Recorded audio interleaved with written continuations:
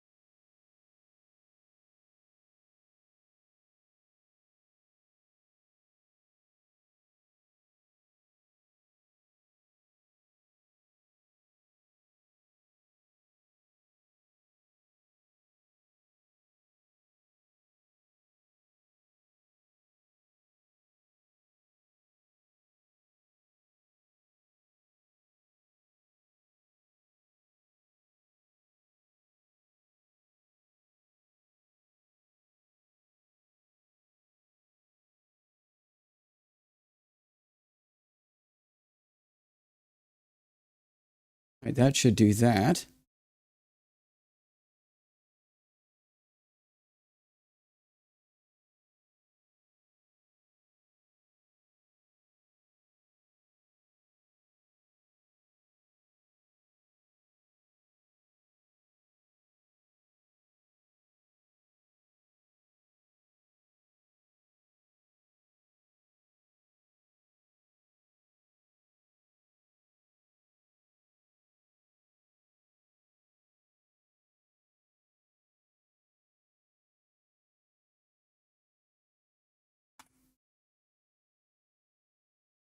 So close.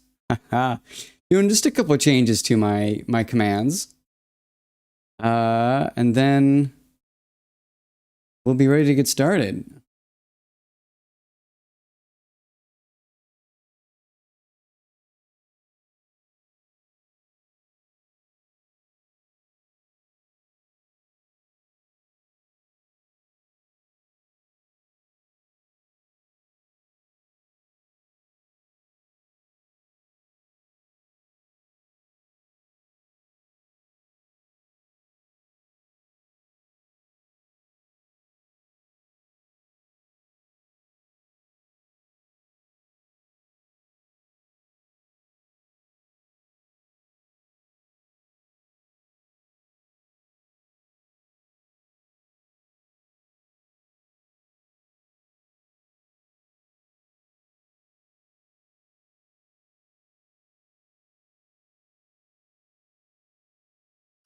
OBS. Oh, not like that at all.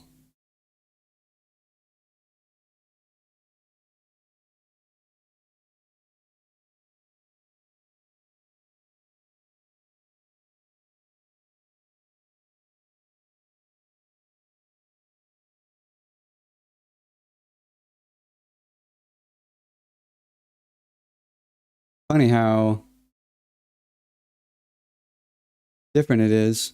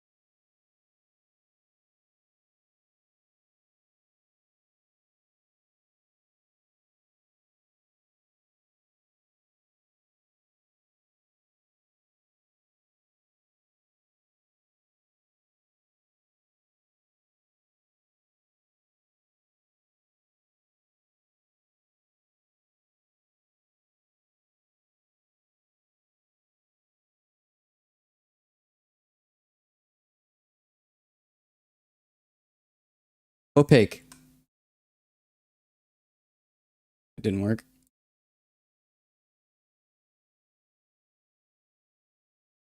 Oh, it did work actually. Transparent. Semi-transparent.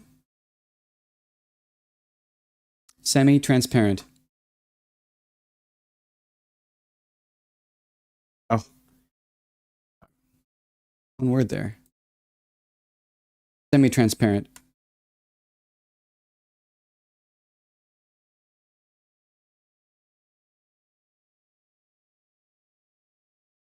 Very close.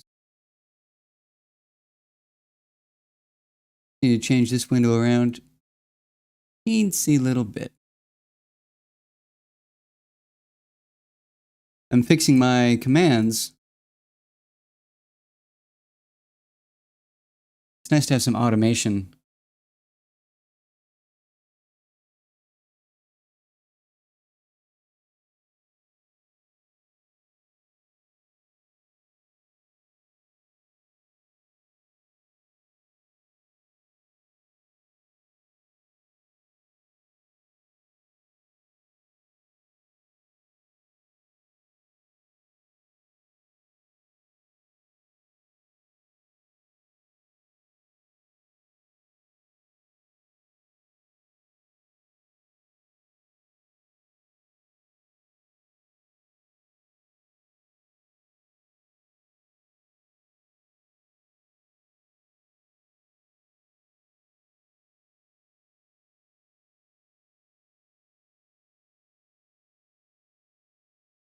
There.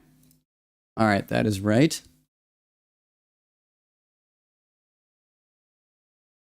Elite Observatory. Oh. Windows are freaking out. Like that at all.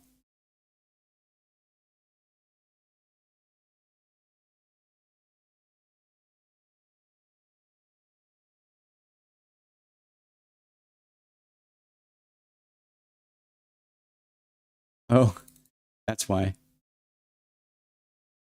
Gotta change that.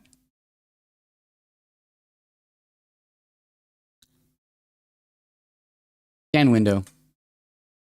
Elite Observatory. Oh, that didn't work. Scan window. Elite Observatory. There. Almost. Just a couple tweaks to that. The height is right, but the width be a little bit different. How many pixels is that?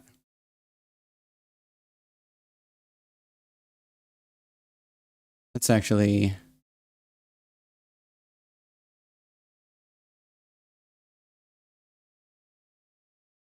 Here's some paint.net madness. This is something I want to get done right.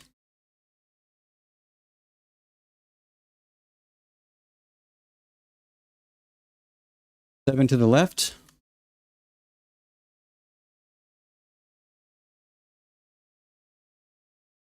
Eight to the right.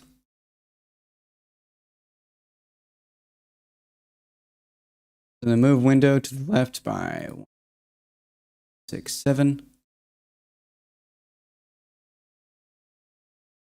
Resize width of 15 more. 1, 2, 3. 15. And a height difference of 8.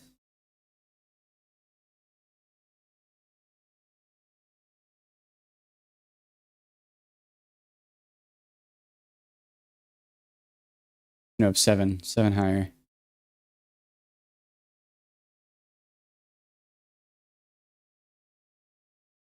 Try that. Bio Insights. Aha!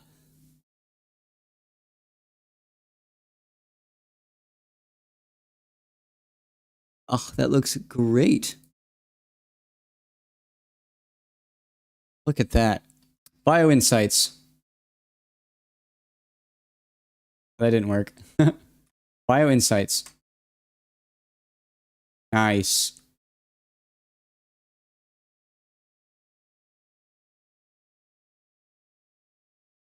Scan window. Now, there was something I could do for route plotting to make those a little bit cleaner as well. It's so nice to have it that I don't even need to worry about accidentally resizing stuff. I just hit the button, or say the command, in this case. Just resets itself.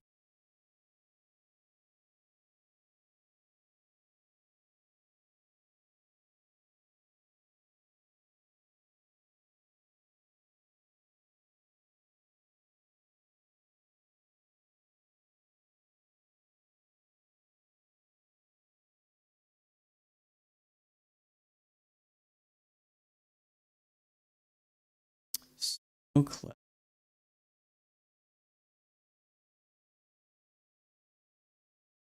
OBS is going to take some more peppering, so I'll worry about that later. Spotify works. I know that Discord works. Almost everything works. I just need to... Ready. There was some changes I could make, though, to the next waypoint command.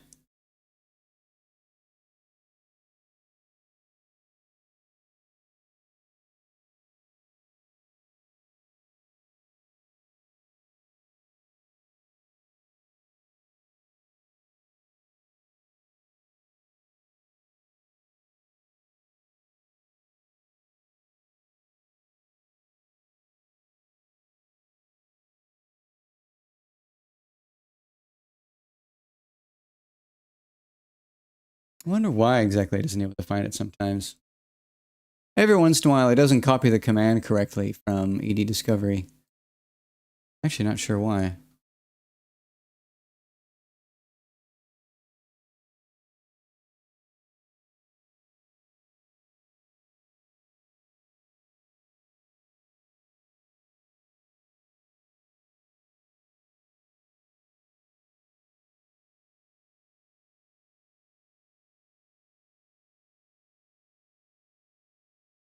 Oh, that'd be why. Okay, I do know why now.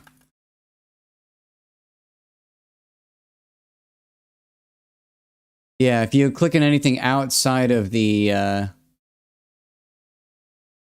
can't really fix that, sadly. That's okay, though.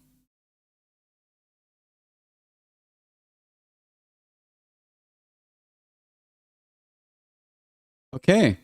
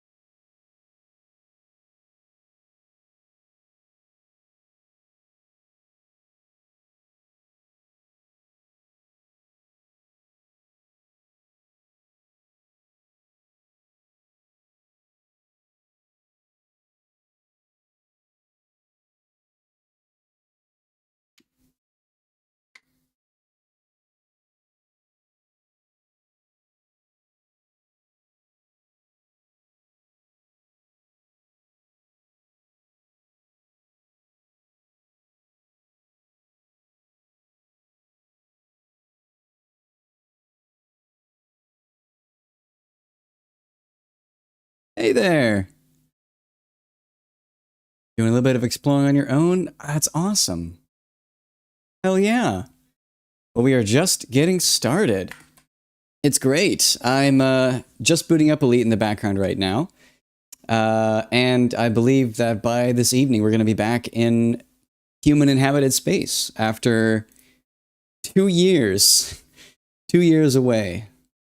That's a bit of an exaggeration. I've only been like playing for about the last month. I've been gone from the game for about, I'd say around 2 years, and maybe a year and a half or so. But my ship's been sitting at just beyond Beagle Point for that entire time, and I'm finally getting back. I'm finally going to be able to go and upgrade my ship. It's going to be nice. But yeah, I hope you can find some cool stuff on your own exploration. That's cool.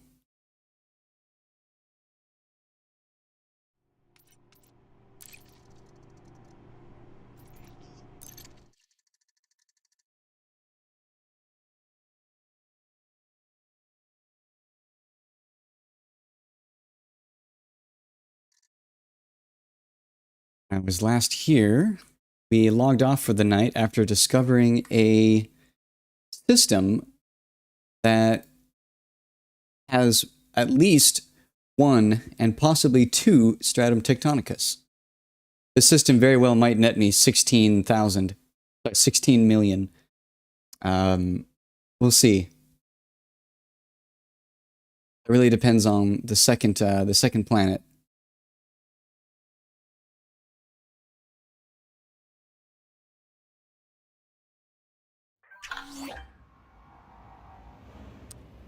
Even messing around at the bottom of the galactic center? 2 years though. So no SEO or anything like that? Yeah, none of that. Yeah. No SEO. I haven't even seen the Mandalay. And I've heard it's gonna kind of hurt my soul with how good it is. Making my Crate Phantom kind of pointless.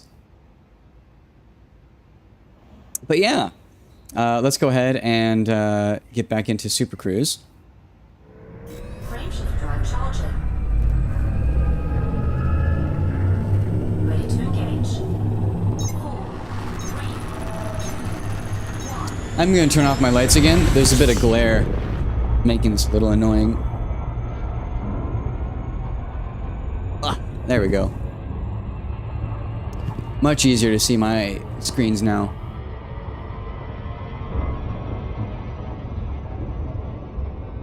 Hey.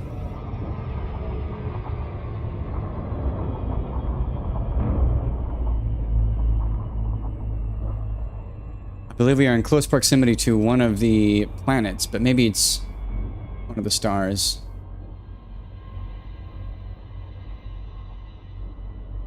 No, okay.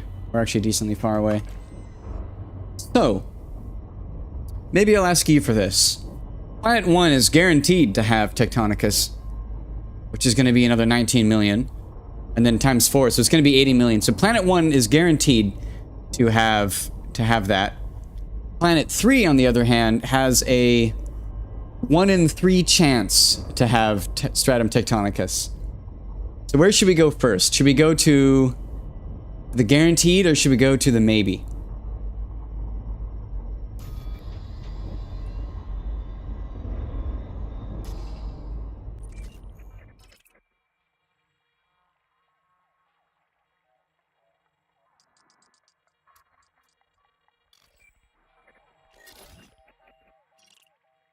You say the maybe? Alright, we'll go to the maybe first. I was thinking of doing that anyways, but yeah, we'll go to the maybe first. Oh, it's actually quite close. Cool.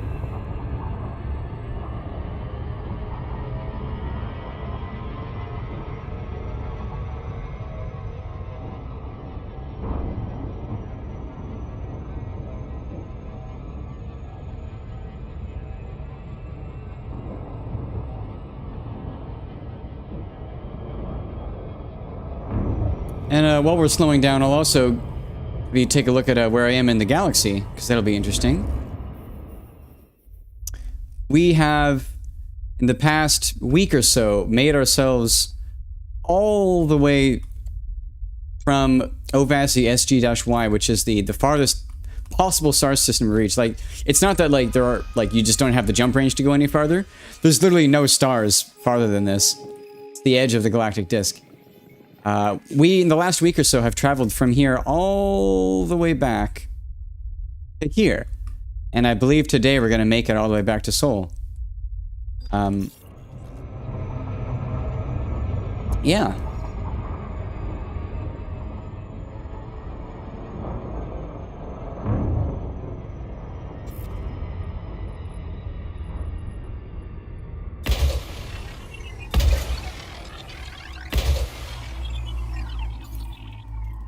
All right, come on. We want stratum. We want one of these filters once these all land and start going. We want one of these filters to say stratum. Scanned by 50%. Bacterium Body 3 stratum. has Let's high go. biological value. Yes. Oh my god, this system is worth 160 million for me once I get back. That's nuts. It's not really worth scanning the other two, the bacterium or the tussock, but those two, the stratum on each of these planets is definitely worth it. Also, interestingly though, everything is within the same area. This planet has a gravity of 0.2. That's pretty light. We can just kind of land wherever we want, really. Ooh. That's a very pretty looking blast crater. Let's go there. I always like landing in the blast craters. Flight engaged.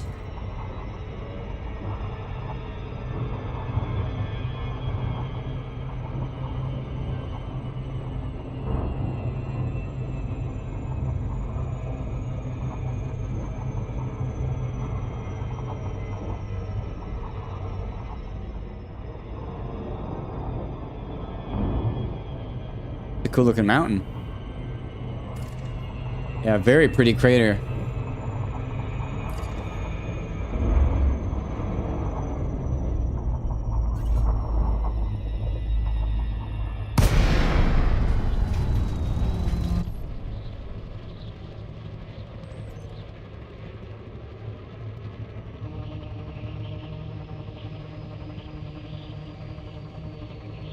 Take a picture of that.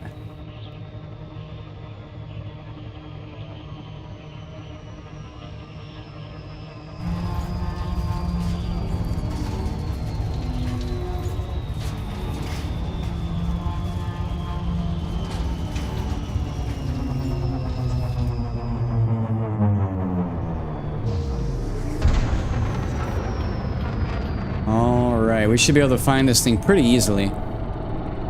Stratum tectonicus is a rather easy to spot thing. Alright, well this system is RTH.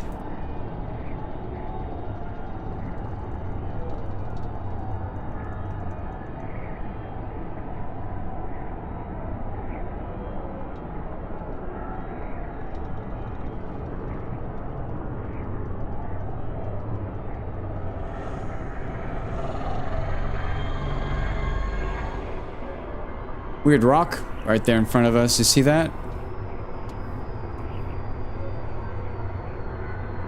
Funny how some items tend to spawn in faster than others. Also, I increased the graphics settings for the terrain generation, and it looks way better now. I just wanted to say that. Not nearly as much fighting. Oof. Bit of a lag spike.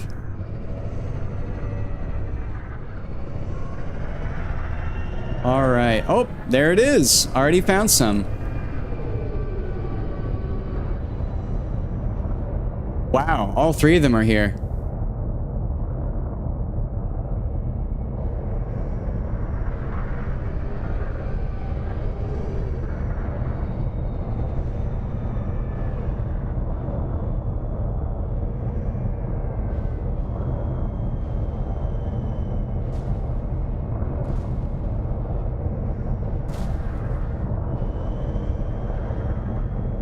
Oh, we had some rock pop in.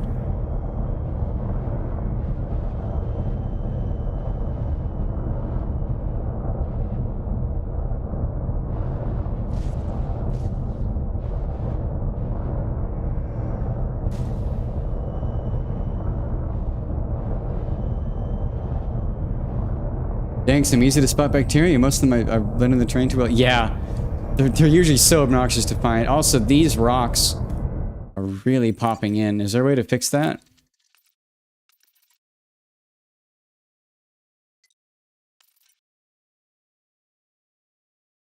Landing gear. I should have put the landing gear out. Maybe I didn't. But 1 second. Environmental quality, depth of field material, terrain quality, ultra.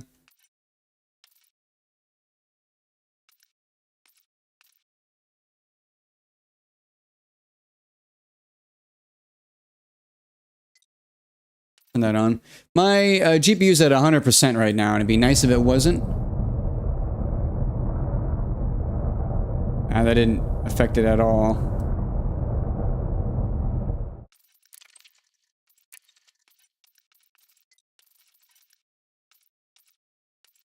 Actually, the easier way would just be to lower my FPS cap slightly, because I'm not really going to notice it too much.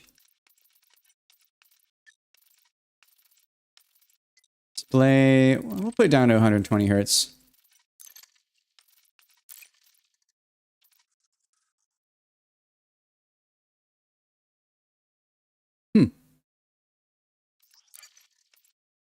Really affect it that much.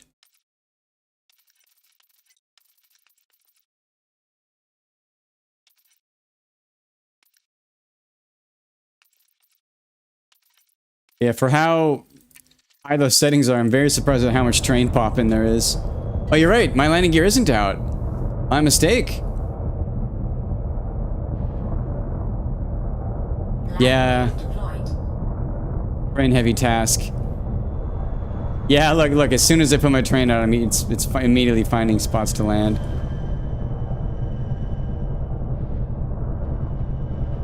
Nice. Found a newly discovered black hole. That's awesome. Yeah, wow. Like the train is literally popping in, like below the height of my dashboard.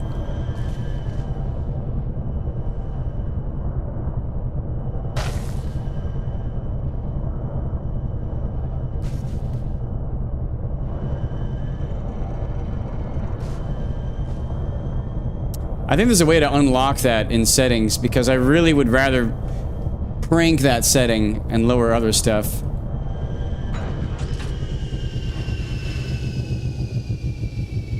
I know there was an ED profiler.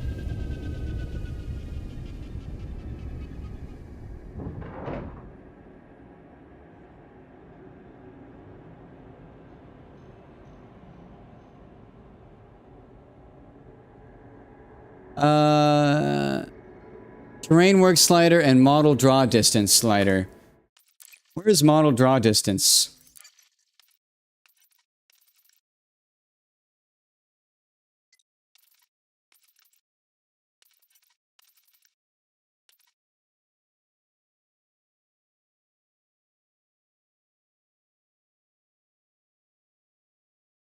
We'll just crank that.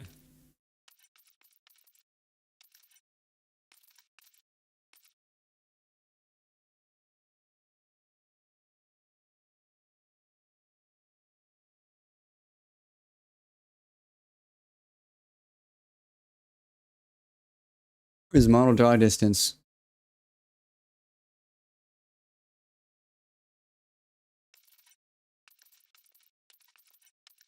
I believe it's a setting. Oh no, it is at max. Well, we put train work up all the way. Anyways, let's go collect the sample. Thank you, Gunthrick, for mentioning my landing gear. Such an idiot. I was like, I'm sure I put it out. I put it out to slow down when I got to the surface. No, I didn't.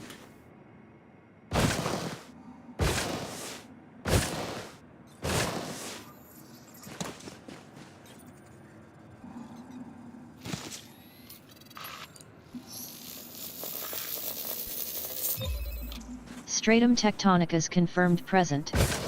Base value 19.01 million. Minimum sample distance 500 meters.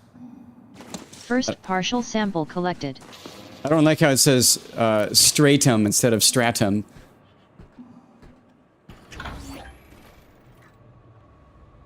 But hey, it's the price you pay for using that.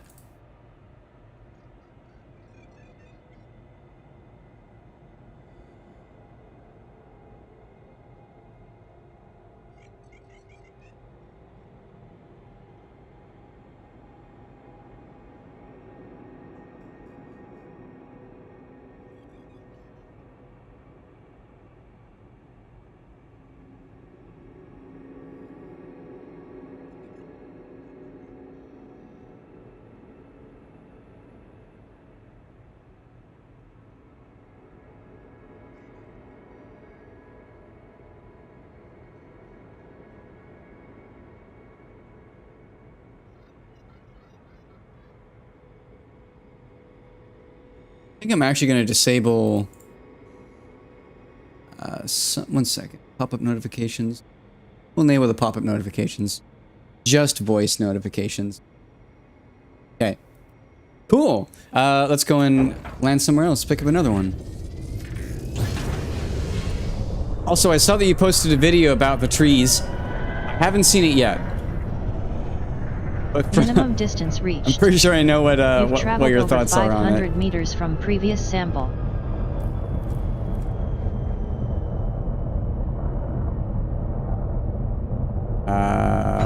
That's weird. Took a long time to land.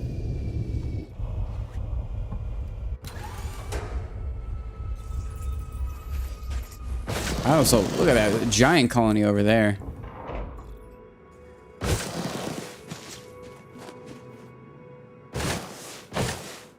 One of the cosmetic. There's a cosmetic? I know there's a new suit, and I'm definitely going to be playing to get that Artemis suit because I don't have a good Artemis suit yet. Done 2 scans and you're already back. Yeah. If you don't need the suit, there's probably little reason to do the rest.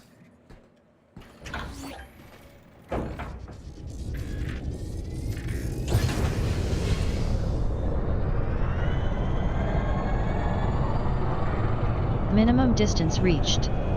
You've traveled over 500 meters from previous sample.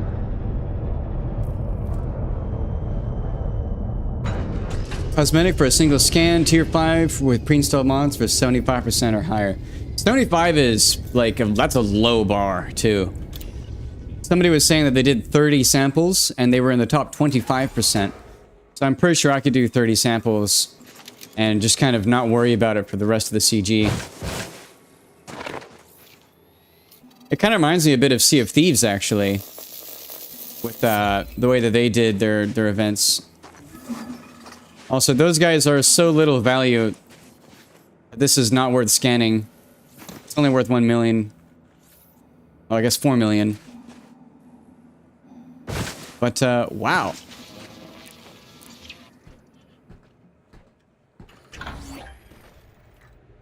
Let's go to the next planet. Landing gear retracted.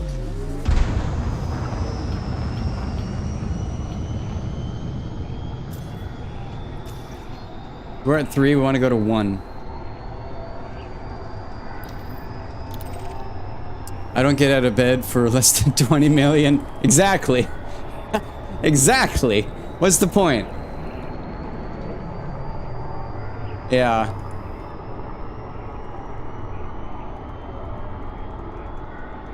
Frameshift drive charging.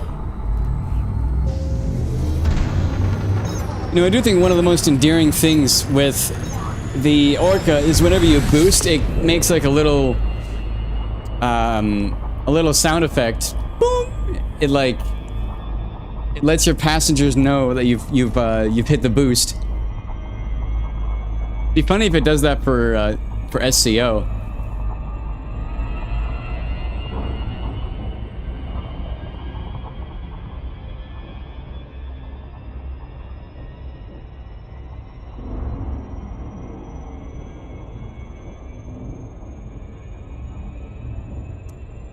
The system has a cool topology as well. It's 1 moon and then 2 binary and then another, well, 1 planet and then 2 binary and then another planet and then 2 binary and then another planet and then 2 binary. It's kind of neat.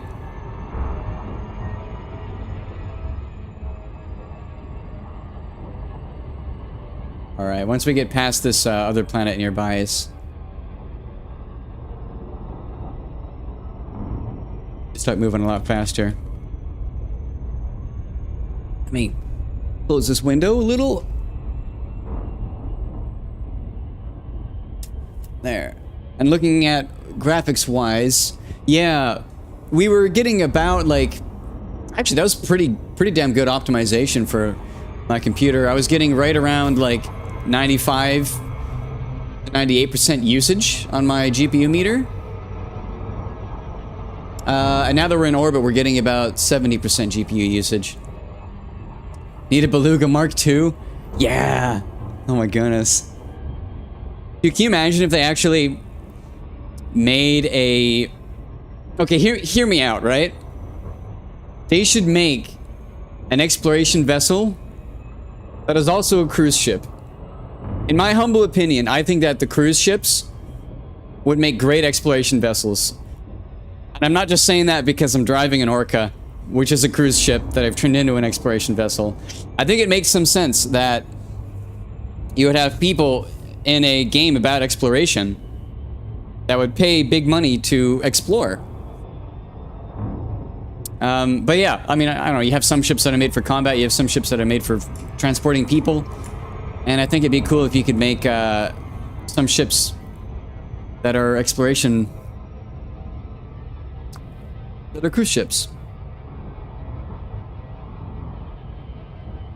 Given the fact that many of the high-pay passenger missions are basic exploration missions, I've been saying that for years. Yes! So much yes! Like, honestly, yeah, you're right. From a gameplay standpoint perspective, it makes sense as well. Also, again, you can really look at how badly that that corner of the skybox is. Wow. But yeah, like... Oh, excuse me. Why am I yawning? I'm drinking coffee. I think it makes a lot of sense as well. Also, I forgot to slow down. Whoops. Also running an Orca Explorer. Hell yeah! You bought it because it looked cool, then wanted an exploration vessel and decided just to convert your Orca. It's not a bad exploration vessel. It really isn't. Like, there are some ships that are better. Most notably, like, in jump range. I think the Mandalay kind of tropes all for anything to do with exploration now. Just because it's just so damn good. At least from what I understand, I've never actually driven one. But everybody says that it's A, smaller, B, faster at turning, and C, has a higher jump range, and D, has a much more compact landing gear arrangement, so it's a lot easier to actually land on the surface. That said, though, I like my Orca. It's great. It's just a good ship. Also, it's a damn fine view out of this cockpit. In my opinion. Maybe you could get rid of the dash, make it a little bit smaller, but yeah. The SEO is also the most fuel efficient. Is it really? That's another reason. Like, come on. It's just a pay-to-win ship. It really is.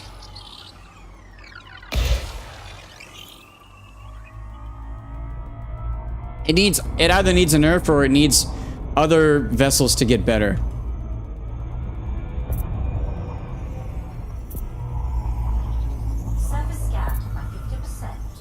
Body 1 has high biological value. 500k light seconds is nothing in that ship. Yeah. I enjoy the Orca because I can fit more modules in it, and with engineering, my jump range is way above average anyways. 100%. Yeah. I will say, yeah, the slots it has are great. Speaking of slots, oh, let's not crash into the planet. Speaking of slots, I actually have a luxury class passenger cabin on this thing. I was stupid enough to go for bragging rights. Not stupid enough, bold enough to go for bragging rights of taking a luxury class passenger cabin to Beagle Point, and so I did. Also very nice. The stratum and bacterium both overlap in the same spot. Let's go ahead and oh, that's actually dark side. Let's go to the bright side of this planet.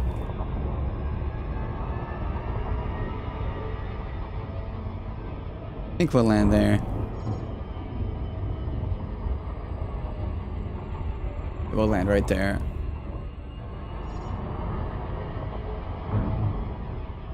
Orbital flight engaged. Bad tiling.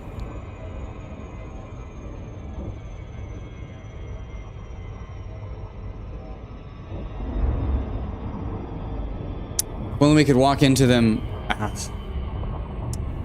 telling you, man. I mean, it even has a picture of it. Here, let me look at it. Maybe it's not in here. Thought you could see it in here, but I guess not. But there's a picture of what the, I don't know. It probably isn't exactly what it's supposed to look like, but I don't know. I'm sure it has a big ass space bar. It has a giant TV screen. You could do so much cool stuff if they just added ship internals. It might actually be a cool way to make people want to use it more. To use other ships more is give them a cool internal. Like make the internal of the Mandalay boring as hell.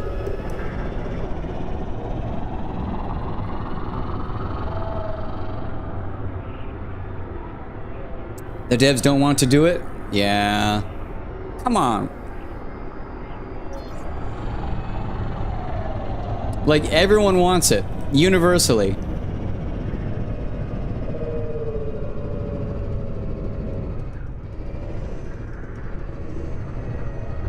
Alright, where is our stratum? There it is! Look at that!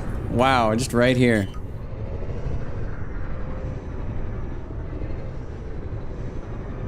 They claim it's a lot of work for not a lot of benefit. I mean, what do you consider benefit? I guess that's the question.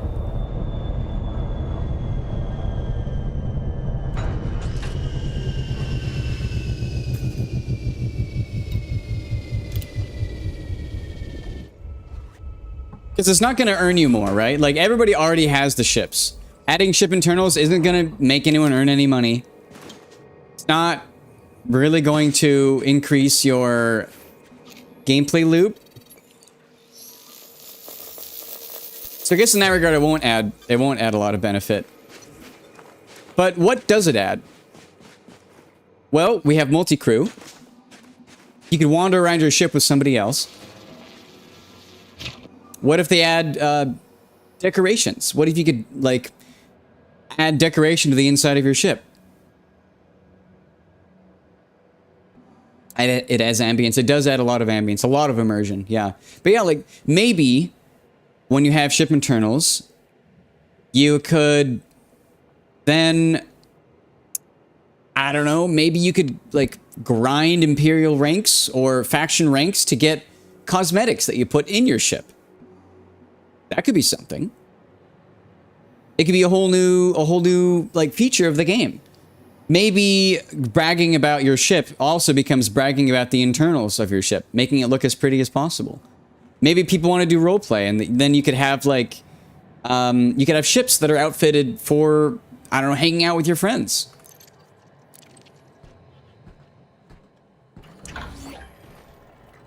Ship maintenance with some kind of bonuses would make it useful.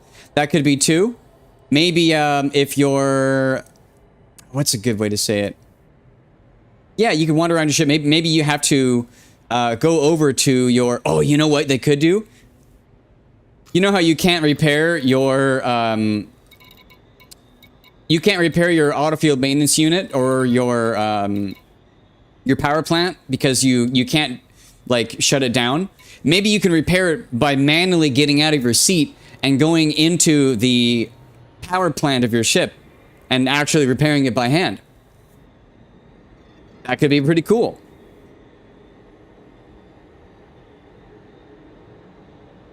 But yeah, I think there's a lot to add. Like, it wouldn't earn monetary value, but it would add a lot to immersion.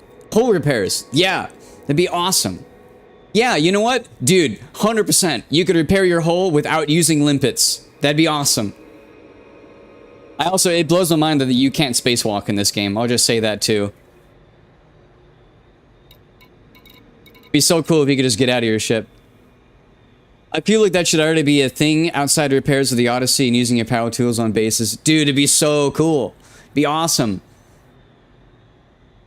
Yeah. Anyways, let's go and get this scan. But yeah, I guess it wouldn't add.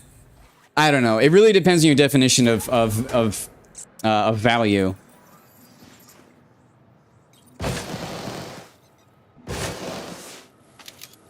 It'd be a great way to add more from Odyssey. Oh. Wait, did I already scan it? Oh, I did.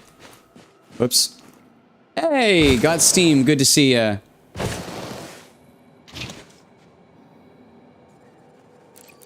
Forgot to get up and land again. You missed out on a conversation about adding ship internals and how it's crazy that the devs do not think it would add monetary... Well, that it wouldn't add value. I will agree it would be a lot of effort. You know what else they could do, though?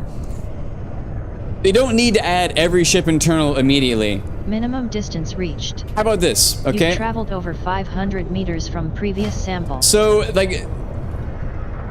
One thing that I know, Gunthrick, you've made videos on before, is like, what do players want in this game? It is an MMO, right? It is a massively multiplayer online game. But there isn't, like, it's made more for explorers. Maybe not made for it, but there's a lot of explorers in that game. What are some stuff you could do, like, regarding ship internals that, that would benefit the community and interacting with each other in a meaningful way? Well, maybe you could do community votes. You don't have to add all ship internals at once. Maybe they do a quarterly vote for what the next ship is that they should focus on for internals. And they add, you know, like a big ass poll, and you say, all right, of all the ships in the game, vote for whatever ship you want internals to be completed for, and then for that quarter. For that yearly quarter, they work on that ship. And then they release those internals. I'd be fine with the turbolift system where you can only access certain parts of your ship at first. That'd be fine too. Yeah, that'd be also awesome. Honestly, that could be great. Maybe like just outside of your, because I think every single ship has a door, right? You're right, you totally could. Doesn't have to be everything. But yeah, I don't know. You could do like a community vote for what ship they should add the next internals for. I think that'd be a really cool thing to do.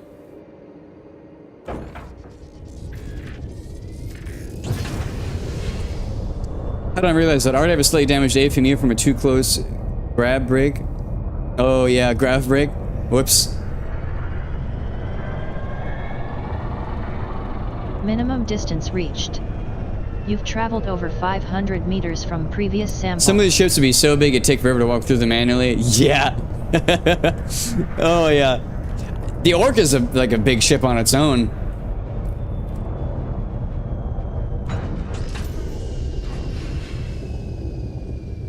Yeah.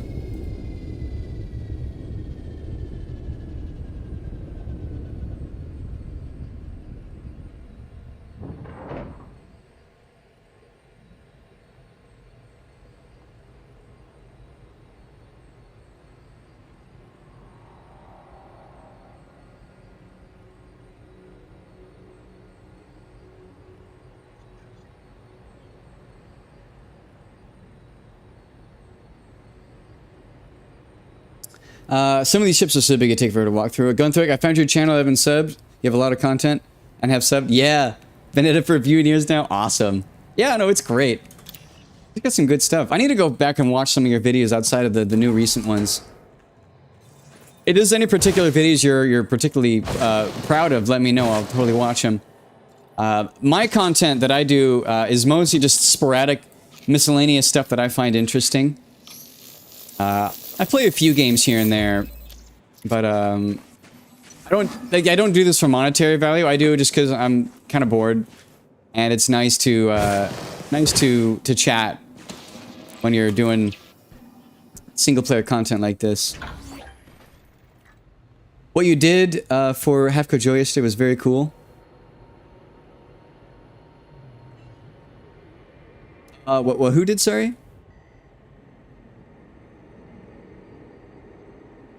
No individual videos. Have a series going to Beagle Point and back for the third time. Mostly bounty hunter stuff later lately. Nice.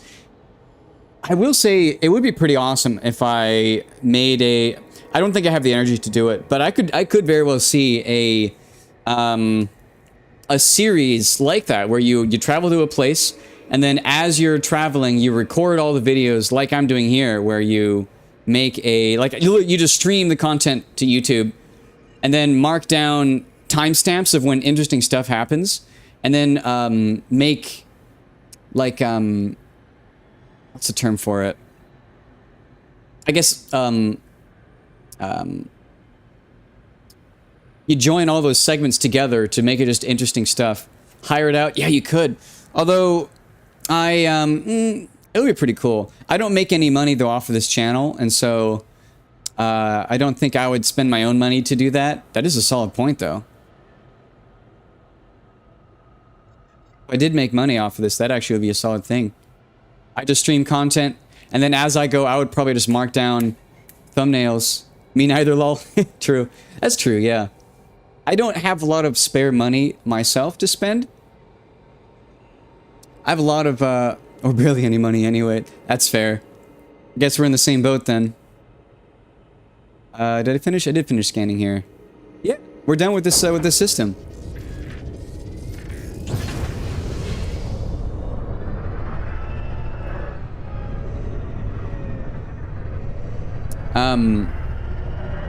It's fair though. I guess actually the better question is, how expensive is it?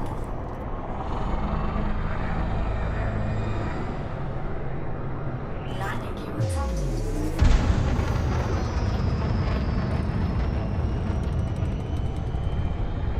Frameshift drive. Alright, but I believe we are now continuing. 4, 3, 2, 1.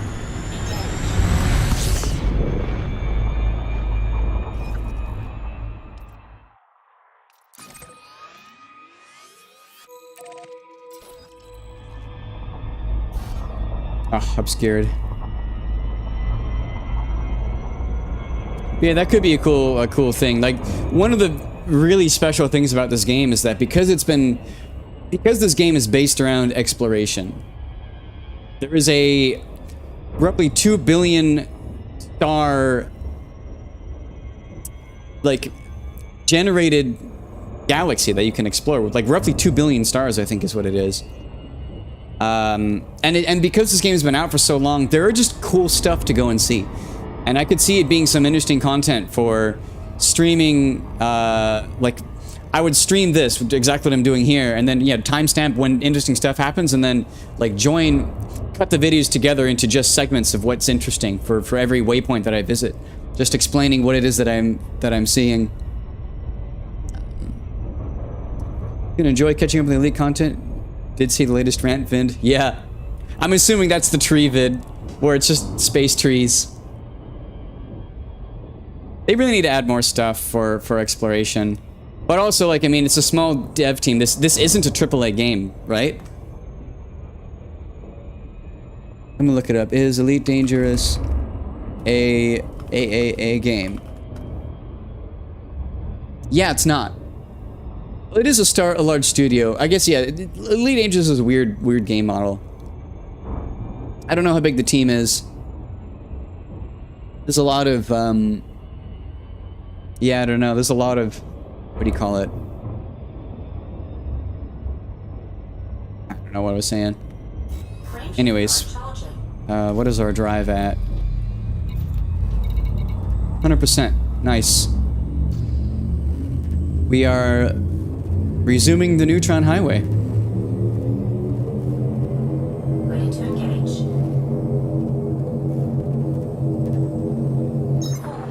3. Oh, the way you do it is to press record during your streams when interesting stuff happens? Dude, you're totally right. And I could 100% do that. Yeah. Just hit record. I might, that would be pretty fun to do for Distant Worlds 3.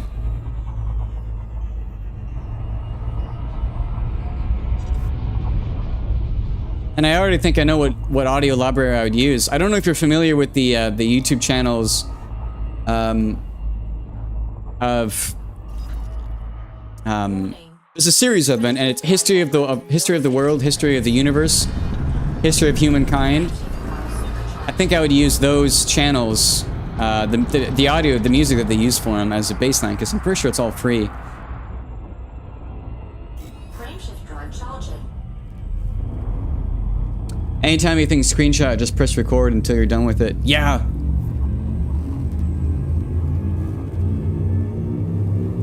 Very true. It would be fun to do for Distant Worlds 3.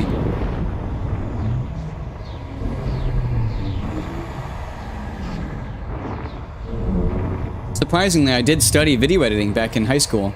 Not in high school, but early in college. I learned quickly, though, that I didn't want to do that as a career. I'd rather do it as a hobby thing if I did do it.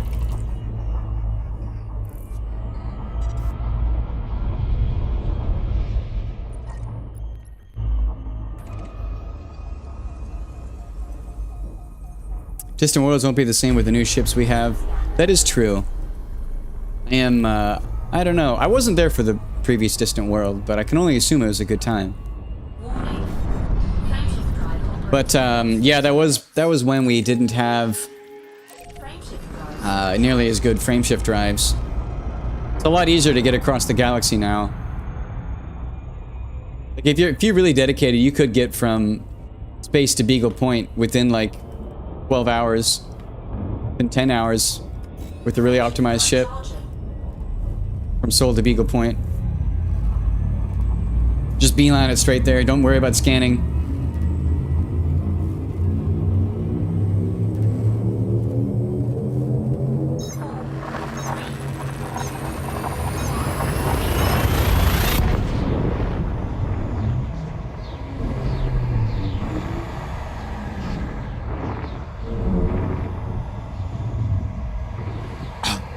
It'd be really fun to do. Maybe shorter, it would be Sold to the Peak.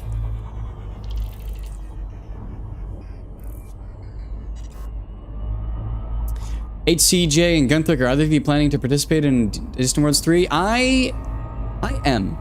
I don't know how active I will be, but I do think it'd be really fun to do. Frameshift drive operating. And so I am planning on doing it. I think I will take this ship, my Orca. But I'll probably also take a Caspian Explorer. Guntrek. I am planning on doing another expedition myself, probably not Distant Worlds. That's quite fair. The only expeditions I've done have purely been sightseeing, where I just go to a place. In this case, to the Beagle Point. You're on the fence about resuming your Deep Space Carrier series. I don't know, carriers are an interesting thing in my book. They're like, they're an achievement. They're a statement that you've played this game, you have enough money to have a fleet carrier. But, I don't know how I feel about actually having one myself.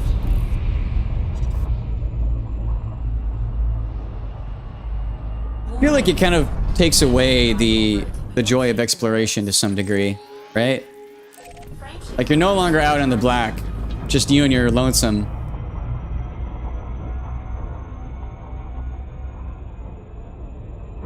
Like you're taken home with you. Frameshift drive charging. It kind of feels like you're going from exploration to colonization almost. Is that a funny way to say it? Also, actually, I forgot to scan this the system. Actually, this system's already been combed over.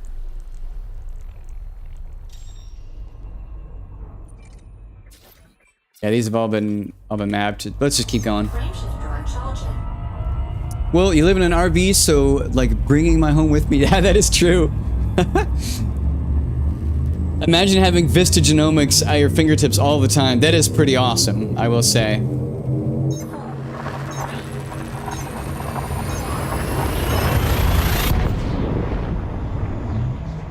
So far, it is beneficial. That is true. Yeah. It's funny. I've done nothing with colonization and nothing with carriers yet. System is also combed over, so we're just gonna putz on out. Also, for some reason, oh, you know what? I totally forgot to swap back over to Odyssey commands. I've been using the wrong thing. Let me change voice commands over. I was confused why it wasn't automatically honking for me. That's why. There we go. Warning. Frameshift drive operating beyond safety limits. Frameshift drive supercharged. I think it would be kind of cool if maybe a group of streamers or YouTube makers. Oh, did I not get my jump? Second, I thought I did. We did. Interesting. I can't make that jump because I don't have low enough fuel. Guess I'll just make it manually. Frameshift drive charging.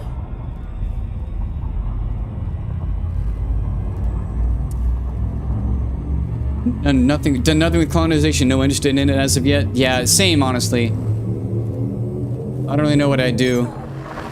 I like exploring. I don't really like... I don't know. It's neat, but I think I'd rather explore and discover Earth-like worlds.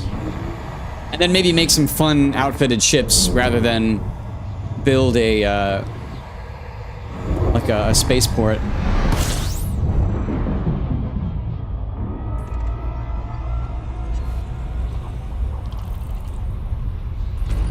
System scan complete. Warning.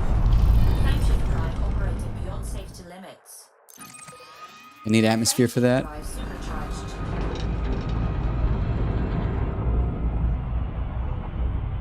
Oh, we didn't need that at all. Look at how little fuel that's going to take. Frameshift drive charging.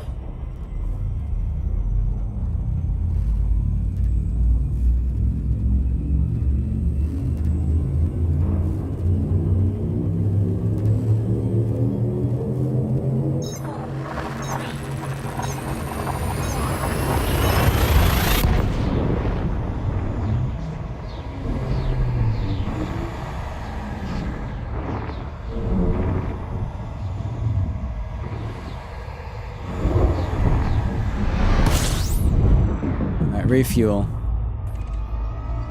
Undocumented star system. Fuel scooping. System scan. Nothing here, though. But, sorry, what was I saying? It'd be kind of cool if, like, a group of streamers or YouTube makers all set out to explore some distant region of the galaxy. Kind of like Colonia. Where you go to a very particular part of the sky, and you divide, maybe you divide that region, like, you focus on one star, and then you divide the region around it in, like a radial wheel, like spokes of a car, or of a wheel, and each of you explore a particular area to map it out. Like, you just pick a random area, like here, for example. Everyone goes here, and then just maps out in a region, and you just find, like, the coolest stuff there. I think this game excels the most when the devs listen to the player base and do community-based stuff. When they add stuff to the game that was made by the players, renaming stars, adding bits of lore.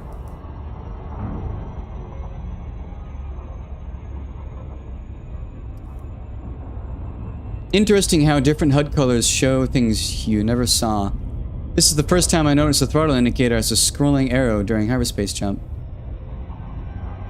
Yeah! Oh, it is kind of interesting.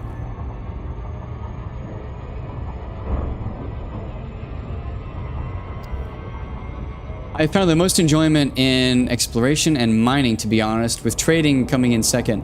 Not much ground not much ground combat, but I'd rather I'd like to plenty of PvE in the past. Sorry, I had a stroke reading that. I apologize. Yeah, I did find combat with other players, like PvE content with a squad of other players, is incredibly fun. I did really enjoy that, and I do hope more of that arrives.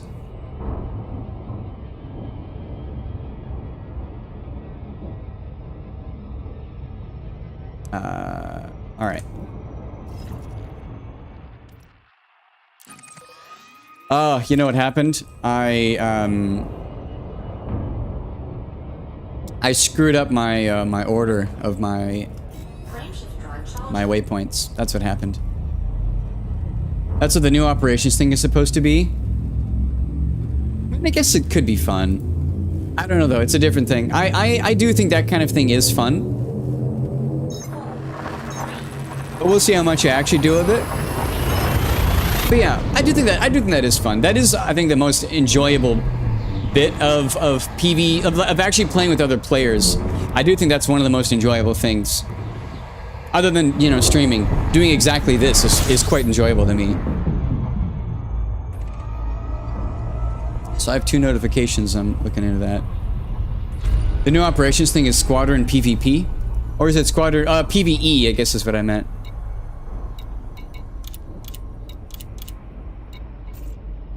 So it is Squadron PvE. I guess that's neat. Warning. Frameshift drive operating beyond safety limits.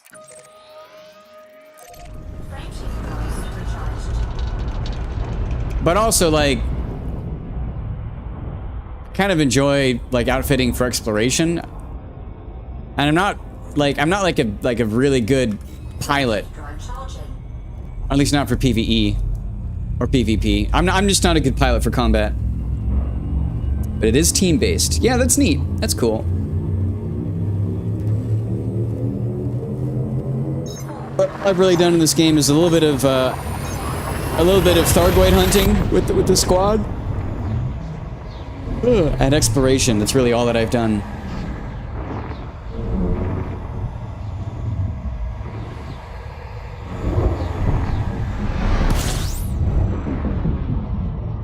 This star system is already scanned through. Window.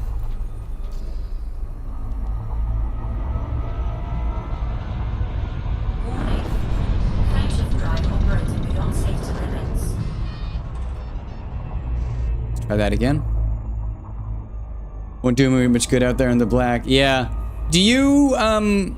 Frameshift drive operating beyond That's really the problem. There is certainly an issue with the fact that this game is divided in that, like, the devs want you to play with other people, right? And it's really fun to do so. But a large portion of their player base just wants to go out into the black and explore. And you can't do that when you're... Like, you can't do both. You're either out in the black, isolated and away from everyone else, or you're in the bubble. You can't do both. I guess, like, joining as, like, the wingman of, like a ship-based fighter can work for that, but I know it's a little different.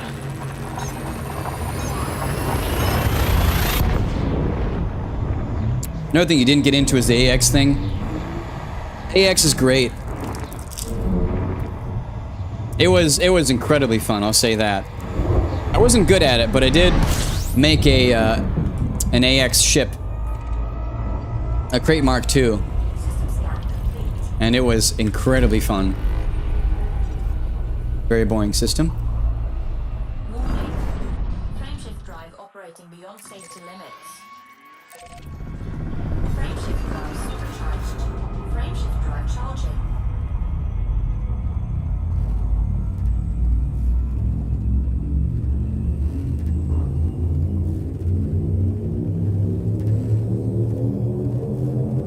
It would be really fun to do a race with other streamers from From Shinrar to Desra to Beagle Point. Like just a beeline race to see who can get there the fastest. That'd actually be really fun. System scan complete. Warning. Frameshift drive operating beyond safety limits. Frameshift drive supercharged. Frameshift drive charging.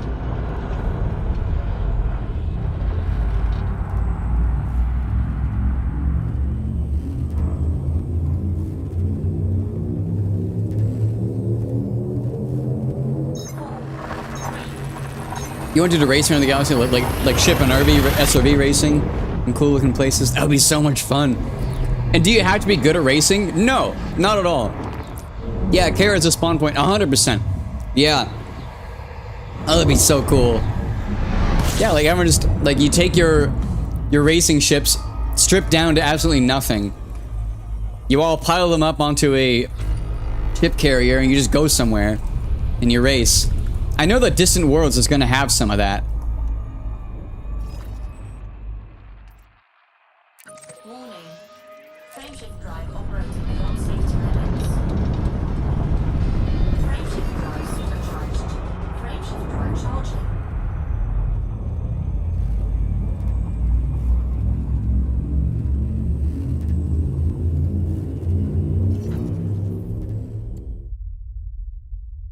All right.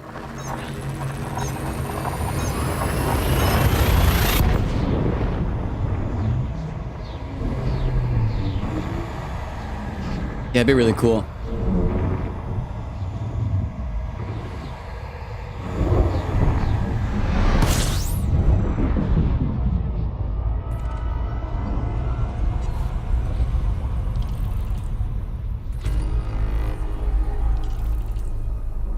It'd be pretty awesome to have a drag race too.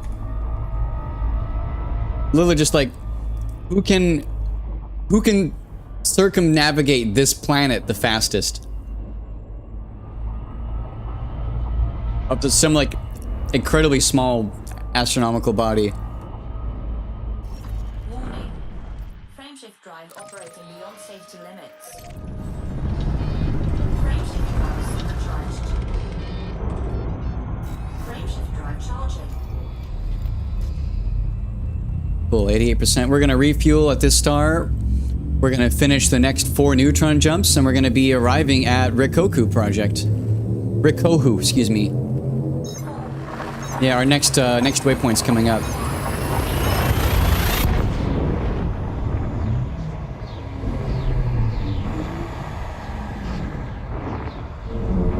End up being high risk entertainment. Small diameter helps with speed.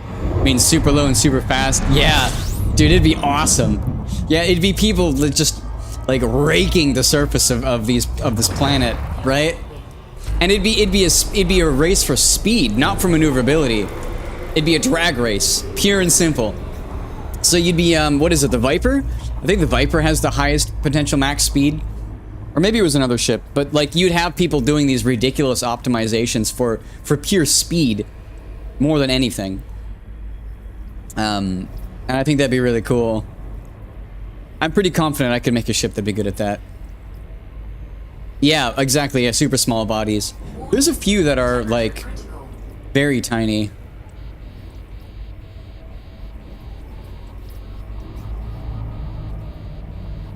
Getting toasty in here.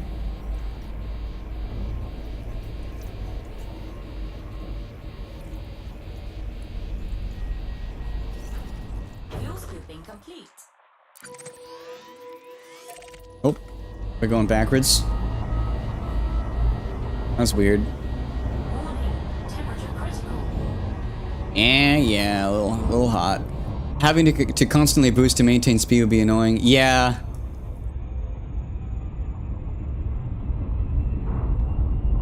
That's the thing, like, it'd be pretty boring. Like, it'd be, yeah, just constant pedal to the metal, constant boosting. Would be really interesting, I think. I don't know. It'd be unusual. I kind of like doing weird, quirky things. What was I doing? Oh yeah, checking the map. It felt like the waypoint was wrong. Yeah, why are we going backwards?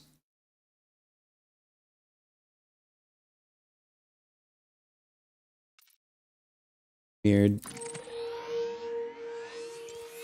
I guess it's because it's faster to go backwards than to go forwards. Yeah, it's faster to go backwards 1 than forwards like 3, I guess. Huh. Interesting. Frameshift drive charging.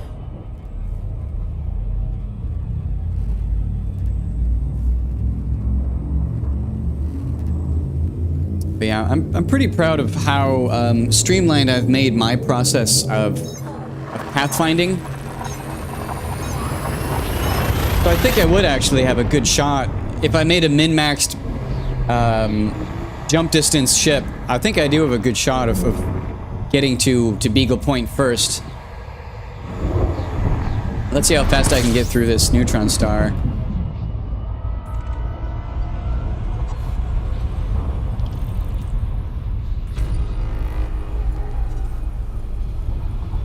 Warning. Frameshift drive operating beyond safety limits. Frameshift drive supercharged. Oh, well, it would have been fast, but for some reason we can't make the next jump.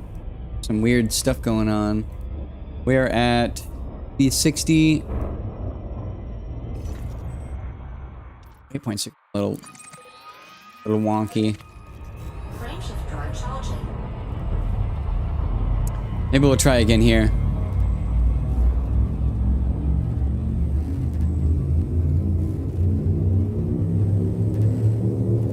Record where the smallest radius moon is 133 kilometer. The found one is 137.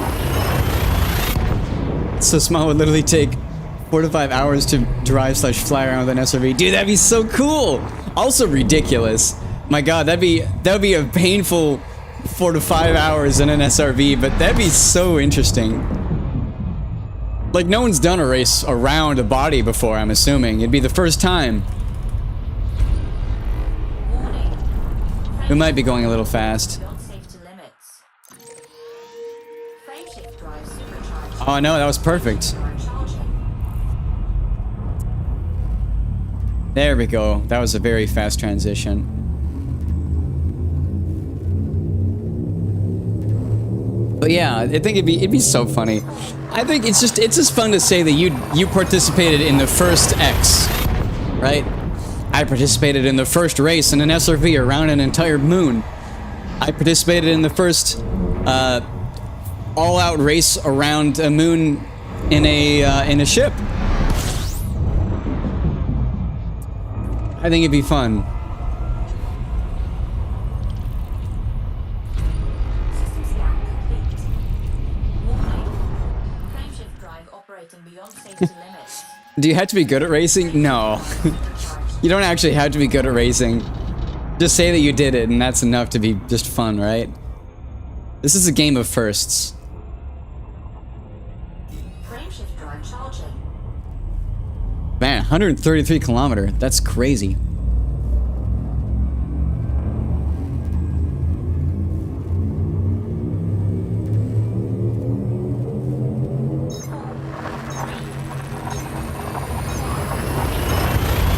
The good thing about racing is that even though it's always the same thing, the constant risk of crashing makes it fun every time. Yeah. I've not done any racing in Elite, surprisingly.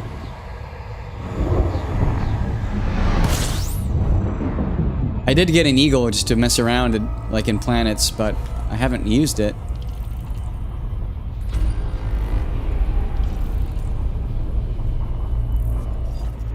Warning.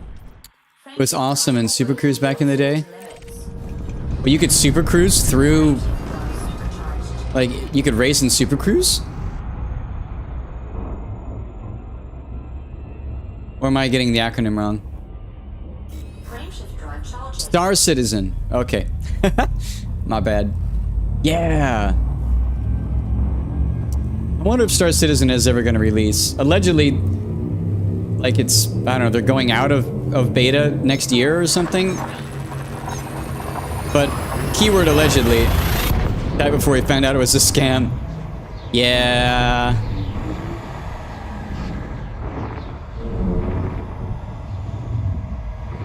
That's what I was getting at with the allegedly coming out.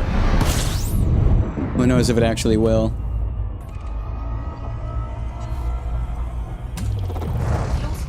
Okay.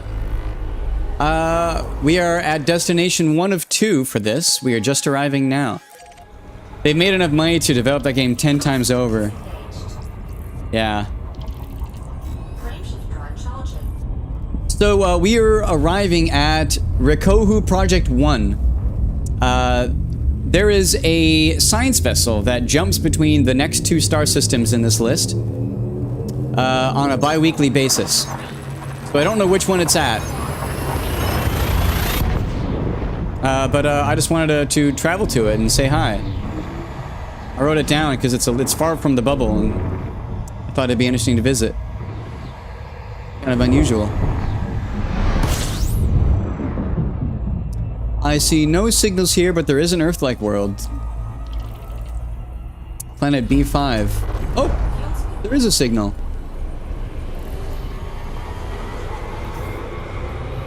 It's a fleet carrier, though. It's not a science vessel.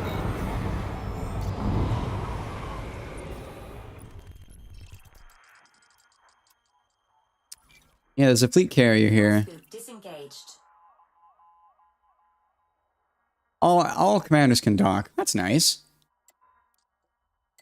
Yeah, we should just pay it a visit. It's nice to, like, if there's a ship there, I think it's nice to let people know that their dedication is being paid off and people visiting. So we'll go and visit. Restock, whatnot.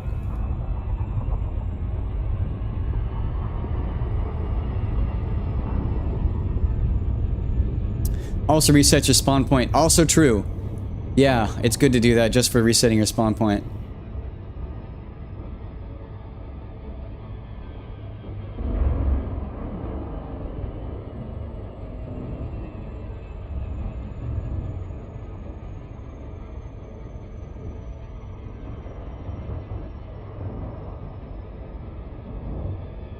All right. Couple light seconds away. So if I remember right, the distance between the Earth and the Moon is about 7 light seconds. Which kind of helps me get an idea of how far away we are from a given place. Oh, I like that paint job.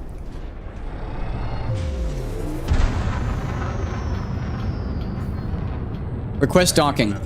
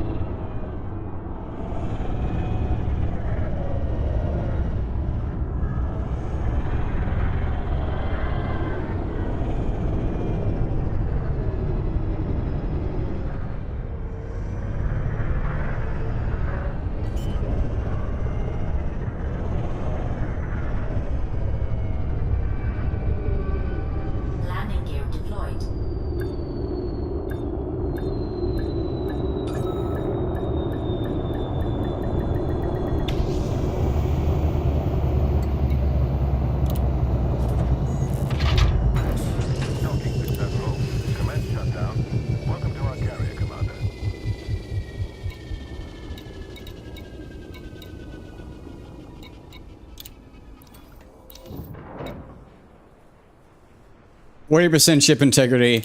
Woo! We're not repairing the paint. We're keeping that at 0. Just went back and checked. I was wrong. The smallest is 137K. One I found was 143 kilometer. That's still real close.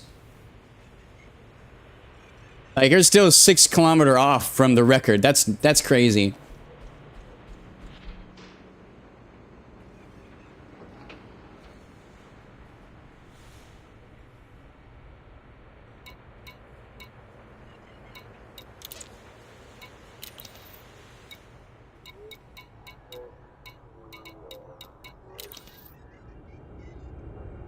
Be actually really funny if, oh, ship not compatible. Oh, it's because we need a ship carrier. That's fun. All right.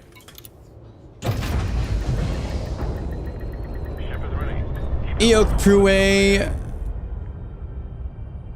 Let's visit that system on the star map. I'm curious.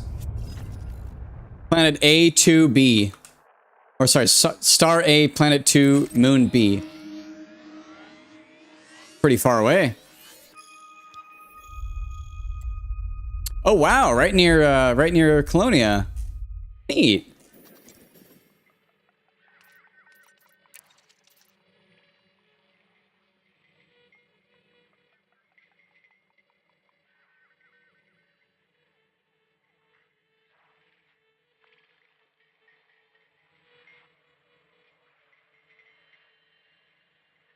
Save that. Landing gear retracted.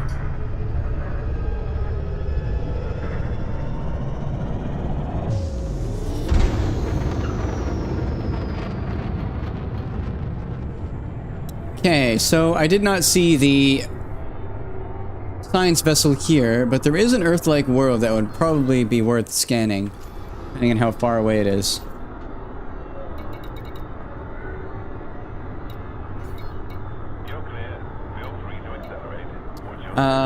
Oh, I actually can't see it on there. How far away is this guy? That's kind of far. I don't really want to visit that. It's far enough away. So I didn't see it here. So we're going to instead go to the next star system, which apparently it might be here. If you ever visit that moon, you will laugh. It looks like you're landing on a rock the size of a beach ball. That's great. Also, I don't want to get back within mast-locked range, so we're going to just... Ready to engage. There.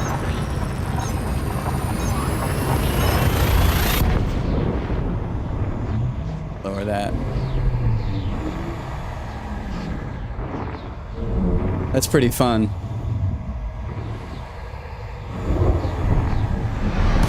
Just one small boy. There's another Earth-like world here. But the question is there a science vessel orbiting? Fuel scooping.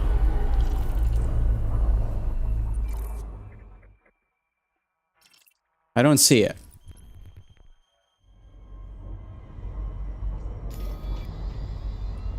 Ah! It is here. Bowman-class science vessel. We'll just refuel a little. We don't really need to worry about that. But we're gonna head over to the science vessel. Just take a look at it. Nice. Fuel scoop disengaged. Looks like it's probably orbiting the Earth-like. Yep.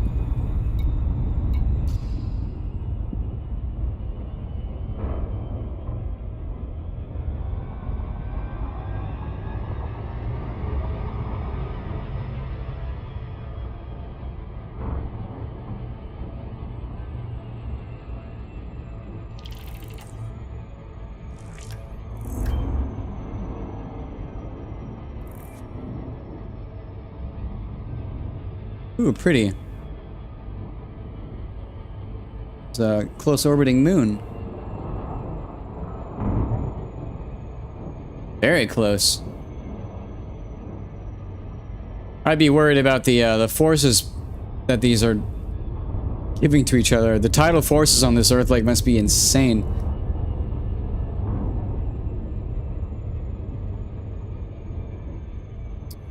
I keep waiting for you to overdrive. Not yet. It'd be interesting seeing this thing overdrive, seeing an Orca overdrive. I've not used it yet, but allegedly it is 9 controllable. Right? I don't believe this thing has docking access. We'll request it. Request docking. No, yeah, there's no docking. Any of the non-optimized ones are, yeah.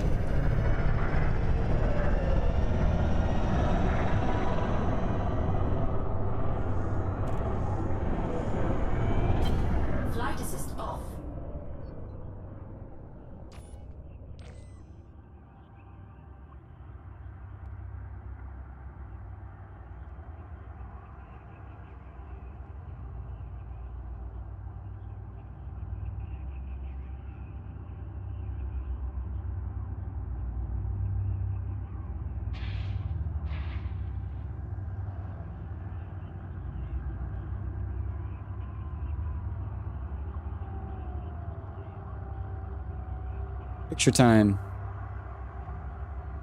Okay, let's fix the camera just a little.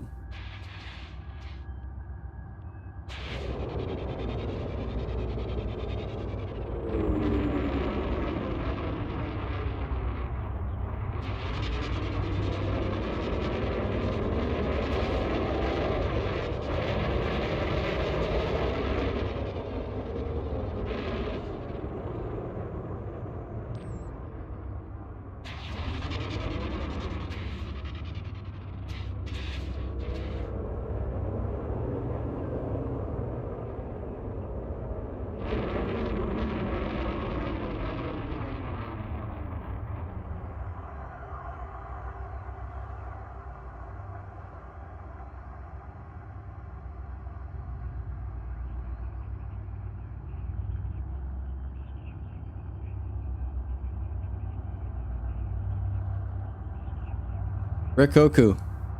Rikohu, I keep getting it wrong. Rikohu project. They're not gonna yell at me if I get closer, will they?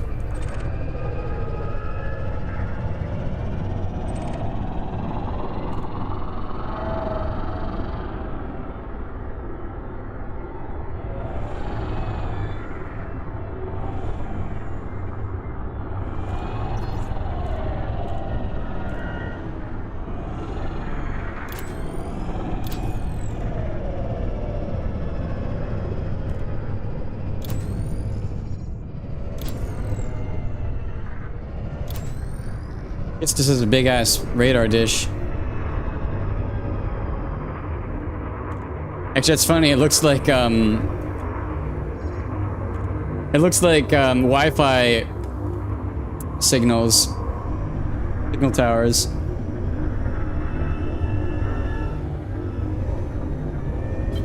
Flight assist off.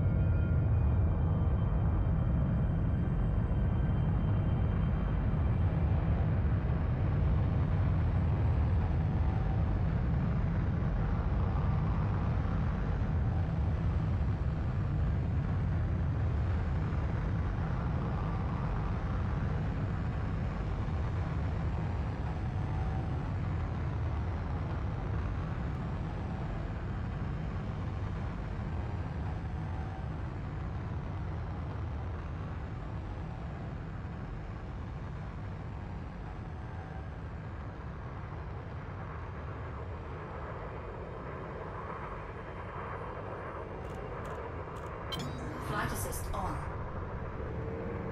Cool.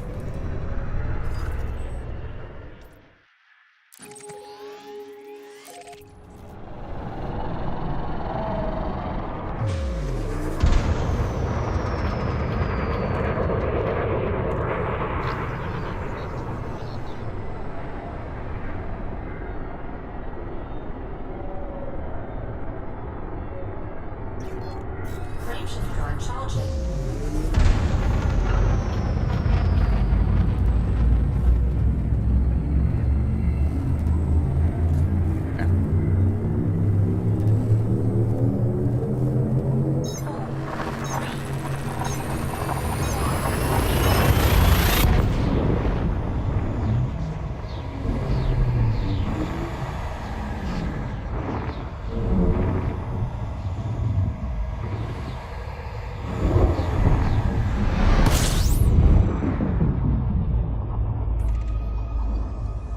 Undocumented star system. 31 bodies, F-class star. No Earth-likes, but there is a water gas giant.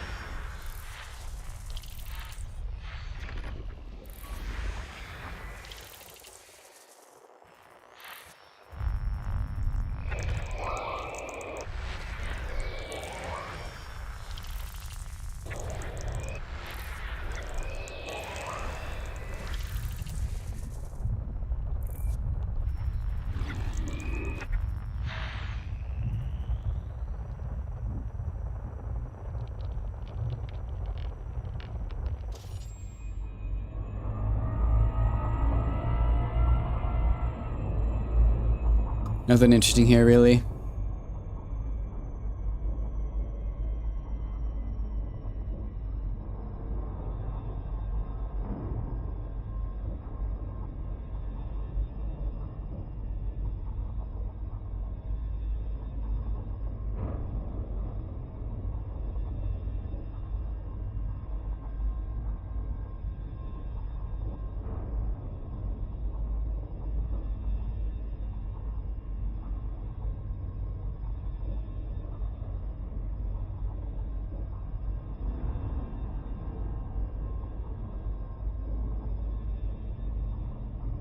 Okay, next star.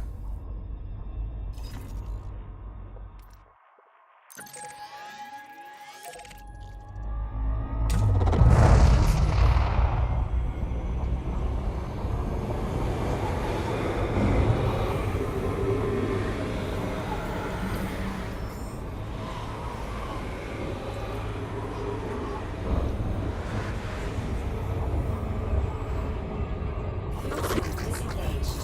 Frameshift drive charging.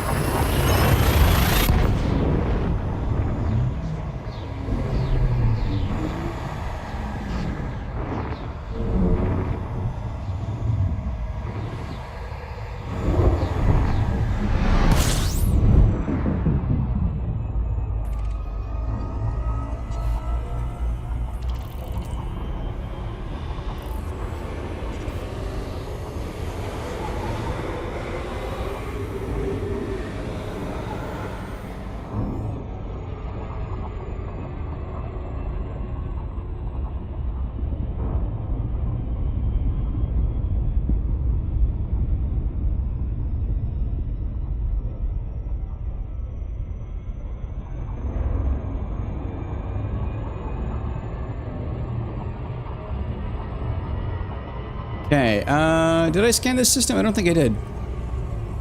Maybe I did, and I have this one body here. One soul, aluminum. Sorry, I keep saying aluminum. Ammonia life.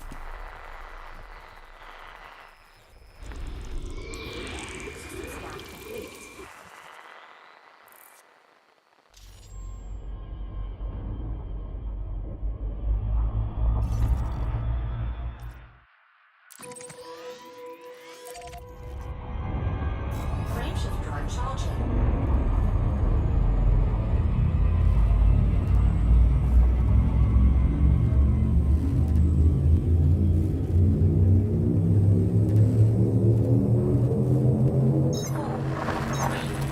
Are you actively looking for exobiology or just making her back to the bubble post haste? Mostly just heading back to the bubble. Like, if I do find exobiology, I will scan it. Also, I may have just crashed ED Discovery. Oh no, sorry, it's loading. It's saving my route. I forgot. It takes time whenever I hit save.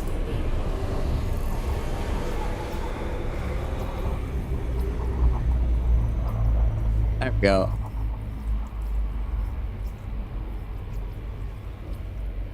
(53-5). But yeah, mostly I'm just heading back to the bubble.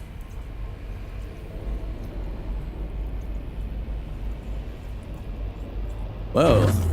That red outline is new. Let me restart Discovery. But yeah, I'm mostly just heading back. Like if I find exobiology that is of value, I will scan it. But mostly I'm just heading back to the bubble.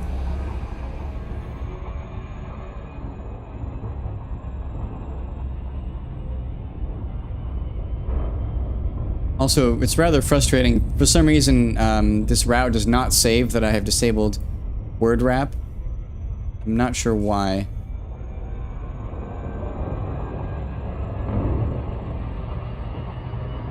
We're at 53-5.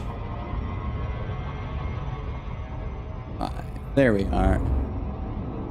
I have a rule that I don't start Rex unless there's 3 or more. Yeah, you were saying that, I think. Or is it someone else? But yeah, I've been using Elite Observatory to tell me if it has stratum. Because it's pretty good. Actually, it's very good at predicting if there are stratum or not. Because the way that exobiology works in this game is that it spawns based off of constraints of where the system is in the universe. Like depending on which galactic region will spawn different types of biology, plus composition of moon, or sorry, yeah, plus the composition of the body, the temperature, and all sorts of different random stuff, the class of star it's orbiting. And Elite Observatory is a prediction engine that will tell you what is most likely there. HMC with exactly 2 exobiology has a near 100% chance to have stratum tectonicus. Yeah, that does seem to be pretty accurate. If it has more than one, it's pretty likely that it will. In fact, this is a Class M star with 14 bodies, which tells me right away that there is a chance of there being exobiology. Plus, the system hasn't been documented, so if there is anything here, I think I will scan it. I'm going to get above what I believe is above the galactic plane. 3 signatures is usually, it's still pretty good, but 4 more doesn't end up having it. Yeah, it definitely is. Also, alas, no water worlds or other interesting Earth-likes, but let's go with the gas giant first. There it is. Oh, excuse me. Wow, it's a lone gas giant. There's no bodies orbiting it. Okay. Let's go see what we have. No features. No features. Still none. It might be a pretty ordinary system.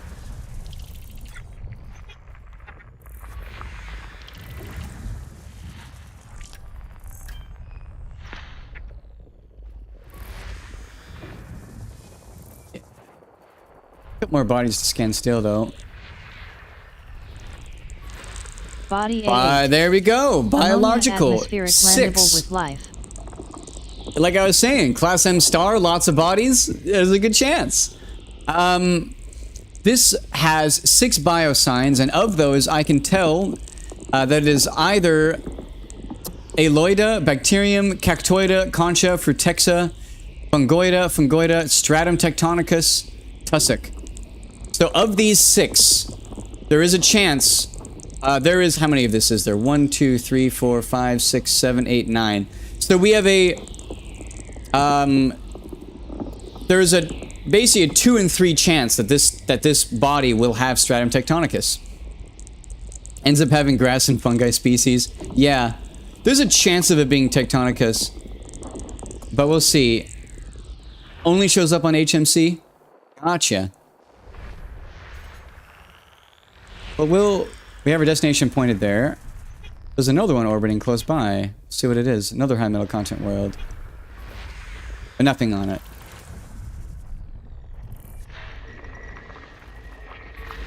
Nothing. Nothing. There's one more. Where is it? Here it is. Nothing. I mean, we'll go and scan that. Body 8. How far away is it? Actually, we're already targeting it. 252 light seconds. It's close. All right. I do wish that Stratum tectonicus was more interesting looking. It's a rather boring looking species. To be worth 19 million.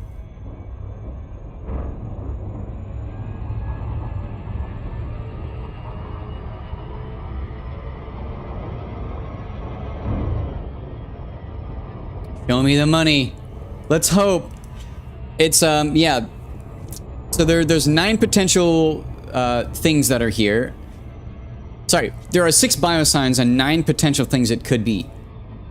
One of them is Stratum tectonicus. The other one is the concha, which is worth scanning because it's worth 4.5 mil. But other than Stratum tectonicus and concha, so yeah, it wouldn't be worth scanning if it has neither of those. So we want Stratum and concha. We want those two as filters. Let's go see.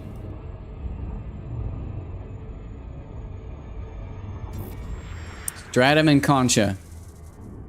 We're at the point now where we don't care about money, just want to find cool looking stuff, period. Yeah, honestly, that's quite fair. I do need money at my position currently. Closer.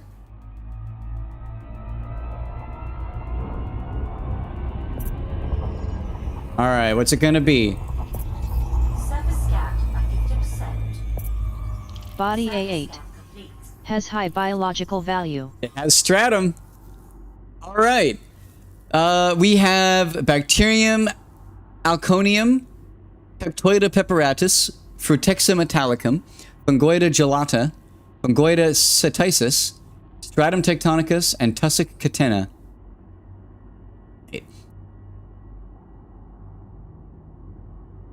If you don't have FC money after this, you'll likely be close. Yeah, fleet carrier would be cool to have. Perhaps. Yeah, we'll see. Let's go and find the stratum. Wow, it can spawn most anywhere here.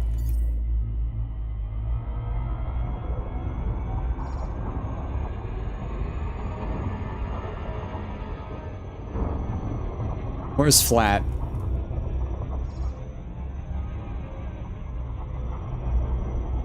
Orbital flight engaged. This looks decently flat.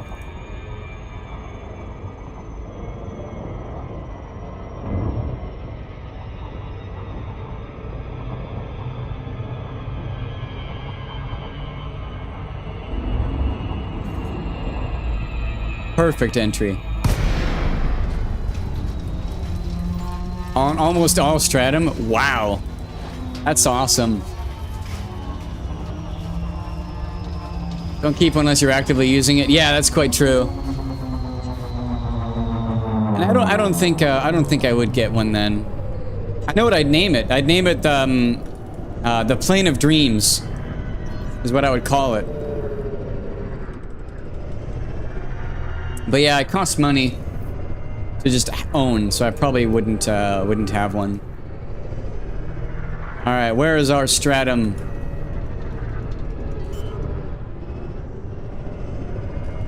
I see it. I believe. Landing gear deployed. Yeah. Wow, it's so easy to see.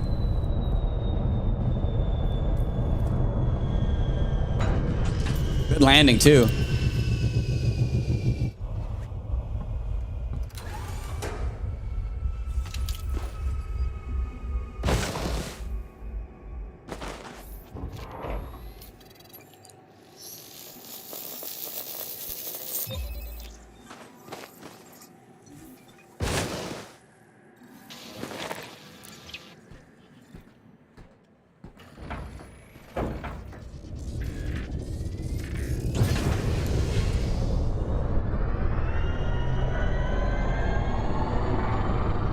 Minimum distance reached. You've traveled over 500 meters from previous sample.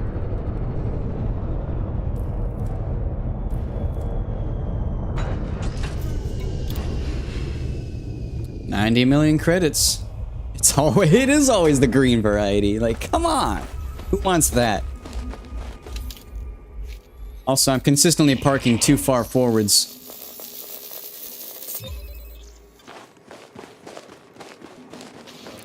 Yeah. I think at least it's the only really expensive one that spawns frequently. Like there are a few handful of others. Actually, there are some that are more expensive by Tectonicus. They're 20 mil instead of 19 mil. But they're rare. Minimum distance reached. And so they're not traveled over 500 they're just meters not from worth hunting previous for. sample.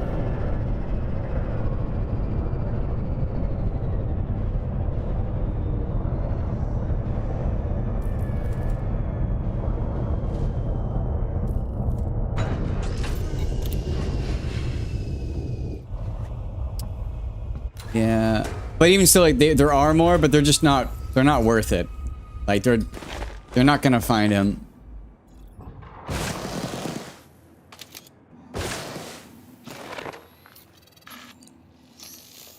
All right.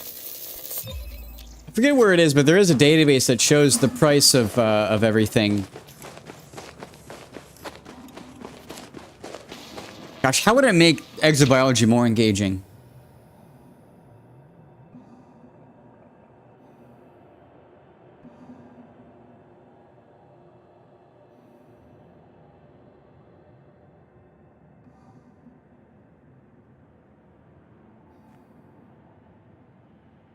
I can't think of anything really.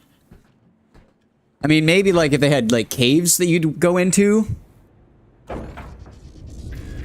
Like the bacteria was like specifically on caves. The rewards need to offset the boredom. That's true. Yeah, make it more valuable so that you're bored out of your mind doing it, but you make money off of it. That's fair. Landing gear retracted.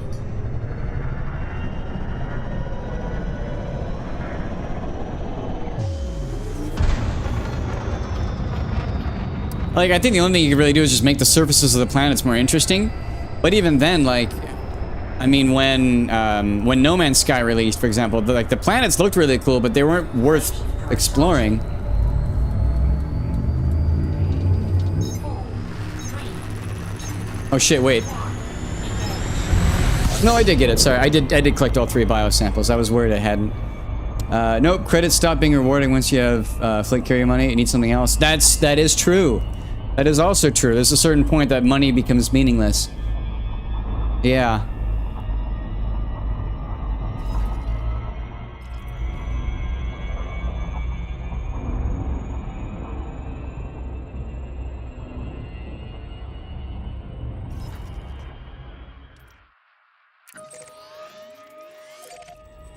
I think we need an equivalent of a battle pass that has unique rewards for playing during that period. Would maybe give more reason for people to play. Yeah.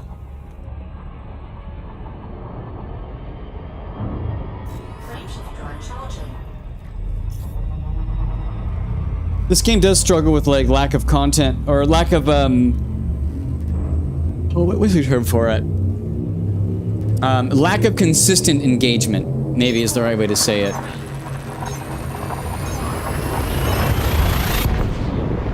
Like, there is a lot of stuff to do, but it kind of feels like 5 different games built into one. Like, you have anti-Xeno, you have hauling cargo, you have exploration, you have like hunting other players, you have power play, and there's no real, I don't know, it's challenging. Because, like, it doesn't really feel populated. Like, there's not, even if there are a lot of players in this game, it doesn't feel like it.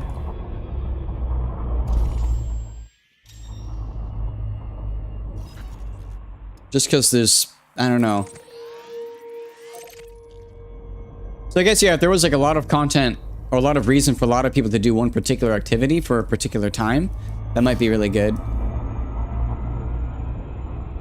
Also, that's funny, we have too much fuel. We refueled too much to make that jump. We'll need to jump some. Or rather just do that.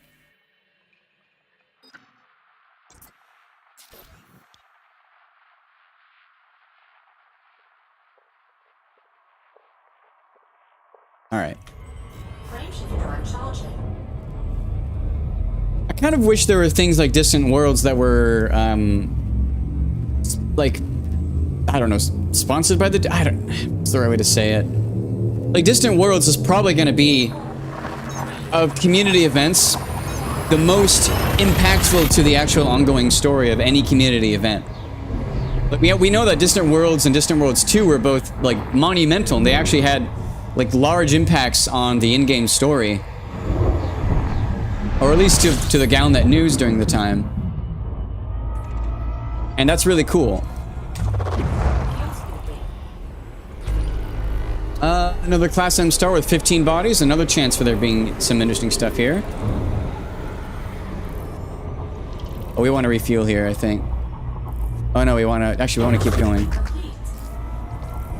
But let's, Actually, let's get away from a little more. Let's go scan this area.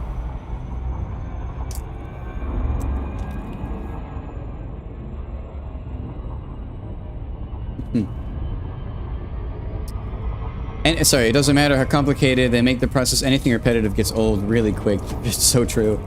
100% that.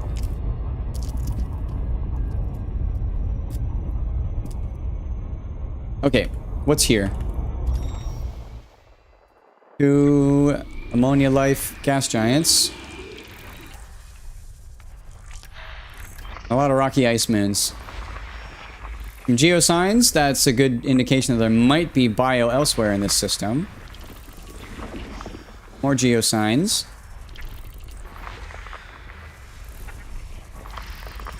More geosigns. A lot of geo happening around that particular area. Ooh, ringed ice world, okay.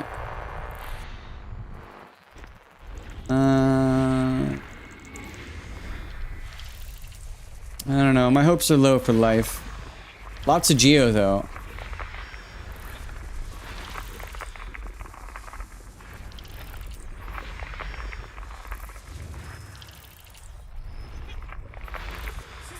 Yeah, no life. But there is a nested moon, that's neat.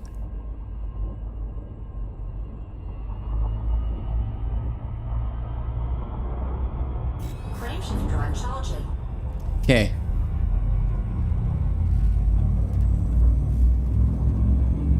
We're gonna refuel briefly here and then continue on the neutron jumps. So yeah, my combat equipped Mandalay has a jump range of 70.37. That's insane. You have a combat ship that has a higher jump range than my exploration Orca. Although I don't have the SEO on it. And you have a SRV bay on that thing. SRV bay. Yeah.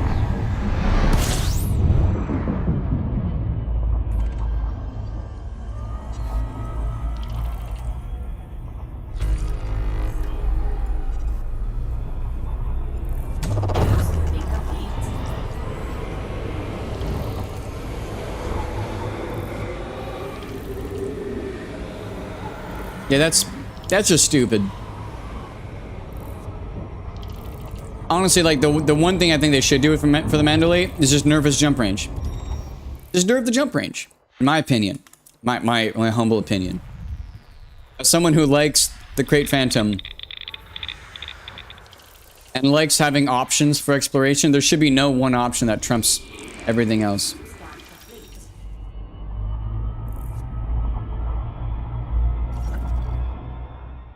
Two more neutron jumps. Frameshift drive charging. Still your favorite ship? Does it make sense to fly it? Yeah. So my yeah, my material grinding ship is a Phantom.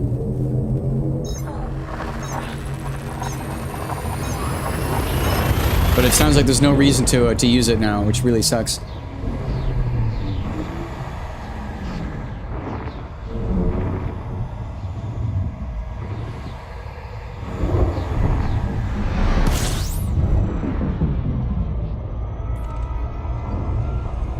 Actually, how's our drive doing? Oh, nice, we repaired.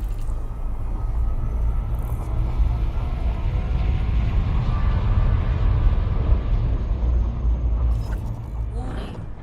Frameshift drive operating beyond safety limits. Frameshift drive charging.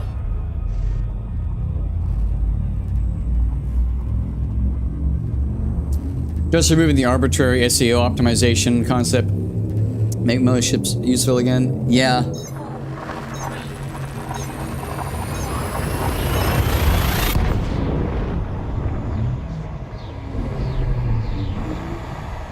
That is really lame.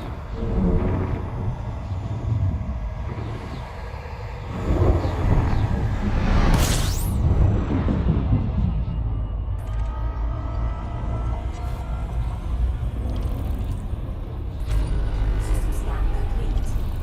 Warning. Frameshift drive operating beyond safety limits. Frameshift drive supercharged.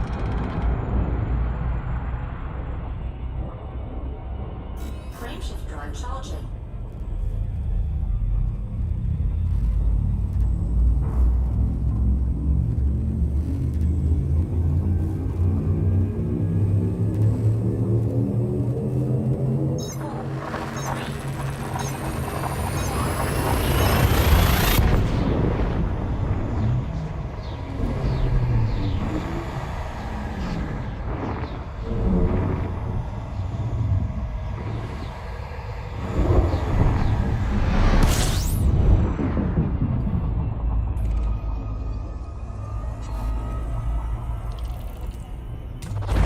Fuel scooping.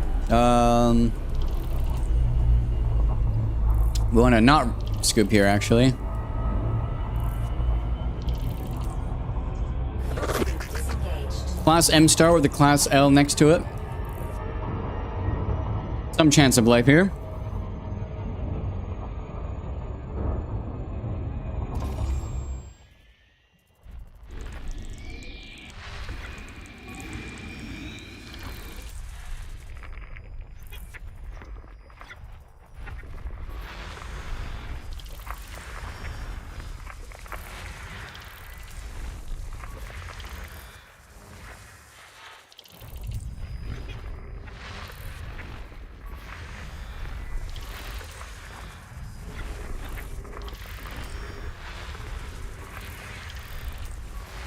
Body B1. Nitrogen atmospheric landable with life. Might have informant on it. Actually, it does have informant on it. That'd be worth, oh my goodness, 9 times 4. Why am I struggling with that? 36 million? Body B4. Nitrogen atmospheric That one landable too, with also life. 36 million.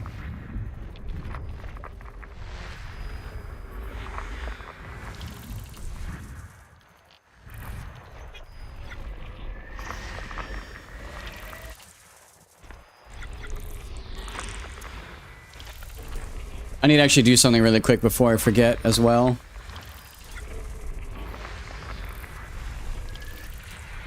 Let me know if you think I should go scan the informant bacterium.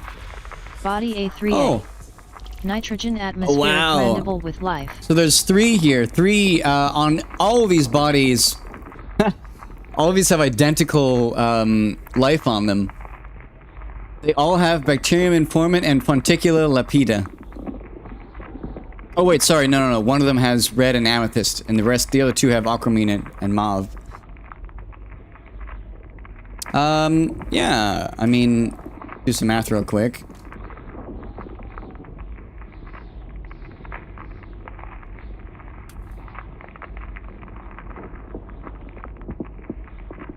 Uh,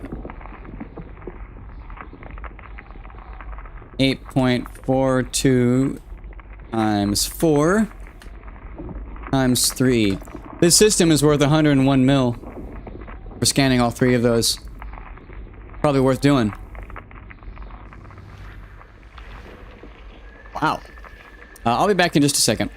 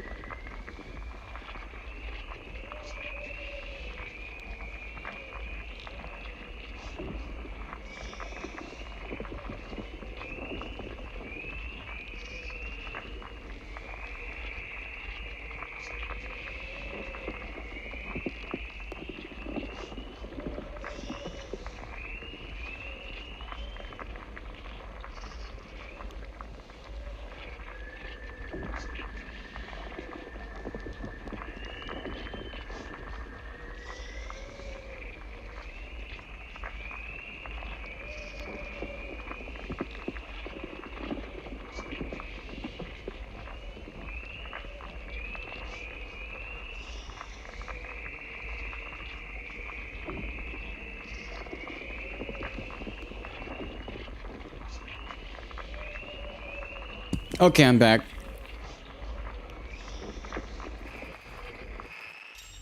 Yeah, let's go scan those. Body 3A and B1 and B4. What are the distances? A3A. Not bad at all.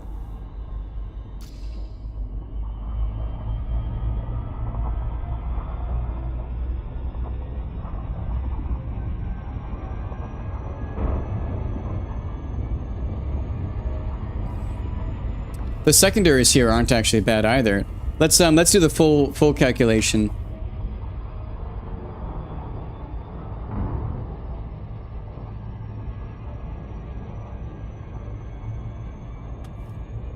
.42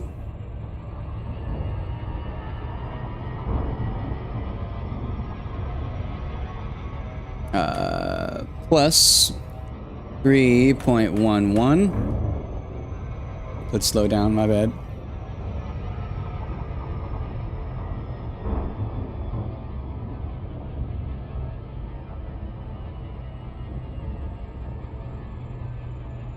Then that times 4, and then that times 3. Yeah, this system is worth 138 million for scanning everything. Like everything, so I think we will.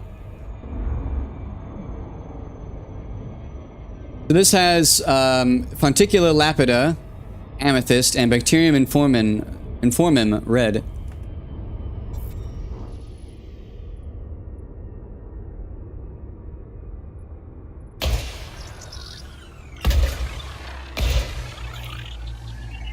Also a very pretty surface.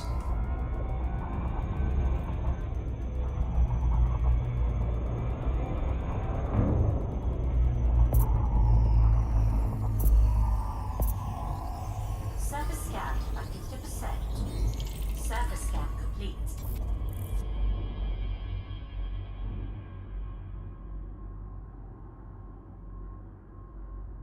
They don't overlap. That's annoying.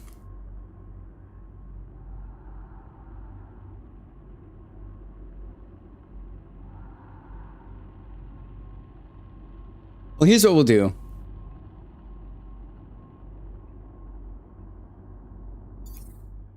We're gonna go to this crater.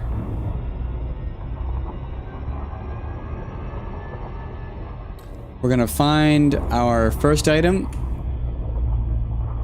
And then we're going to go over the rim on the next one.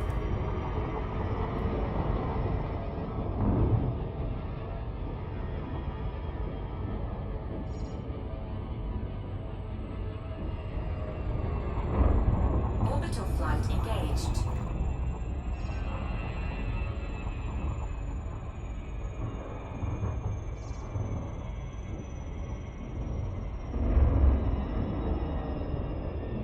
Very pretty surface.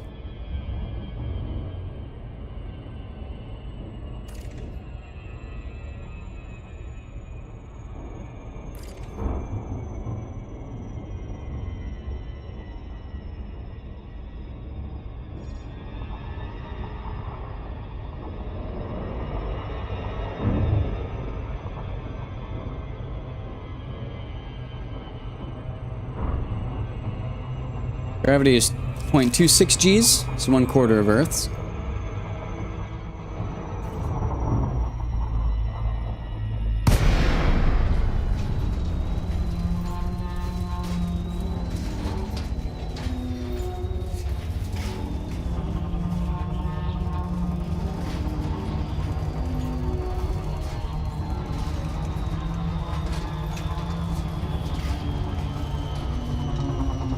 The surface doesn't look particularly flat, though. Maybe annoying to find.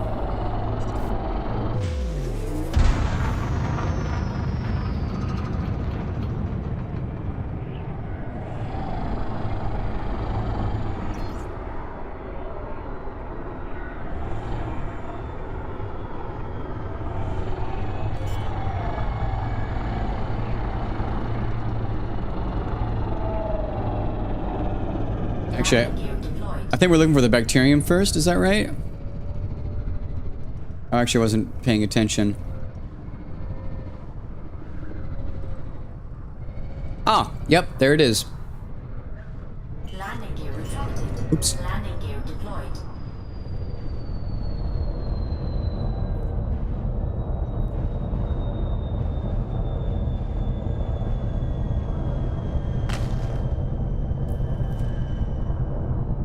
Come on.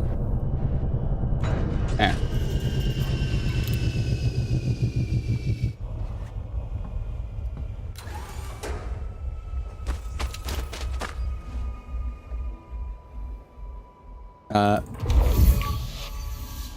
Hello?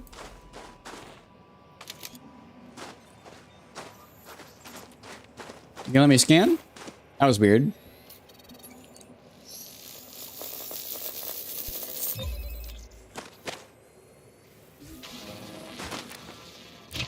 Apparently it's red. Doesn't look like it.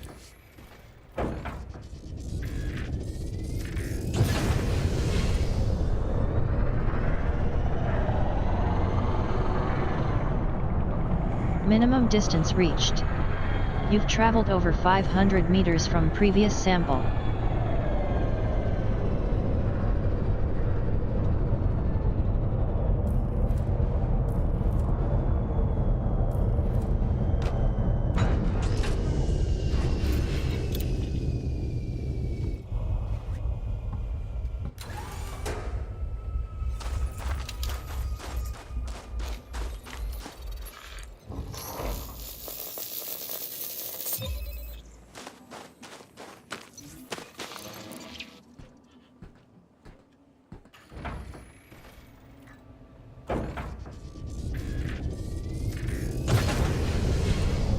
Landing gear retracted.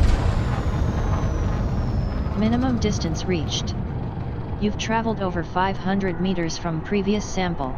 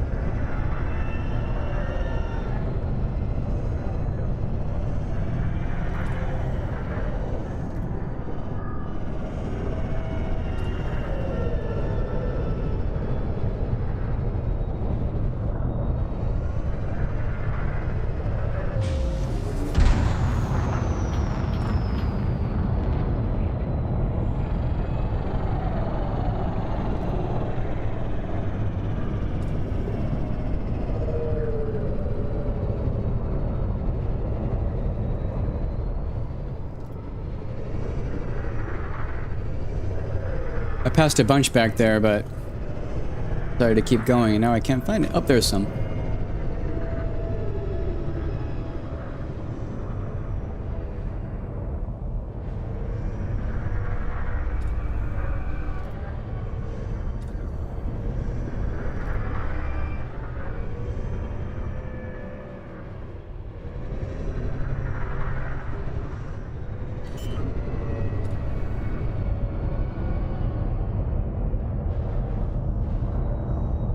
Landing gear deployed.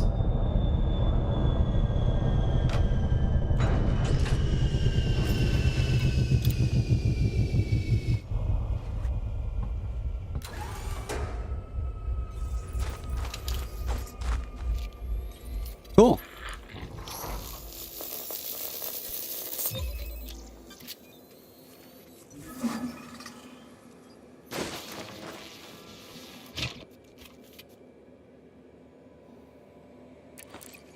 Okay. Now I'm gonna go just over the rim.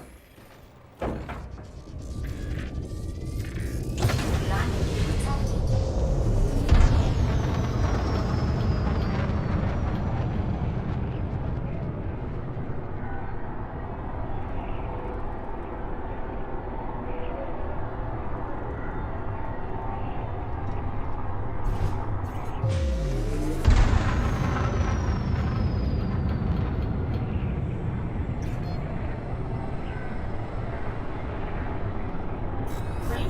drive charging.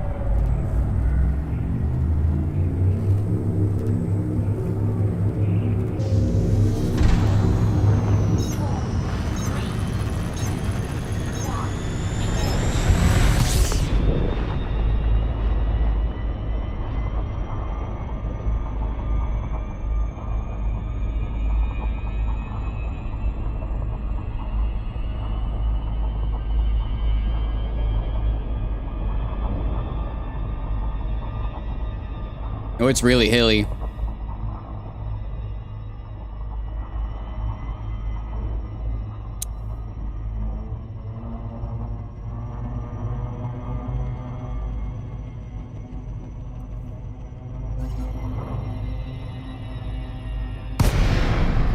Oh, too shallow?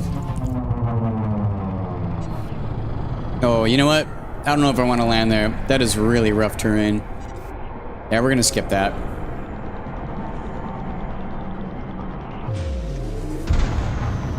Frameshift drive charging. That ain't worth it. 4, 3, 2,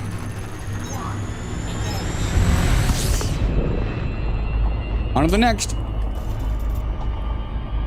Planet B1 or B4, one of the two.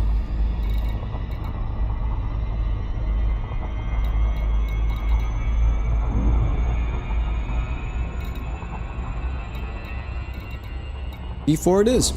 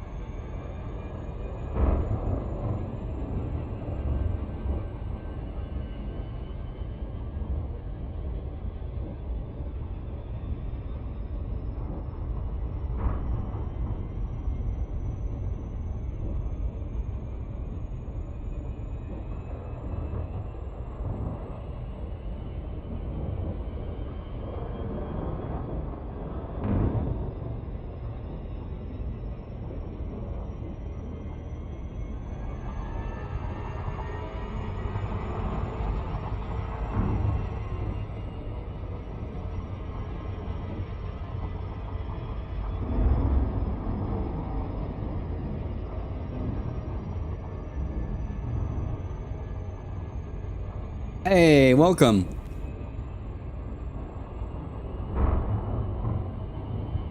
Oh, I just realized your name is Fluffly, not Fluffy. Fluffly Proto. Love it.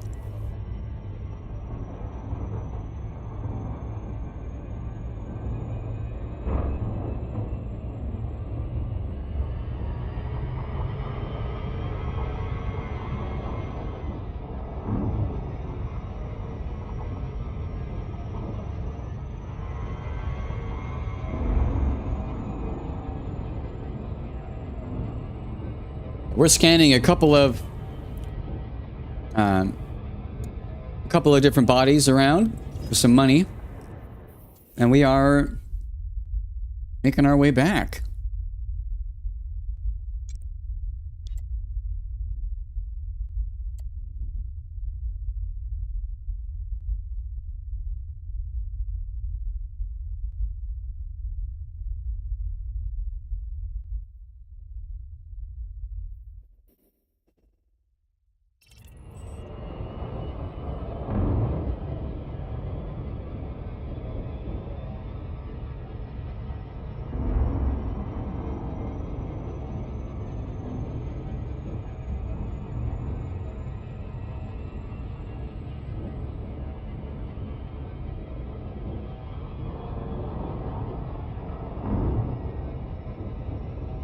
Money, money. Exactly. The OC in my profile picture, which I drew, is called Fluffy. Aww, I love that.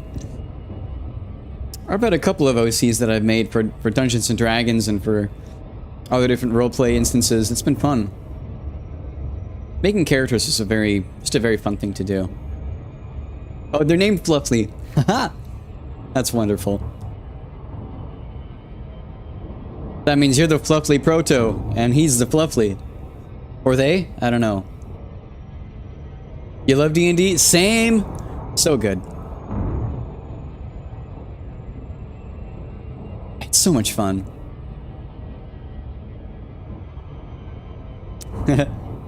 Yep, lol. Exactly.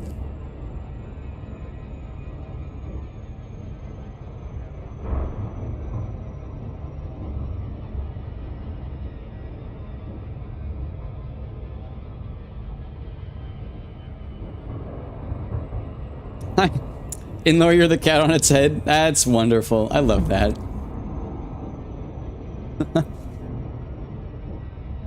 That's wonderful.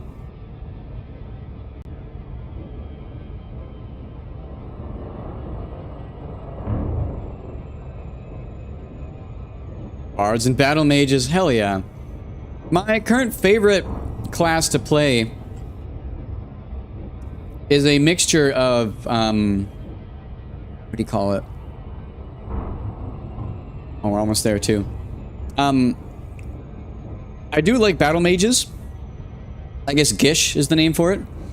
So far, my favorite is definitely Battlesmith Artificer with Psy Warrior Fighter. I love the two combo together. It's really cool. Mostly Battlesmith Artificer, with just a few levels into Fighter to gain well, the basics of Fighter.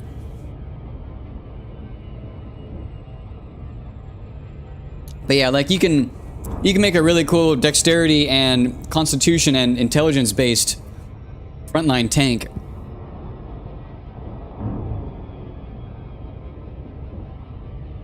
It is a crazy combo, yeah. The main benefit of it is that you can use, because Battle Mage lets you use intelligence instead of strength or dexterity for all attacks with weapons. And so you basically just use that to run a full frontline tank, but your main stat is intelligence instead of strength or dexterity. It's a really cool combo. And then you also have your, because you're a battlesmith, you also have a, like, you have your homunculus servant, so you have, not homunculus, sorry, you have a steel defender, so you have a companion to fight with.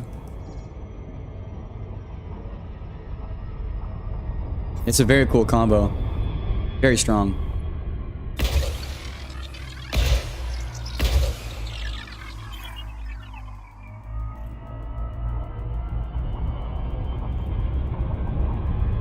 Oh. Very nice. I've actually not really watched a lot. Well, I tried, but I just couldn't, I couldn't devote the time or energy to watching all of the stuff.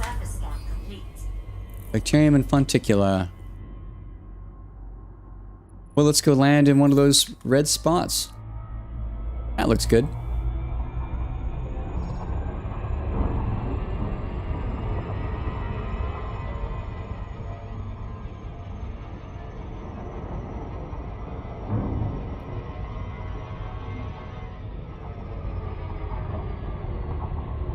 Bring an American tank to a medieval battlefield. That's great. Oh, the new animated series. No way. Dude, it's already, like, already being made? I know they announced it, but I'm surprised that it's already, like... Wow. That's crazy.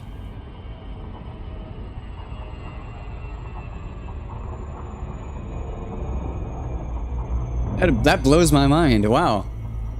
I guess they're trying to build a hype for it by posting the first episode. At least that's my guess.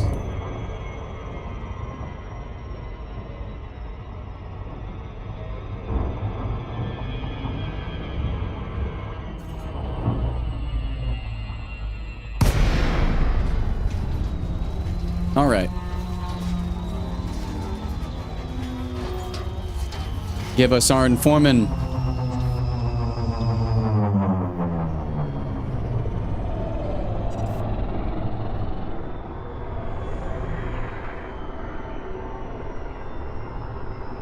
going for a while. Man.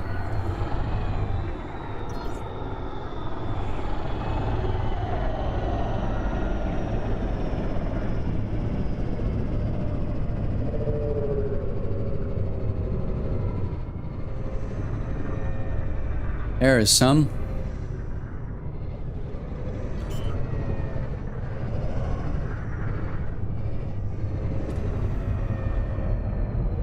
Landing gear deployed.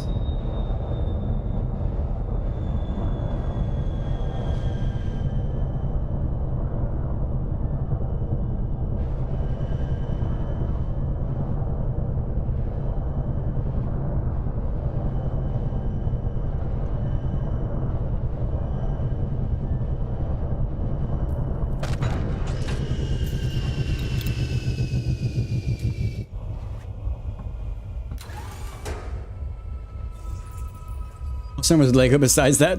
Fun. Oh, bonk. That's fun.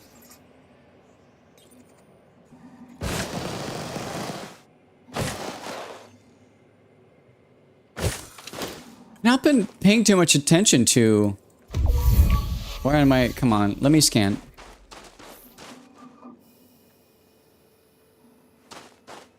Yeah, it's not letting me. I hate that. It doesn't always let me scan. See that? Why can't I scan? Come on, let me. There. Oh, it's like a weird issues with the collider. I'm not sure which one I like more. But I also haven't really watched much of them.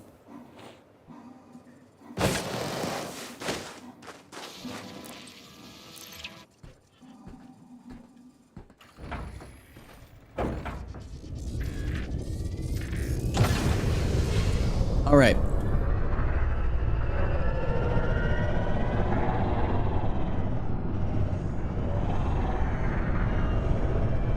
Minimum distance reached.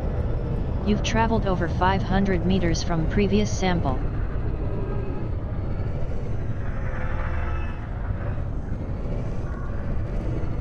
Moses stopped playing back in 3E. Then you might appreciate Eberron.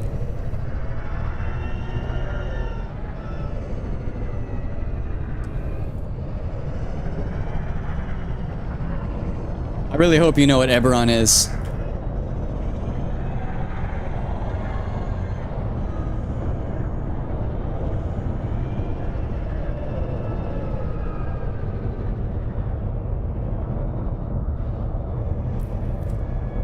D&D Online, huh?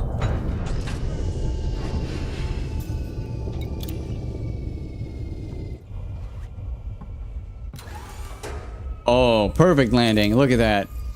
Don't even need to move. I don't know much about D&D Online. D&D themed bot.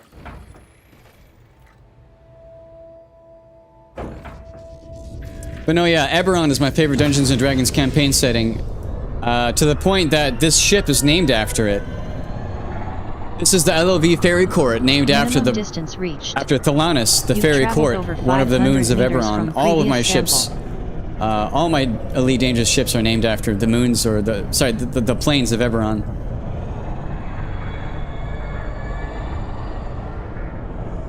Oh, was it set in Eberron? Huh. It's an awesome universe. Like, it's just amazing. It's so cool. Shall not pass. That's got nothing to do with D&D. Well, except for that D&D's, you could say, is based off of Tolkien. Oh, awesome. Yeah, constructs are cool. Yeah, Eberron is what invented the Warforged, what it invented the Shifters, invented Changelings, and invented the Artificer class. It was so breakthrough.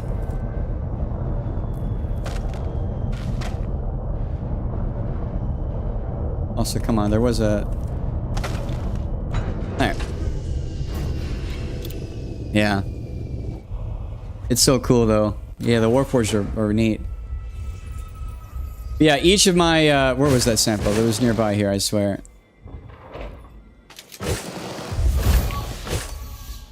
There it is.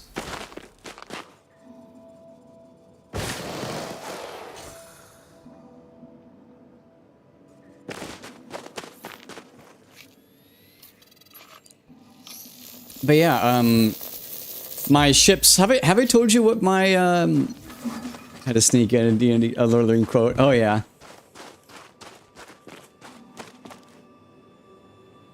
Look at how weirdly those landing gear are this time around. Wow.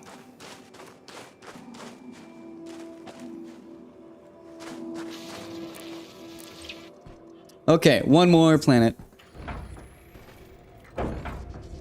We must go to planet B1.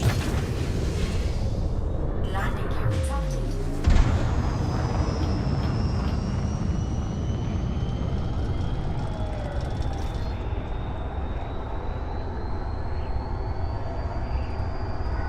I figured your ship name was D&D related to the spelling of fairy. Yeah, the fairy court. Let me actually show you this because I love it. Here. From space to D&D. Hey, it's all in nerd space. I'll tell you all of this. Let me go and find it. Not that one. Actually, I need to pull it up and bring it to the other monitor. There we go. Here. So yeah, this is interesting for it's gonna be really small for you to read, but yeah, ship designations: EBN 01A, the Churning Chaos; EBN 02A, Twilight Forest; EBN 03A, the Azure Sky; the Sea of Fire, the Plane of Ice, Perfect Order, Realm of Madness, Eternal Day, Fairy Court, Endless Night, Realm of the Dead, Battleground, Region of Dreams. So Eberron has 13 planes of existence. And so I named, or I'm planning on, if I ever do actually build all these, I don't think I will, but yeah, I'm basically naming my different ship designations after the different planes of Eberron, because they're great names. Turning Chaos, the Twilight Forest, Eternal Day. So whenever I get my Caspian, I'm going to name it the Eternal Day.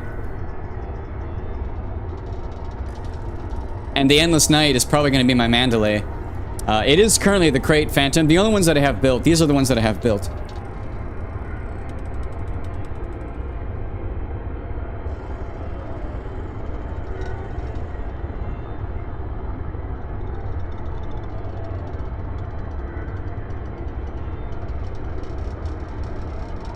So these are what I have built. The Twilight Forest, the Plane of Ice, the Perfect Order, the Fairy Court, and the Endless Night.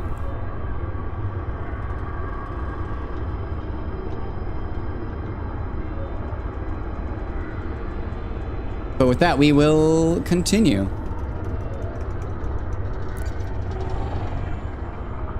Frameshift drive charging. 4, 3. D&D is just, it's just great.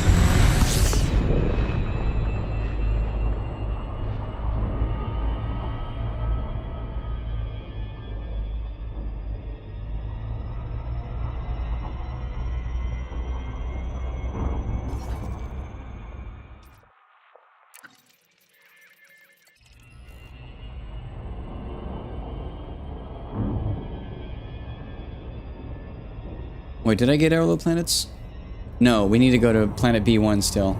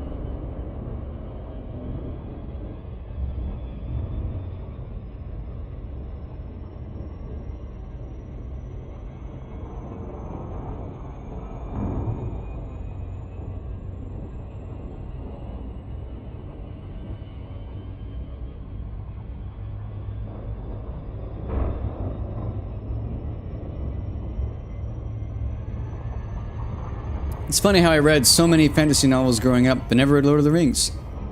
Saw the movies, never read the books. Actually only recently did I actually read the books.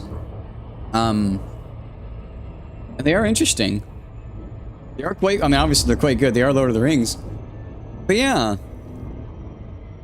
I haven't, and actually I'm kind of the opposite because I haven't actually read many fantasy novels myself. My brother, though, is a very big fan of fantasy. Of actually reading novels. Ooh, jeez.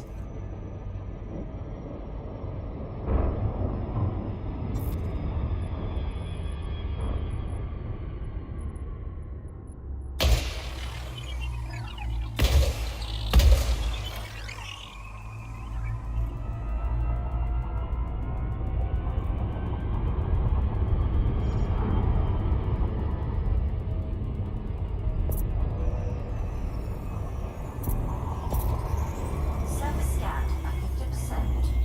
Surface scan complete.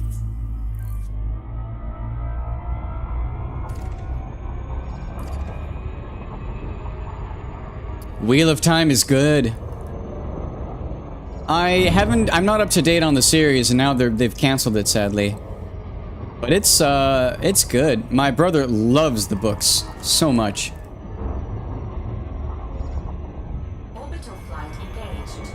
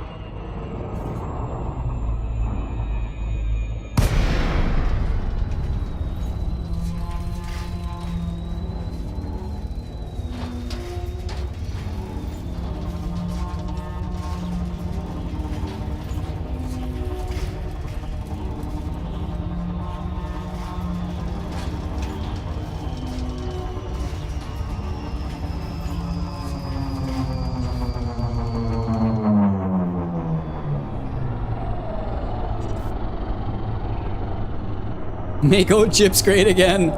Let's go. Really, though? Oh, wow.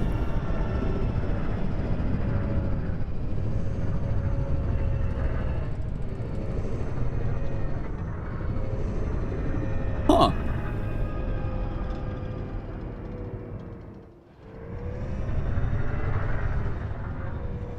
Well, there's the Fonticula.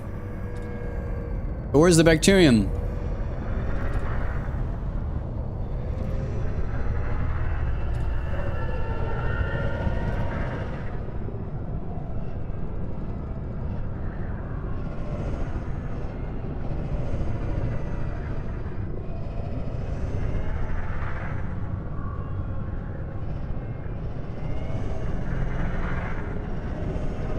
There's some.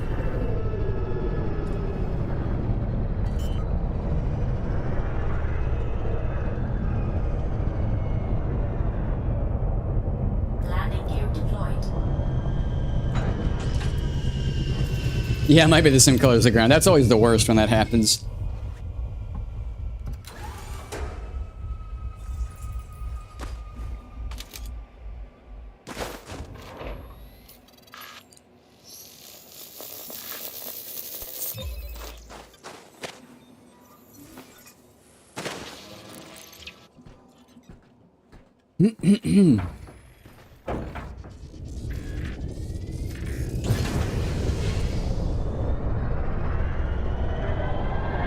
It's actually probably worth it to get the Minimum distance reached. You've Lapita traveled as well, over if it's- 500 meters if from it's here. previous sample.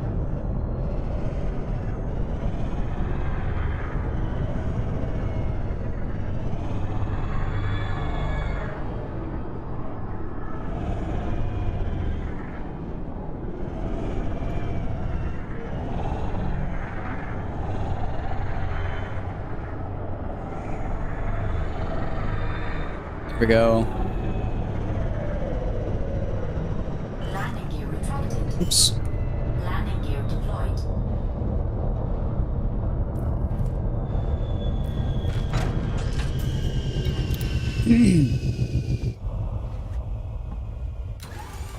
Nice. Wow. Haha.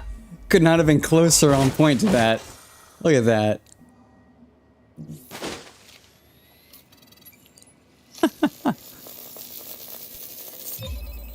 Mint green against dark soil, 100%. Yeah.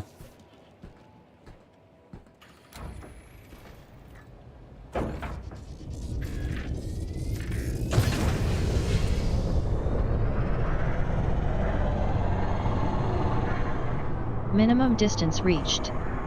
You've traveled over 500 meters from previous sample. Nice.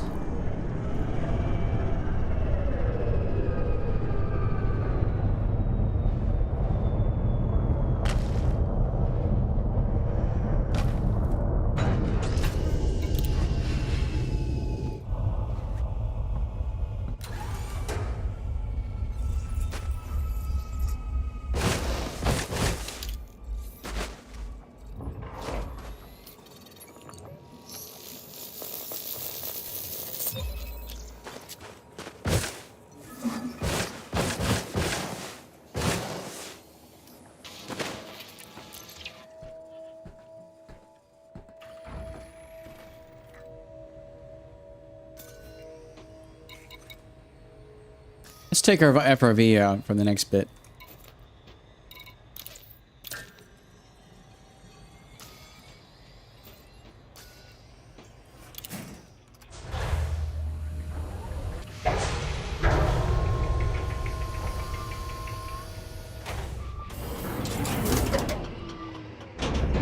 No gravity warning.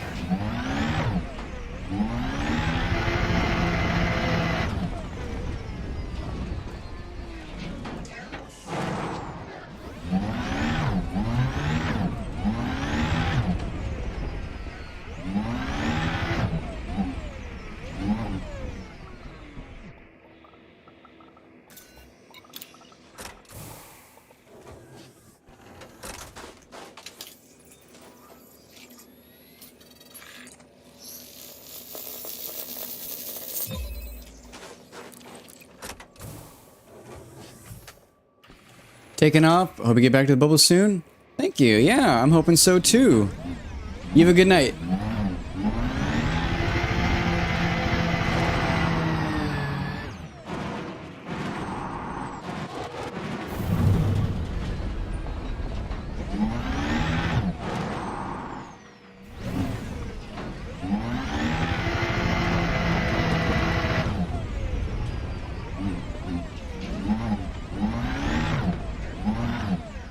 Oh dear.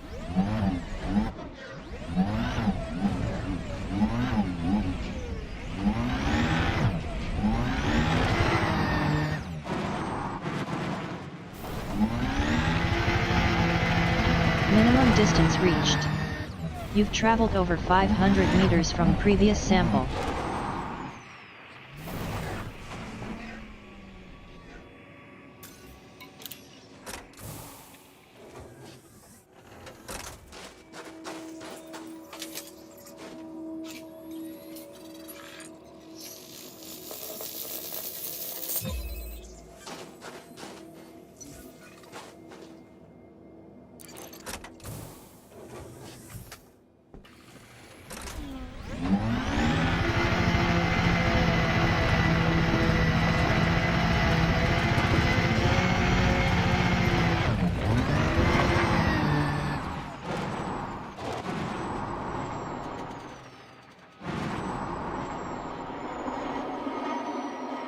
Minimum distance reached. You've traveled over 500 meters from previous sample.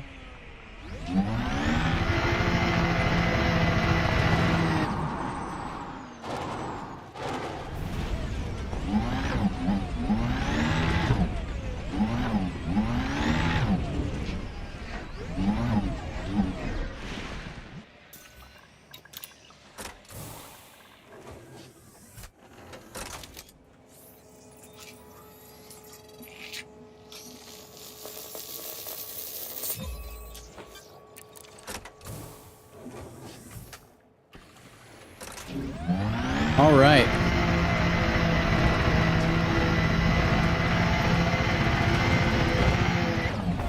Actually, wait, I didn't, I don't think I gave it time to finish the animation. Yeah.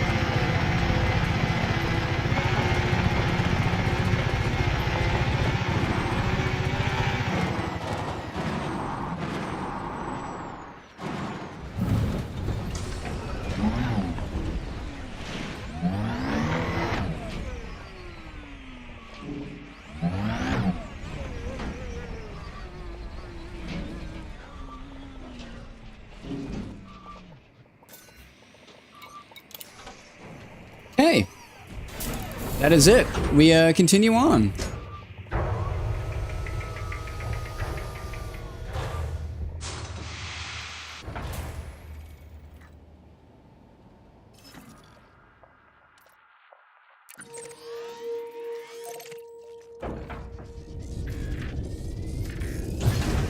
Power plant capacity exceeded.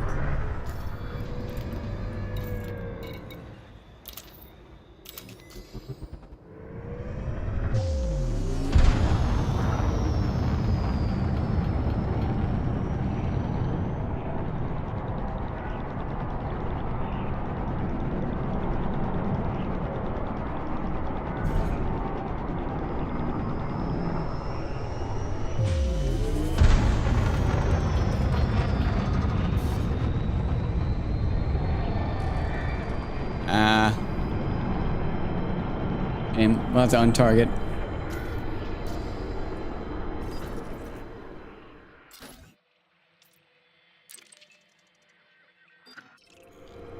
Frameshift drive charging. 4, 3, 1.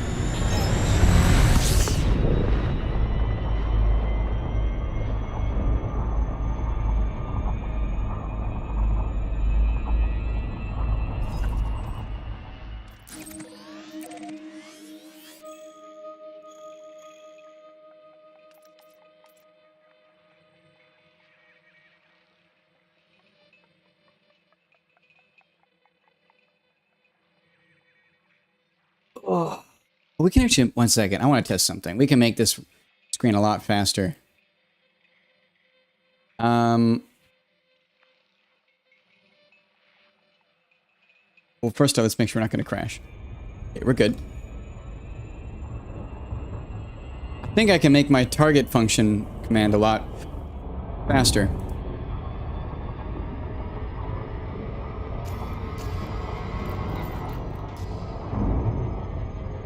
Quick commands, edit, duplicate.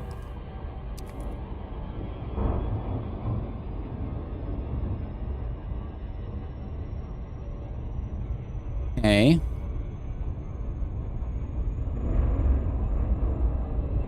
Move to center. Pause. Press W. Press space. Paste. Space. Enter.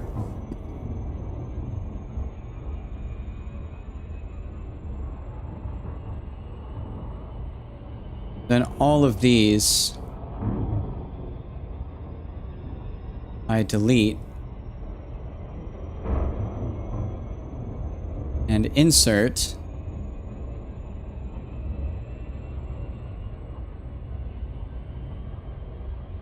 mouse move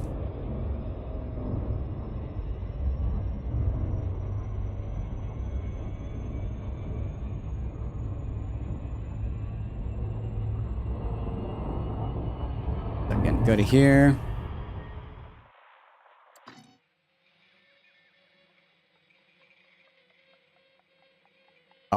Just covering it.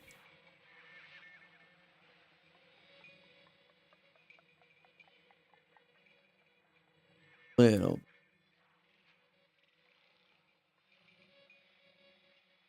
Now set position.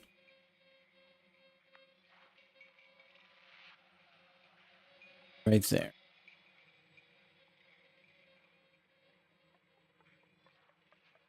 $231,883.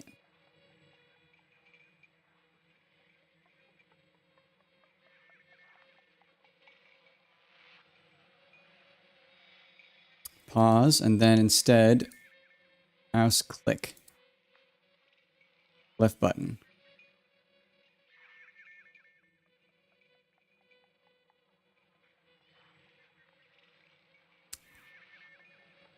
Hey, got steam. Nice. Okay, I want to try this. This might be faster.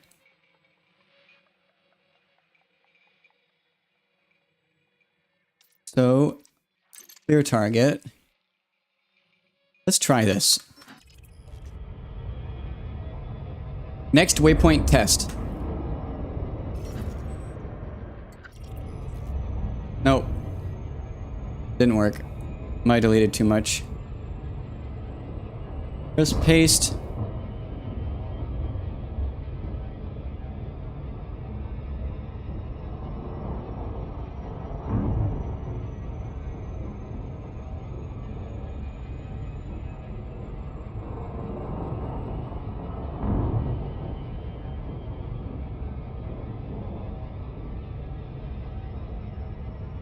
This. Next waypoint test.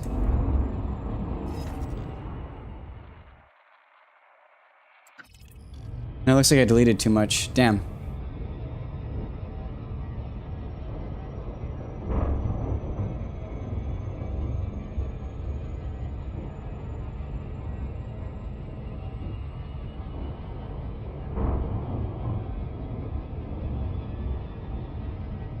So we'll try that again.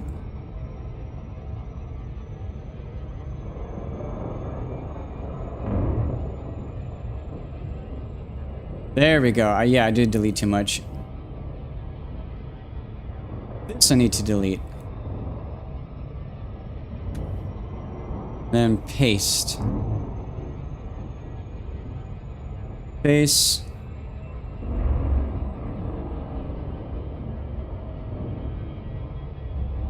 Copy, paste. All right, this might work. We'll see. Test, test.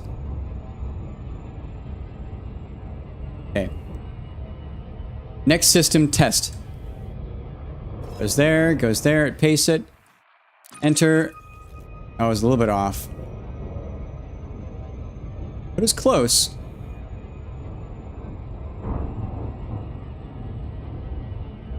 The coordinates are a little bit off.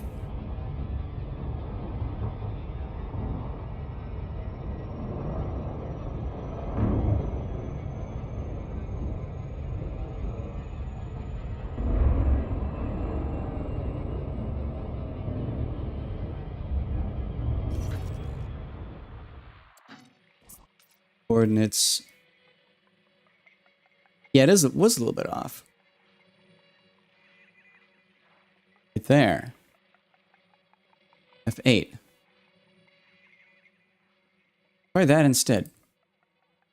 If I'm correct, this is going to be faster. Next system test. Goes there. Copies that. Pastes it up there. Enters. Oh, way faster. Wow. Okay. So now what I'm going to do instead is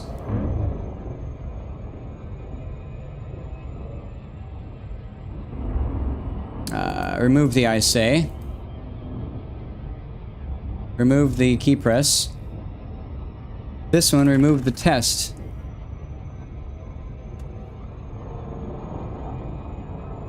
Oh.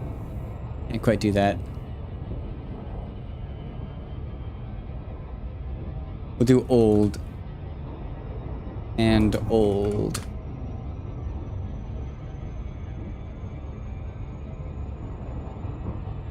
I'll remove test from this entirely. Nice. Okay. Let's do that one more time, just for the sake of it. We're at the current system. Let's go into the map and clear our target. Okay.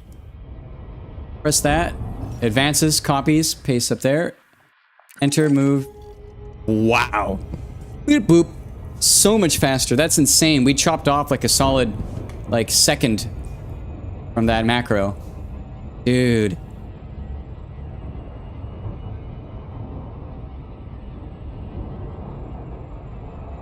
Crazy. Frameshift drive charging. We continue.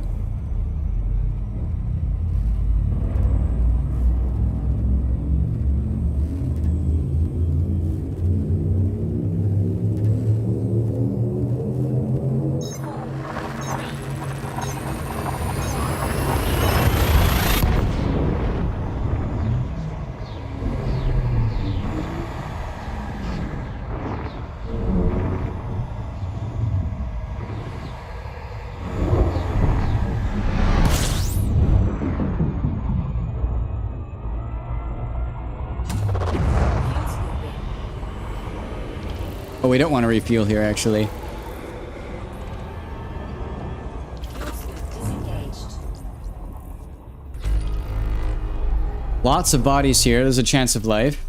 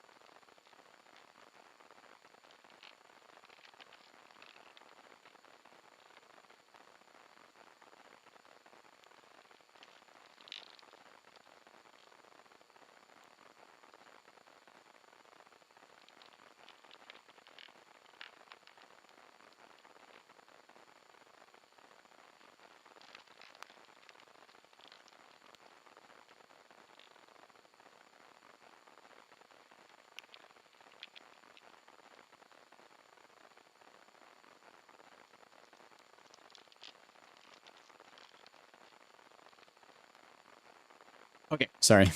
Scanning. Starting up my music.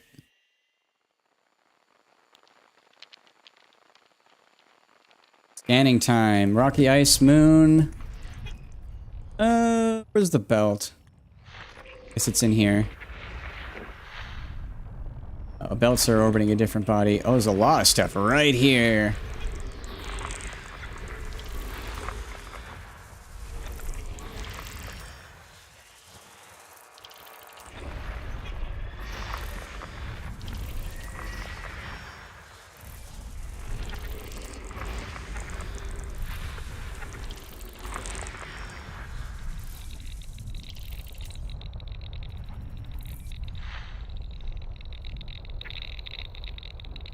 Looks like this is where the belts are. Yes.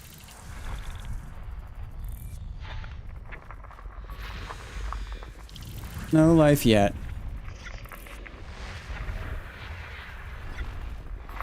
Yeah, good to see you got Steam.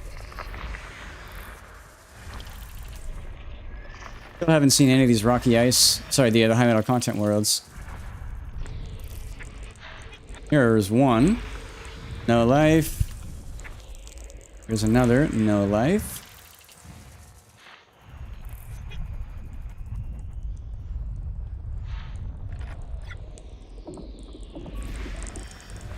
Oh, one of them's behind the sun.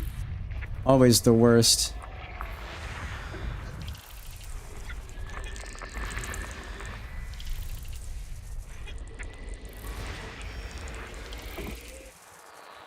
Yeah, there's only 2 bodies left, and I think they're both right there. Yeah.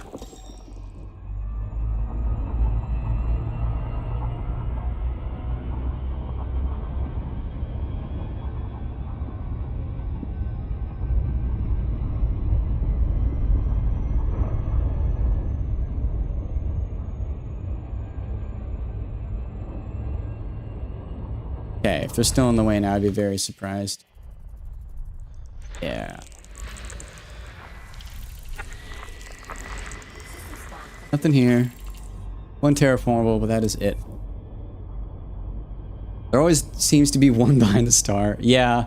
I did tell you, like, the way that I've found consistently to fix that. Right?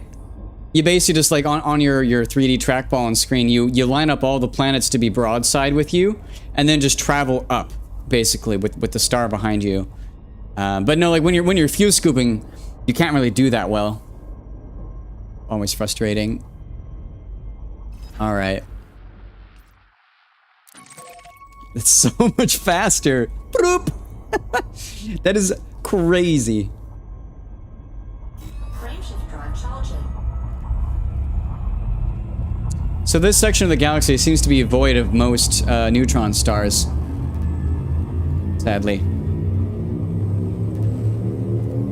Makes it challenging.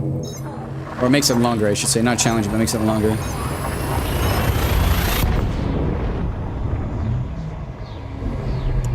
Should probably just try and zip through without scanning much. Especially because I want to kind of get back home tonight.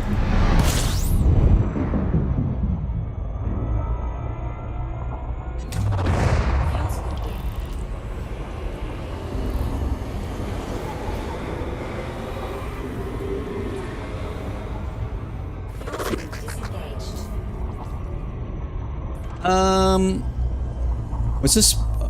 What's here? Oh. Just rocky ice moons and whatnot. Body 4. Oh! Neon atmospheric landable with life. Is lame. 1 million.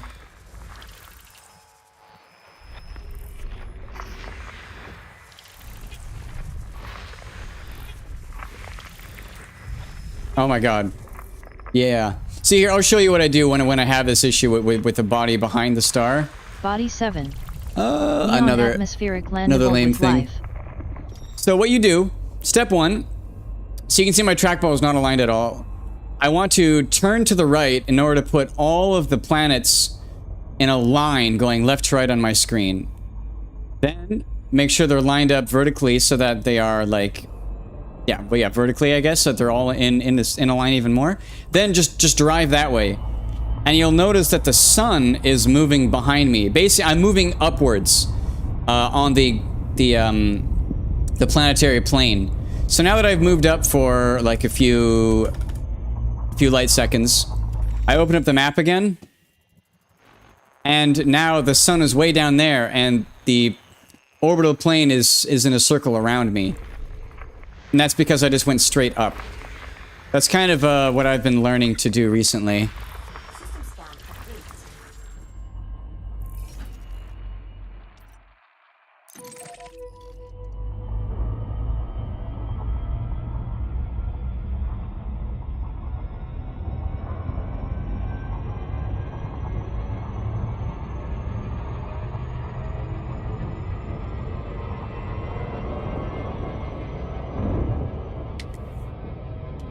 It's a nice little solution.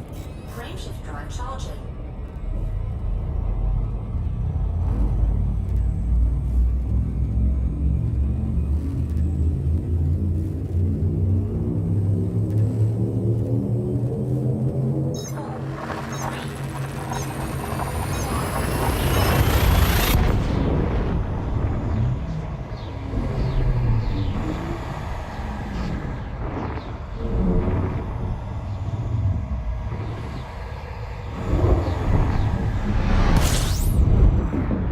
Four stars, 2 class M's, 2 class L's.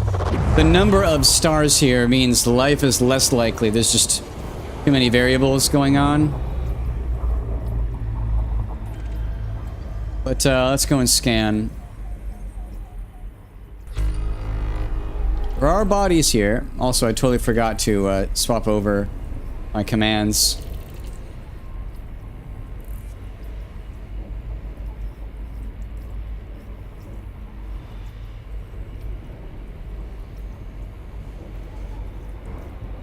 Inventory.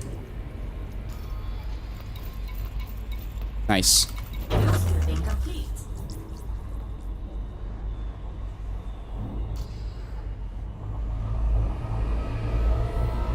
In this case where there are two suns, I think I'm just gonna go up from the suns without scanning yet.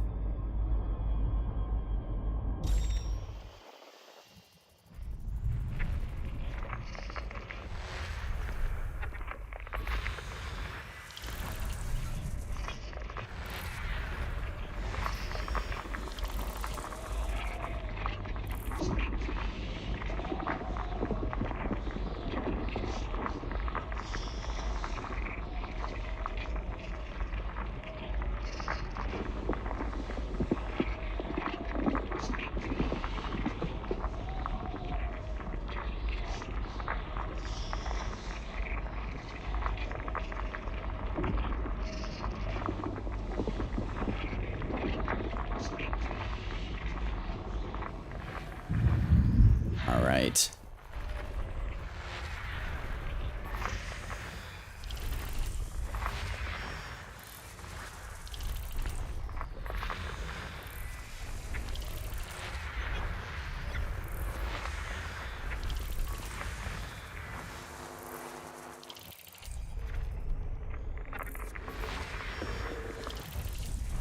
Oh my god. Wow. Come on.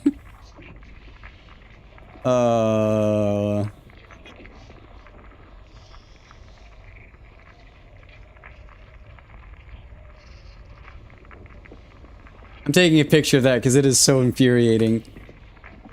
Where did it, it didn't pop up. Kind of surprising.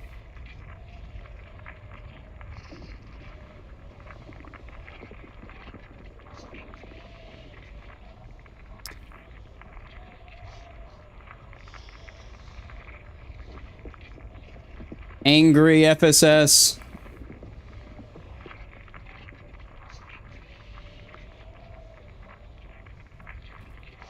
Didn't get it? No, not quite. Oh, that is so frustrating.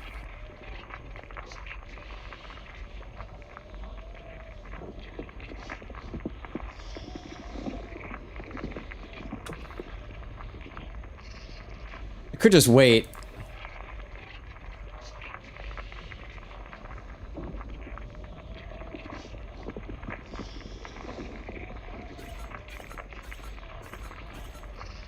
Oh!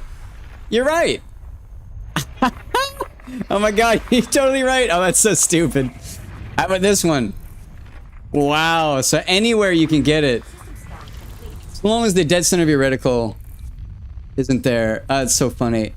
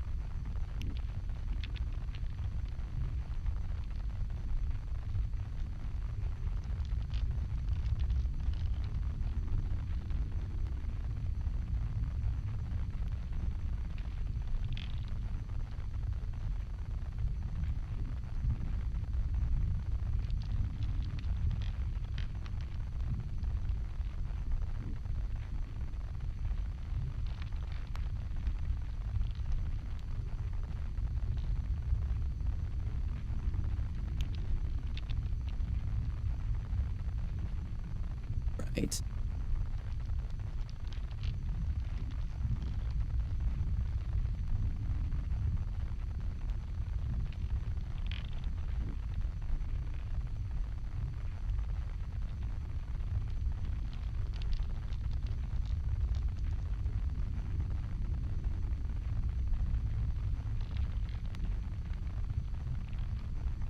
All right.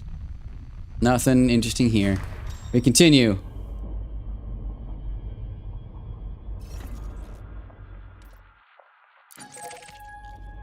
Frameshift drive charging.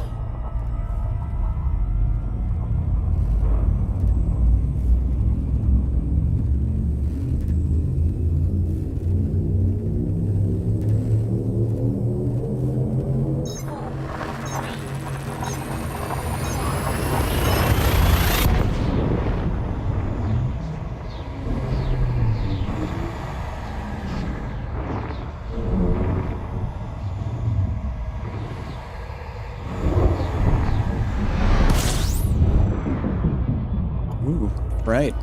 Okay. Fuel speed. 21 body. Wow, it's so many stars. Look at that. Disengaged.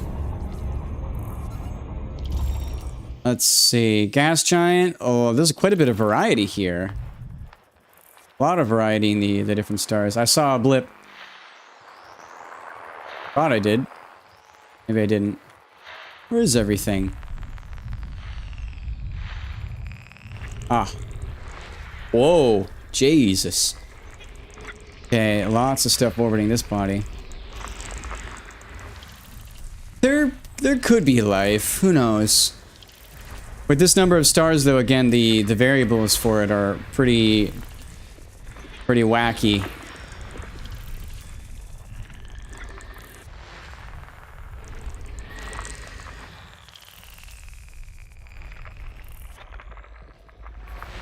Body F4A. Argon atmospheric landable with life. Nothing interesting, though.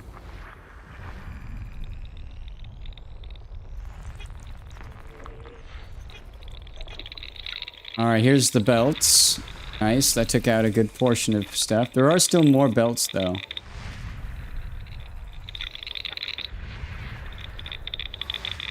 Okay, that's the last of those. Nice. Let's work inward to out.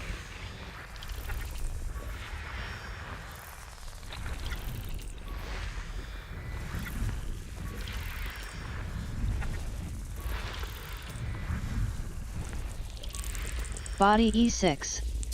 Sulfur dioxide atmospheric landable with life. Not important, though. There is a faint chance of it being Tectonicus, but because there's only one biosign, it's not gonna be. It's gonna be Bacterium. Another one over here.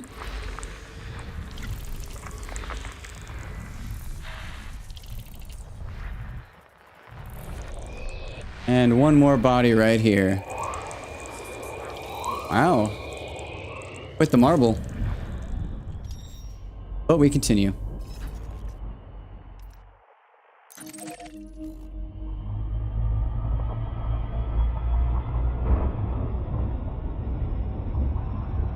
Frameshift drive charging.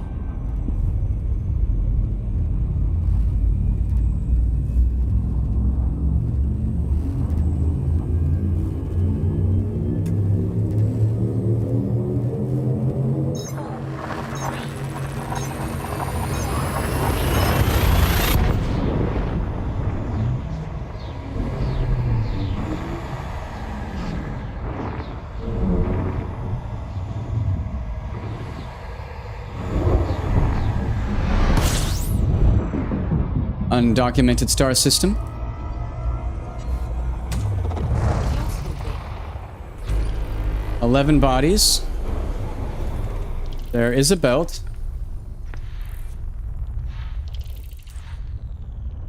Huh. That moon is close enough that it actually auto-scanned it. Alright. Nice. Good scooping done. Let's get above the galactic plane.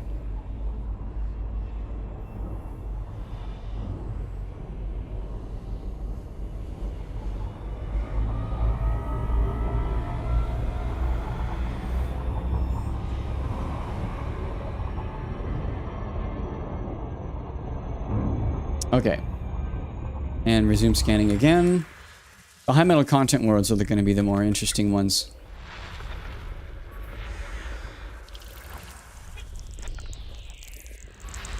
Body 3A. Sulfur dioxide atmospheric landable with life. There is life, but it is not interesting. Not worth a lot. Icy bodies. Body 5A. Argon atmospheric landable with life. Also not interesting.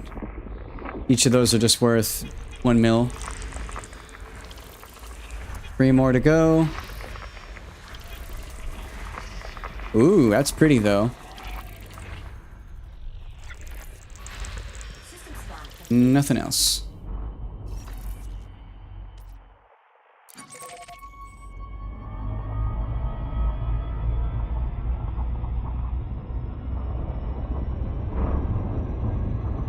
Frameshift drive charging.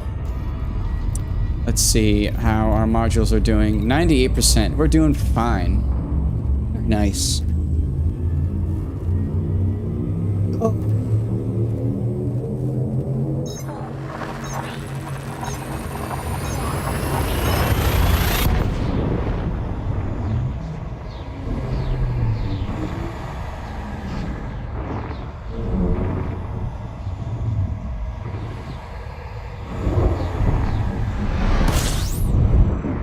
Whoa. Very dark star. System scan complete. Oh, there's nothing here either.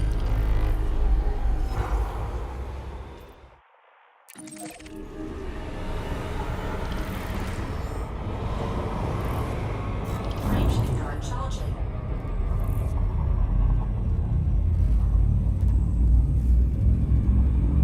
Good music. I might start up the little Spotify widget.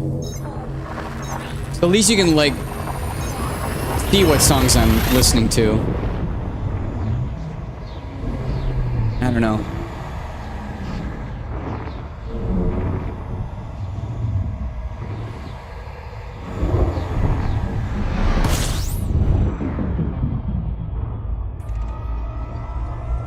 Undocumented system. Fuel scooping. 10 bodies. Let's scan some.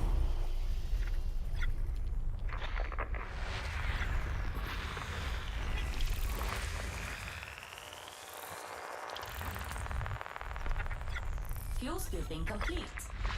Nice and fast.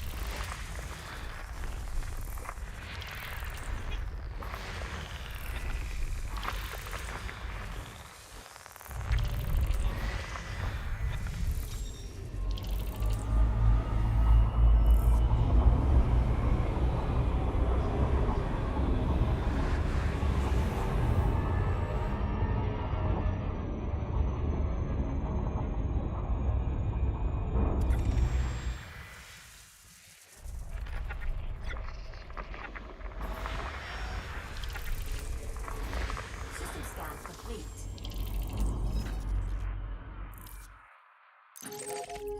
Frameshift drive charging.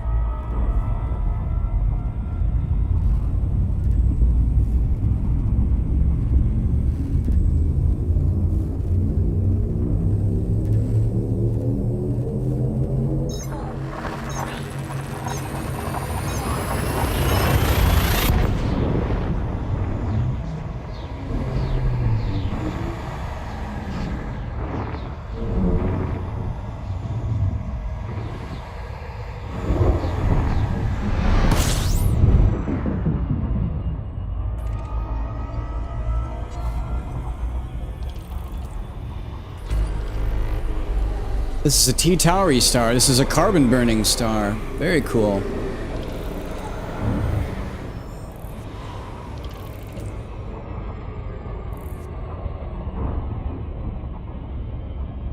Yeah, carbon star.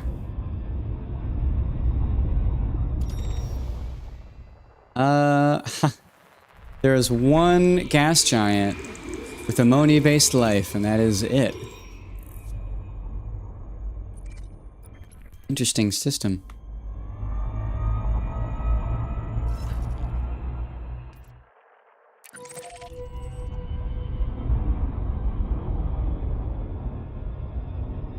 Frameshift drive charging.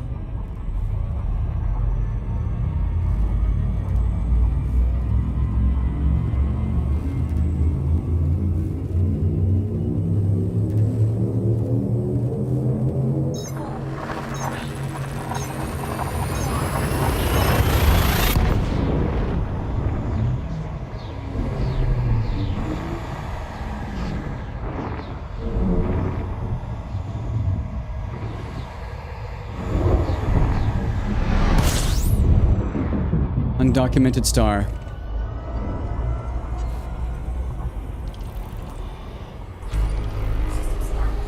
Nothing interesting though. Another T-Tauri.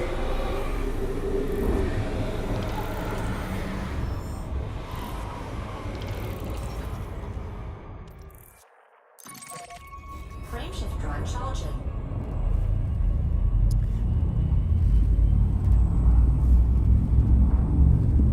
what? I'm actually going to add to my command to automatically start my frameshift drive.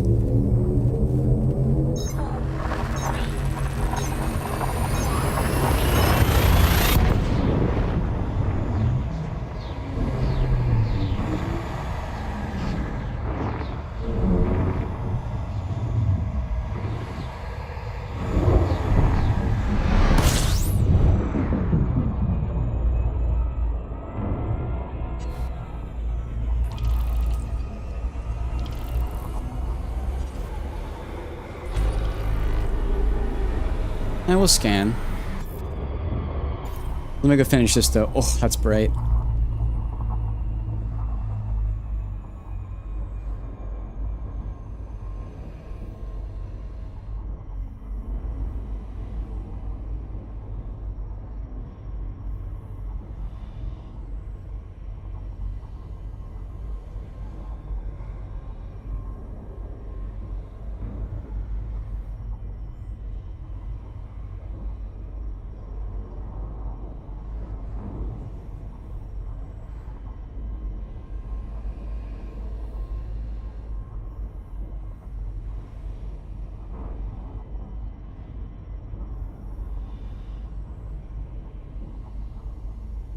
Try that.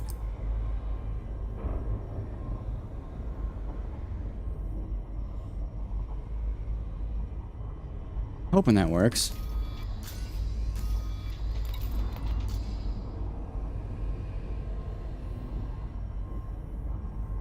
Inventory. Nice. Let's try it. Well, let's scan first. A couple gas giants, and that's kind of it.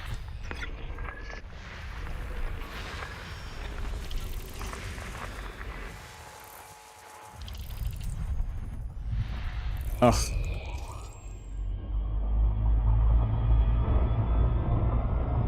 Oops. Oh, jeez.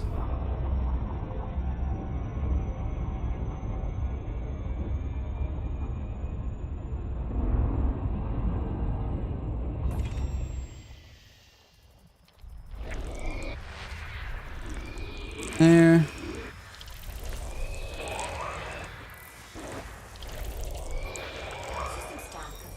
Okay, let's try this. It should auto start my FSD. Frameshift drive charging. Nice. Automating even more.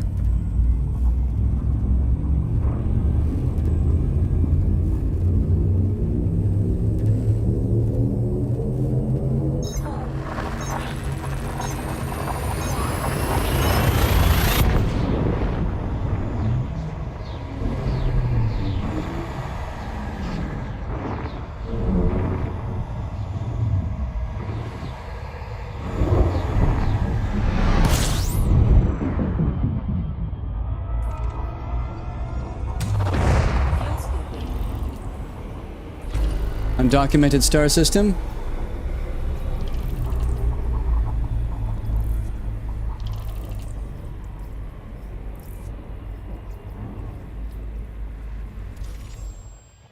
Just some rocky ice moons. Body 3. Neon atmospheric landable nice. with life. Oh, Body 4. Neon atmospheric landable with life. System scan complete. yeah, automation is so nice. Also good, we didn't have to rescan. Housekeeping complete.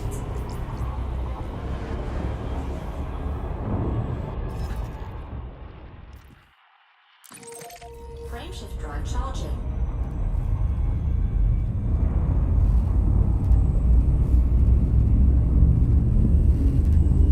If there was a way to make it auto target the next system, like actually like turn my ship to it, I could mostly fly through through voice commands.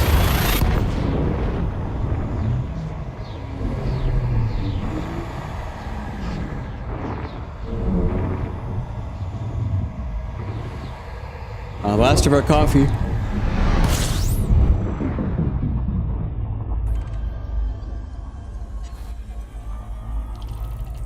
Class F star, undocumented. Fuel scooping. There's a Class F and a Class G. Fuel scooping complete.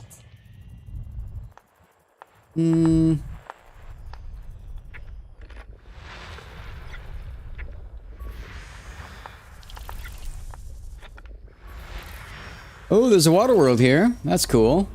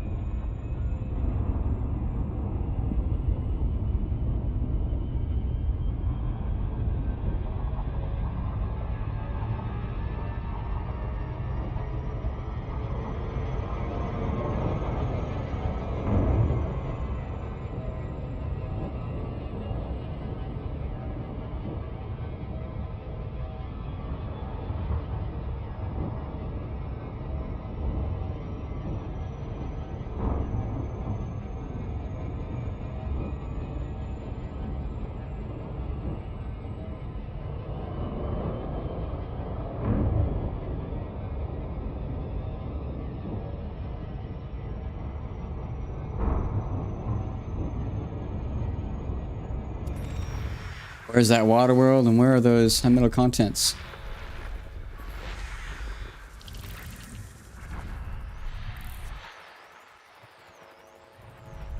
Here they are.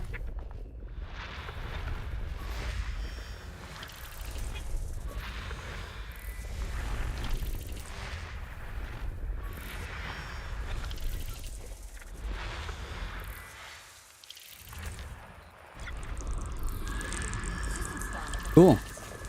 Nothing else here though.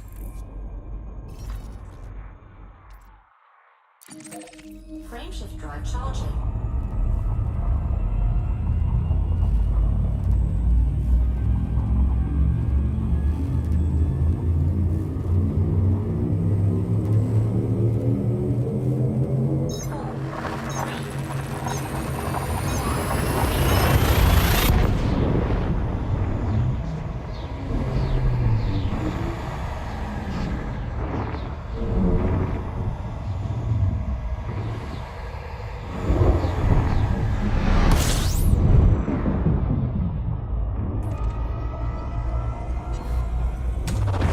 Fuel scooping. System scan complete.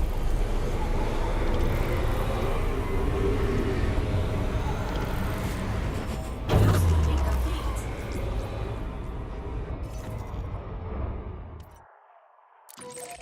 Frameshift drive charging.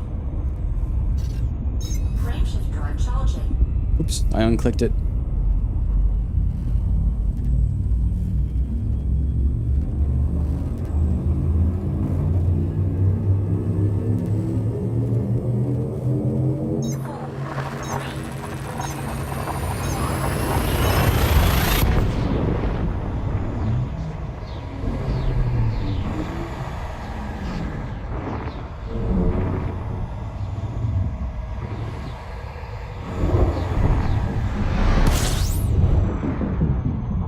Kitari?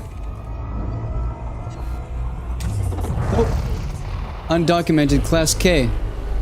But that's all that's here.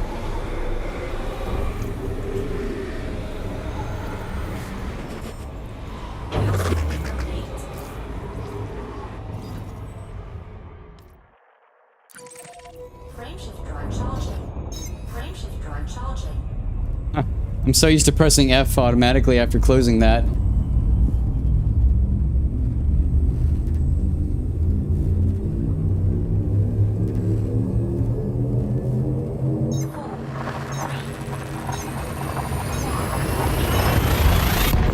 And most of the memory is gonna have to retrade. Whew.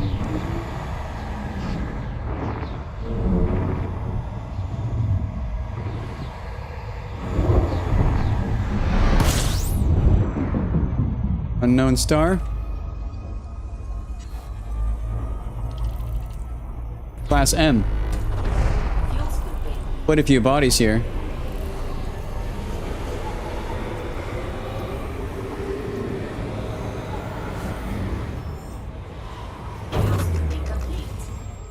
Oh, them rocky ice, though.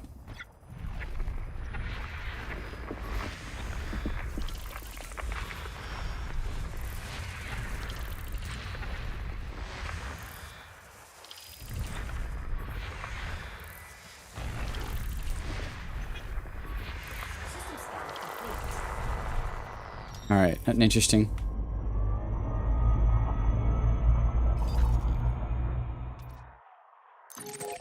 Frameshift drive charging.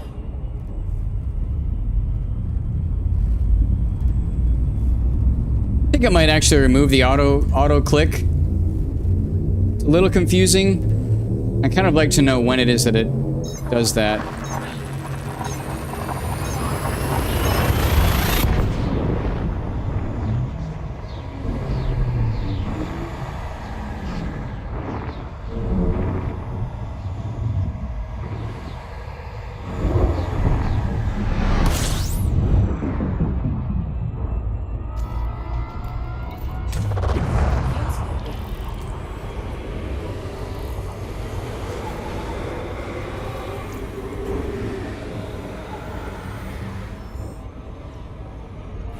Disengaged.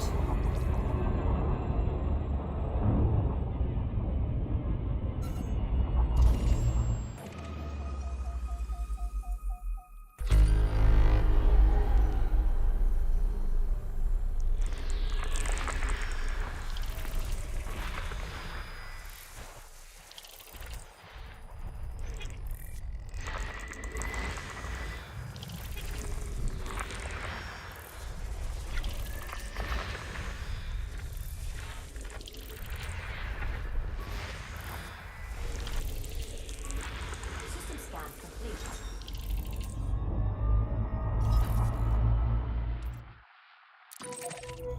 Frameshift drive. Yeah, I think I'd rather press it myself. The tactile feedback of activating my jump drive is important.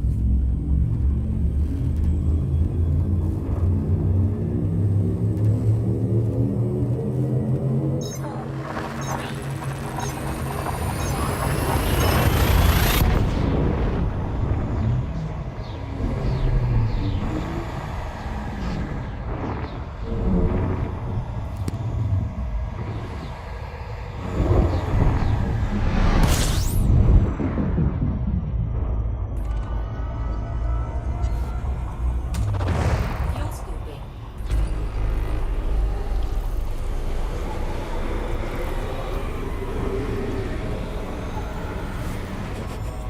Fuel scooping complete.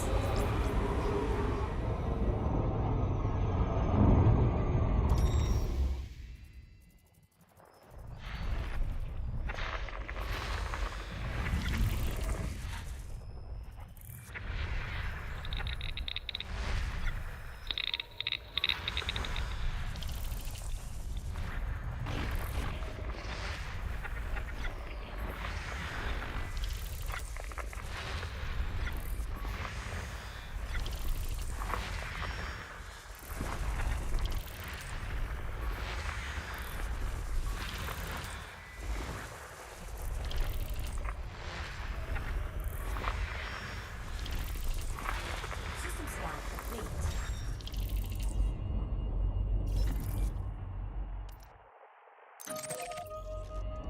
Frameshift drive charging.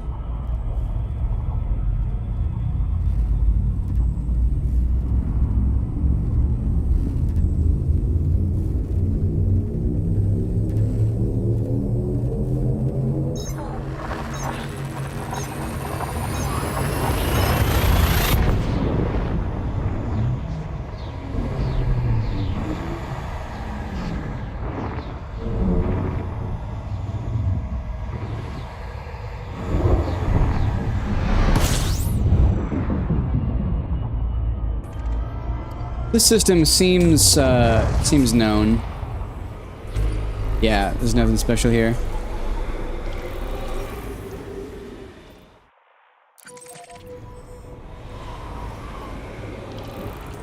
Complete. Frameshift drive charging.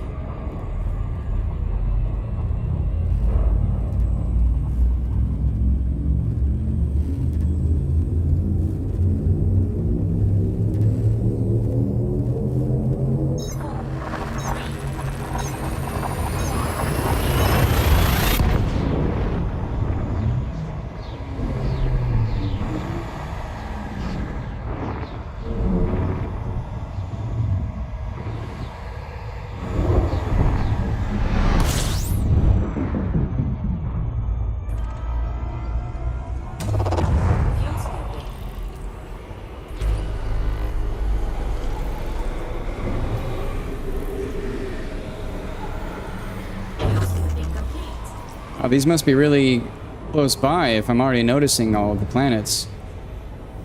Or I've already been to this system.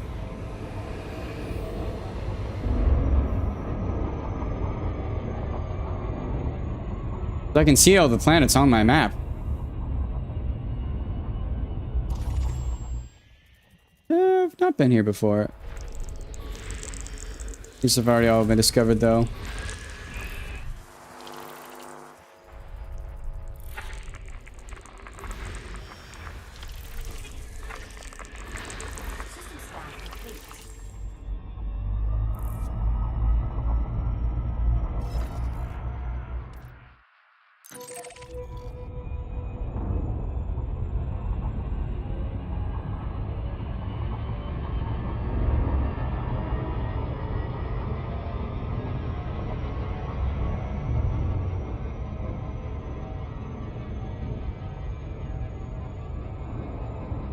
Frameshift drive charging.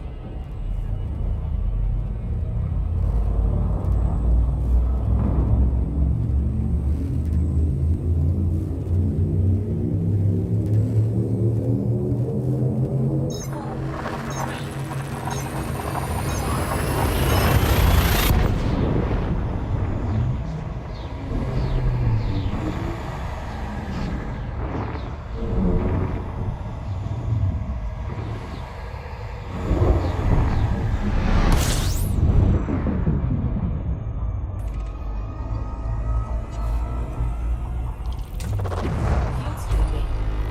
9 bodies.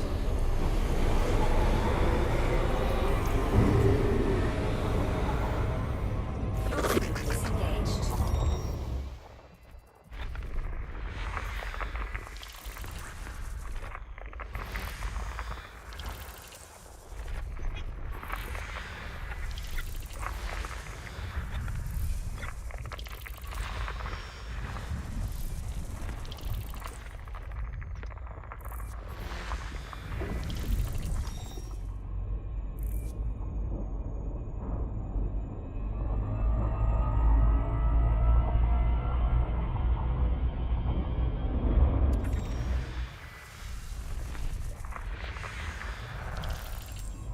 Oh, there's one more.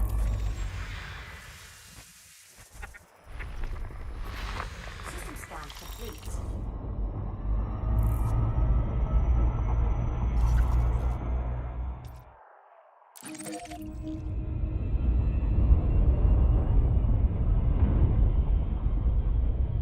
Frameshift drive charging.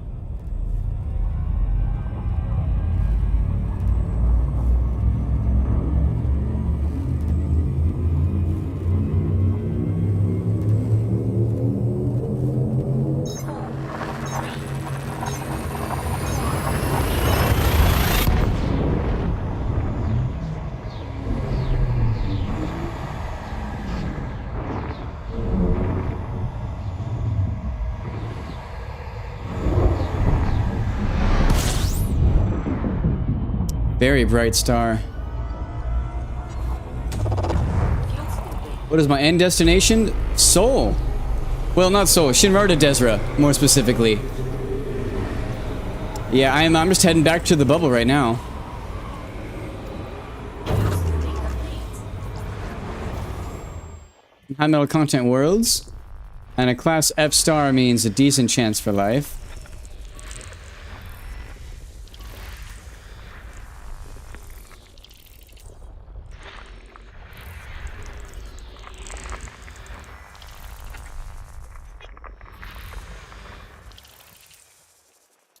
But Cubio, it is Cubio.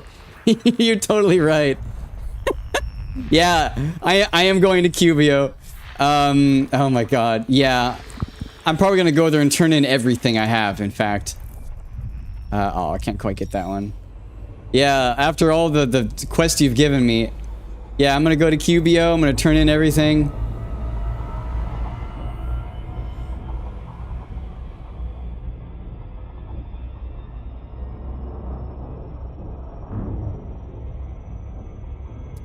Yeah. My current destination is Shinrarta Body Desra. three. But yeah. Sulfur Ooh. dioxide atmospheric Aw. landable with life. It's, yeah, then Shinrarta. Once I get into the bubble, I'm probably just gonna have to find a QBO. But no, it looks like, this body has a chance for Stratum Tectonicus. But it probably won't have it because it only has one signal, and it's probably bacterium. Whenever it's one signal, it's almost always bacterium. How far away is that? Anyways. Planet 3. It's not far. Might as well scan it. Has it been discovered yet? Actually, if it hasn't been discovered, then it's pointless. Or, if it has been discovered, then it's pointless anyways.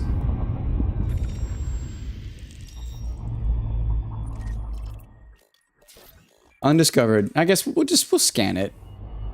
The worst that happens is we waste a little bit of time.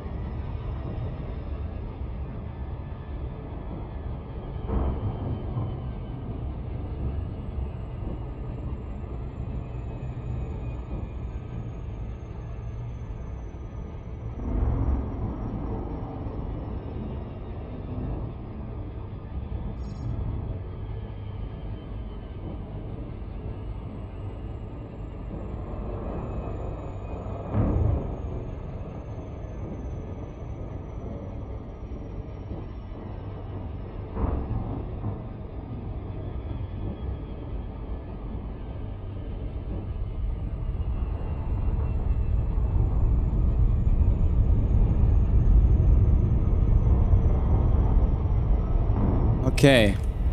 Let's go scan this. Be really nice if it has stratum, but it's quite unlikely. Also really weird to scan when we're so close.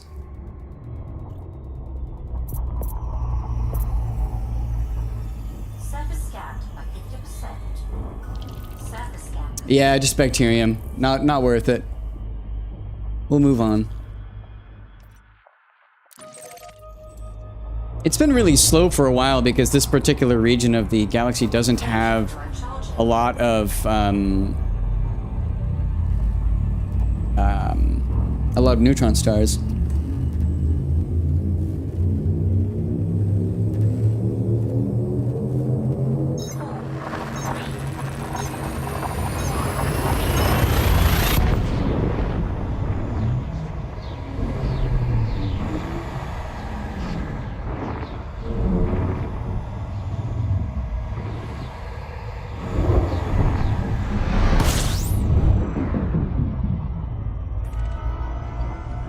Undocumented system.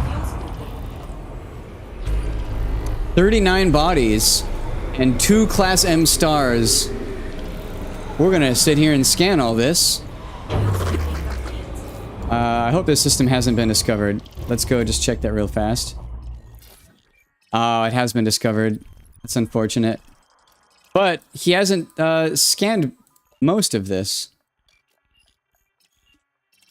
Yeah, there's very little of this that's actually been scanned. 39 bodies is a lot.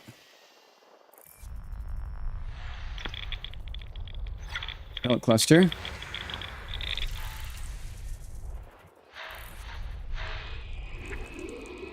Here's the ammonia life giant. Oh no, just a class 1. Never mind. There's a lot of bodies around here.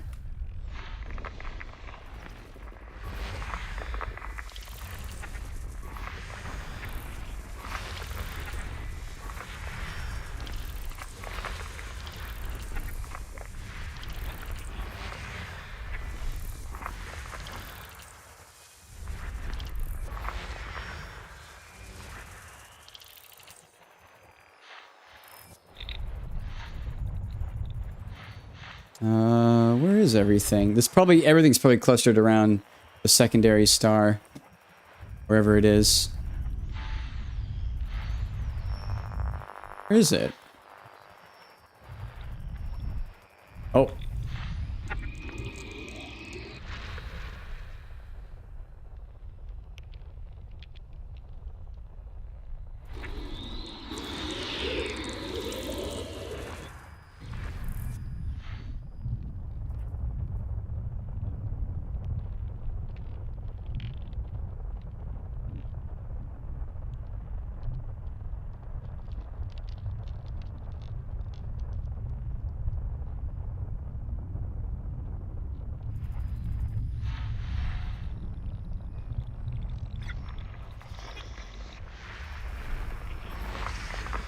Geosigns, that's good news. Oh, okay, cool. Here's more, here's more. We're only not even halfway through scanning everything. Okay, there's a lot of stuff around this, considering how many times we had to zoom in.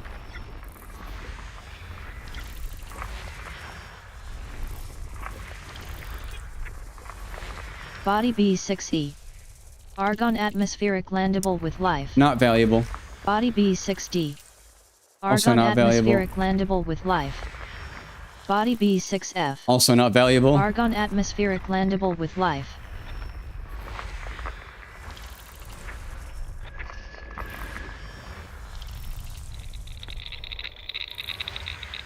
Nice, there's the other belt cluster. Good to have that gone.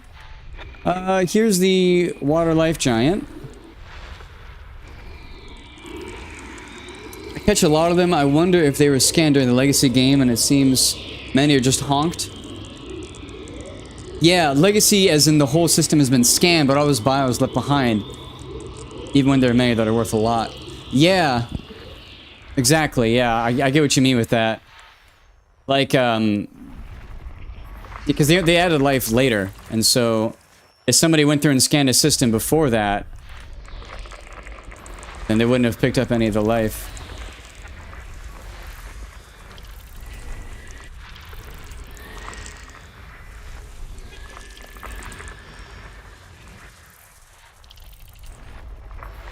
Body B5G. Argon no. atmospheric landable with life. So far, everything in this system has been Bacterium, Vesicula, and Fonticula campestris. Yeah, and none of those are worth anything. They're all just worth 1 million each. So, not worth scanning.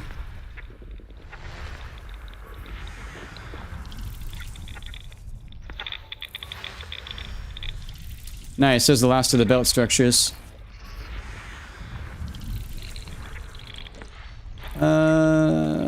High metal content world.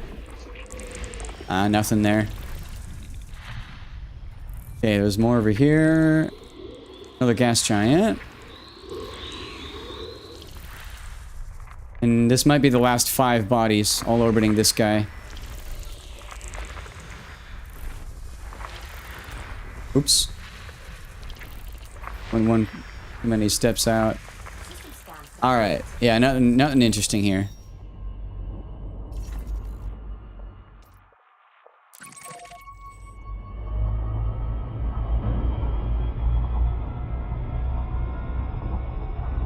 Frameshift drive charging.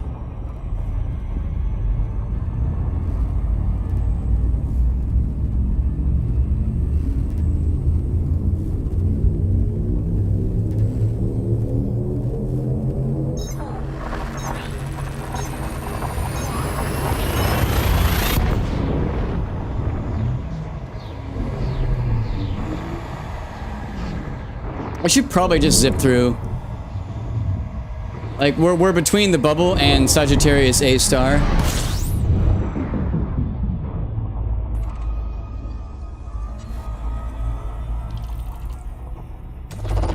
Fuel scooping.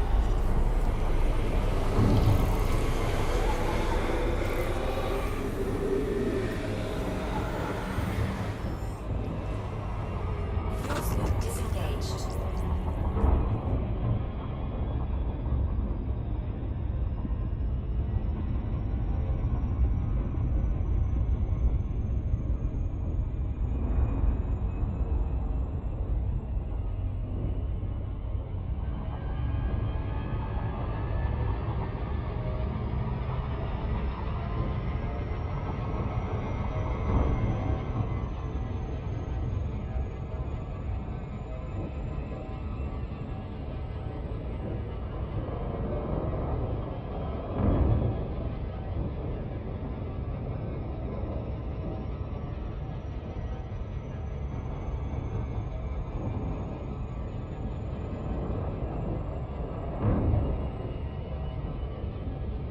What was I doing? Sorry.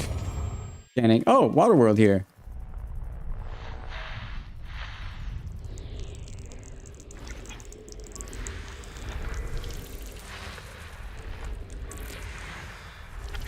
I've been pretty out of it. I've been chatting in Discord at the same time, and so been a little bit only half here. But hey, I mean, the stream, there it is. The stream is pretty chill anyways. This is kind of why I'm doing it.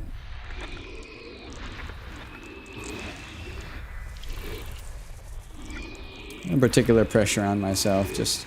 Oh, that's pretty. Very pretty deep blue there.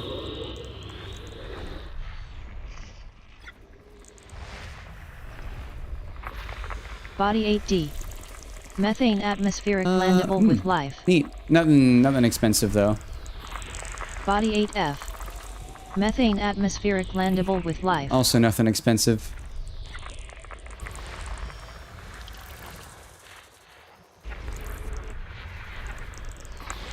Body 8A. Methane atmospheric landable with life. Alright, we get going. Oh, actually, there's more to study. Geosigns? None.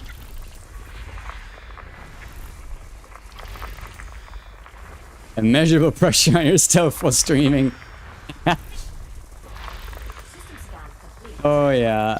Nah, it's more like, I don't know, to some degree, like, I stream because it's fun to chat with people, and that's kind of the main reason why. It's nice to do something while I'm out here in the black, but also, like, I guess there's a little bit of me that feels bad about, like, you know, multitasking at the same time. Maybe I'll watch a YouTube video or whatnot. I guess there is a balance there, but I mean, hey, I guess if people enjoy chatting, that really is the main reason why they're here, and so conversations come up and leave, and I guess it's not really the end of the world if it's a dull few seconds. Yeah. Well, hello there. What a trip you're on. Yeah, what is the graphical system overlay on the left of your screen? I'll show you that. So, the quick answer is that is an overlay that is visible to the stream that I've put up there using OBS Windows, I guess, a window capture.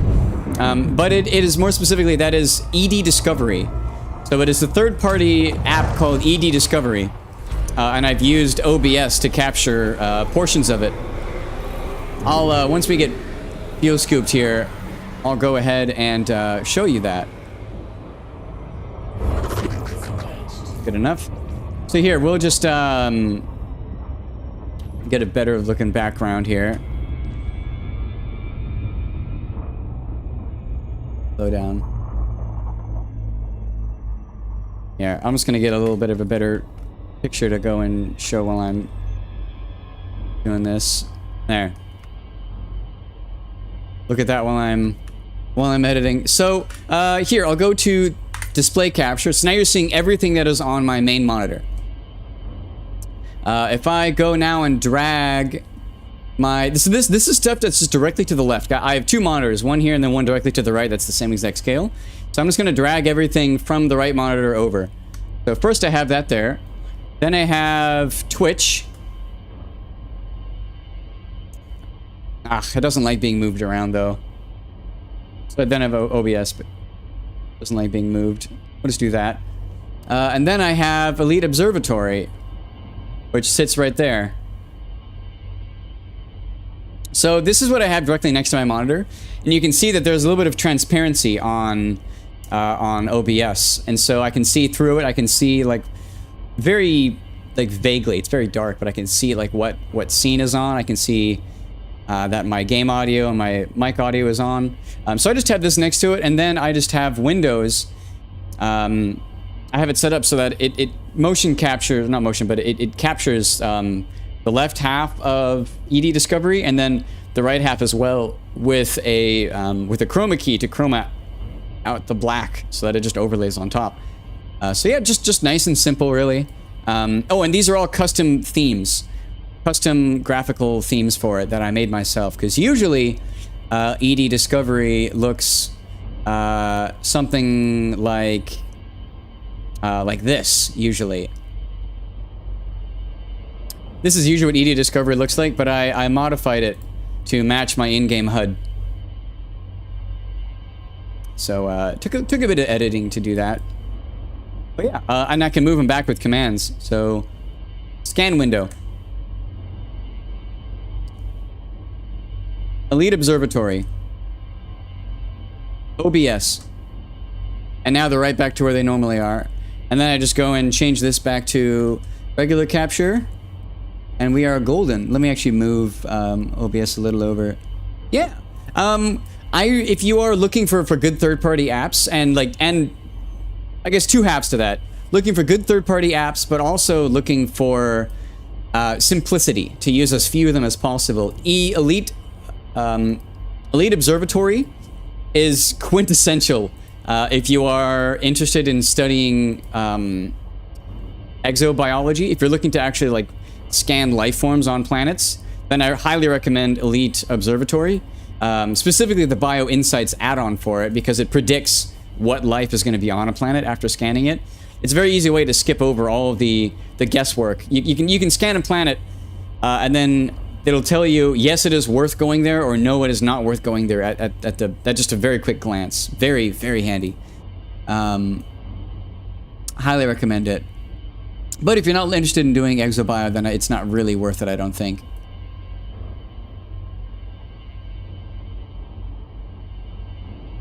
Elite Observatory. 1 second, just moving this back a little. I need to fix my command to move OBS back. It's slightly wrong. But with that, let's continue. Let's keep scanning. Oh, there we go. Now we're back to how we were.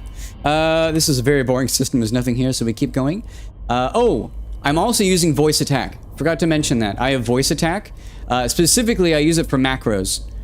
So I can, for example, go and press Alt. Well, M is my map key. So I press M, it opens up my map. And then if I press Alt M, it fires off a macro that will advance my my route one target and then keep going. So if I were to go and just say do that, and it'll advance it one, then it'll paste it up here. There we go. Frameshift drive charging. I also have it for automating repairing my FSD, because that is a little time consuming. More like it's tedious. I use voice attack to get rid of some of the tedium.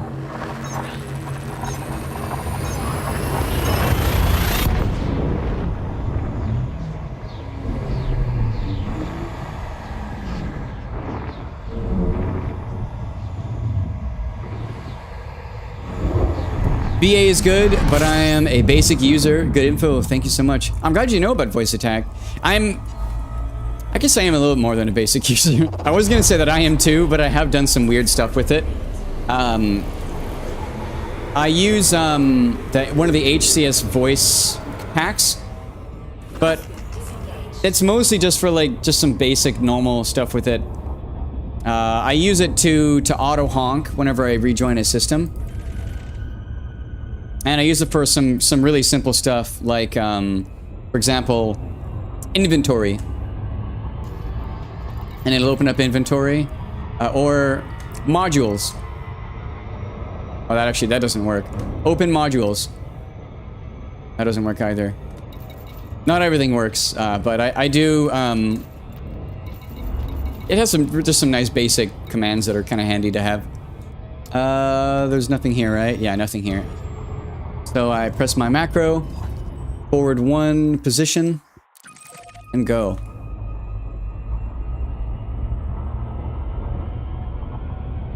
Frameshift drive charging.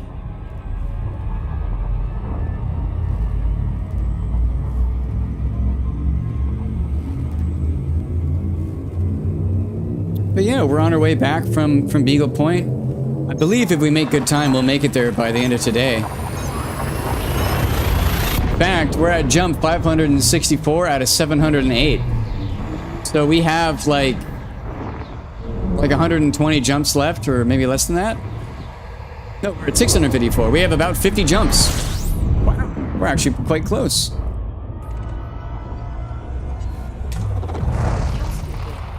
We're very close.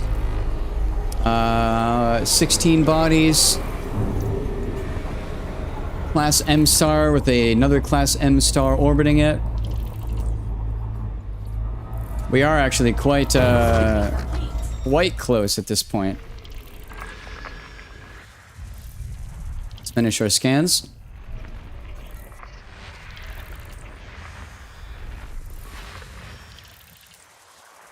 I'm averaging about a jump every minute. That means we should be home within like an hour. If we don't find any more life to scan.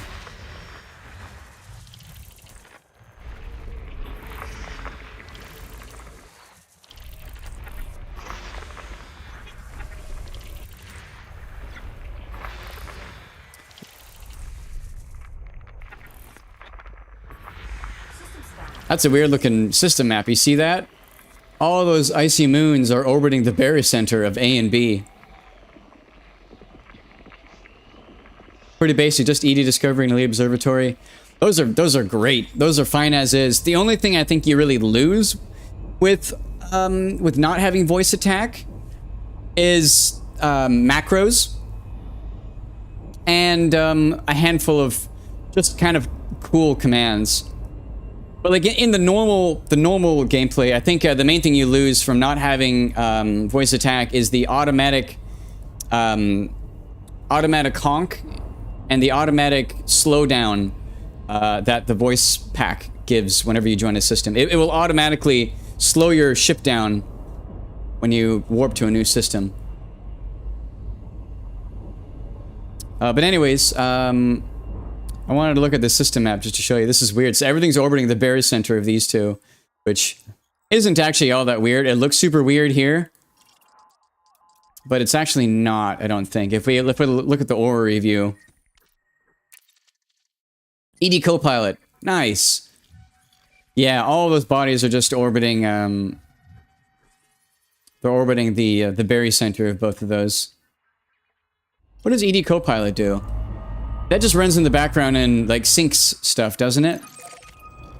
Or is that for route finding? Frameshift drive charging. Forget what all it does.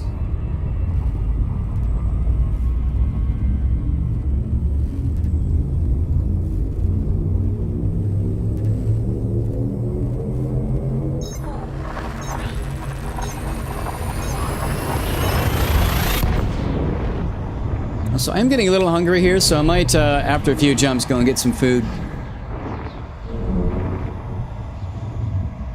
I'll just pause the stream for a second and grab it, and I'll eat at stream with my webcam off.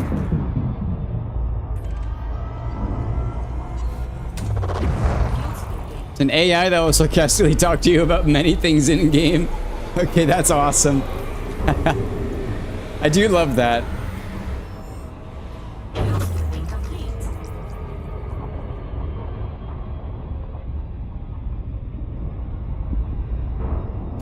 That is pretty funny.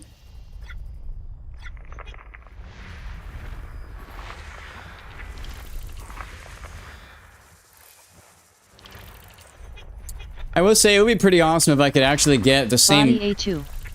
Argon atmospheric landable with life. Not interesting. It would be pretty interesting if I could get the same voice that says fuel scoop engaged, or frameshift drives starting, or whatever it is. It'd be cool if I could get that to be this. If I could get a third-party program to have the same exact voice and the same exact audio effects, because there is a voice pack that I own actually for voice attack that uses the same voice actor as the Eden voice that I use for Elite, but it doesn't have the same audio effects on it, so it just sounds like like a voice actor talking in your ear instead of a computer in your ship, which is unfortunate.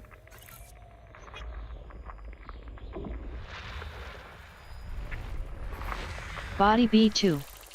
Argon atmospheric landable with life. Not interesting. Body B5.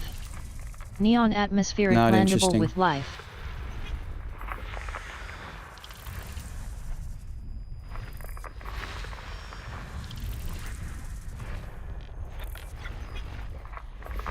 Body A4. Neon atmospheric interesting. landable with life. So whenever you see me looking briefly to the side, it's because I'm noticing more information populated onto my third-party app. Would you guys like to see that, actually? See it populate information to the screen? That might be interesting.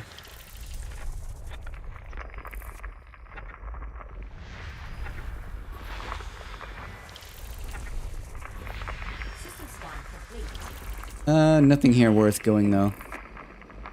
Eddie, a Brit female voice will talk dirty to you if you enable the profanity module. That's wonderful. I love that. That's what AI should be used for. Alright. Macro. Frameshift drive charging.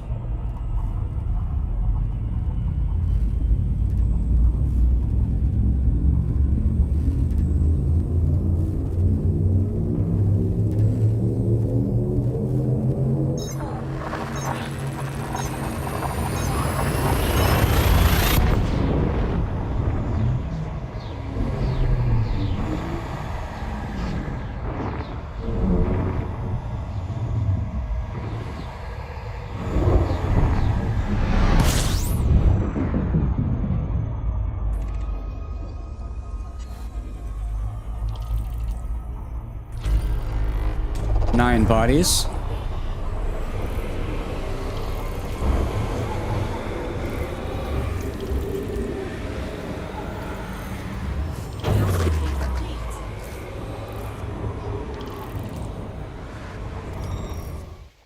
Waterworld.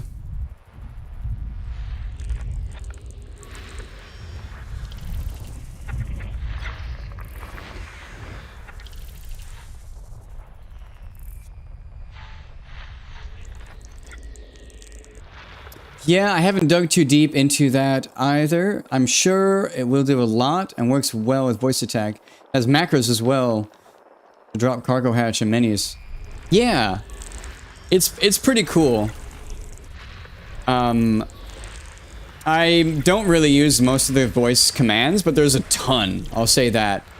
And if you get the paid subscription one, then it has even more. But I don't use that version. Also, here's the water world. Neat.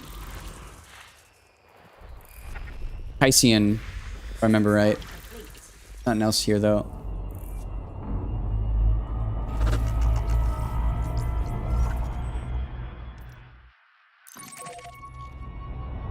Okay, I think I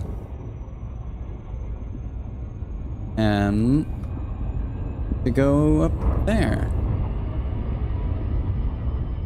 Okay. Frameshift drive charging. Once we land here, I'm gonna go and be right back.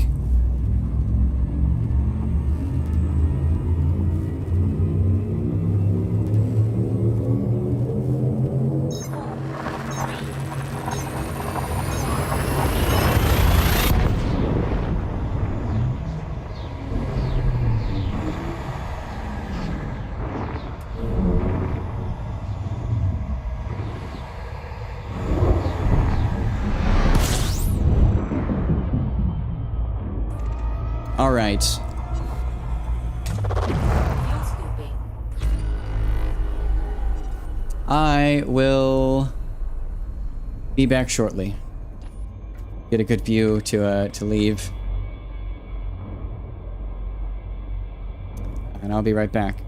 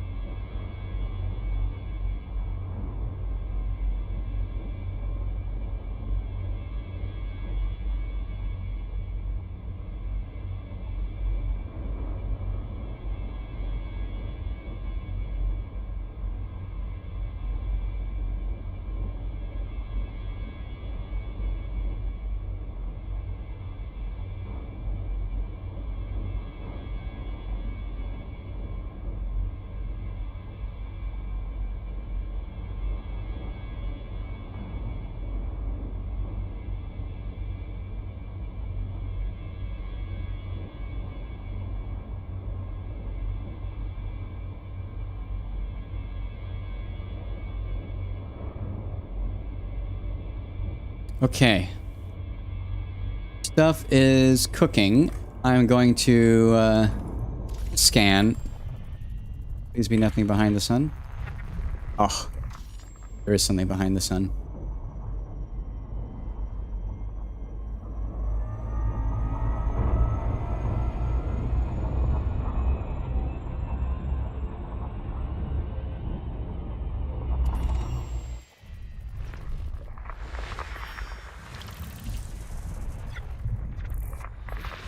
Body 1. Argon atmospheric landable with life. Not interesting, though.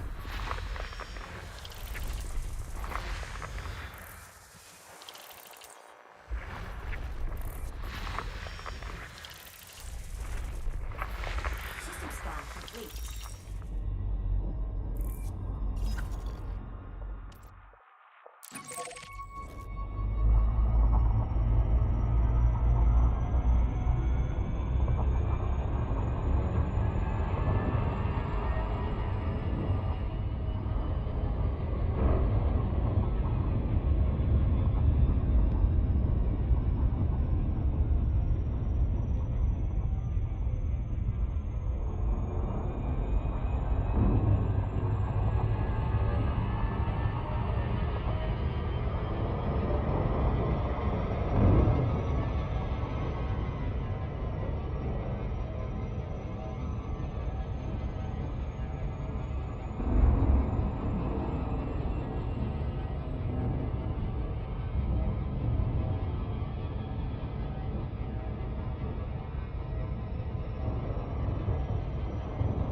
Frameshift drive charging.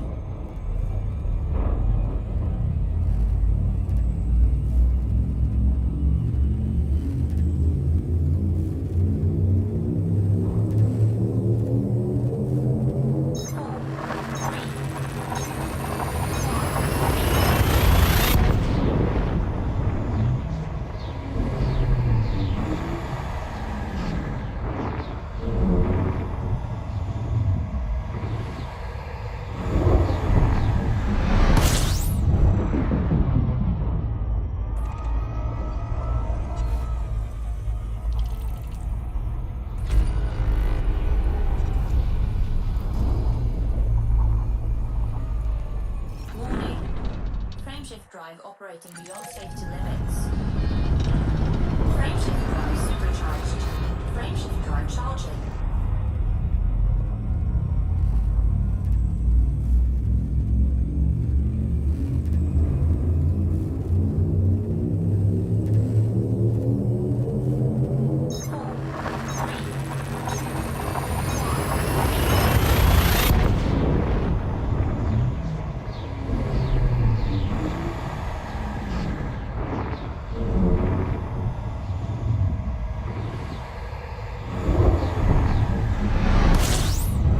Nice to be back on the Neutron Highway. System scan complete.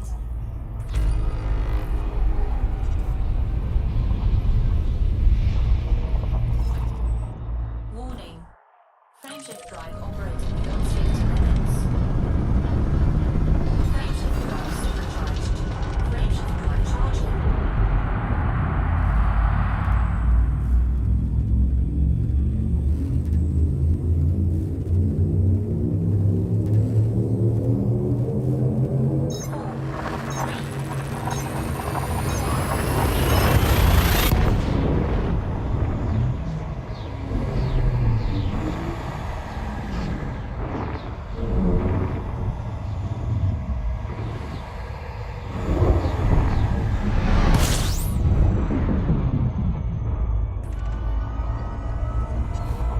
System scan complete.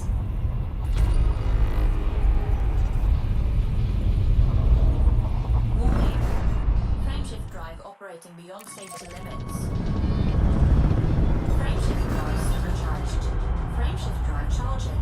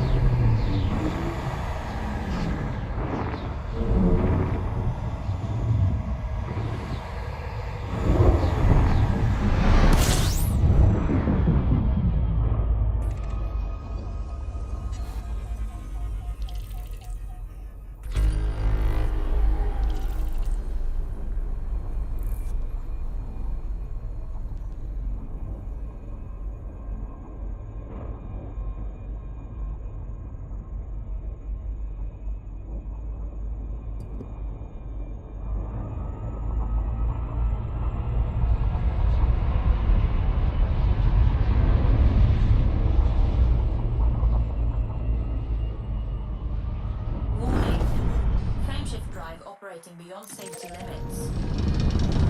Frameshift drive supercharged.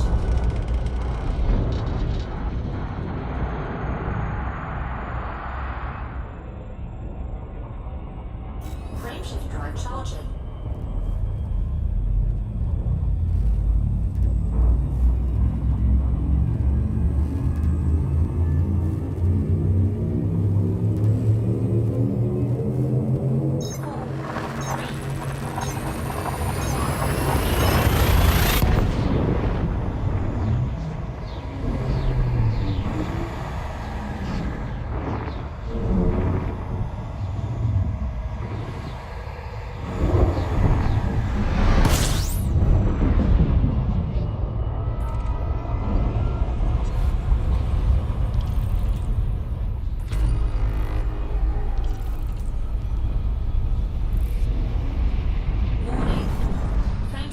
Operating beyond safety limits. Frameshift drive supercharged.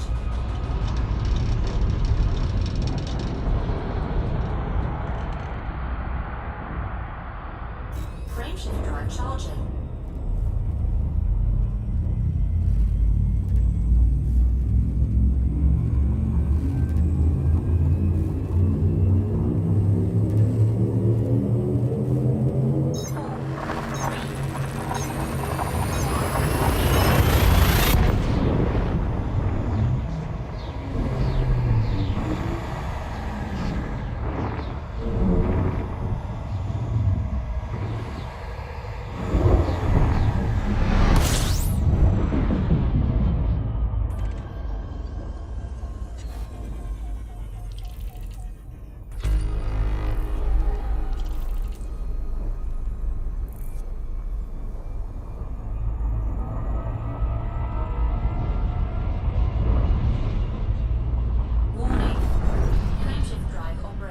Safety limits. The water world here.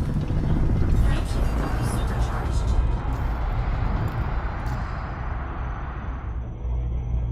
But this has already been discovered, so we'll keep going.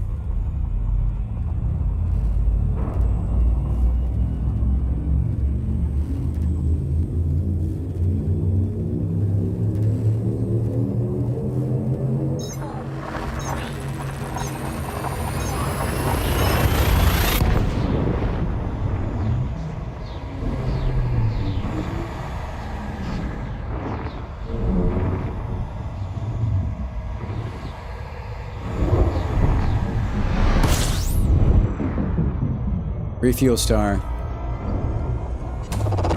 Fuel scoping. System scan complete.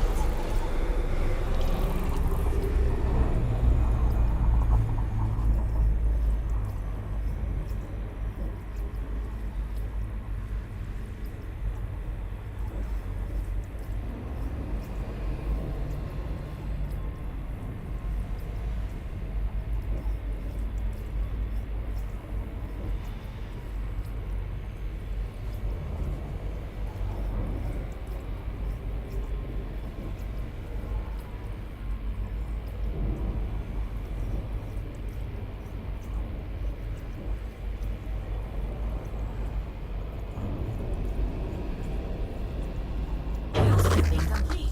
Warning, temperature critical.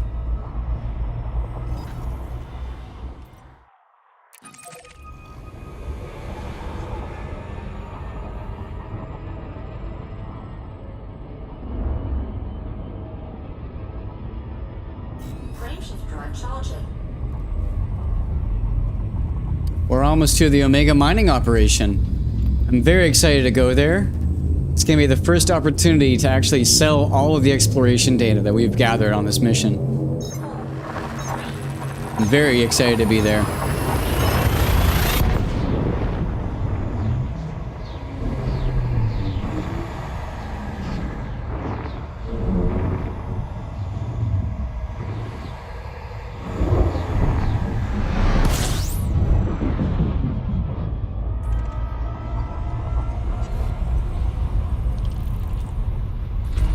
System scan complete. Warning, frameshift drive operating beyond safety limits.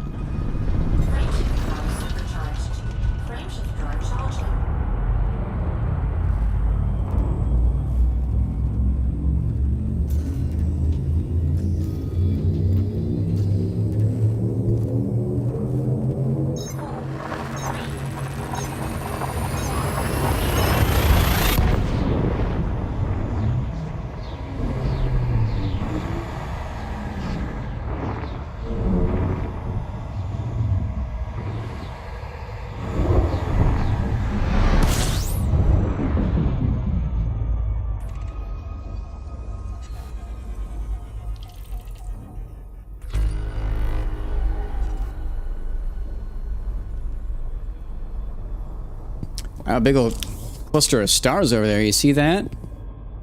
That's interesting. It's gotta be close. Is there a big old cluster of... I mean, not that. That's the bubble. But is there a big old cluster of stars that I can see? Really? There's like a super dense pack of them somewhere within close proximity of us. Let's see, that's the Omega Nebula. Can we triangulate? There's actually kind of a lot of nebulas around here.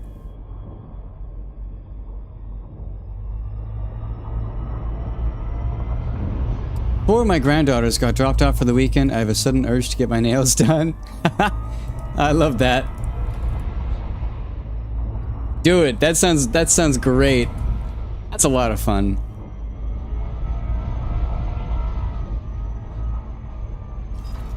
Warning. Frameshift drive operating beyond safety limits. Frameshift drive supercharged. Frameshift drive charging.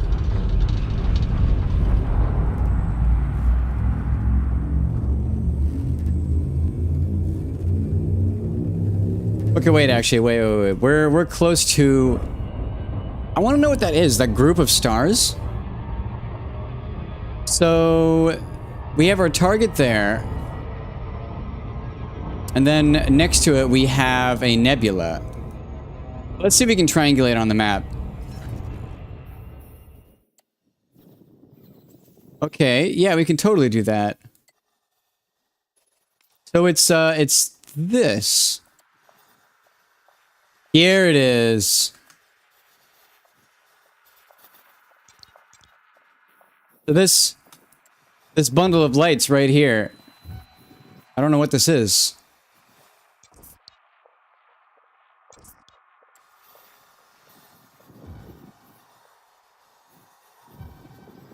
But there's a bunch of stars right there. PW 2010-189. Let's look that up. PW 2010-189.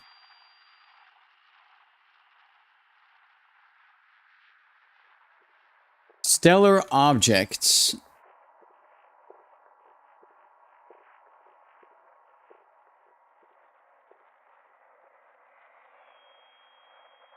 I'm not finding anything.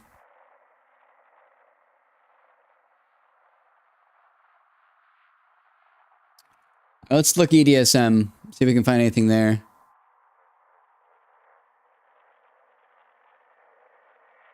No, we're not finding anything there. Elite Dangerous? Oh, I'm searching BW. It's PW, my bad. The PW10 supercluster. Okay, let's read about that. Let's look at it in our non-map view. So this right there is called the PW2010 supercluster. It is a cluster of young stellar type B stars, type B and A stars, lying in the vicinity of the Omega Nebula, from which it evolved a mere million years ago. The cluster holds more than 800 solar masses and is responsible for burning away a good portion of the surrounding gas. Several black holes and neutron stars can be found as binaries, bearing witnesses to the violent nature of the cluster's birth. Interesting indeed. That's cool.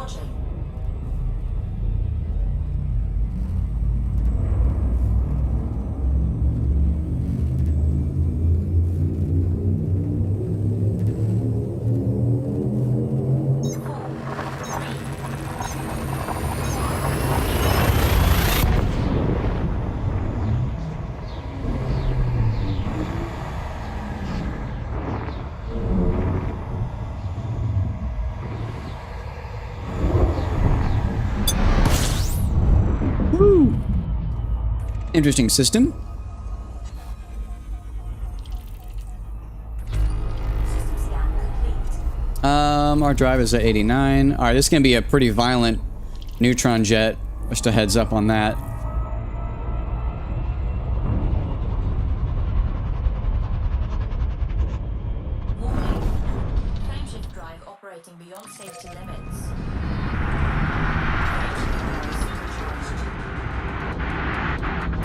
These ones throw your ship around a little bit faster, and so they tend to grab you for longer, which is a little annoying. Frameshift drive charging. They damage your frameshift drive more, just simply because they hold you inside for longer.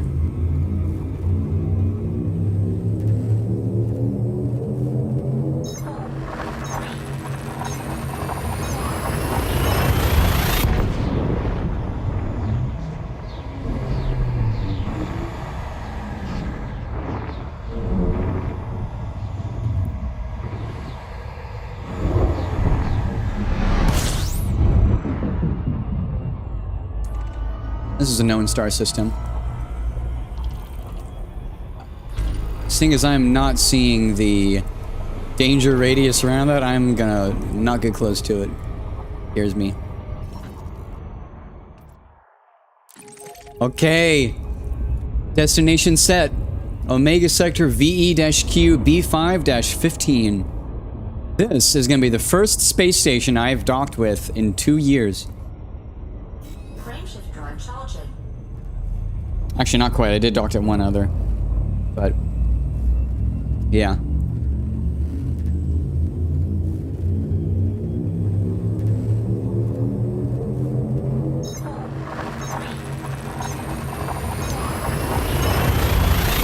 The second space station I've docked to within the last 2 years.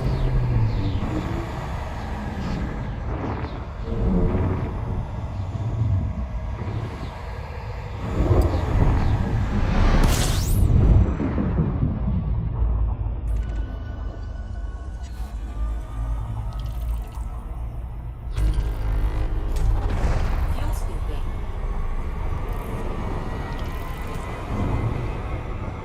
Two surface bases, too. Disengaged.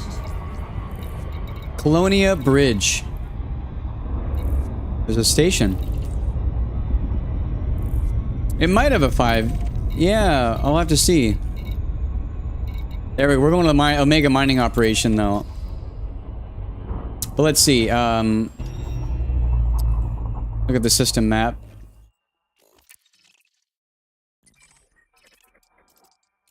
There's someone's fleet carrier. Genomics, Vista Genomics Chaser. Great name.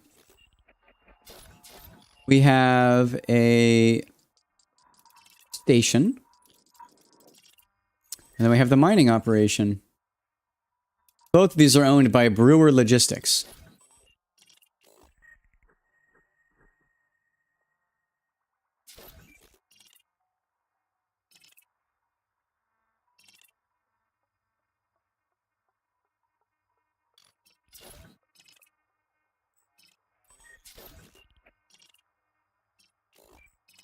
Let's go there. Looks like it might be kind of far. Oh, and it's not bad. Never mind. Look at that deep blue, or deep purple, I should say. That is very pretty.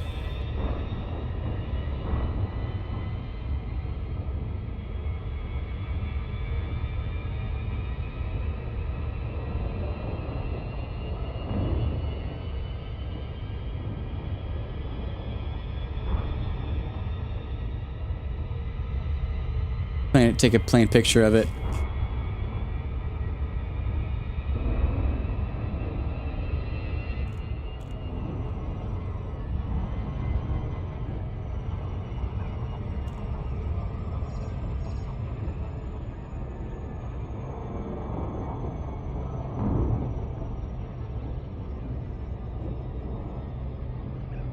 Save as Omega Sector.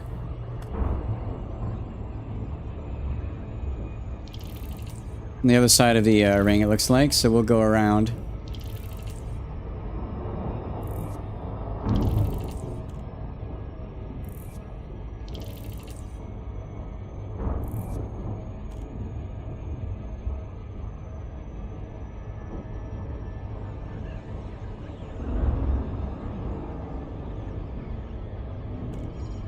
So being so close to a gas giant makes our speed really slow going in and out of this. It's in the shadow right now, sadly. That's cool. There's some guy sitting there. The dolphin of all things.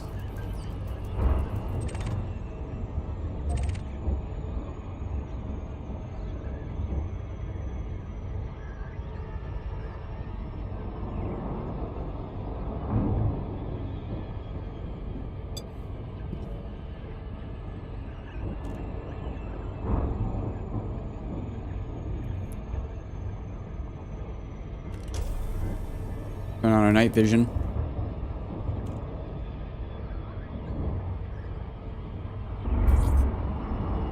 All right.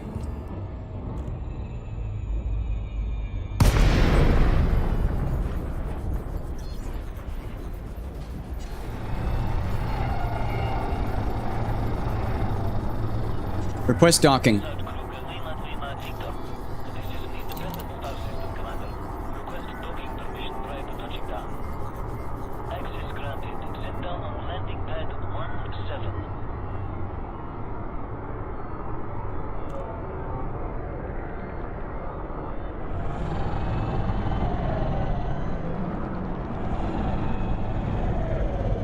A little fast.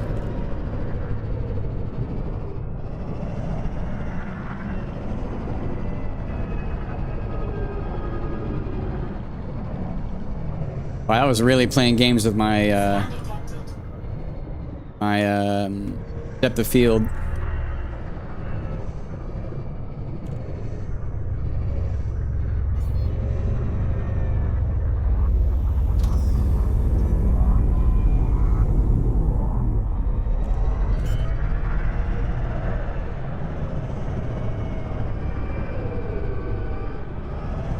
Landing gear deployed.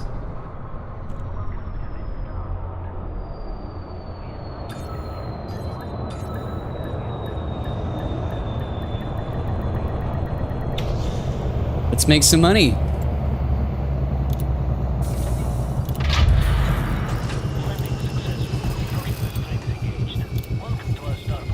All right, we're turning in all of our data from the last 2 years. Oh wait, never mind. It's in lockdown. Why is it in lockdown? Why does it say lockdown?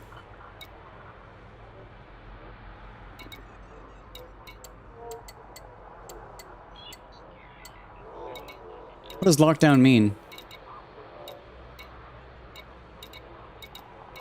We can't even go into our outfit.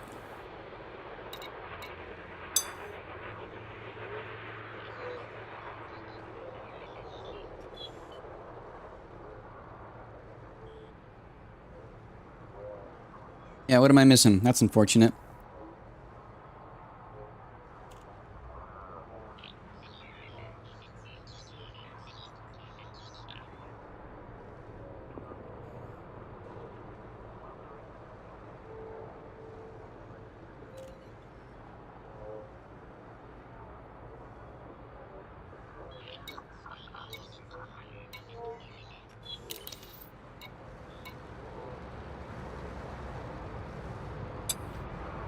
Big local news.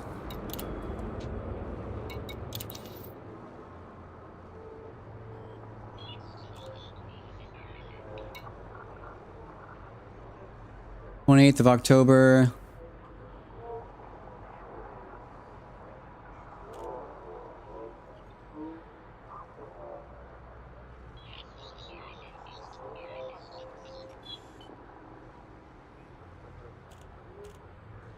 Ah.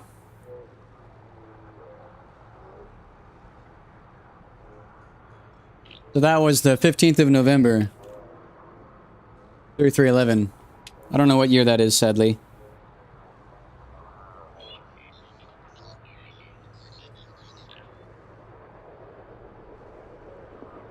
Like an outbreak, you said?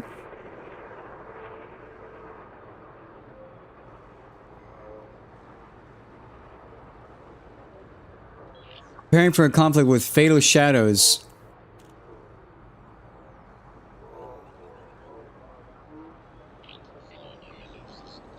Huh.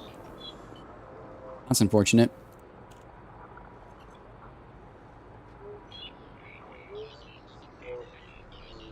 I guess it's that they're preparing for a war, or for a conflict, I should say.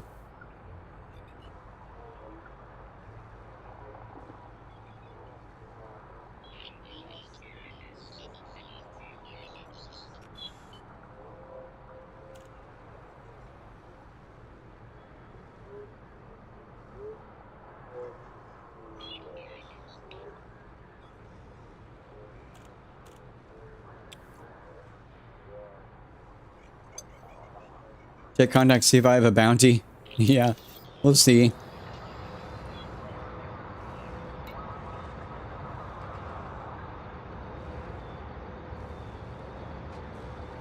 I mean,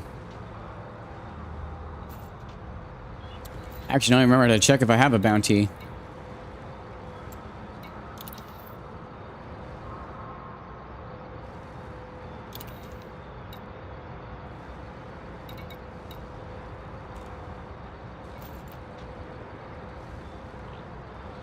Yeah, I'll check the station. That's unfortunate that it's not here. I guess we'll check the station.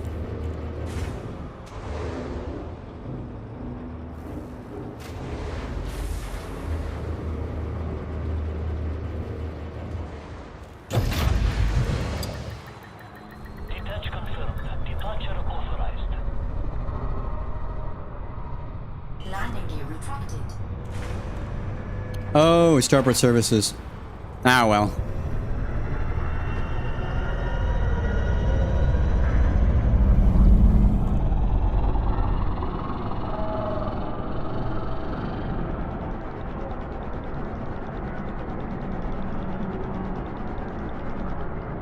We'll just head to the other station. See if anything's happening there.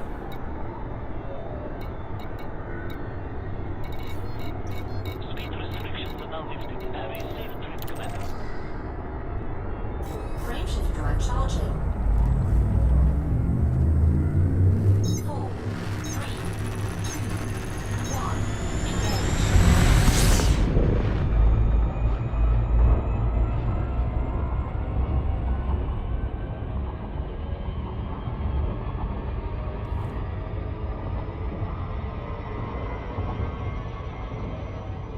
Well, the space station I think is the same faction, and so if I do have a bounty, I can pay it there.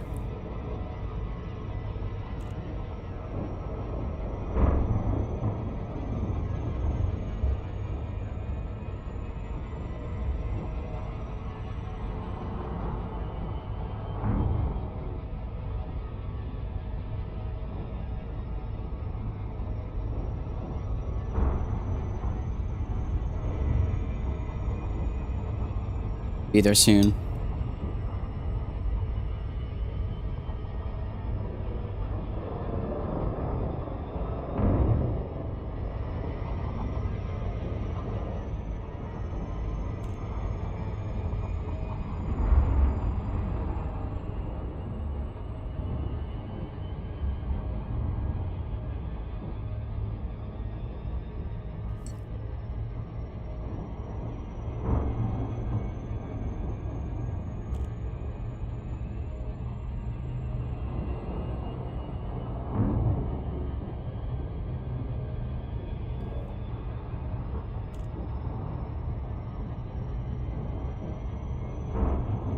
How far from the bubble? Let's check.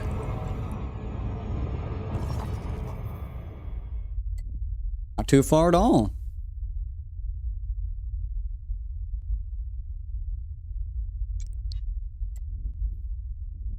And especially, we just got past the a region of space that had no neutron stars. So the next jumps are going to be very soon. In fact, you can actually see we're here. That's the end. This is all that's left. Roughly 40 jumps or so. 40 jumps until we're there. Nice, got a friend request. I'll take that.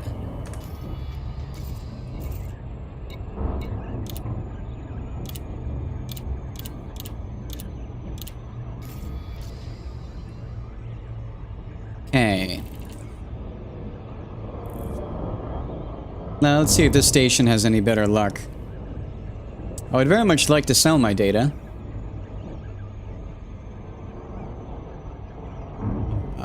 What side of the planet is this on? Or is it between? It's between the rings. Okay, good.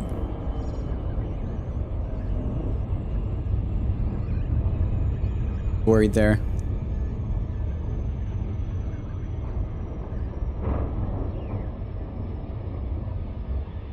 Now this is the same faction as the asteroid base, so it's very possible this one also has a lockdown. But we'll see.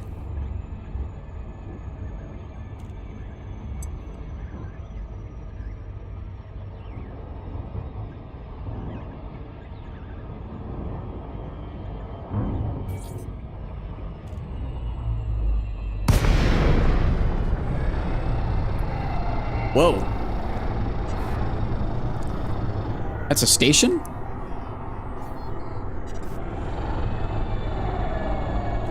That don't look like a station. Request docking. Docking request denied. Ah. What's the reason? Civilian cruiser. Huh. I guess we're not selling here. Oh, that's unfortunate. That. You're running cold. I can't scan you.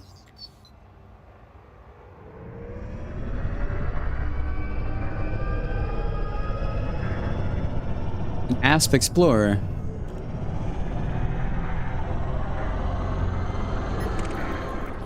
Oh, Asp Scout.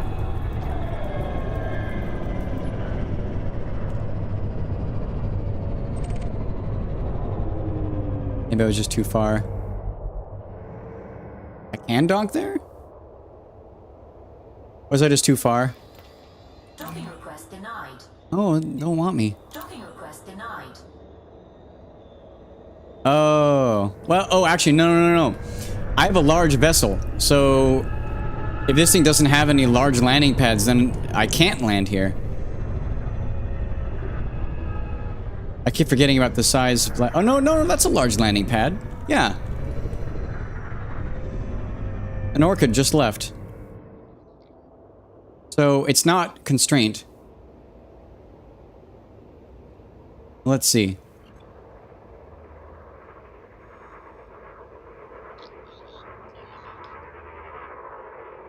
Scan detected. Docking request denied. Ah. Docking request granted. Yes. All right. Yep, you were right. They were just taken.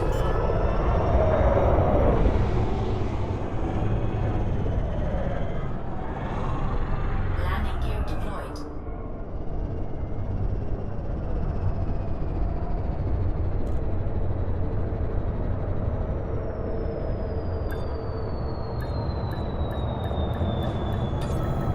Docking successful. Engines disengaged. Lockdown? Lockdown. Rats. Well, do I own, do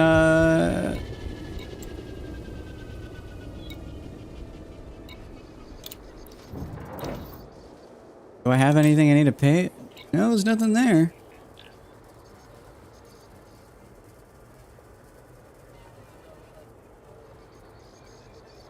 Huh. Well, I'll redeem this at least. Redeem all codex discoveries, right? Yeah.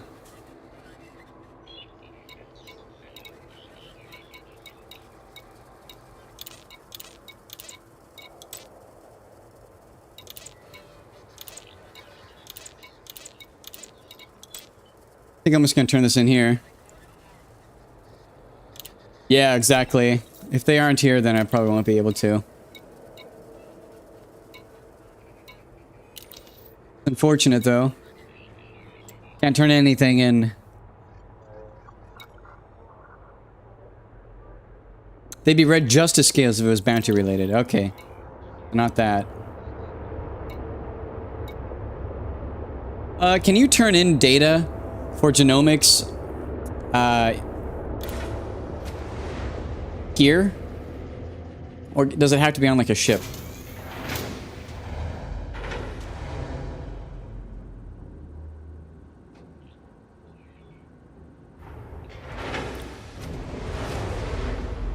If they have it, okay.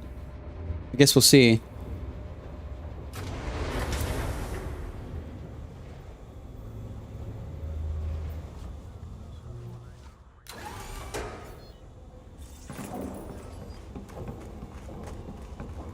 No gravity. Magnetic contact active. I don't think there's anything here.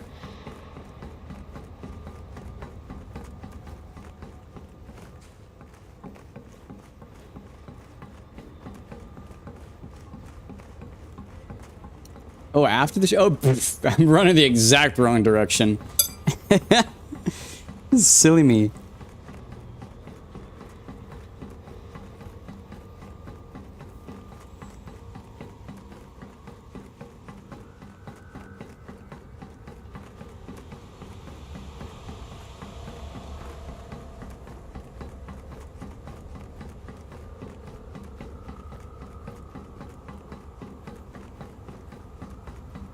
Usually port or aft. Roger that.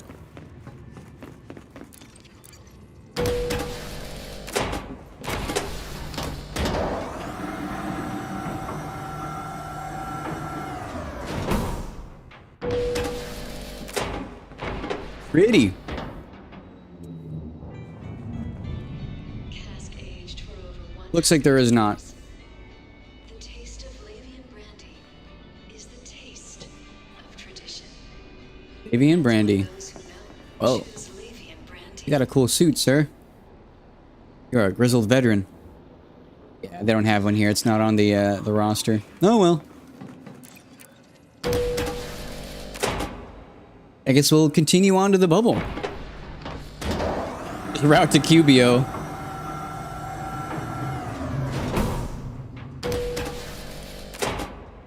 Ah, trash. My goodness. Who takes care of this place?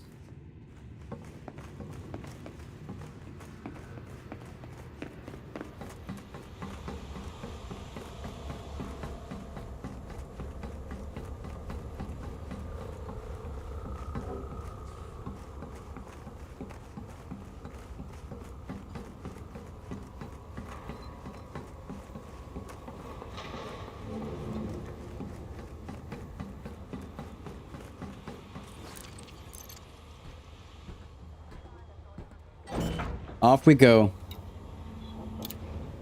Oh.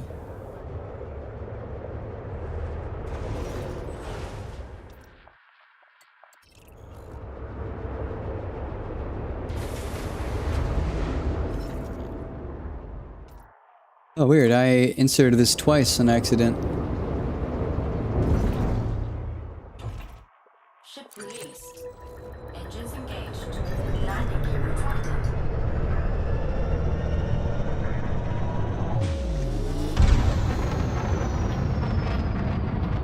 Why do I turn that off? I know there's a way to turn off the artificial bump from boosting.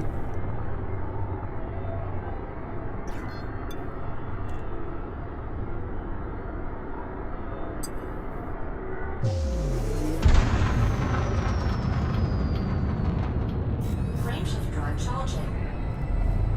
Never mind, actually, I don't know.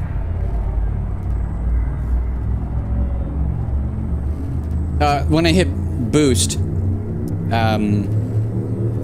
my ship kind of jolted a little bit, and I think it was just because of the velocity I was going at, not because of a setting.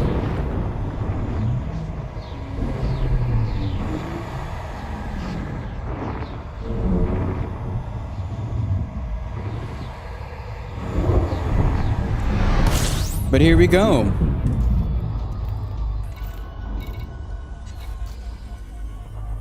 I think it's a neutron highway all the way back. Scan complete. We're just gonna jet on through as fast as we can. Frameshift drive operating beyond safety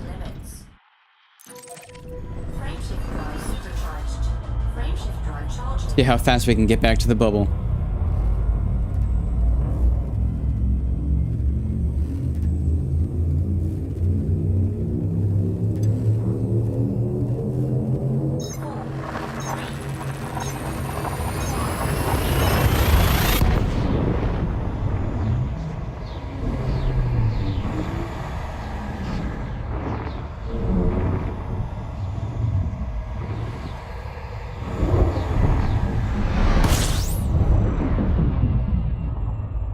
Gonna guess 45 minutes? That seems pretty, I think, pretty good. Yeah. 45, I think, is a pretty, yeah, pretty safe bet. Beyond safety limits. A little bit too fast.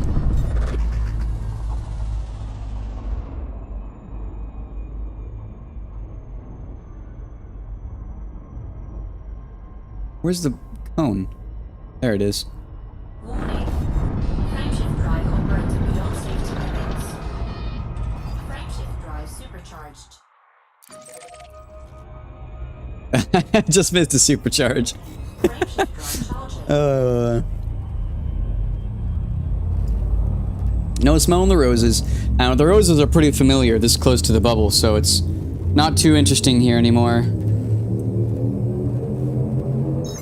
Like, if everybody's seen it before, there's not much point in seeing it again.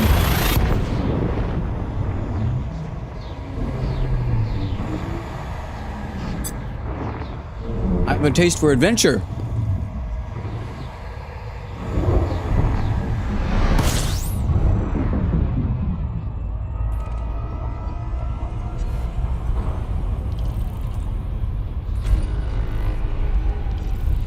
Warning.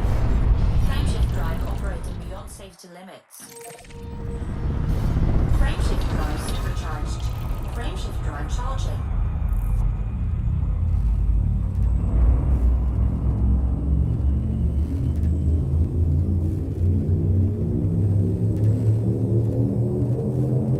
Need to dump 3 missions on the other alt so I can get back to Rogue Limpet and run the 3 I picked up this morning. Another thing. Nice.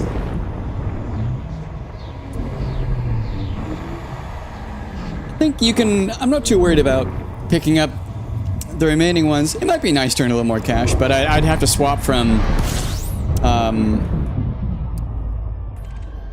public. I'd have to swap from solo into public, and I don't really feel safe doing that this close to the bubble.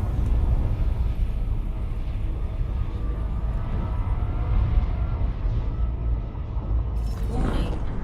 Frameshift drive operating beyond safety limits. Frameshift drive supercharged. Frameshift drive charging. Yeah. It's fine when you're in deep space, but it's scary in the bubble.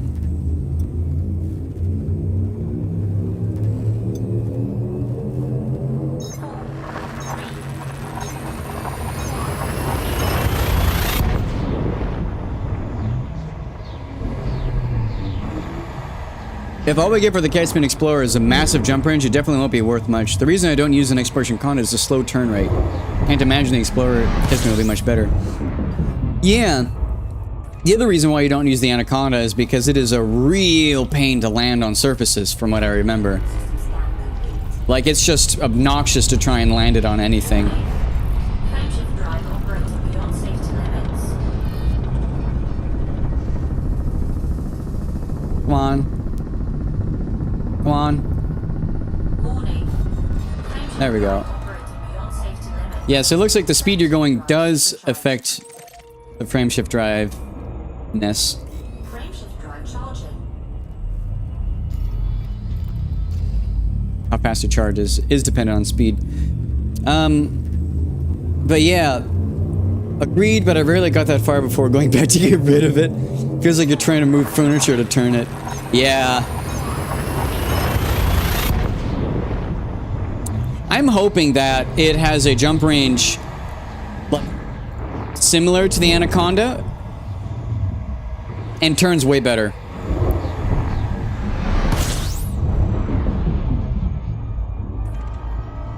But I'll be honestly, like, as busted as the Mandalay is, I will be very surprised if the Caspian Explorer does not have a better jump range than the Mandalay. And that honestly pains me. Frameshift drive operating beyond safety. Because the Mandalay really needs a nerf. Oh, he missed it. Damn it. God, the slow turnaround.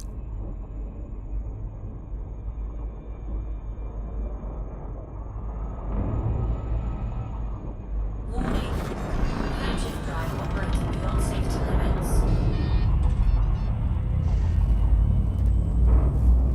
Some kind of special neutron star feature. Yeah, and I think didn't they also say it had something to do with landing on surfaces easier?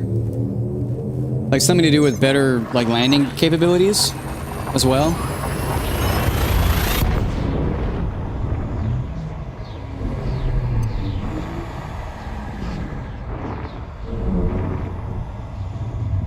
Which is pretty awesome.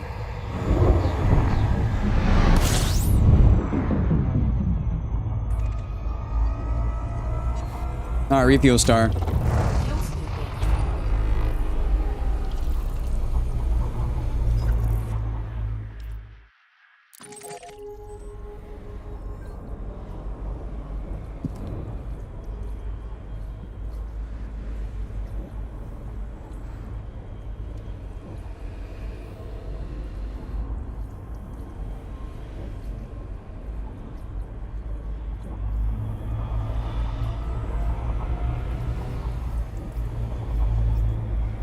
We don't need shiny new toys to do the same stuff. We need new stuff to do what the toys they already have. That is so true. Like, shiny new stuff, neat, but I don't know. Yeah, I agree. Rather have more stuff to do.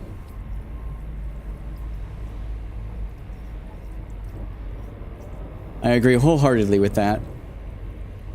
We like having new starships. We do like that. As long as they're, you know, fitting the theme of Elite and not super busted. But more than that, we very much... sorry, I'm having a hard time finding this other star. We'd like more stuff to do.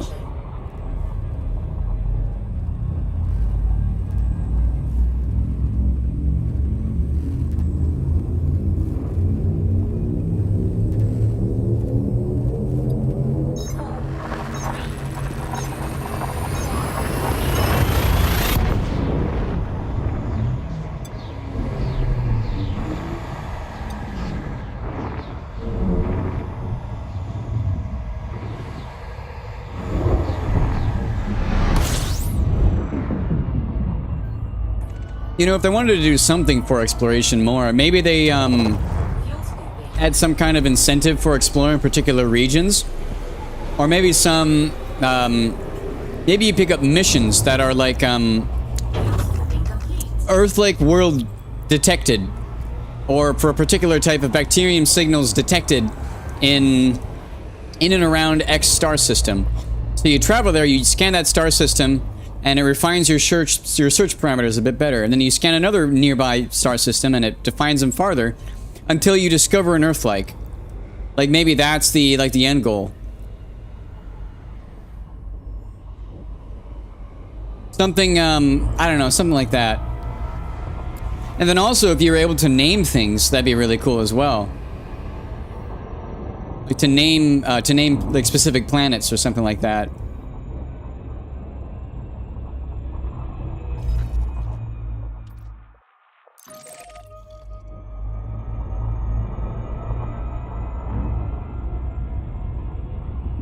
Frameshift drive charging.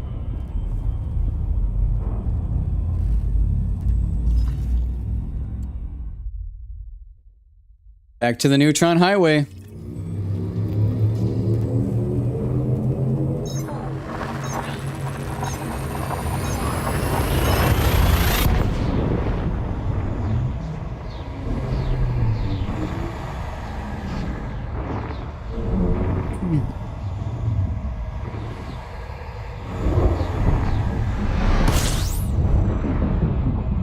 Water world here.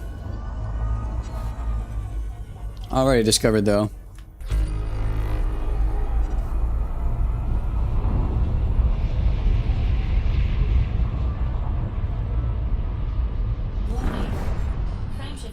operating Pay a few beyond arcs to name systems or planets. Yeah!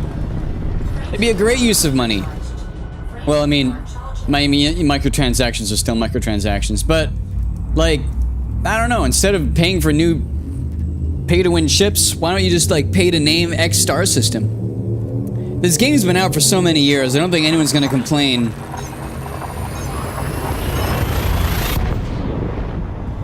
Waterworld, get Kevin Costner's autograph. I'm with you there. Waterworld's a great movie. Also not, it's a terrible movie, but it's great. Actually, it's not terrible, it's just great. I really can't deny that. Good movie. We've still only explored a small percentage of the galaxy. Yeah. Maybe they could add a way to explore nearby star systems without having to jump to that star. Like an improved FSS that lets you scan into nearby star systems. Frameshift drive operating beyond safety limits. That'd be kind of cool. Frameshift drive supercharged. FSS overcharge lets you scan all Frameshift drive charging. ships within like your jump range or something. I don't know. Or scan all nearby systems. Galactic Super Cruise. That'd be so cool.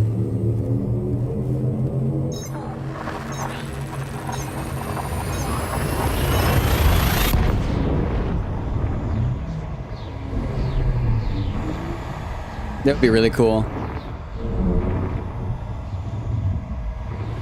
You know what that could very well be? A Guardian frameshift drive overcharge. Guardian frameshift drive booster overcharge. It just lets you fly around in witch space. Oh, that'd be so cool. Oh.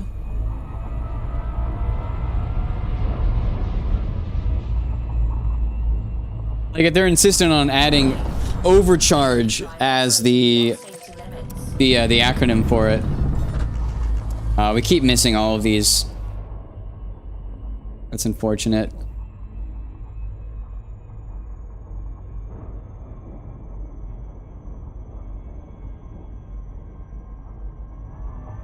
Warning.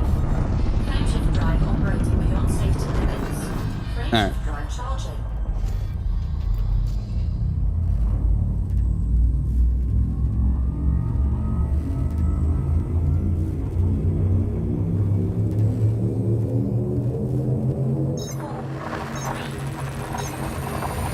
Yeah. It'd be a new version of the Guardian frameshift drive booster. Or Guardian frameshift booster, I should say. Yeah, Guardian frameshift drive booster. Charge.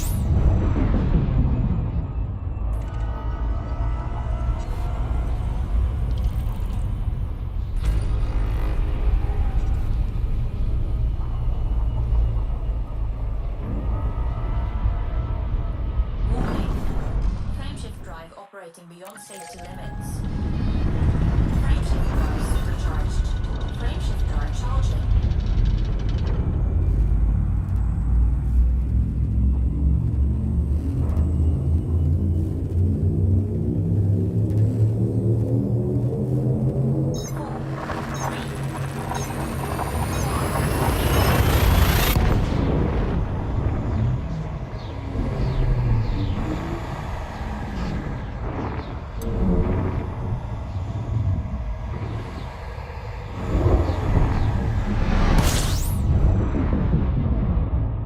Give up 10 knot your jump range for Galactic Super Cruise. Yeah.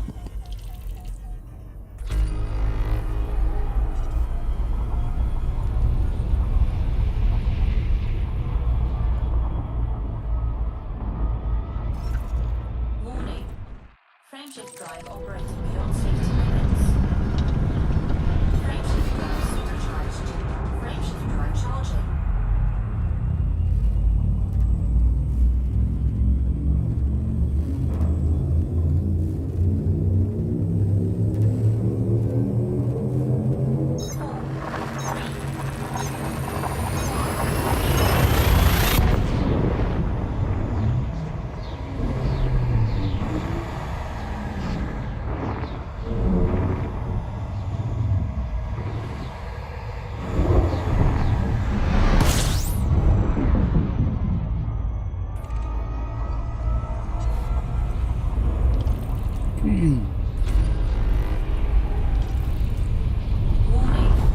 fast, but I think that's okay. Beyond safety limits. Frameshift drive supercharged. Frameshift drive charging. Good boost.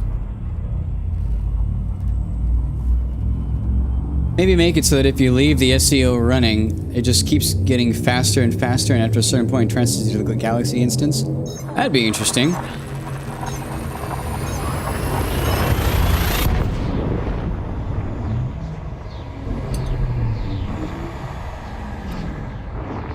That is true. Once you get far enough away from, like, a system, you're no longer mass locked by the star system and its surrounding bodies. It just could accelerate you farther and farther the same way that it does so right now. Warning. Frameshift drive operating beyond safety limits. Frameshift drive supercharged. Oh, whoa, why can't we jump there?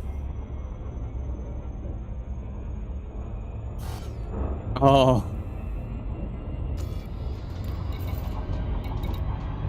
We're at 266.53, that's 269. That's unfortunate. Weird error in my route plotting there. Frameshift drive charging.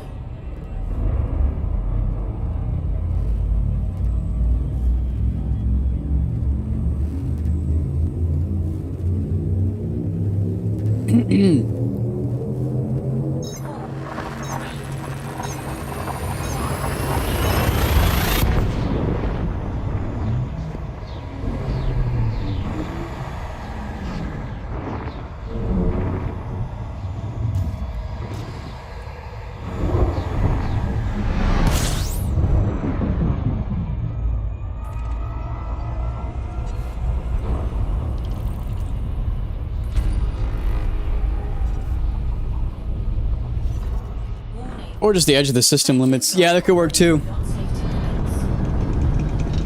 Frameshift drive supercharged.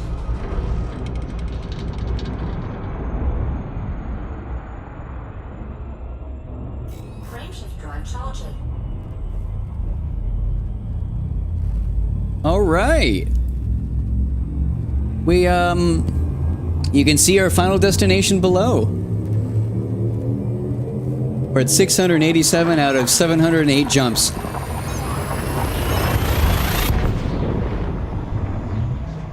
How many light years distance are you taking in Galaxy Super Cruise? However many you stay until you run out of fuel.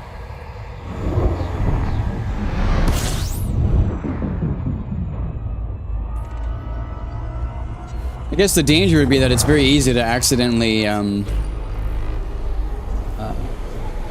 One second. What is up with our route finding? We're doing okay, yeah. Okay. Little mistake here.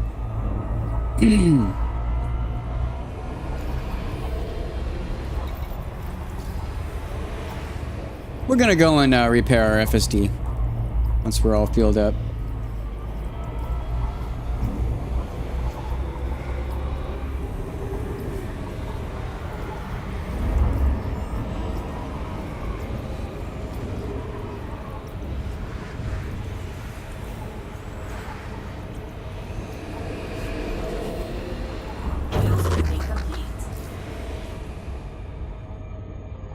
This is an empty system, right? Yeah.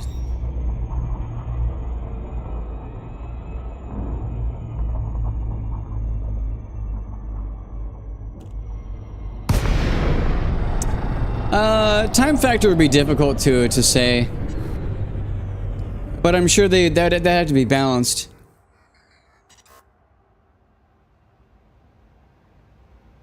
The idea is that I suppose it's I don't know, actually. You'd have to balance it against frameshift drives.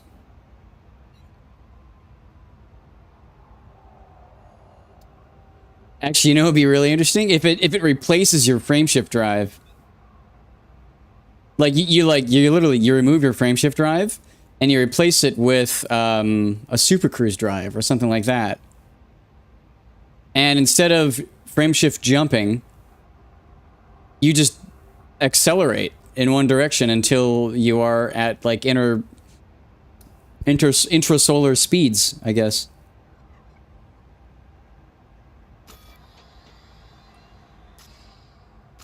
Could be interesting. Repair FSD. Oh, that didn't work. Why not? This crash? No, weird. Repair FSD. I guess the command just didn't work. Power plant capacity exceeded.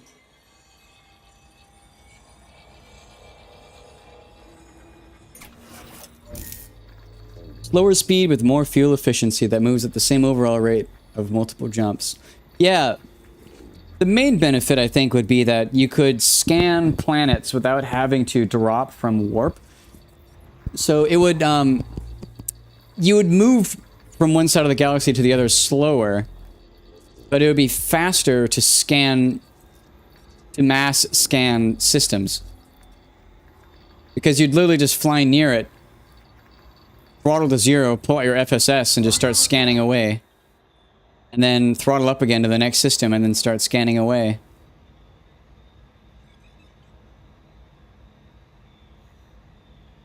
That'd be interesting. Reset FSD.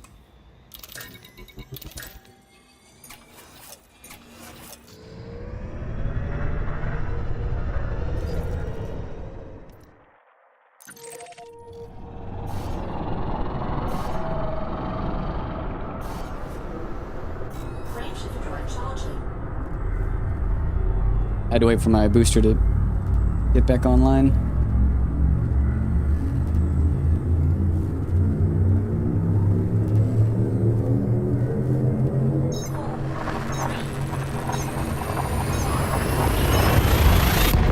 So it would either be a complete replacement for your frameshift drive,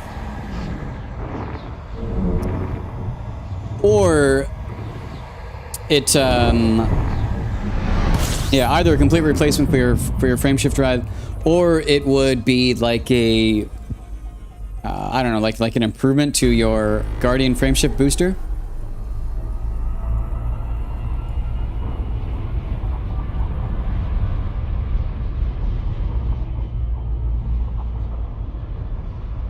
Warning. Frameshift drive operating beyond safety limits. Frameshift drive supercharged. Frameshift drive charging.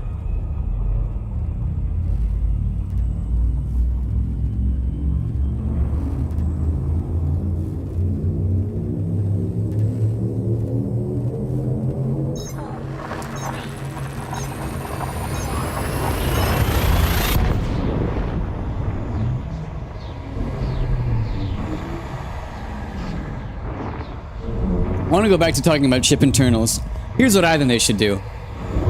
Quarterly, have a community vote for what ship they should work on next. For internals. Or maybe more broadly, what manufacturer they should work on next. Warning. Frameshift drive operating beyond safety limits. Then, quarterly, after that quarter's over, they add the next class. They add that next internal, whatever ship or faction, and then they work on the next vote. They vote on the next faction to work on. And then, for an actual reward and for monetary gain for the company, they add like paid cosmetics that you can buy for your ship, as well as earned cosmetics from factions and from exploration and similar. As well as benefits like being able to repair your hull without using limpets.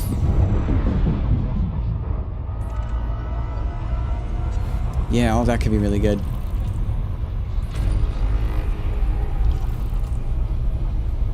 Warning. Frameshift drive operating beyond safety limits. Frameshift drive supercharged. Frameshift drive charging.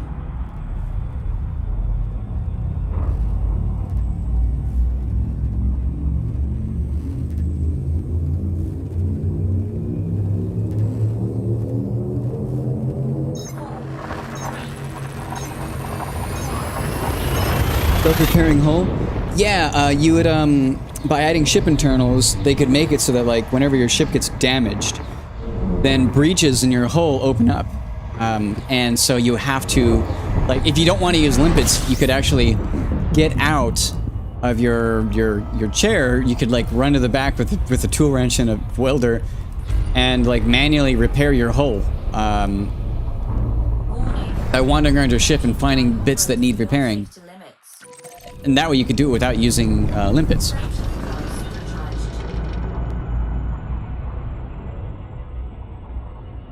They'd make it in another addition to Odyssey, so you'd then need to buy Odyssey. Another reason to get it. Frameshift drive charging. So, yeah, paid cosmetics and benefits to exploring. And similar. They could even make it so that, like, synthesizing stuff is cheaper if you actually physically go there instead of using the control panel. Like, you go to the synthesis computer by physically walking over to it. Ooh, cool system. Also, a really hellish neutron star.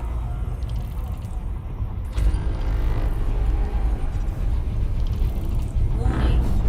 Frameshift drive operating beyond safety limits. Frameshift drive supercharged. Frameshift drive charging.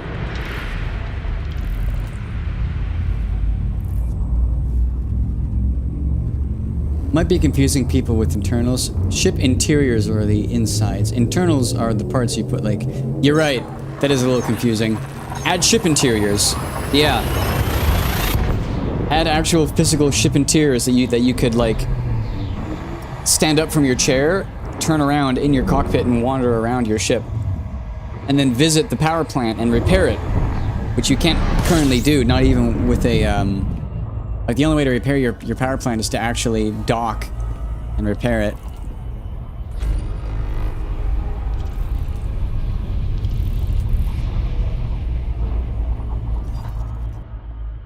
Warning. Frameshift drive operating beyond safety limits. Oh, come on. Frameshift Okay, drive good. supercharged. Frameshift drive charging.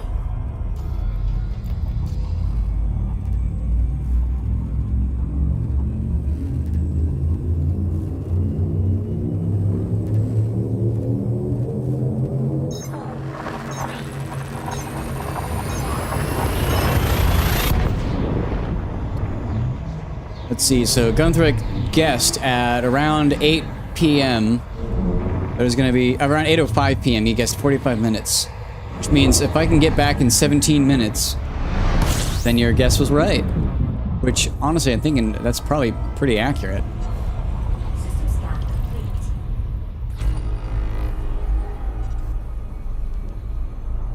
Warning. Frameshift drive operating beyond safety limits. Frameshift drive supercharged. Frameshift drive charging.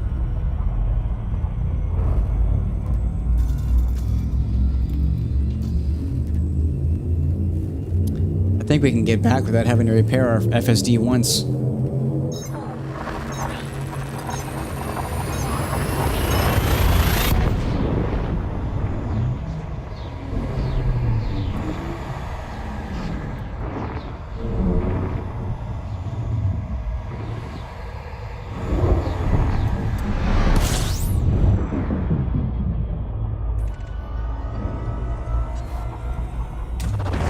Fuel scooping. System scan complete.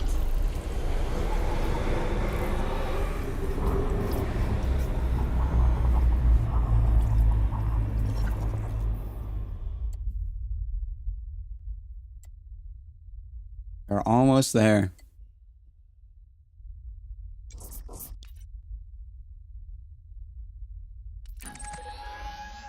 We're within 2,000 light years.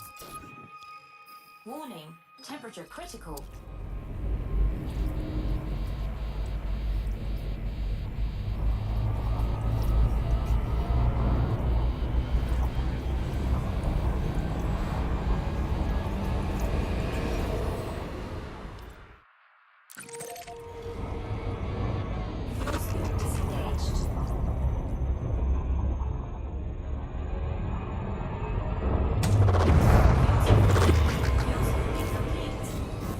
drive charging.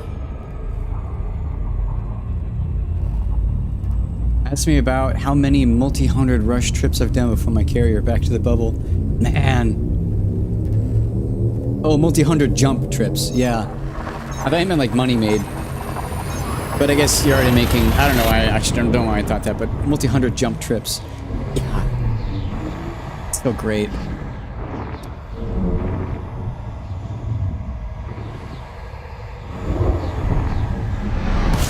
Holy shit. Fuel scoop disengaged. It's always scary when you enter a star system and it says fuel scoop disengaged. I very much needed that. Thank you, game. That jump scare. Wow.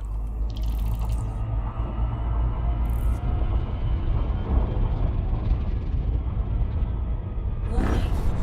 Frameshift drive operating beyond safety limits.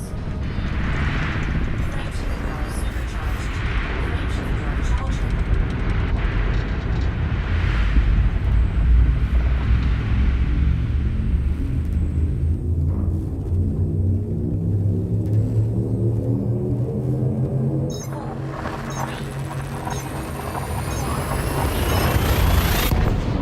I realized too late I forgot something important. What was that? I know that you've done a lot of exploring, if that's what you mean to point out. I know that you've been places.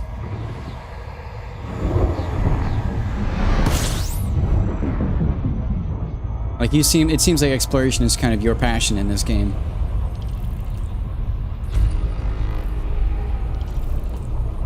Warning. Frameshift drive operating beyond safety limits. Frameshift drive supercharged. Frameshift drive charging.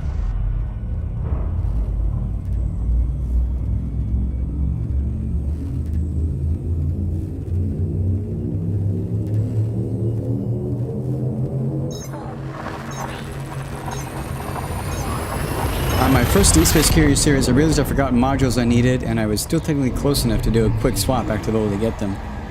Oof.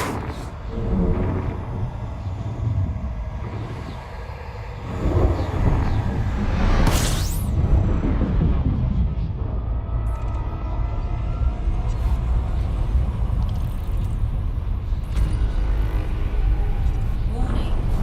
Frameshift drive operating beyond safety limits. Warning. Frameshift drive operating beyond safety limits. Frameshift drive charging. Round trips of 500 jumps. That's great. That's a lot. Also, space is starting to look an awful lot more familiar. At least in the star density, it's starting to look an awful lot like the bubble.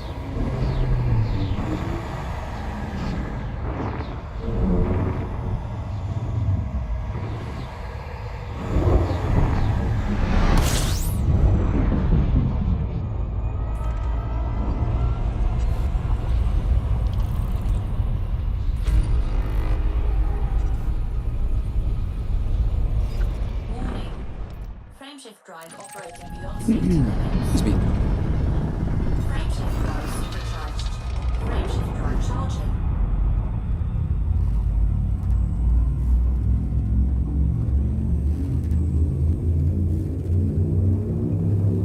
Pretty looking jellyfish over there.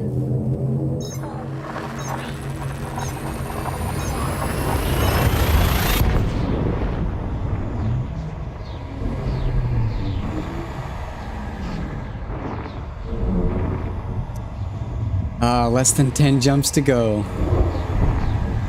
The new ships for you: Python Mark II, Type 8, Cobra Mark 5, Mandalay, Panther Clipper. I think the Type 8 is one that I know. Unless I'm thinking of something else. But yeah, lots of stuff.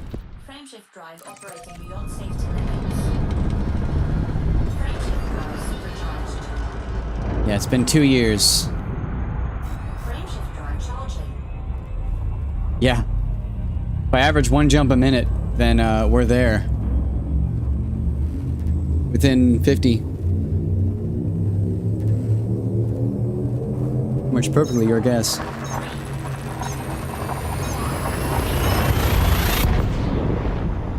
Wait, you can buy the Cobra Mark 5? Wasn't that like only for pre-order? But also kind of a piece of shit? Oh, another duplicate of that.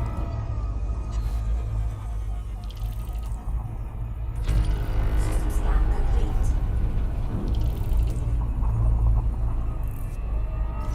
Warning. The Mark 4 or something. Oh, so there is actually a Mark 5.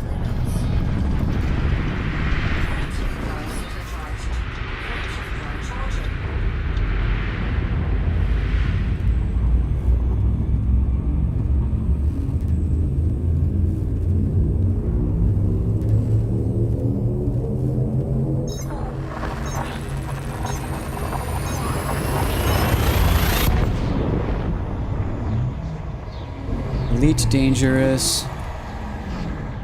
Type 8. Oh! No, that is totally new. Yeah, you're 100% right. That's a weird looking ship. Mark 5 is fast. Cool. Warning. Frameshift drive operating beyond safety limits. Frameshift drive supercharged. Frameshift drive charging.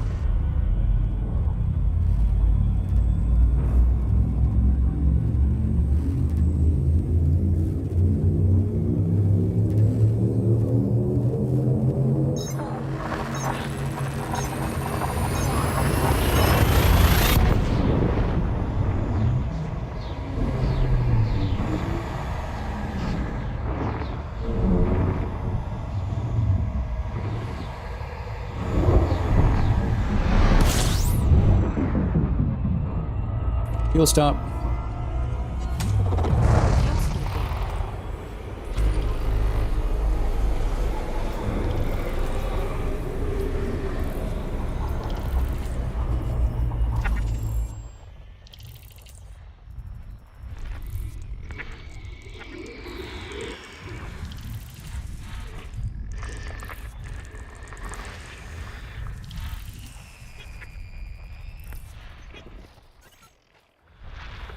Actually, a better bounty hunting ship.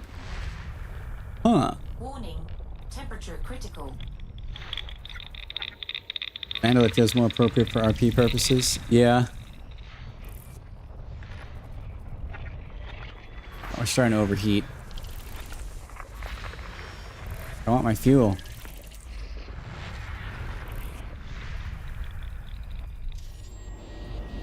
Fuel complete.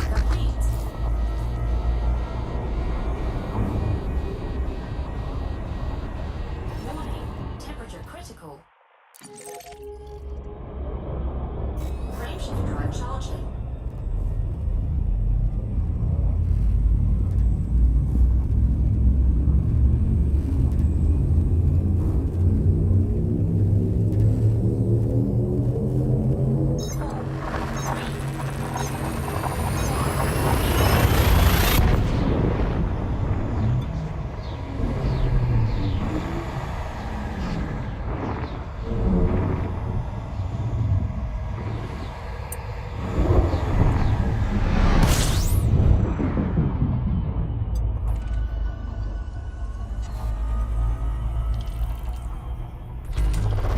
Fuel scooping.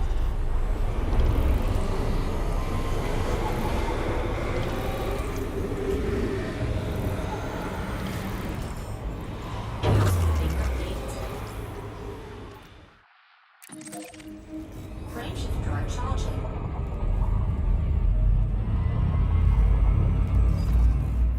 Look at us. It's the last neutron on our journey. Full. The Mark 3 was your first, this is cool kind of ship. Yeah.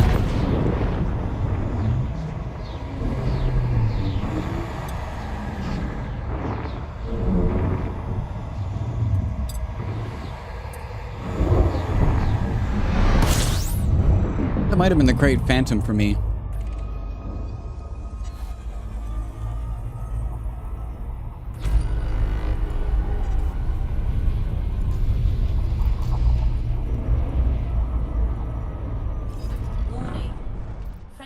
drive operating beyond safety limits. Oh, you know what? We're listening to this song. Supercharged.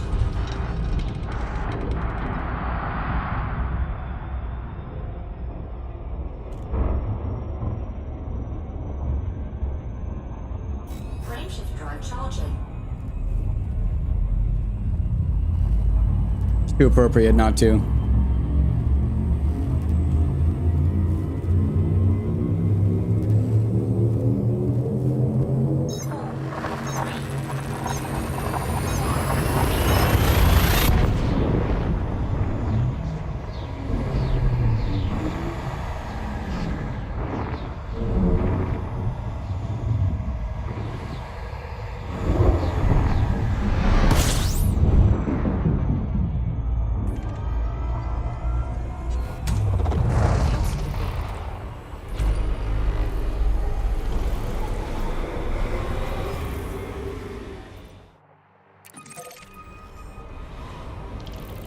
Frameshift drive charging.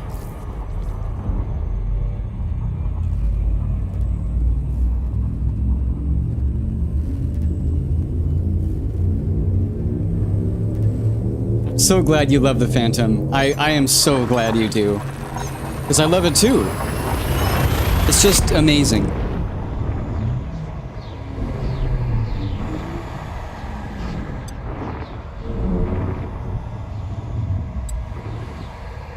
It is my humble opinion that there is no reason why the Phantom should be a worse exploration vessel than the Mandalay.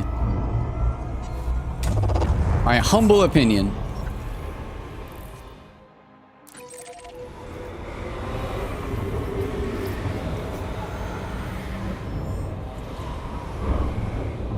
Frameshift drive charging. Be a big Dorito, but it's a badass looking big Dorito. Amen to that, brother.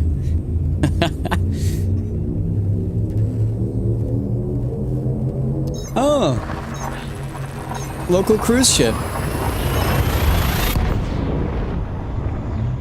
Look at that, 2 minutes left and we're right at the next system. Wow.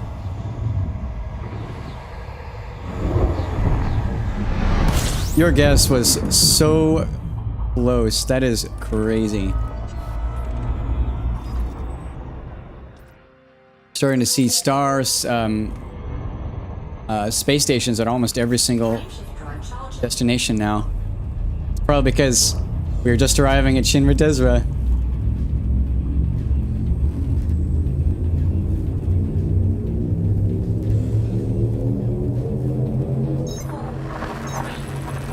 We're gonna go there. We're gonna offload everything. Then we're gonna head over to QBO.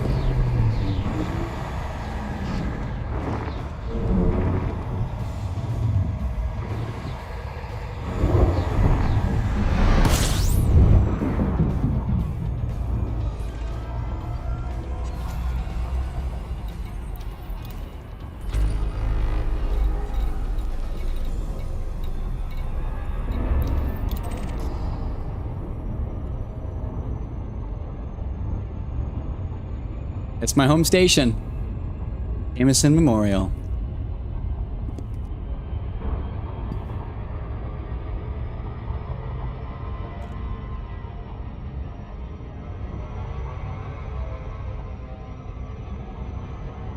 QBO is where all of the shared missions are to go. Medoop City at QBO. We're turning in most of those.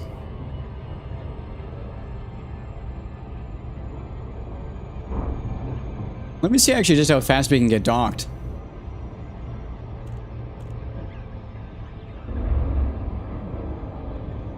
Money-making capital of the bubble. So one thing that's kind of fun to learn about these stations is if you want to get to them really fast, you can actually orient your ship in Super Cruise that you pop out the right side of it. So like if I go down a ways and now tilt up,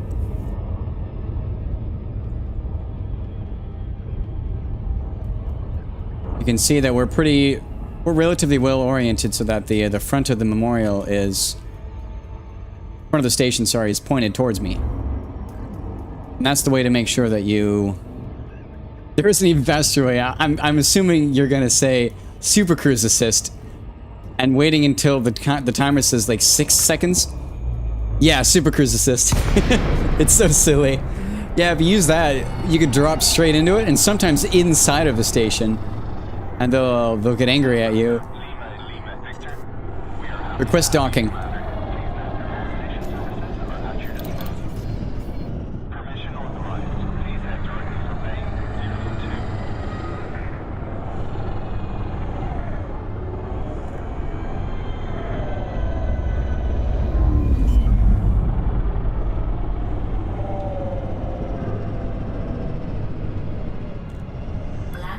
And here we are. Oh, a little fast.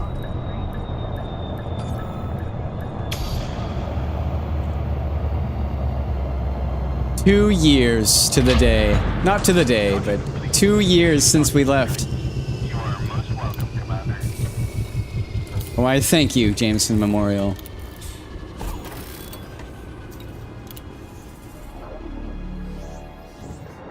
Here we are.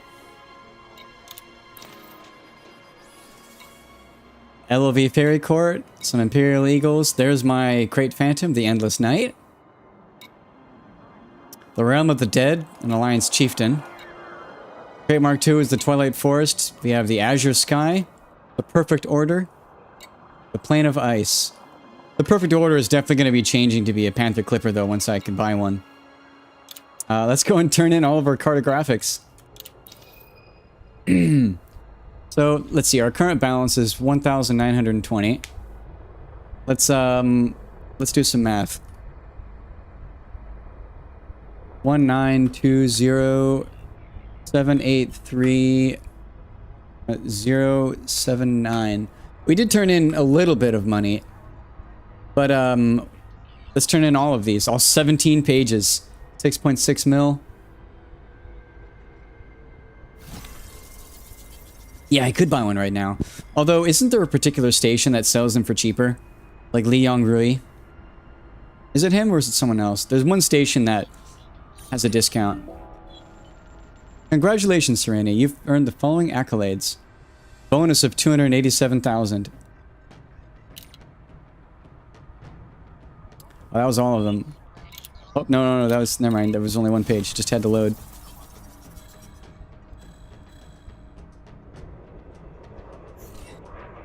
And money is of no object to me. That is quite true.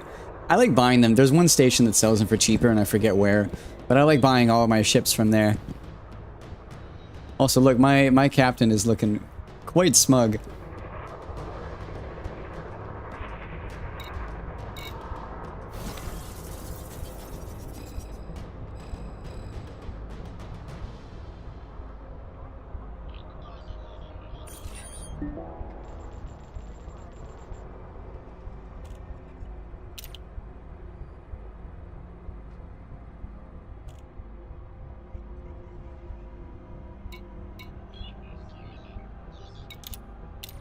It takes so long to load.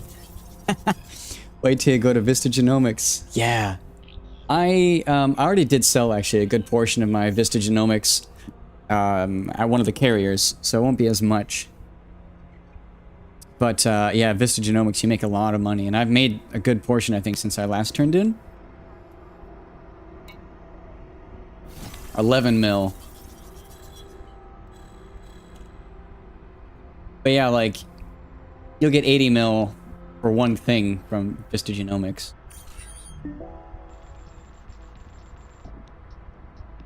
187 bonus. Takes so long to load. Carriers charge a lot for cartographic data, but nothing for genomics, from what I remember. Genomics doesn't actually have any fare. At least they didn't say it did. But yeah, all my data, I sold like one page to a carrier, but the rest I held on. 190,000.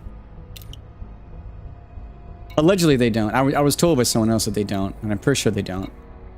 Either way, let's see. We've already made 40 million. Which is half the data of one sample of stratum.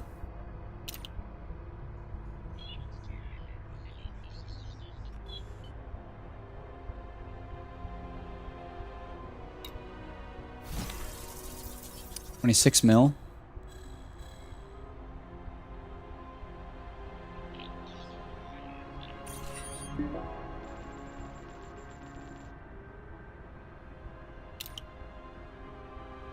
And the loading screen between these is so long, too. I need myself another toothpick.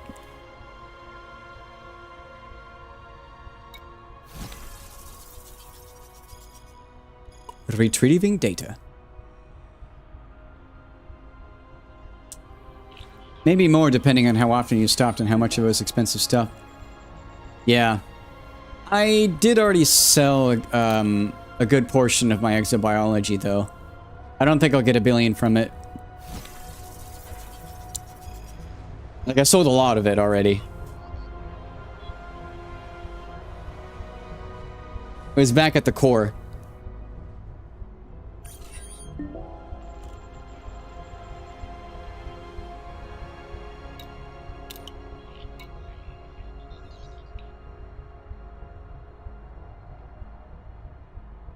We just broke 2 billion.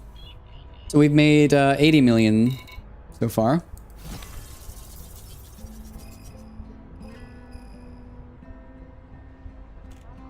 I think I got like 4 billion round trip to Beagle Point and back.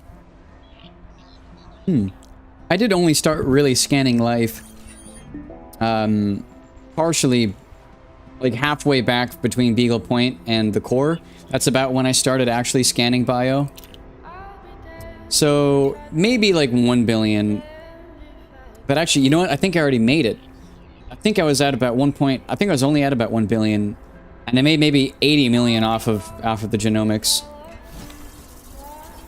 Yeah, I made, because I already turned in most of it. I think I was closer to 1 billion when I started the journey.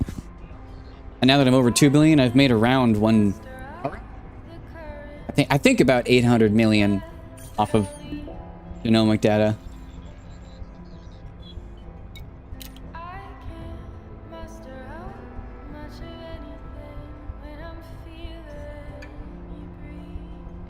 Oh, shoot, I'm still playing Spotify. I need to not do that because it's gonna get me.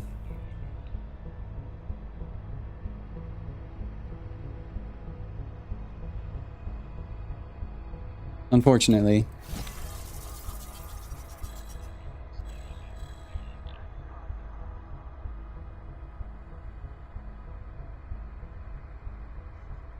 Sorry to get mute again. They might take down this video.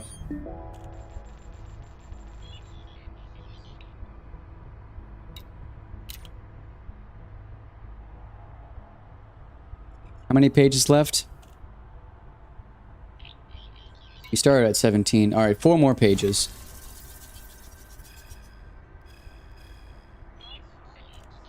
This is basically to Beagle Point and back. This is the data from exploring.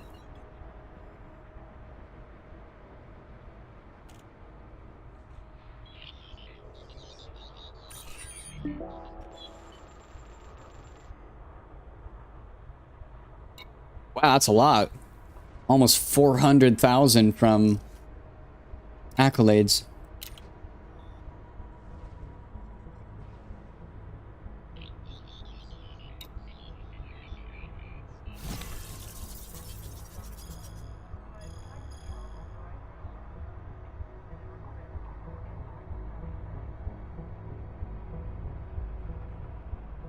Wish they'd bump the cartography data bios up closer to exobio. I agree.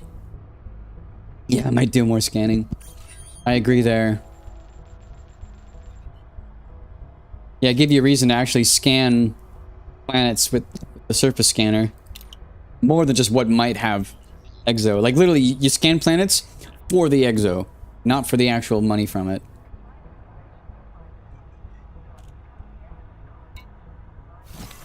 Except for maybe the rare terraformable or Earth-like.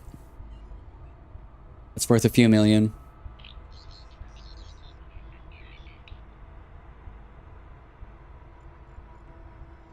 Almost done.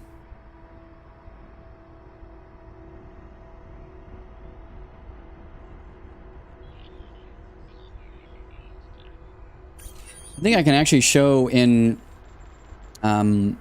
yeah, there's a way to show wealth in ED Discovery. It'd be kind of cool to see that. Wow. Over 500,000 in accolades from that. And the last page. A distance from the bubble multiplier? Oh, that'd be so cool. Yeah, that'd be awesome. Agreed there.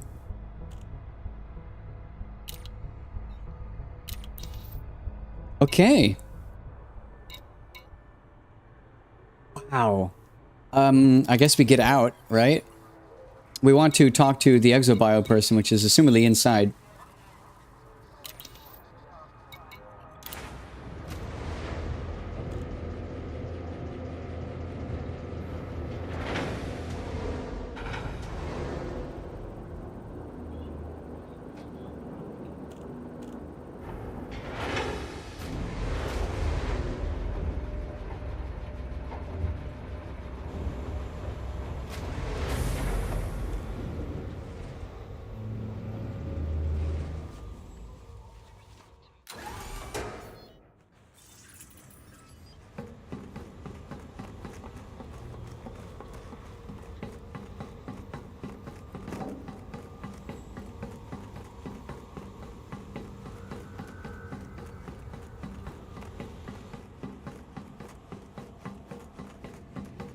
Say it's weird that you can't jump in the station because this is all like this is a centripetal station.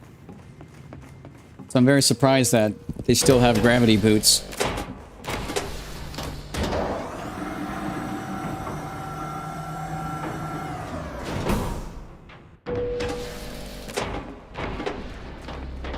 Histogenomics is forwards. Look at all these people. You look kind of sad. I hope things turn okay for you. Teabagging the NPCs. Whee! Oh my god.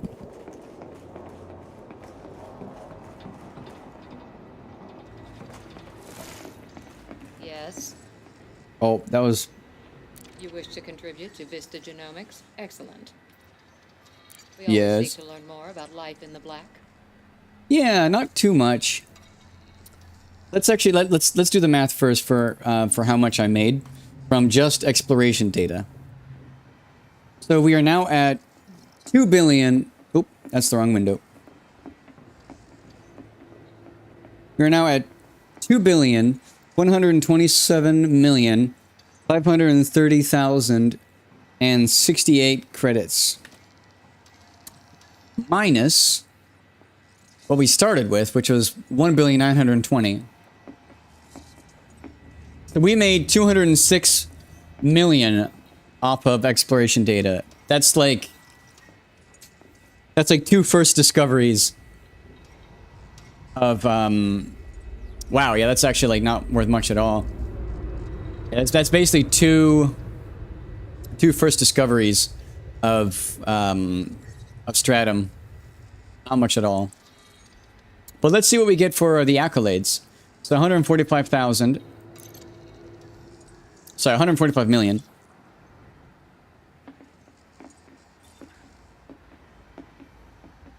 And then first to log, page total. Yeah, so that's like another billion. So 1 billion there. Wow. Dude.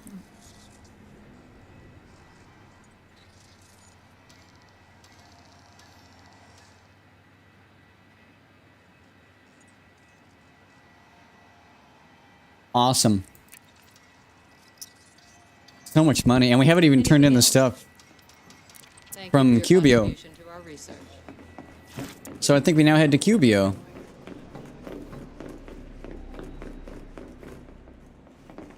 Yeah, I'm really confused why we can't jump here, because like this is all... There's actual gravity here.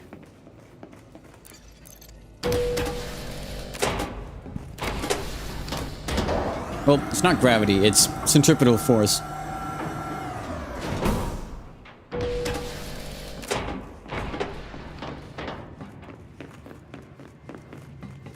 Oh, we gotta repair our paint.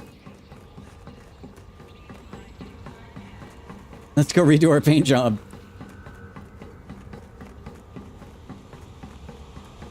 Mandalay, Mandalay, Mandalay. Yeah, just take a Mandalay over.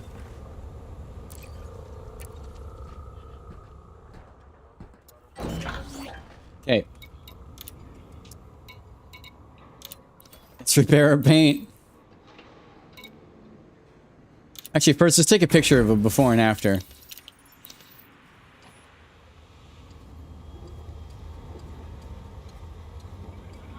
Do we have a good... No, we don't really have a good angle for before and after. For consistency.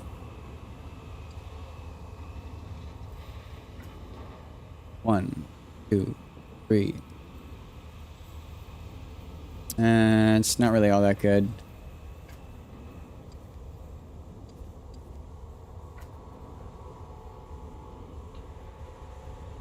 All I could really do is like maybe go here. Like bonk my head against the 3T.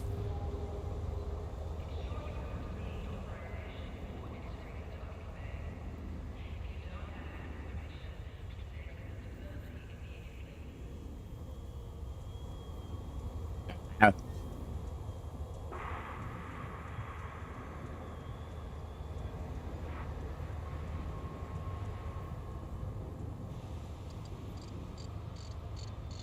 Bring it above deck. This seems decent.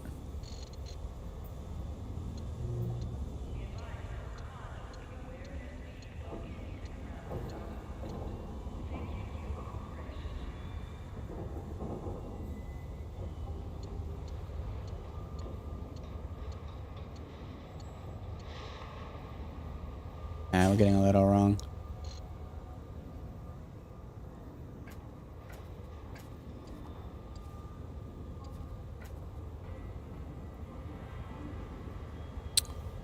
Actually, wait, what if we like go into like this corner and just like...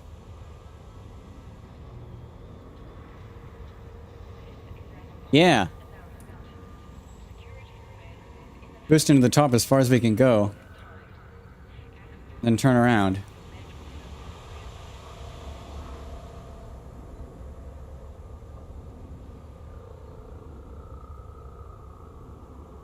Then just gotta line up something on it that makes sense to line up. Nah, actually, Fido's better. Oh wait, there's... Oh. What are we stuck on? Oh, okay. Guess we just go right here. And then turn.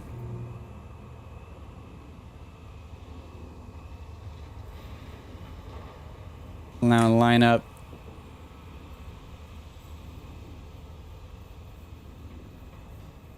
There. Along the roof.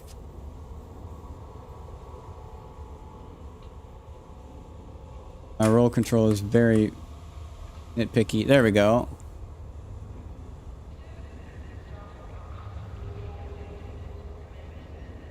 Then just 1, 2, 3, 4, 5, 6, 7, 8, 9, 10, 11, 12.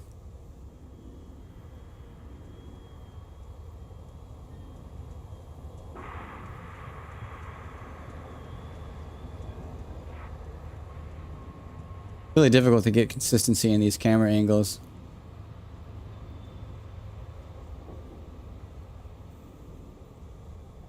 That'll do, though. I think that's an angle I can recreate.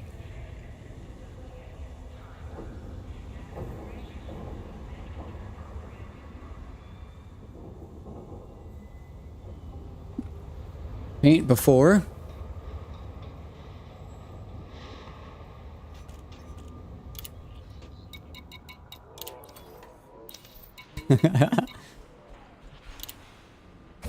Done.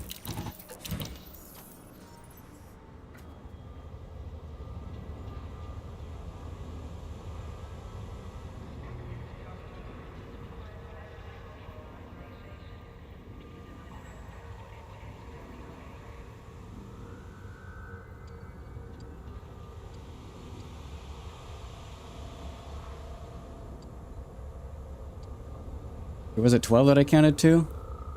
Already forgot.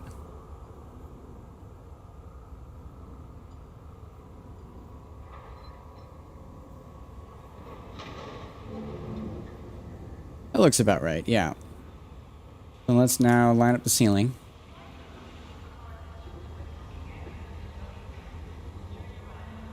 Bring it over.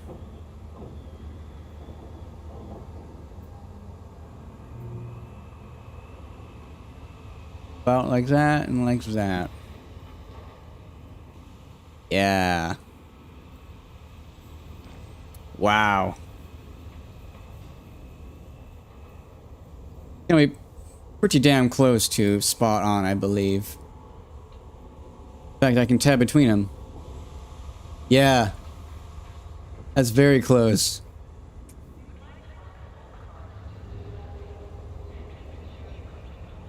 I actually need to rotate slightly, like that.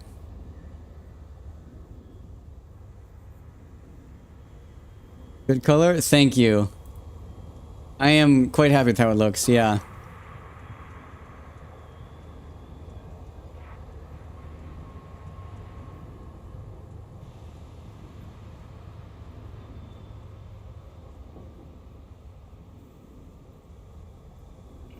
Oh, I did the wrong direction, my bad.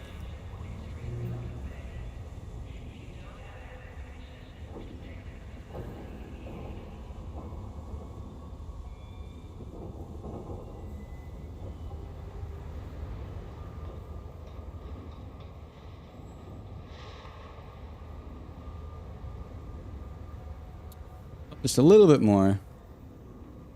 Not that far.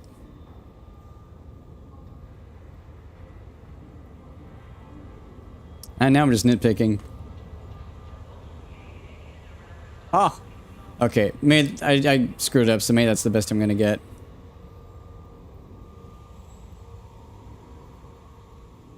I can paint out net. Orca slopes from back to front.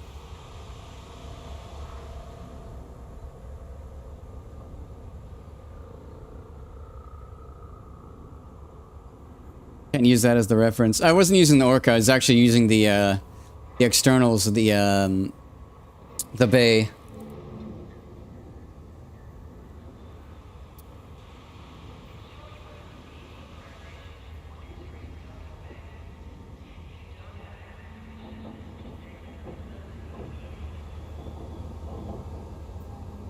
Let's see which of these is the closest.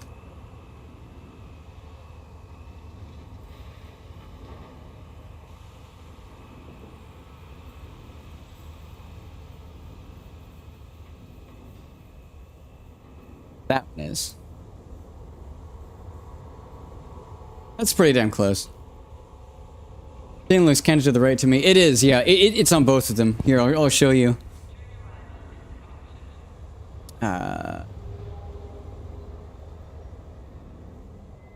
Exactly, yeah. The camera looks canted on the right based on the angle. 100% right. But let's see. The before and after.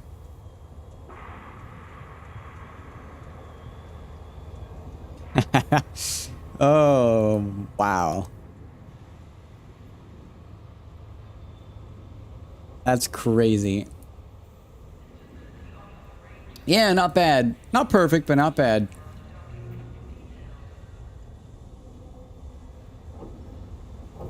I was trying to use this, the wing as reference. The height of the little miniature, little tail fin. Like the difference in height between this and that.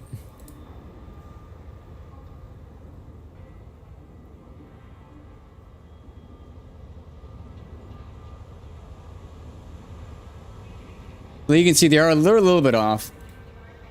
But, I mean, that's pretty good. And yeah, you're right, the ceiling is a little bit angled wrong. I mean, it's canted in both of them, but wow! So let's now save this as the after.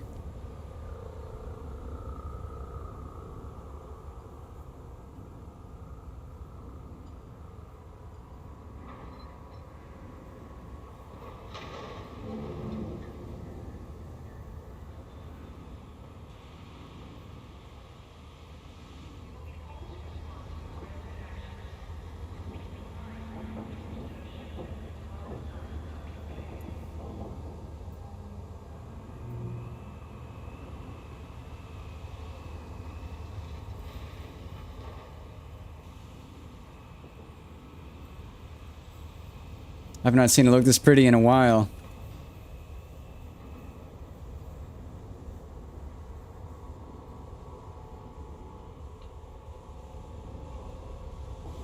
Paint before and paint after. That's what Colonia does to you, and that's what Beagle Point and back does. Wow. But anyways, Starport Services. We're gonna have to change some things on this, and I can't remember exactly what. But let's go and turn in our stuff. Let's actually change ships real quick.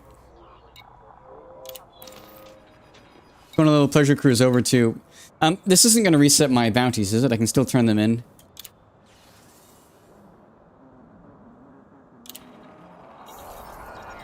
Actually, I guess we can just tell. Yeah. Let's go over to Cubio and turn those in. I'm very happy with this guy. I love it. Yeah, we will get the SCO drive soon, but I want to turn in these before I forget all the quests you gave me. Man, I love this thing. I also love the ladder over here.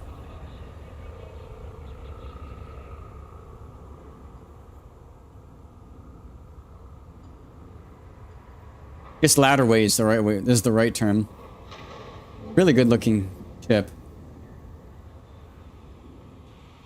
And I did get some cosmetics for it. These extra fins just looked really pretty, so I ended up getting them.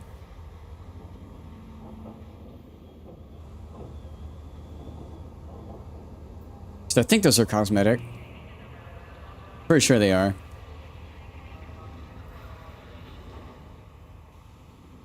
And I think it also gave it these. But I can't remember exactly. There were a couple of cosmetic changes, additions that I made to it. Yeah, ship kit. So good. But yeah, let's go to Cubio.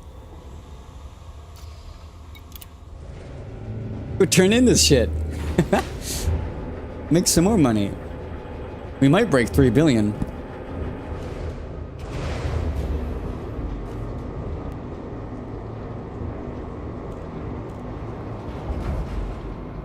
First time piloting another ship in a long, long time. I love how this thing sounds. It sounds so cool. And we already get our boost back too. One fun fact, this ship has a coffee maker. Can you see it here? Not really. There is a coffee maker though. Where is it?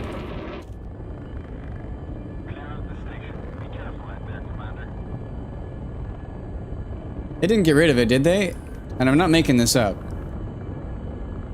Could have sworn there was a coffee maker somewhere in here.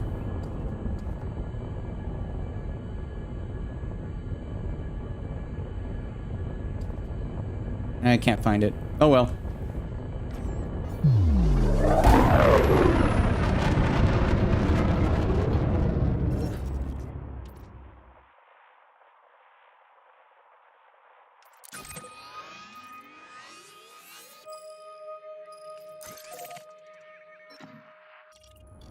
Frameshift drive charging. It's just so pretty.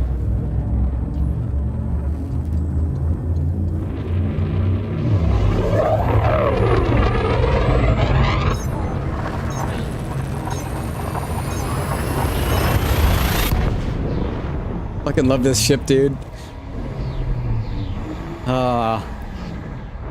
And I got the Mandalay. There's no point in using it.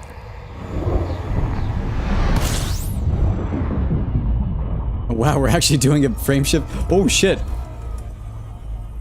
Wow, you just really want to kill me, don't you, game? Send me to a white dwarf.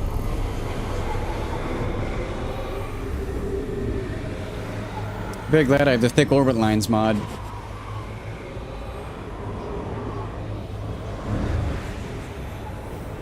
Wow, it turns so much faster than my Orca.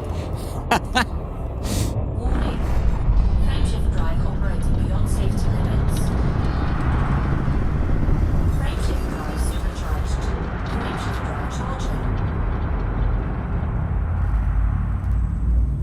So much faster. Yeah, about the... I'm sure you're gonna say the Mandalay is even faster. Fucking Mandalay.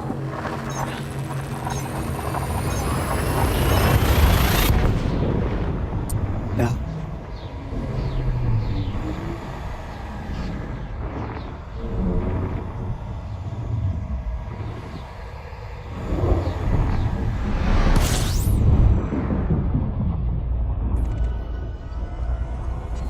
Okay, one thing that the Orca is good at, it turns sideways way faster than this ship. See how bad this thing is at like the rotating? Orca's actually quite a bit faster at that. Frameshift drive charging.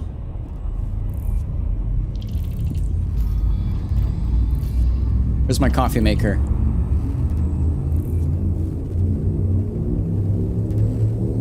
Maybe it's like tucked in a corner that you actually can't see unless you wander around the room. Really? Is the Mandalay even faster at that direction? That makes zero sense because it's the thing's a flying wing, right? The majority of its mass is in the yaw axis. So it should yaw just extremely poorly. You'd think at least. Okay. We want to go to Medup City. Pay to win. Oh, brother. Also, why is my... Oh, took a long time to open that. Where's Medup City? There it is.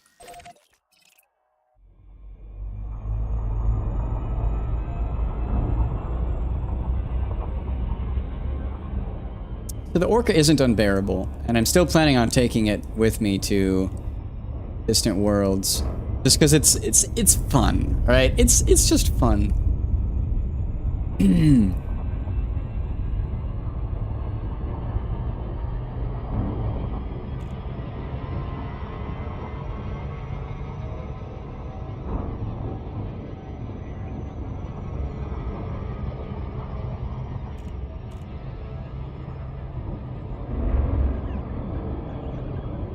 Let's see how good we are at landing on the surface of... Actually, no, it's not. It's a, it is an orbital station.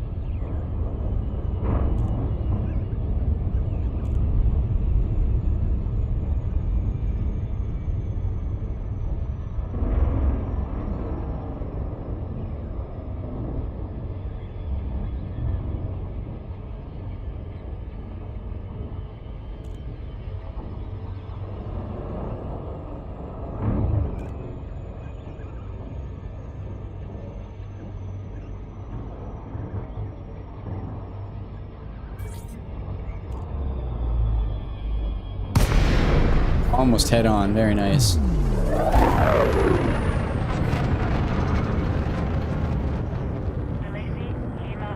Request docking.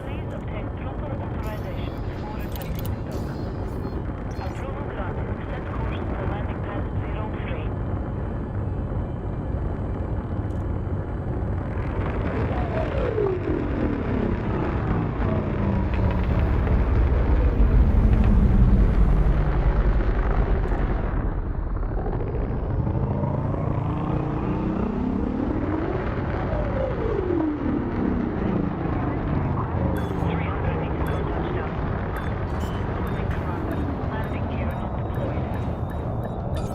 gear deployed.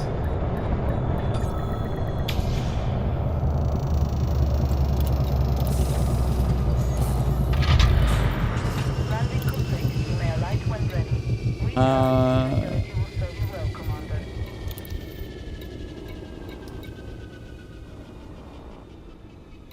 Actually, I think it's from the panel, isn't it?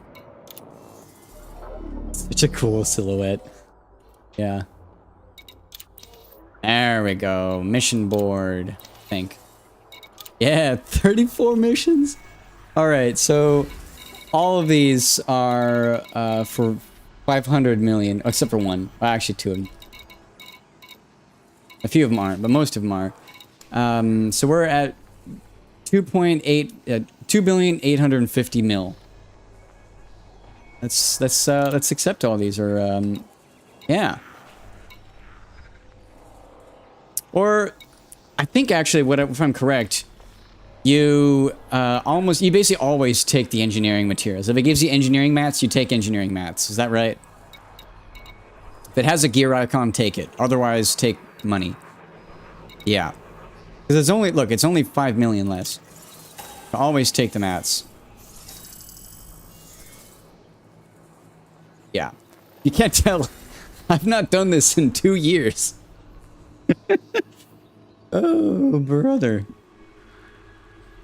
Yeah. Yeah, you're looking for the grade 5 mats, though. Yeah, that's true. I don't want that. Reputation I don't care about, so we're taking money. Yeah.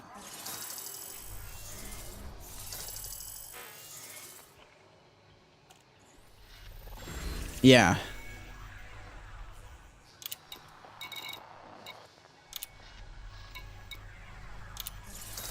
Take money unless it's mats.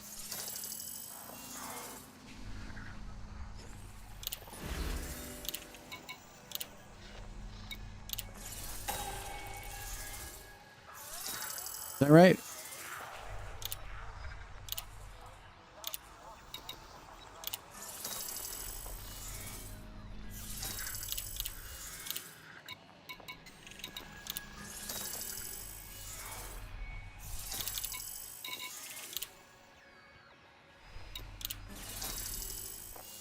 Probably do this without clicking, actually.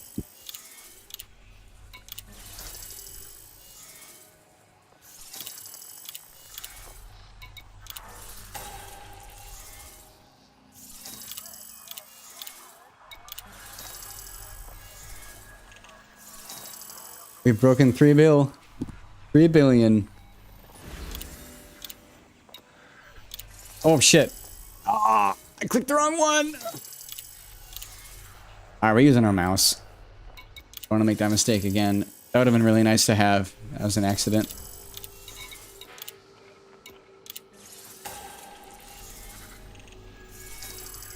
Those were really good. I remember those being good. Fuck.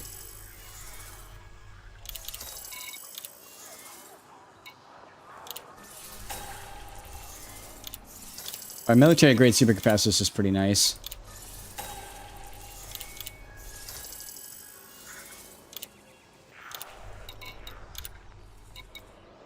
The slaves, no.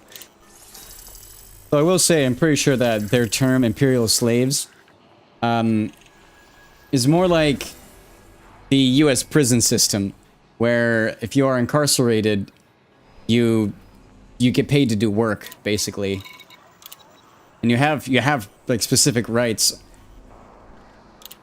In other words, what I'm getting at is, I think it's actually better. I don't even think I should get into that. I guess what I mean to say is there's something to be said about the lowest of the low in the Federation versus the lowest of the low in the Empire.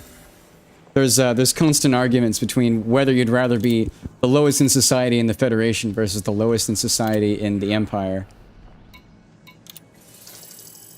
It's an ongoing thing. I'll take the slaves.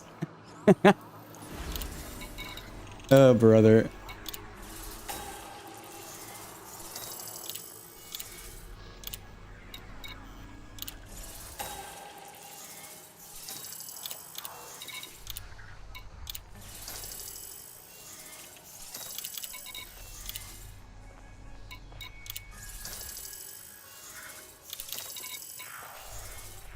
Oh. Exquisite focus crystals.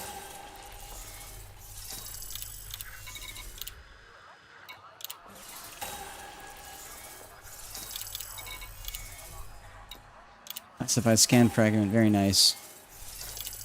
Yeah, I remember the scan step is kind of annoying to get. And it's a real shame that I forgot. Click on that. I remember setting up a macro to on loop scan wakes, where it would literally like I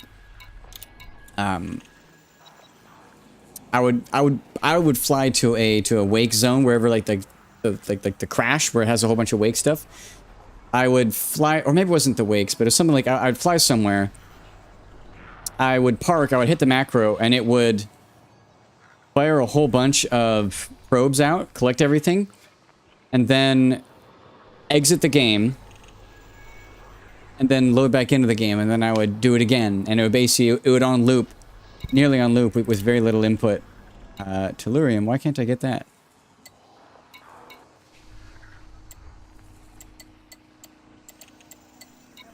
Can't I take tellurium?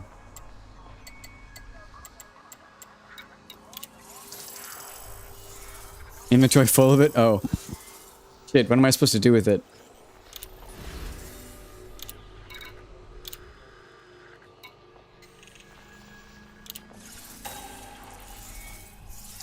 Oh, sorry. Inventory is in not my ship's physical inventory, but you mean I have run out of capacity for it.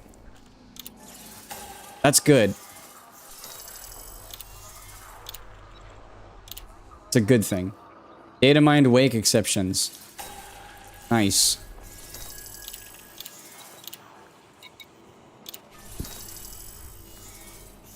Forgot that there's a maximum capacity for each, and that was the main annoyance with grinding. In fact. Wow. So, okay. How much is a Panther Clipper? I can find out on ED Discovery. On Etsy.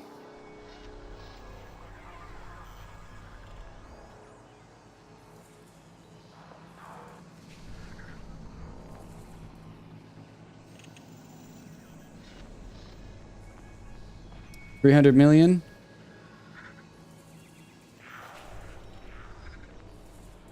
Yeah, it is 300 million. You are correct. Elite Dangerous. Which station sells ships at a discount?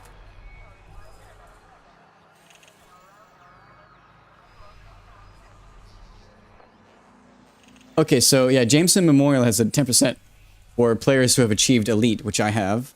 But for 15%, stations controlled by Li Yong Rui. Let's go to ED Discovery. Sorry, Onara nearest. Star systems near Cubio.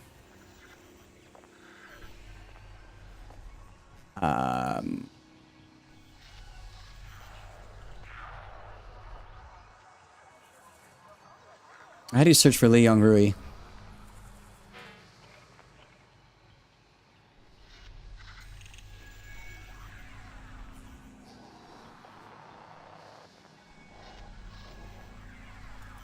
You drop your ship off and shuttle there. That is true. I have not done that in a while. Usually I just fly there and then buy it and then ship it back. Or fly it back and then ship the ship that I flew there and back. I've not done the shuttle service in a while. It'd be kind of fun to do, actually. I don't even remember how.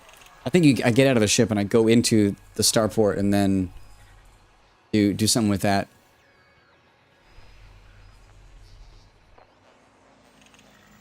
How to find Li Yong Rui stations. You always buy a Jameson, forget about ship, so you don't worry about shipping.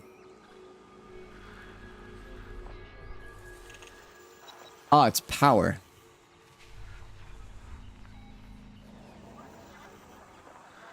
Power is Li Yong Rui.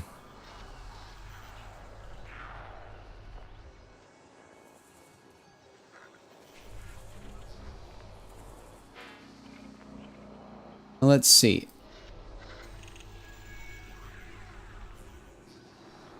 Do not use surface stations.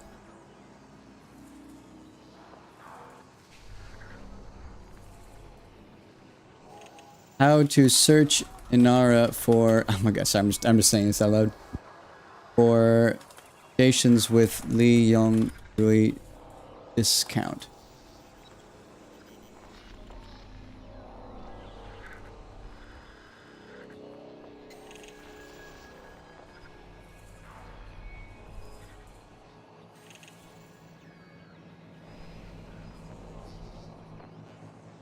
I wonder actually if I can search for outfitting specifically.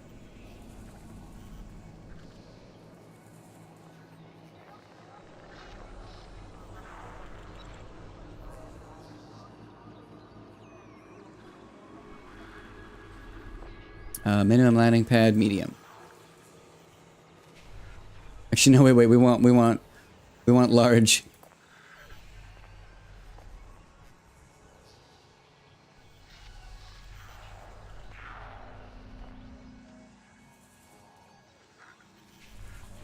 Watch me just stare at the monitor.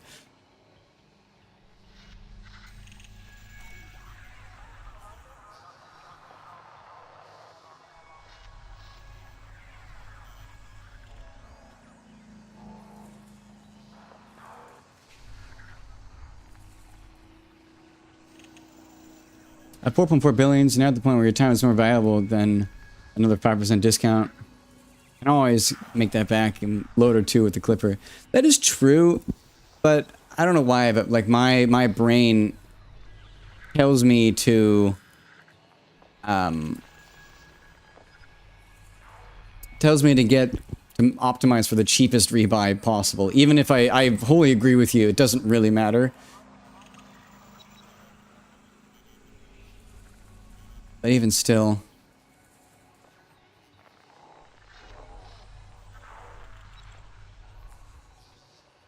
Industrial high-tech. Let's just go there. Let's see. See what's there. I get all my modules from Shinrarta, though.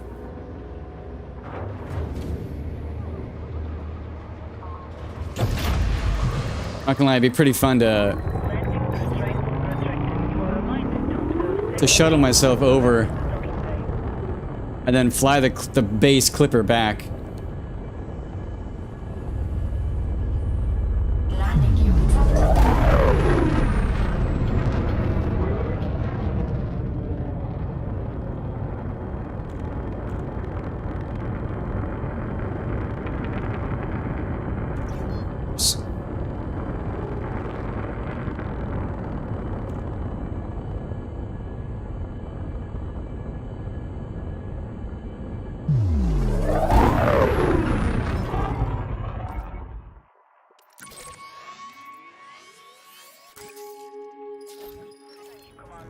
Have a splendid journey. Frameshift drive charging.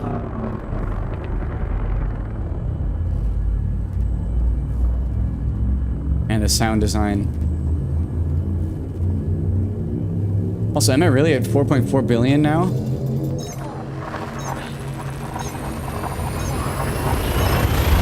That blows my mind. Yeah, I am. Wow.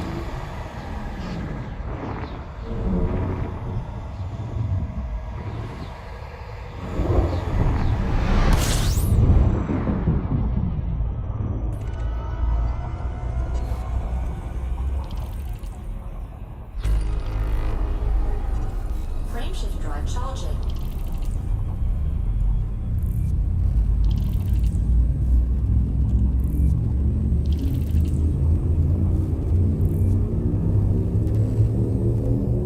Oh. What power do I want to sign myself up for? Now that I'm back here and I can get the benefits from the power. Unless, like... I remember I wanted to get pack hounds, because, like, you have to be, like, consigned to Leon Grui for pack hounds.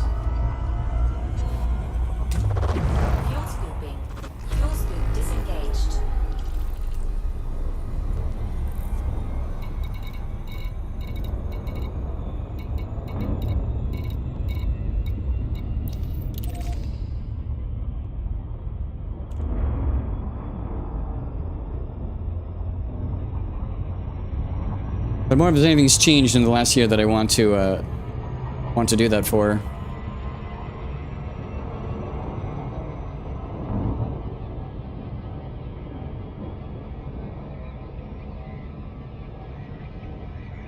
Every power offers every module now. So either whichever power gets you whatever modules want, or whichever lines to personal preference. Oh, that's awesome.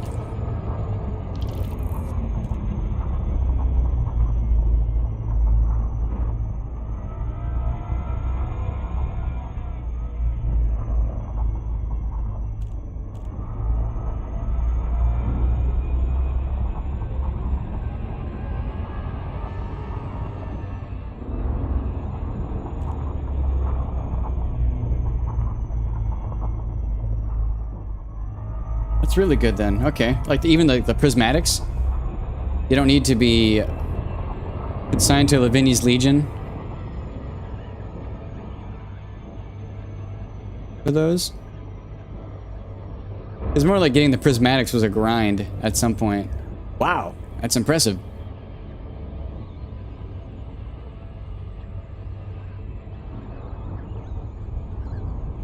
Honestly, kind of blows my mind.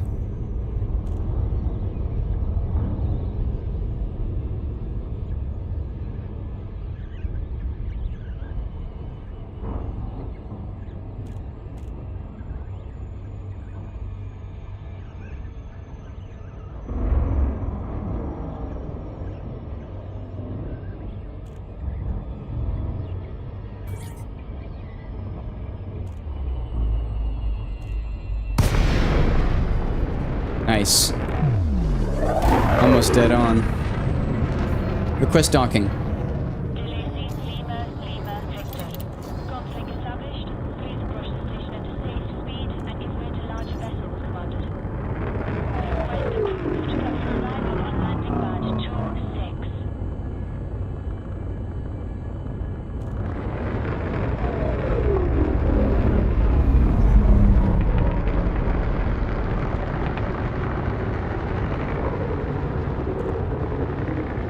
Ugh.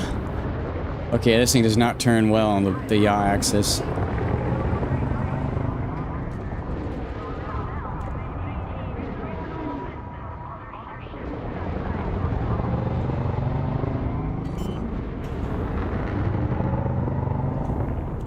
Landing gear deployed.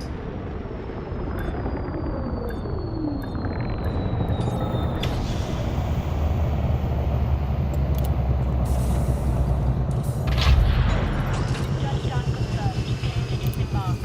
Alright, what chips have you got? I didn't actually check to see if it's here.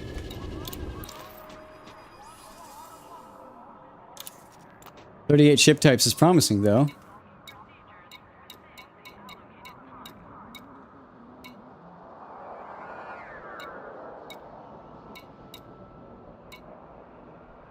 Cobra Mark 5. Wow. That's a new ship, alright. Gorgeous canopy. Look at that. Latest model of an iconic ship design. Falcon DeLacy presents the Cobra Mark 5 as an improvement upon prior iterations in almost every way. Multi-purpose vessel, the Mark 5 operates impressive exploration, trade, and combat role performance for its size and price point. It is small. It's pretty nice. You can see between your feet. Oh, that's so cool. Yeah, that's pretty sick. I do like how this thing looks. The Courier. I kind of wish it was a better ship. Heel back. Vulture, Explorer, Transporter, Mandalay. Here it is. Look at this thing. I will say this thing is really pretty. It's a damn fine looking ship. Especially like the F-35 style VTOL gimbals. That's cool. Cool as hell. But yeah. Actually, let's compare it in ED Discovery, or in EDSI. Compare how many optional internal slots it has. Mandalay versus Crate Phantom.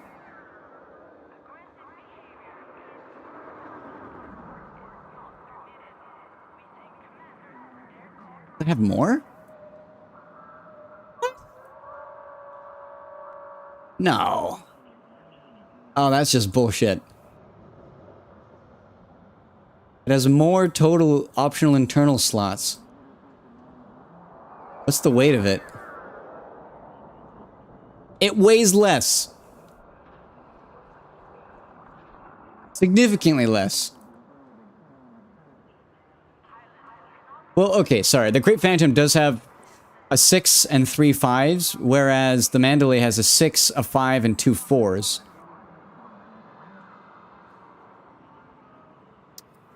But the Mandalay has 3 slot 1s.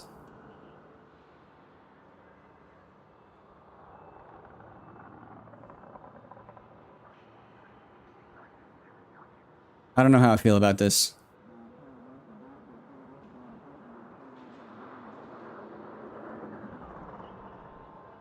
Oh, you typed something. I told you. Fucking A, you did. You did.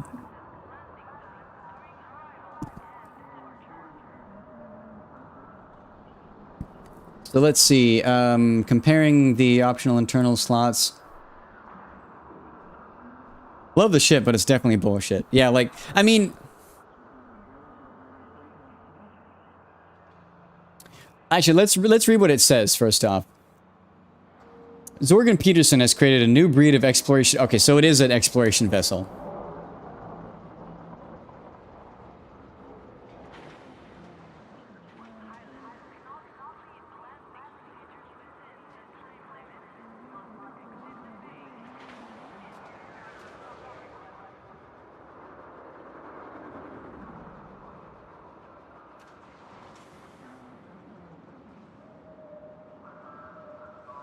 I mean, I guess they did say that it is an exploration ship. But I don't know. You can make it a good exploration ship, but not have stupidly good jump range that makes all other exploration ships pointless. You could make it... I think I would probably make it maybe slightly worse than the Great Phantom in terms of jump range. Or make it equivalent, depending on the balance of the internals. I think that the slots on the inside versus the Great Phantom, I don't know. New breed of exploration ships, yeah.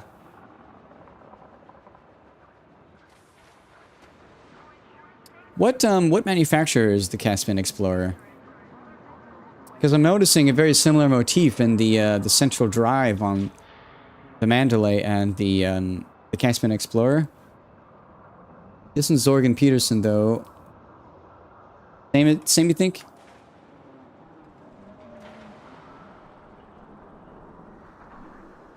It is Zorgan Peterson. You are correct. So they are both similar, and I guess they do both have the same motifs. I guess I'm buying one. It looks gorgeous. It really does. Good looking ship. But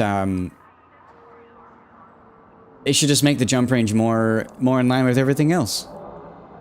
This one is this one is a port of the Mamba. It does look like the Mamba. It's really the same cockpit as the Mamba? Okay, that is pretty nice, actually, because the Mamba has a really pretty cockpit, from what I understand. Let's actually see if it's here. That's Zorgan Peterson.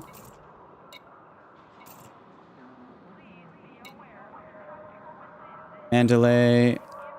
Mamba. Yeah, it is the same. Well, the Mamba's way bigger. At least I'm assuming it is.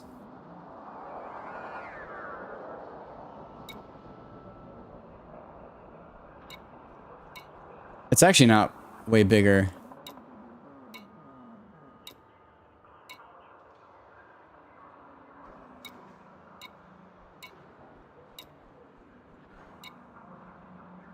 Why is the Mandalay more maneuverable than the Mamba?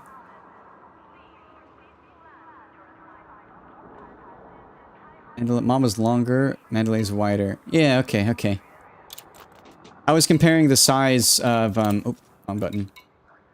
Comparing the size of the cockpit to the rest of the vessel. Whereas, like, the cockpit's pretty damn big on this. But then the Mamba, it looks a lot smaller. It might just be because of the angle, though. Actually, does this show... No, it doesn't show proportions. Oh, it does, in the top corner. 496 long, 74.4 wide. So this one is a little bit over twice the length. And about 50% more narrow. Yeah, so the Mamba is bigger. I guess it's just the angle, though. The angle is getting to me. I love this thing so much. Looks so damn cool.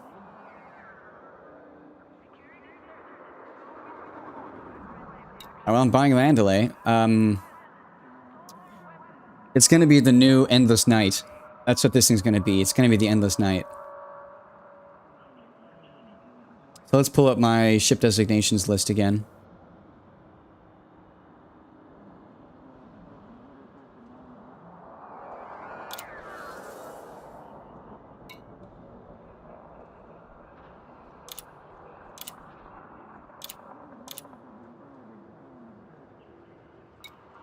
It'd be kind of fun if I just sold my Great Phantom.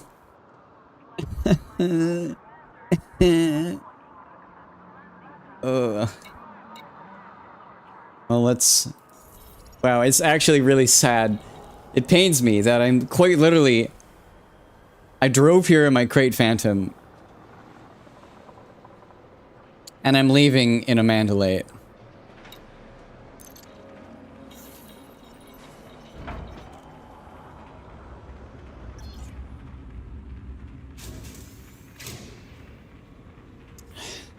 Yeah.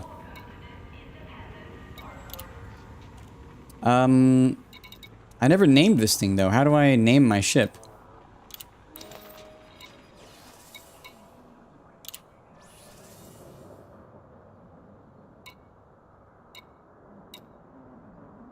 What, real quick? Yeah. How do you name your ships? Oh, manage your ships. Mandalay. Wait, this isn't it. Oh, it's in livery. Okay.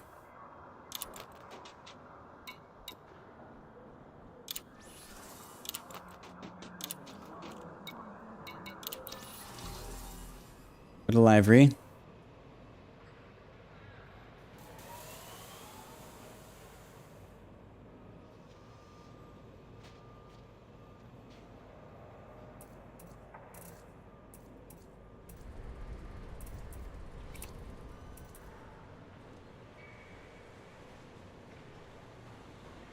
Oh, nice. You can change them.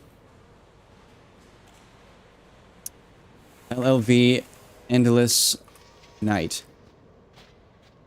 Ship ID is capital EBN 10B. The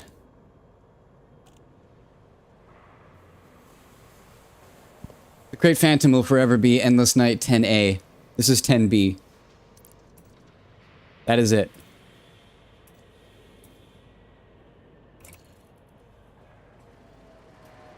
That is one thing that is not changing. Remember when you fly, this is pre-engineering. Yeah. Okay. Shipyard. Let me actually make sure that the name for my... Yeah, 10A, 10B. This one I want to actually...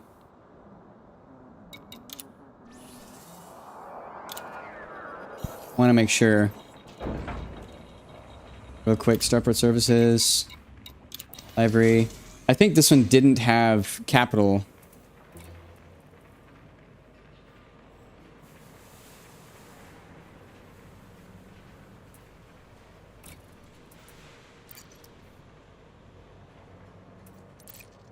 LLB Endless Night. Because in-game letters that are capital and lowercase are the same style, but in and R they are not. EBN 10A.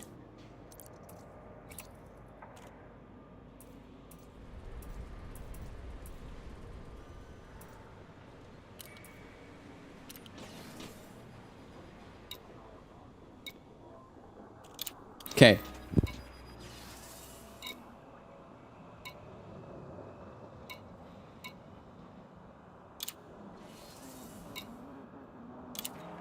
I'm also kind of surprised that Zorg and Peterson is making exploration vessels. I didn't think they did that. Let's just look at the jump range real quick without any engineering. 20. The jump range is actually pretty shit. It would be better to fly away in my, well, let's launch. It'd be better to fly away, actually, in my Crate Phantom and then ship it back. Oh, I still need to buy the Panther Clipper from here. So I'm gonna fly around and then come back in, buy the Panther Clipper.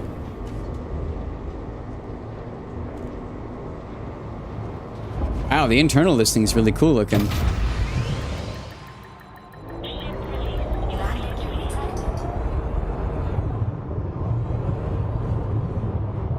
Jesus.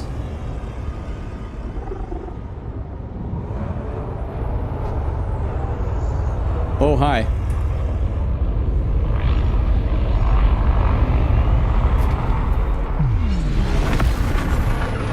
Yeah, that does sound pretty cool. Oh, there is a little thing down below. Oh, well, you can't see it because of that.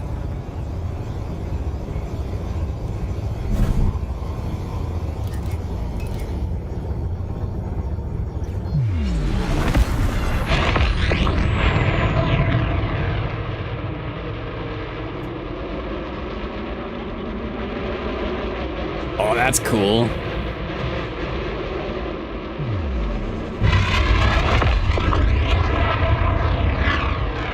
Sounds throaty.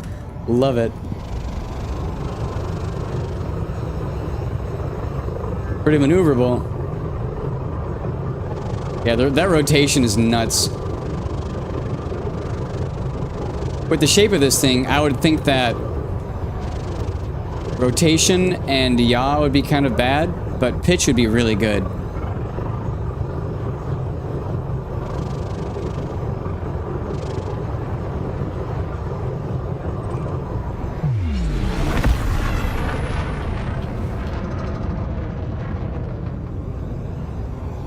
Gimbaled wing thrusters. Yeah, that is probably true. Oh, yeah, that'll do it.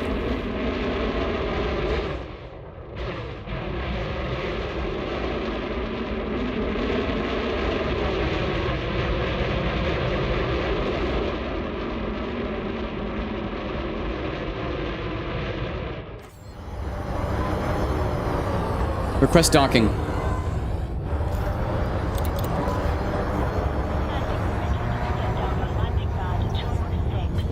Flight assist off.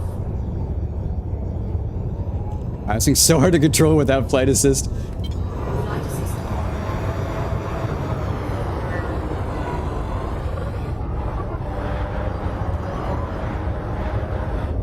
Oh. Don't mind me.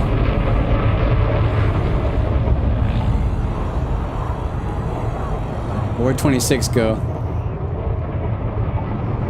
There it is.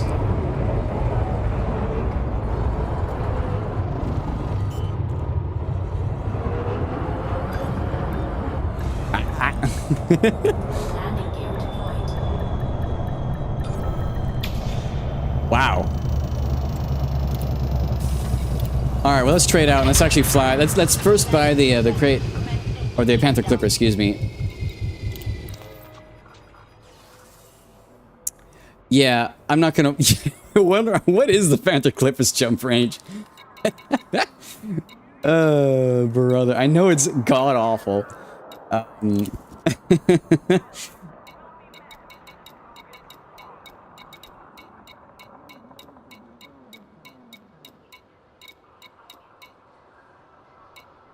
Python Mark II. Wow. Oop.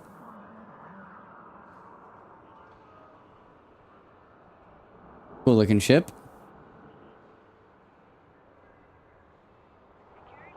It doesn't really feel elite. All those smooth ships. This feels very elite.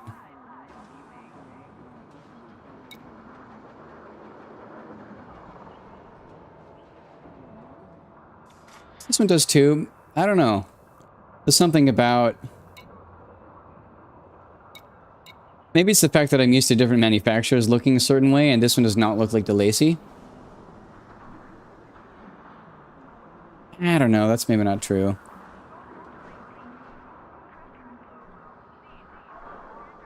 Smooth in a pointy way. Yeah. I don't know. Ah, the Corsair. Yes. Good Amaya. Looks like it's the same cockpit as all the small guys. Mamba is smooth in a pointy way.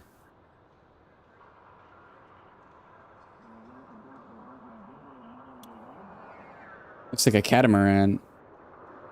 Friggin' Romulan bird of prey ripoff.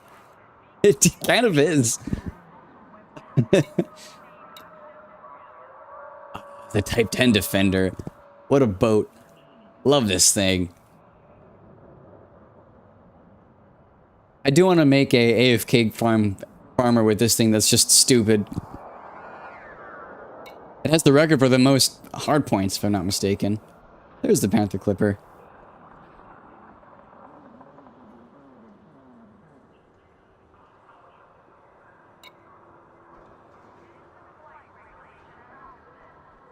Look at this thing.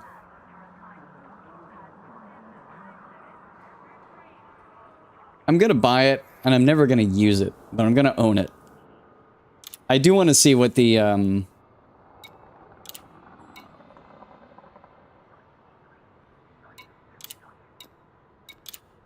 Exchange it, that was an accident.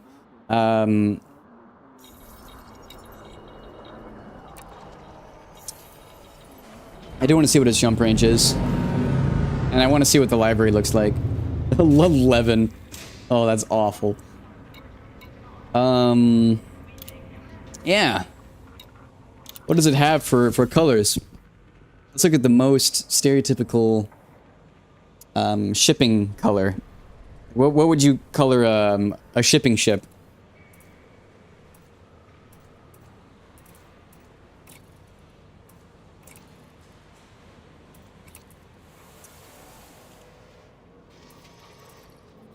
Oh my god, this thing is so big you can't even tell what you're painting. Oh, wow. Ooh.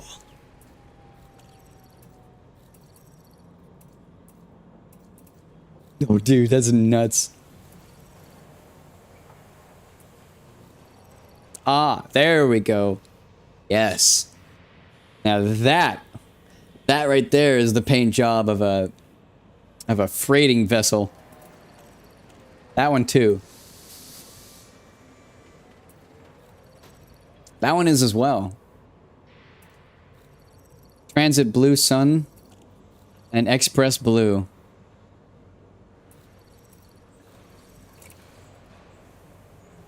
I'm not gonna buy it right now though, but that's fun.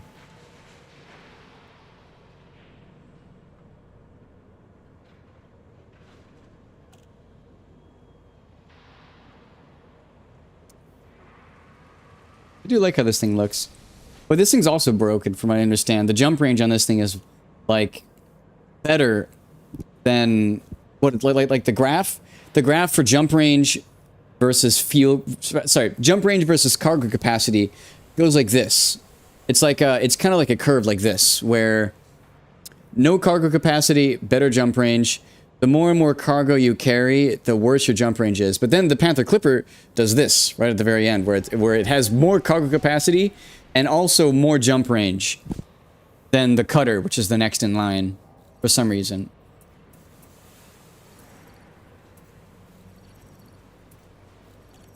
Anyways, cool. Let's rename this thing now.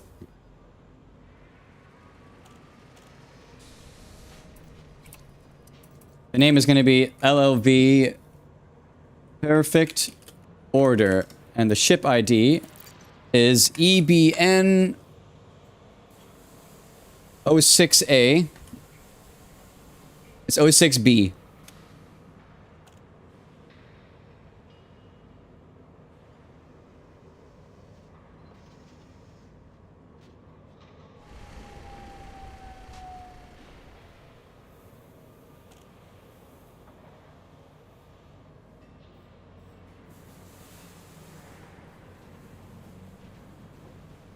Yeah.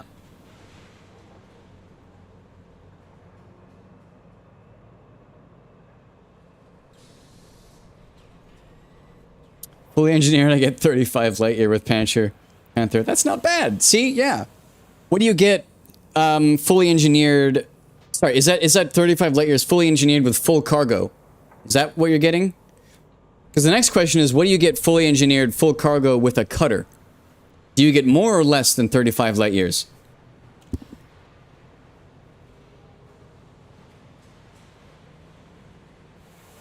But yeah. Maybe an 06B. Let me actually just make sure real quick, too.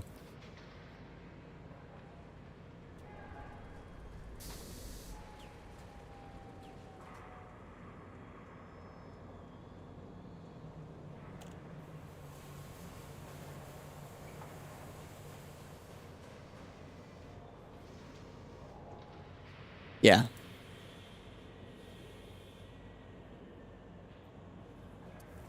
It's 120 plus? Yeah. Yeah, the Panther is just way better. Just has way more cargo. Way more cargo room. But yeah, 06B, perfect order. We accept that. Eden. I always go with, the Cayenne? Actually, I can't remember. I think it's Cyan. Yeah, I go Cyan.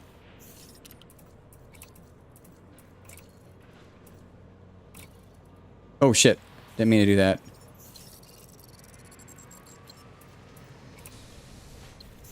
I just bought it on accident. Whoops. That's okay.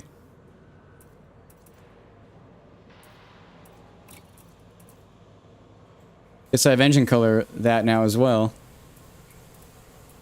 Oops.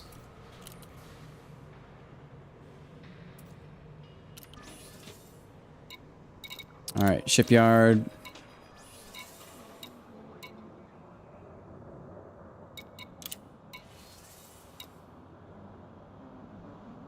Oh, actually, wait. What does the actual cockpit look like? I haven't looked around it. It's so blocky.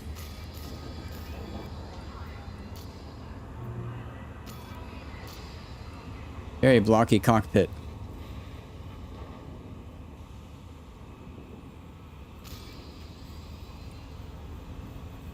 It would be weird to walk around in VR. Alright, let's trade.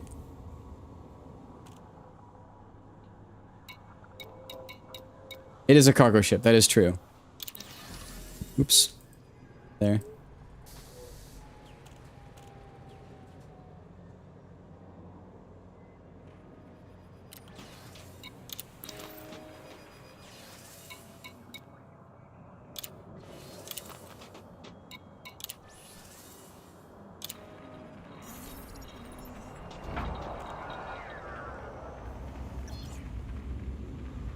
Nice cockpit.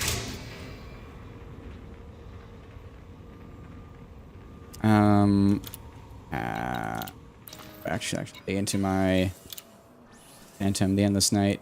Use ship.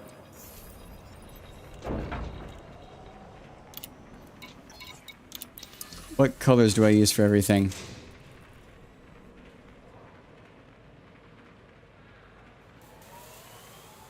Yeah, cayenne and blue. Well, it's cyan, sorry. Cyan and blue. So then, let's, yeah. First up, and before I forget, go back in here, we're going to change the colors of everything to the right colors.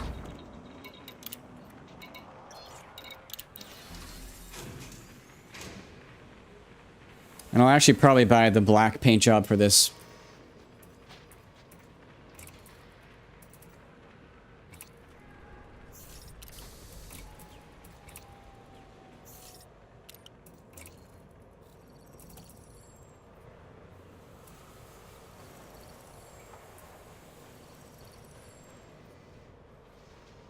What do I do? Do I do black gloss or no gloss?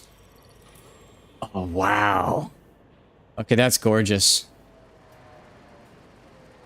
I'm not going to use it, though. The Endless Night is going to be either pitch black or pitch white. 1,298 tons of cargo and I get 19.6. Yeah, what do you think? Should I do the gloss or the flat black for this one? I think the flat.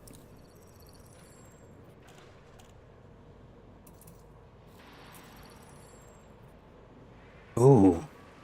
Void black. Okay, wait, I might need to do that.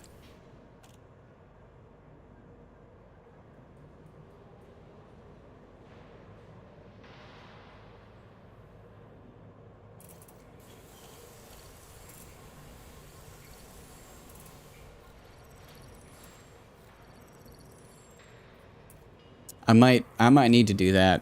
The Endless Night. That is really pretty. Yeah, and it's the same price as the normal one. Wow.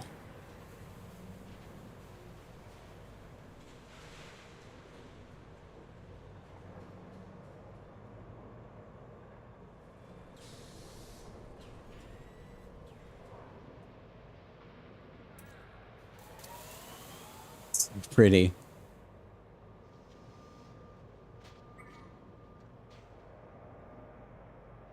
What do you think?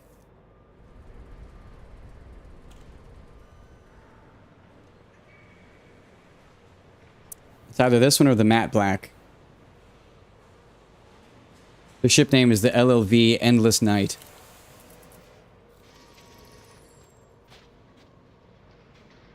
You know, this one makes me think too much of Batman. So I think I will go with this one. You're a fan of matte black?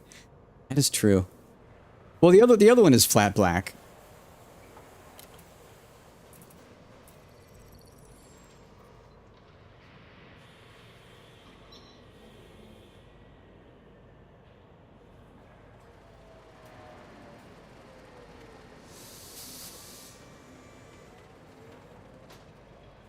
Void black looks better. Yeah. I think I'll go with it. Here's to never taking it off again.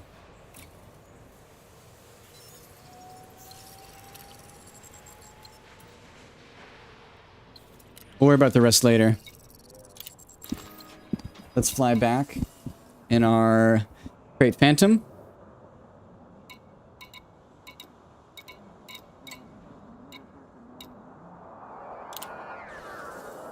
So we're gonna fly black in the back. Oh, actually, this one isn't even flat black; it's gray. Huh.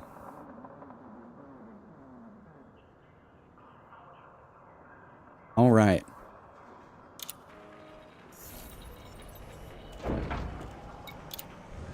So we're gonna fly back. We're gonna ship both of those over to Shinrarta Desra. And as we're doing that, we're gonna be outfitting our Pride and Joy.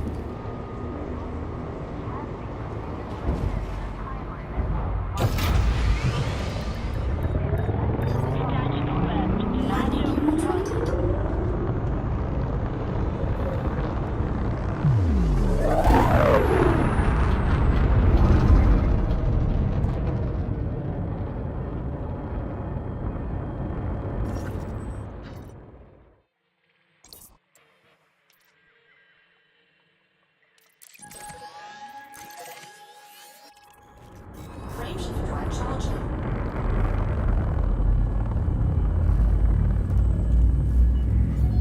You are clear of the station. Safe travels, Commander.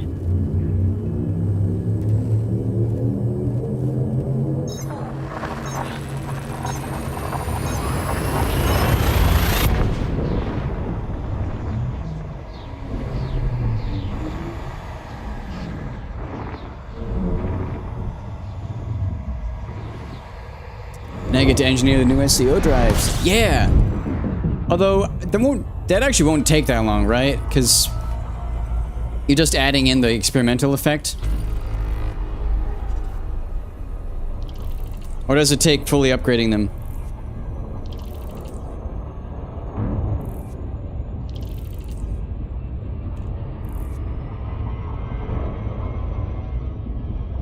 Frameshift drive charging. Still have to go to the engineer for the experimental part. Yeah.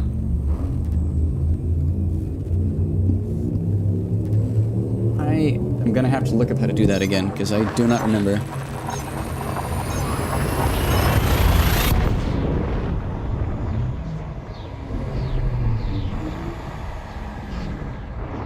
I know there's a tracker, though, in Inara.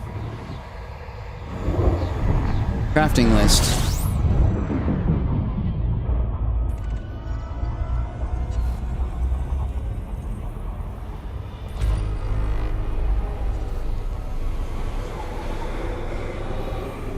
Frameshift drive charging.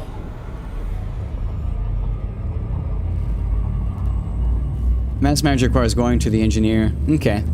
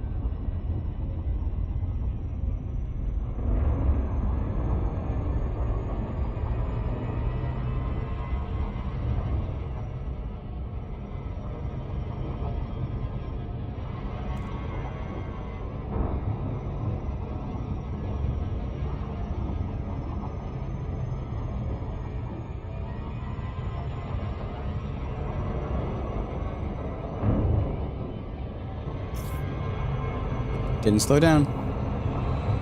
Actually, it's still okay because we need to go around the back.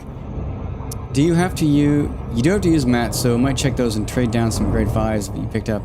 Make sure you have enough. Yeah, I can't remember how many I have of everything, so I'll have to check on that.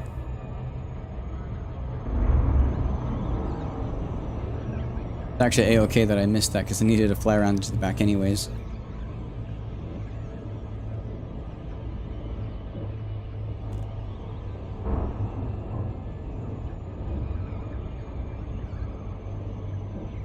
I'm gonna have to look into Inara. I used Inara for all of that tracking, but it's been so long that I cannot remember.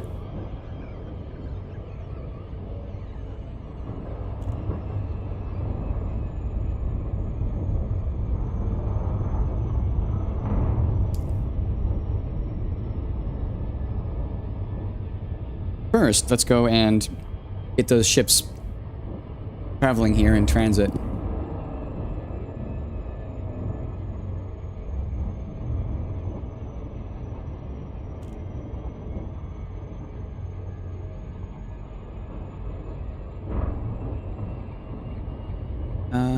Inventory.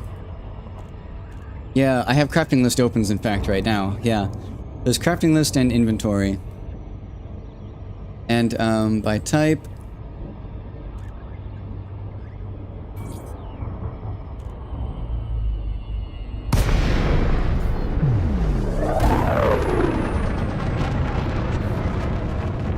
Request docking.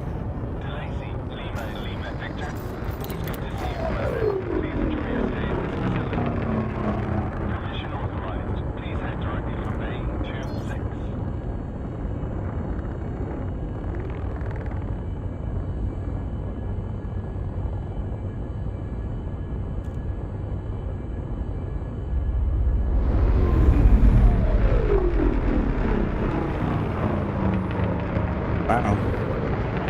Going in really fast.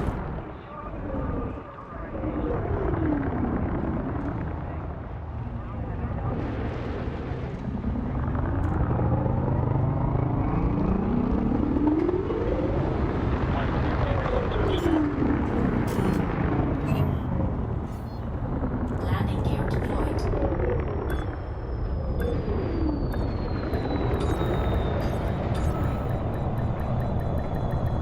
New crafting for the grade 5 SCO? Yeah, we'll see.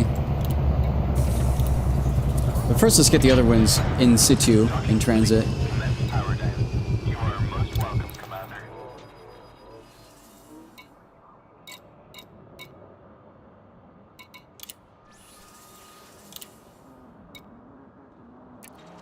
It's so cool looking.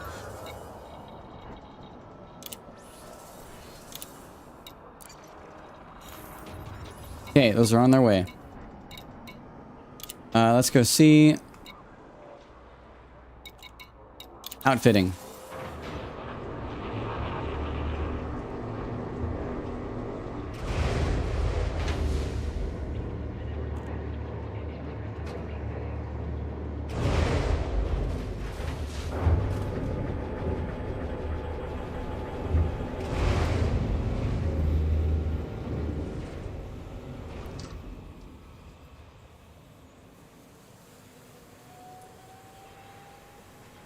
So, yeah.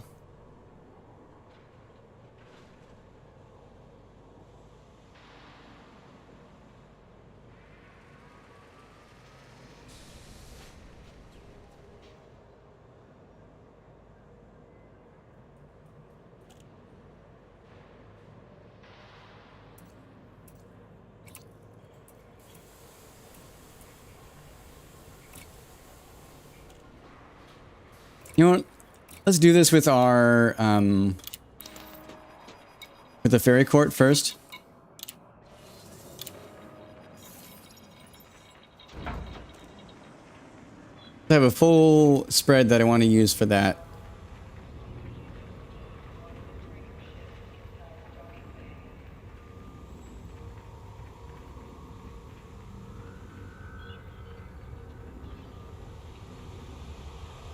Yeah, the frame shift drive, it's a 5A.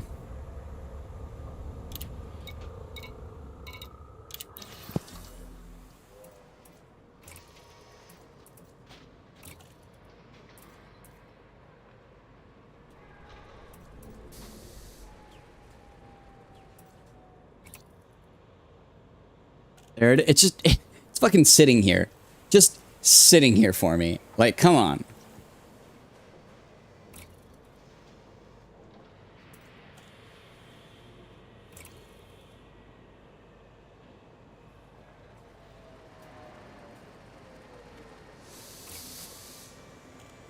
Can you move the route and system over? Oh yeah, I could do that now. Yeah, solid point.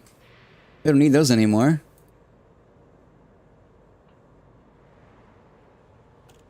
Solid reason, yeah. Those aren't needed anymore. So we just buy it. It's 5 million. Wow. We just sell our current one? Or sorry, get rid of it because we don't need it? I don't know, we'll leave it for now. And equip. Our thrusters are 4D. With clean, we want 4D. With not clean, with how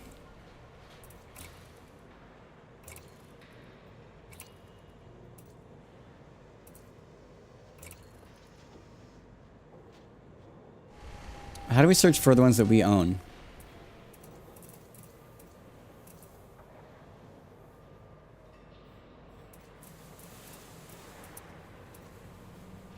Do I not own? I thought I owned some thrusters that were. We want 4D thrusters. I think I might actually need to remove some stuff to buy them. Oh, does this not have 4D? Oh no, here they are. Yeah, 4D thrusters.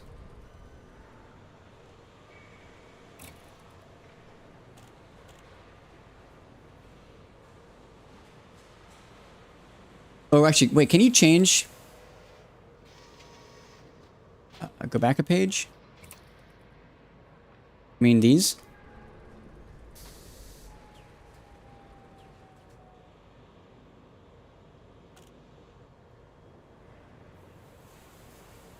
Oh. Stored modules. I see. Thank you. Thank you. Thank you. Thank you. Looks like no, I don't have any saved. Yeah, I don't have any. That means I just don't have any. They would have showed up there. Thrusters, replace. So we need 4D, and then we need to re-engineer it. Actually, what type of engines does the Mandalay use? Does it use different?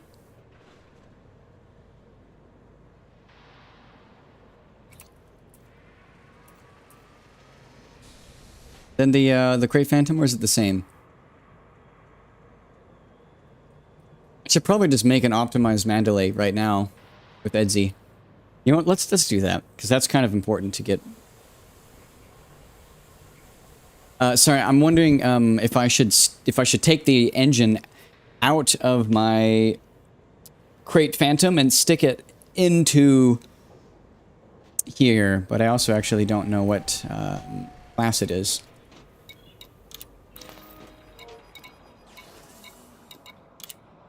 Because I think this thing also uses the same 4D thrusters.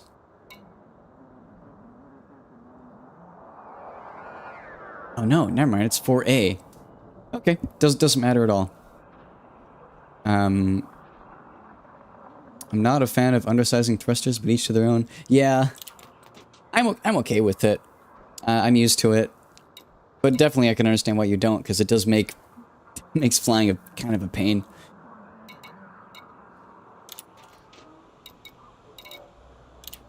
Oh, not library, excuse me. You don't really lose much range with full-size thrusters. Yeah, you are correct on that. You really don't. You get like a few point of a light year. But let's here. Shipyard. And delay. Duplicate. Shipyard. Stored. This thing is basically going to be my endless night. It's going to be the new version of this. So we want a point defense and a heatsink launcher. There's a website. One second. There's a website for viewing ship. Ah, there we go. Ship anatomy. I already had it saved. Oh, that's bright. Mantelay. Utility mounts. So there's two on the top. Okay, so we want it in...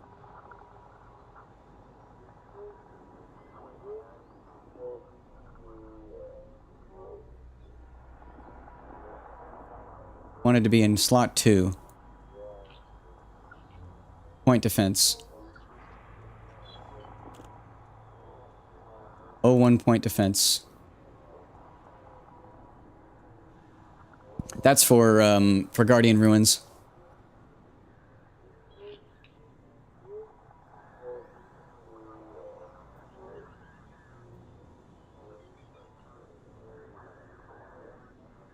And heatsink launcher.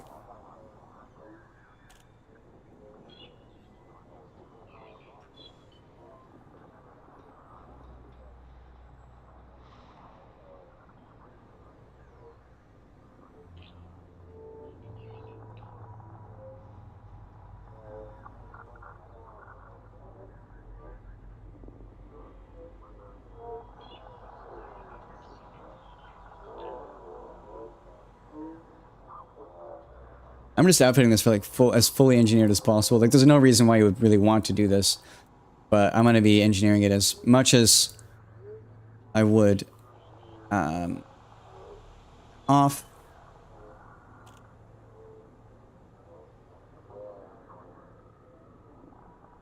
Or D thrusters.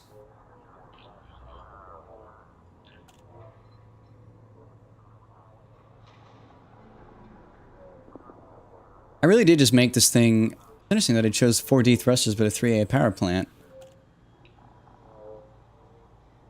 Good choices I made in designing this thing.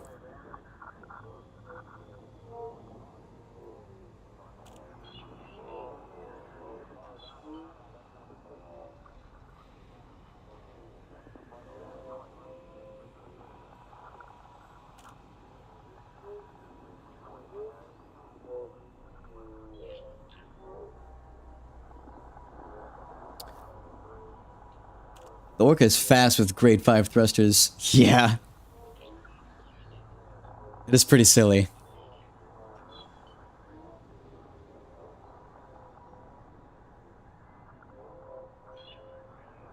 6D sensors. 5D sensors.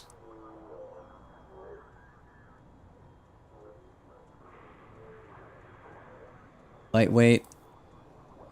Lightweight. Power distributor. One with engine focused. Stripped down. Life support. Lightweight. Drive is good. Thrusters. Dirty tuning. Stripped down. Let's get everything here that we need now.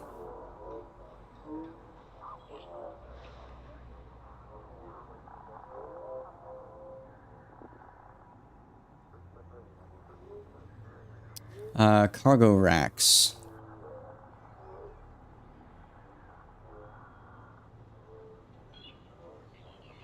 Well, we definitely want the 5 to be a Guardian FSD booster. We probably want this one to be a fuel scoop. Actually, I'm gonna make it a cargo. Or maybe a grade 4 cargo. 16 versus 64 though, that's a big difference. Do 64.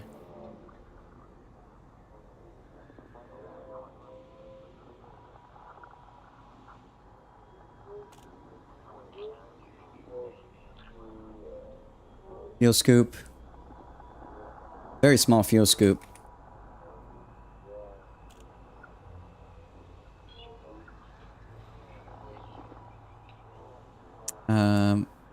Oh. How big is the planetary vehicle hangar? 2. The difference between these two.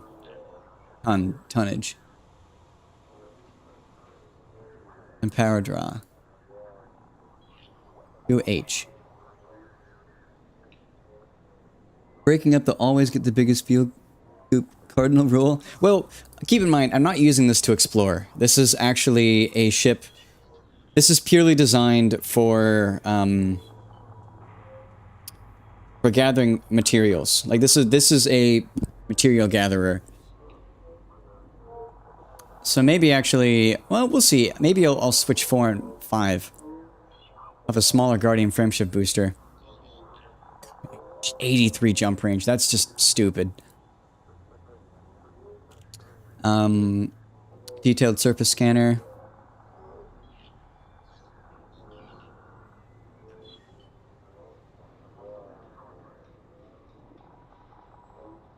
Banded radius.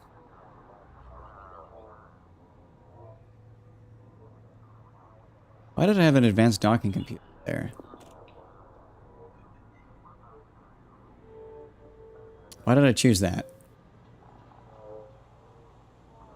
What do you need a cargo rack for if you're for material hunting? For limpets. For gathering, I think it's wakes or something. Purely for limpets. You basically fill up on limpets and then go out, gather, and then come back. But I guess I really don't need that many. Use a cutter for that? Oh, that's fair. Guess I will go with the fuel scoop.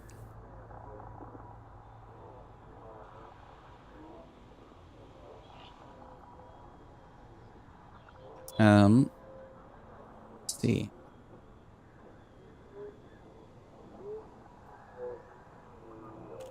(4G) vehicle hangar.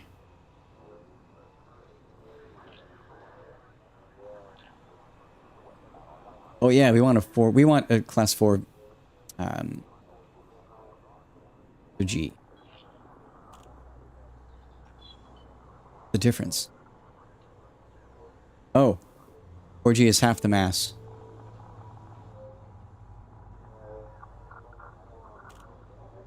And then we'll go with a shield generator.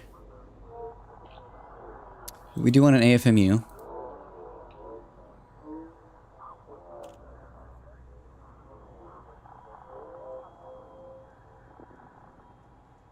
And a collector limit controller.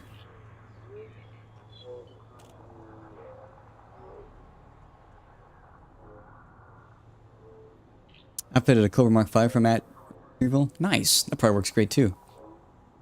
Why did I get a docking computer? Does my current ship have a docking computer? I feel like there was a good reason why I had it. I can't remember it.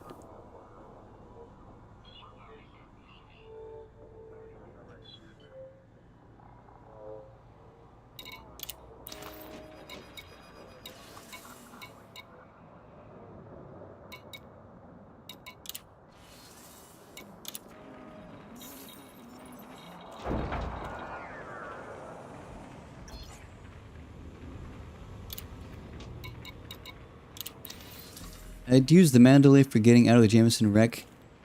Out to the Jameson wreck and raw mat farming. I made a macro for the Jameson wreck out too. I remember that. You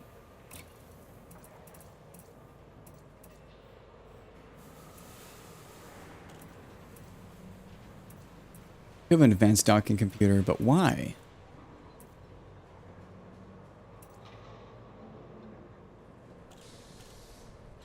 I am outfitting for exploration with an AFMU. That is kind of a silly thing.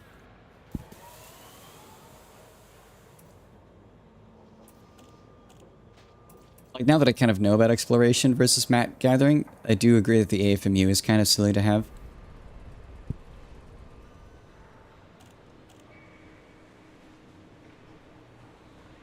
I am halfway between two modes. You're 100% right. Planetary hangar. Probably honestly just like give it, I don't know, instead of that hangar, give it like just storage and a shield.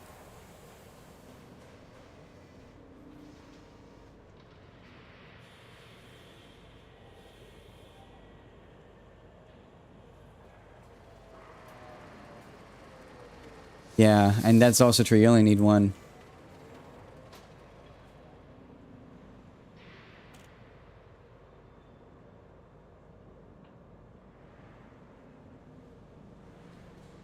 Well, I guess...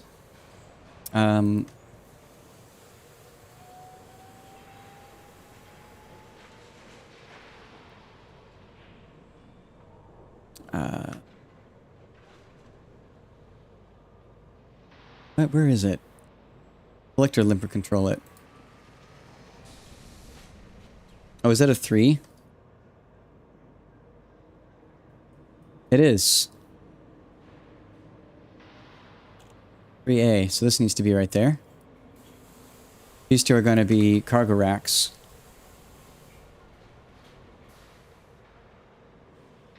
And I'm just going to put in this here as well. Those the generator, enhanced low power strip down. I'm probably not going to build all of this, but I'm going to put it here. Advanced docking computer. And Super Cruise.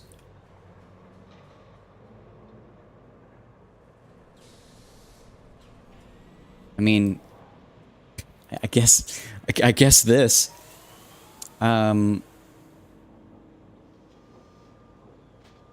Then heavy duty deep plating. Lightweight. Focused, stripped down. Lightweight power support. Recommend super conduits and thermal spread for your distributor and power plant. That is probably a very good idea. I'll agree there.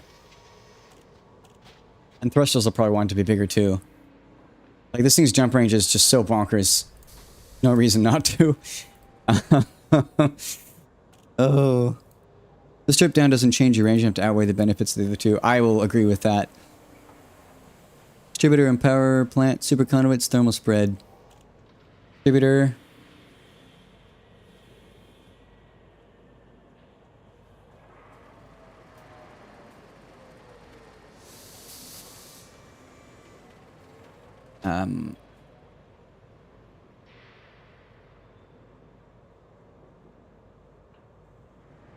Where is it? Sorry.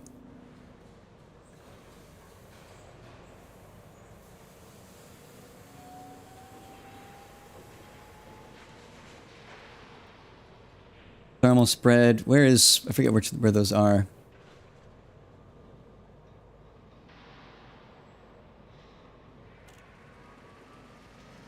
Superconduits, thermal spread. Or is that thrusters? Thrusters is thermal spread. I think you got the names mixed up.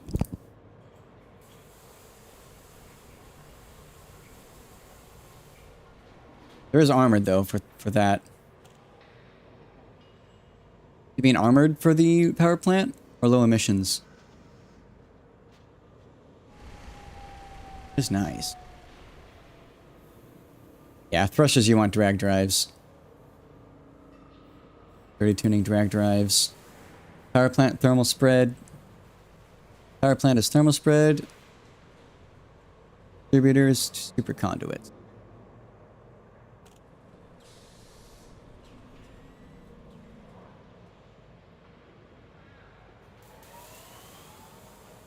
I wonder if I can make the boost even more consistent.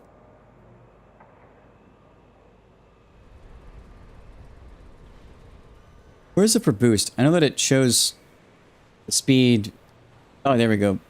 Boost frequencies 33 every 33 seconds. I believe we can make that even better though if we do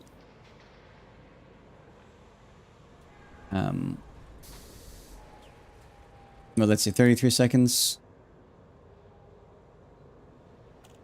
Charge capacity, no. Yeah, we do want engine focused. We probably want to make it bigger. 85 jump. That's just stupid. 85.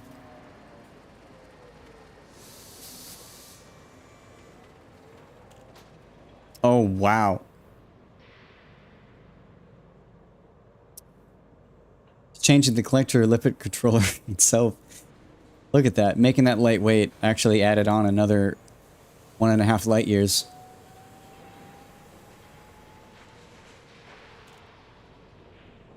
Bigger distributor is just good to do. How about two-way with engine focused? Super conduits is 25 seconds. 7 seconds for that. How about bigger?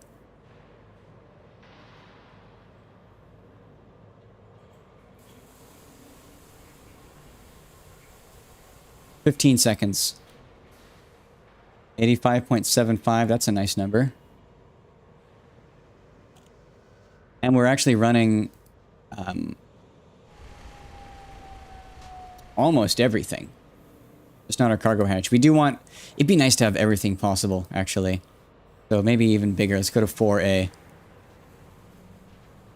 We're at 85.75. Focused. Conduits. 11 seconds is pretty nice.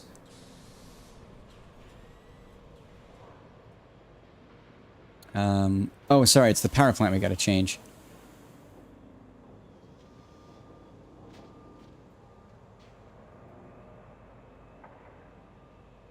Yeah. Power distributor is actually probably 11 seconds. I think 15 seconds is acceptable. And focused. Super conduits. I like that.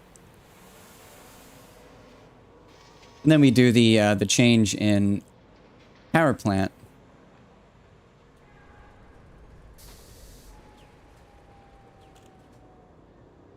Oh wait, we'll turn off that. There. Yeah, turn off the vehicle hangar. It'd be nice to have bigger thrusters. Yeah, you just mentioned it. I say, no, nice to have bigger thrusters, then bam, I see right in chat. Check out the thrusters, the 5A thrusters. Let's check them out. Way too much power, but 30 tuning, drag drives. I think it's worth it. Go to a 4A power plant. Let's see. Armored. Thermal spread. Oh, yeah.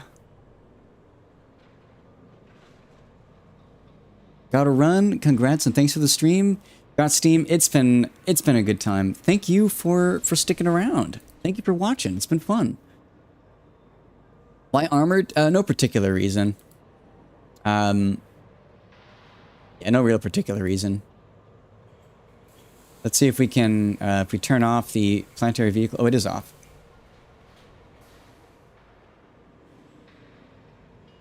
Oh, that's a shame. Look, we're at exactly 100% usage and it just doesn't like it.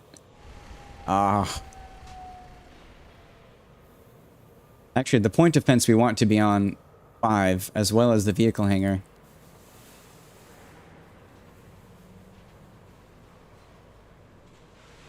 .7. What else is only going to be used when we're on the surface?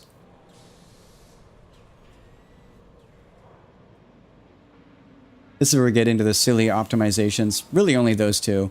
The point defense and the vehicle hangar.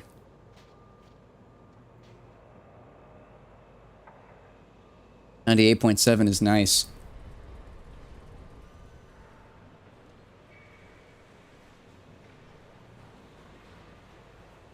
Overcharge does give us more capacity. In fact, we can probably downgrade it even farther. Go with 3A overcharged. And thermal spread. Wow.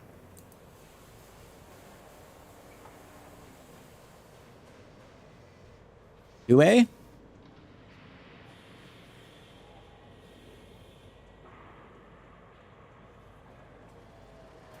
We're at 110. So it looks like 2A just barely doesn't work.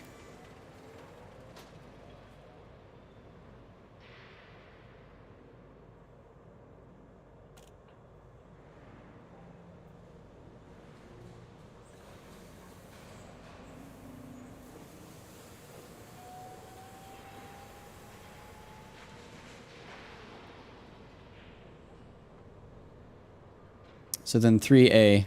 Actually, we could just make the thrusters just a little bit smaller as well. Like 5A is awesome, but we don't really need 5A.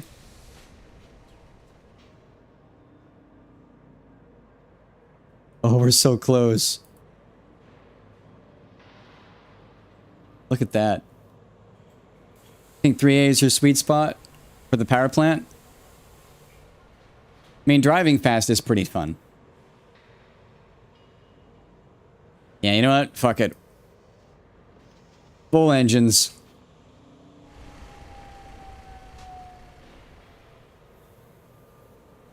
Full engines. More thrust is more corrective power. That is true.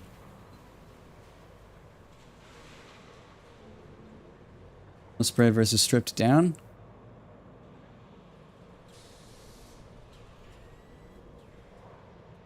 If stripped down, it's fine. Well, it makes almost no difference.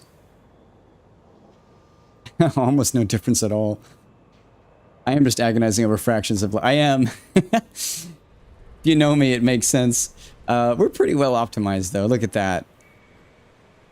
I think we'll just call this good. 15 seconds. Big fuel tank.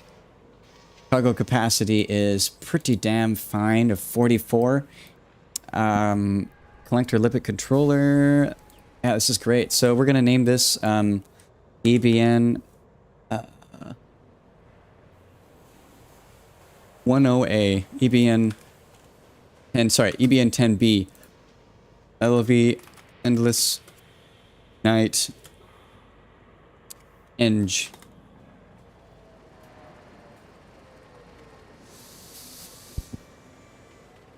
I want to save it as that. Okay, now for power distribution. I'm gonna just copy it over. I think. See if it works. 3.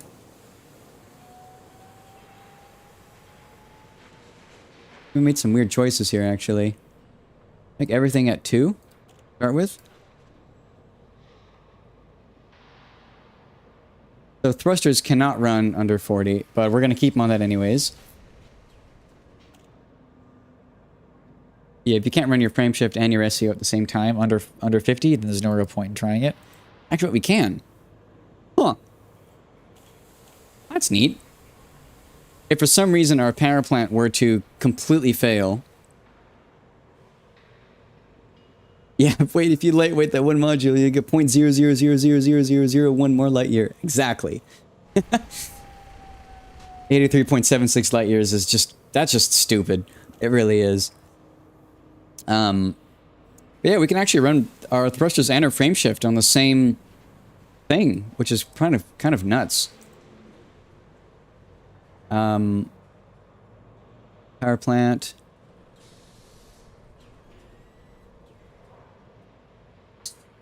Look at that. What life support too? Oh, not quite. What power plant of... Yeah, look! If we fully engineer our power plant, we reach 49.4%. So broken, if we have a broken power plant, we can still use our thrusters and our life support and our heatsink launcher. That's pretty awesome. Does it really have no need of a heatsink launcher? That's crazy. I think we'll keep it on. I may as well. It weighs almost nothing. Actually, how much do we lose? Oh, like almost nothing.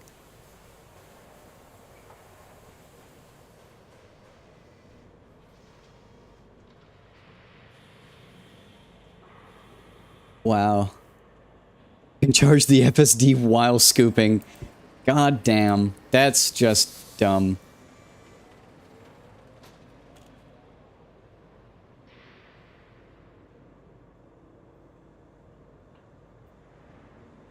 Yeah, that is really stupid.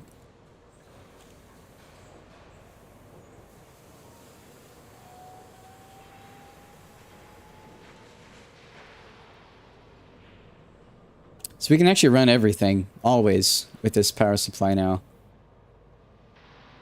I think we'll just do this. Just run everything like that. Wow. Okay. LLV Endless Night. Okay, so this is what we're going to be building. Only reason why you can boost indefinitely is because of the heat management. Yeah. I mean, it's just good to have a heatsink launcher, right? It's good. Wow. So we're building this. Let's go do that right now.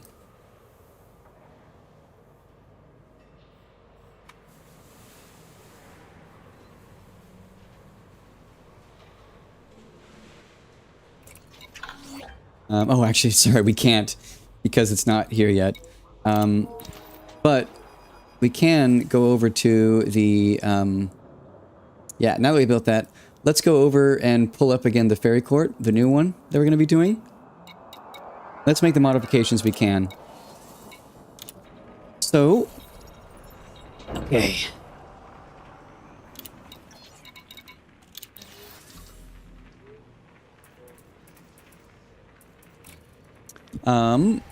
Lightweight alloy, yep. Power plant of 2A, yep. Thrusters 4D, except for this, some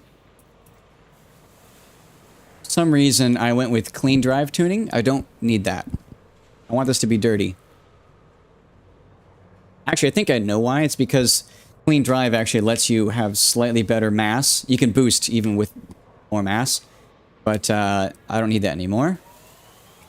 So, replace module with 4D thrusters. And we're going to have to go and get those engineered. We do have a grade 5. We do have the frameshift drive. The new one. 60 life support. Fully upgraded lightweight. Power distributor. We're going to have to change our power distributor. Because we want engine focused stripped down, but we only want 4. We don't want grade 5, fortunately. Wait, no. What? Why did I choose that? I want that full. Yeah. Power distributor, engine focused, super conduits. Oh wait, this is super conduits?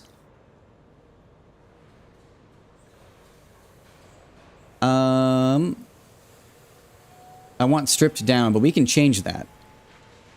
So let's see, list of changes. Sticky notes. Make a new one.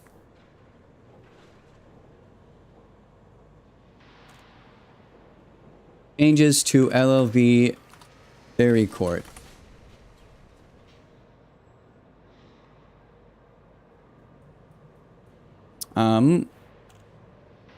FSD.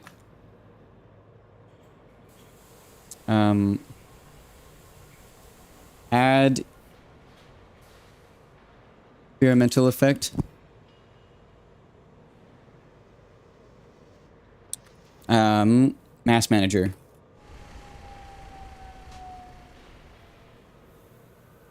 Thrusters. Engineer. Dirty tuning. Drag drives.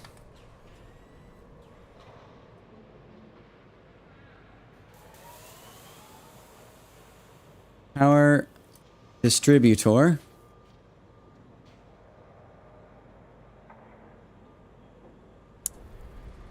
That we're going to go with engineer. Sorry, no. Replace. Yeah. Add experimental effect. Super conduits. I can remember. If I remember, you can just change that. You don't need to actually go and redo it. I still recommend max thrusters, especially for out in the black. You space out and have a high graph planet, and you're screwed with 2 sizes down. That is true, but I'm actually going with a very particular silly thing with this build. You may notice that the jump range is 69.52. That should be 69.420 with Coriolis. Let's duplicate this in Coriolis to make sure. Edsy adds the day tank little number, so it's a little bit different. Oops, sorry, Orca. Oh my god, I'm so not used to this. Lightweight alloy.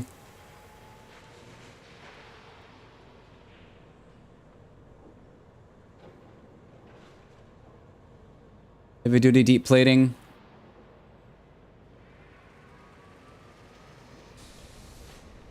Power plant 2A.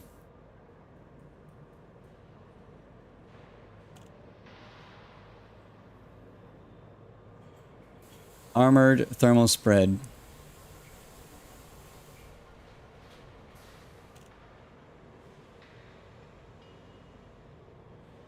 Why is it different?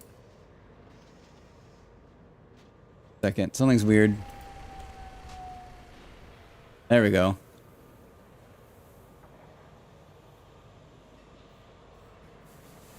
Armored grade 3. Oh, we do need to change it.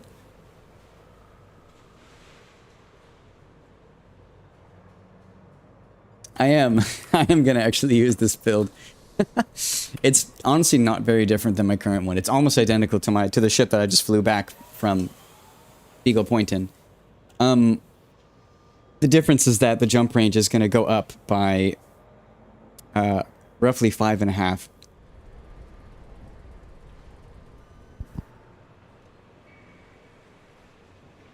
A rather large increase.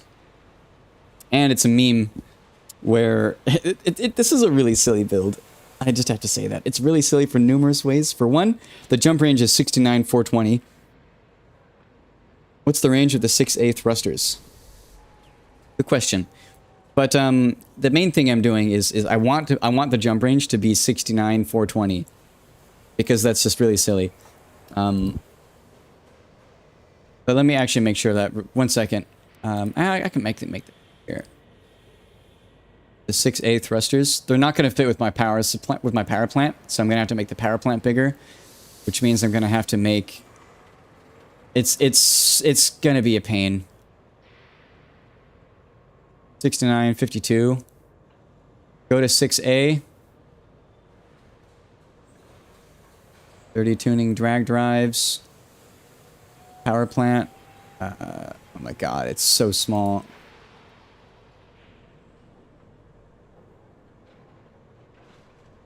Make it bigger. Overcharged, monstered.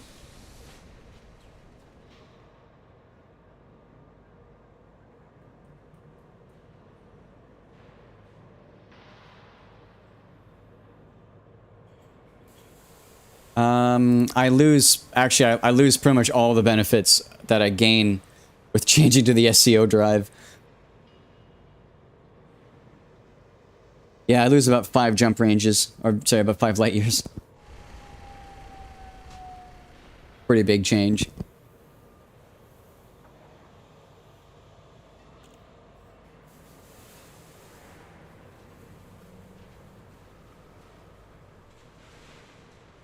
Let's see if I do the, what was it using before? Excuse me? Forget. Using the 4D. What if I used 4A?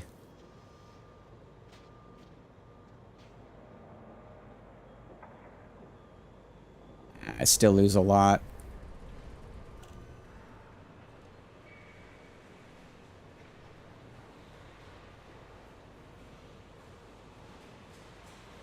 I mean, still get more, 68.63. But honestly, I'm very used to what it is. I use a 5A low emissions, but I can't thrust over 600. My thing goes way lower than that. Yeah, this thing's a boat. My speed is 312. I love that also this thing literally cannot move if you fill the cargo rack. This thing here on screen is a complete joke. I need to say that. This is a joke. Oh, it's your Goid build. Nice.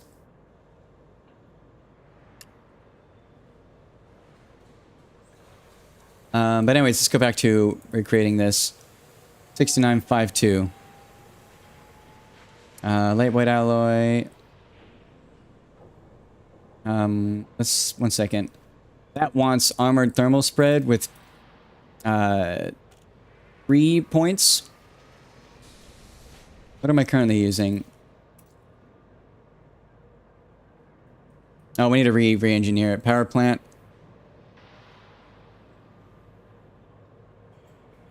Fresh engineer.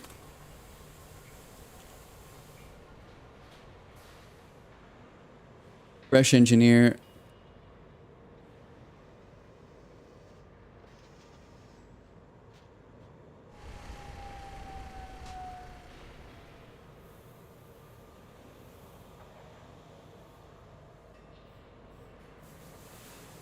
Yeah, fresh engineer. That's what you, yeah, if that's what got you from Beagle Point and you're happy with it, stick to it. That's my thought too. Really, the only change I'm making is that the jump range is becoming a joke of 69 420. Another joke that if I literally fill my cargo hold, I cannot move. And then another joke that it's carrying a luxury class passenger cabin. And on top of that, it's increasing by about 5.5 light years in jump range from what it was to Beagle Point and back. But power plant, fresh engineer.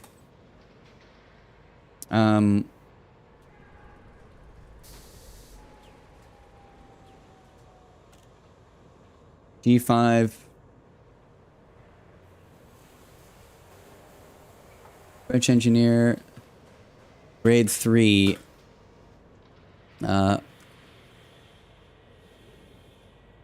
Armored.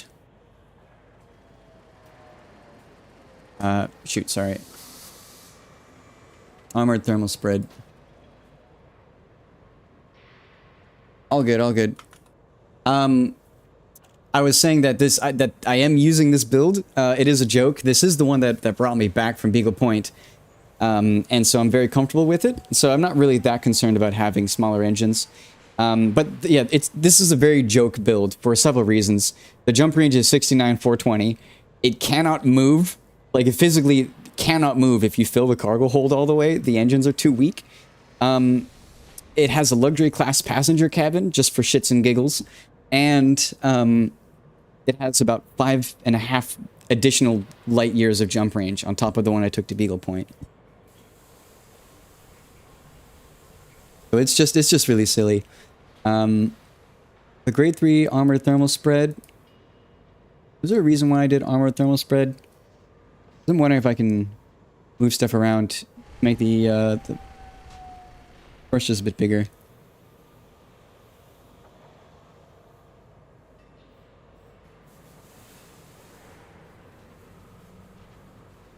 Overcharged thermal spread. 6954.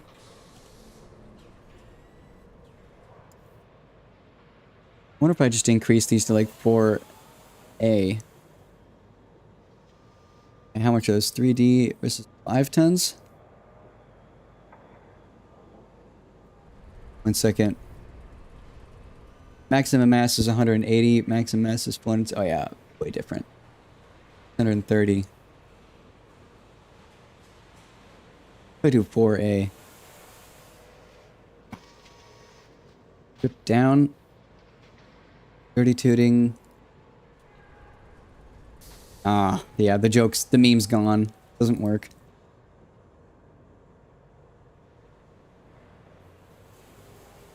On the heatsink discussion, trust me, you need one, lol. Yeah, I'm planning on it, yeah. It's just, I mean, it's just like a emergency thing to have, really. Especially because I almost burnt myself up at that black hole. Which I probably would have burned up if I didn't have that heatsink launcher. To buy me an additional number of seconds to repair and get out of there.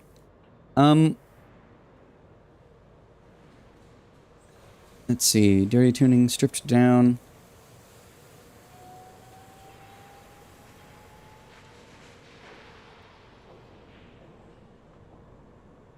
I will say that armored is actually kind of nice on a power plant because it makes it a little more resistant to damage.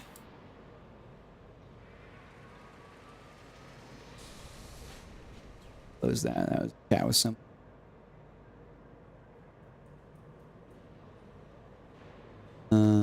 There.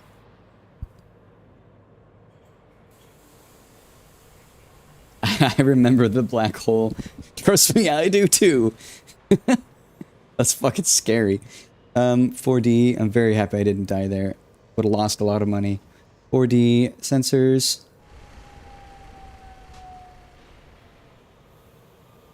Lightweight. Power distributor, engine focused, stripped down.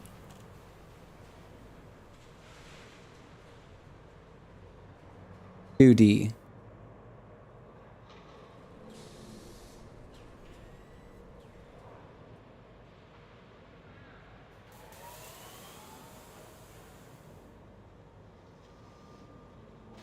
Why did I not have that engineered all the way? Good choice.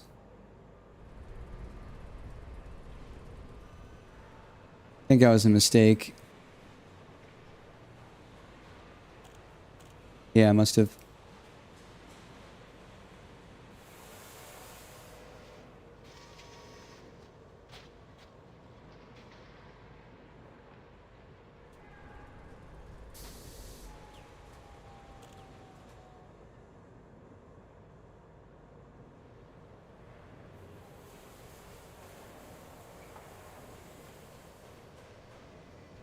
Engine focused, stripped down.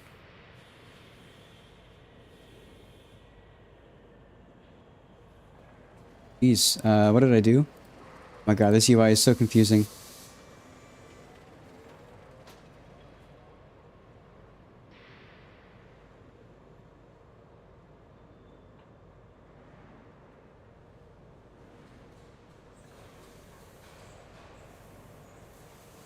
actually don't even know how to check what my modification is without clicking that. But this, like, you just click it and you can see right there, engine focus stripped down. I'm so... Edsy's just, to me, it's a lot cleaner. Plus, you can customize how it looks, and I made it blue.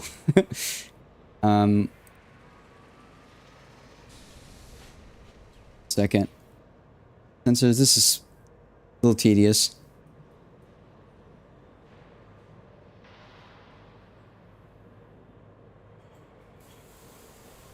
Yeah, in order to see the modifications, you have to first click it. Sorry. First click modifications, and then... I don't even know how to check for, like, the experimental effect.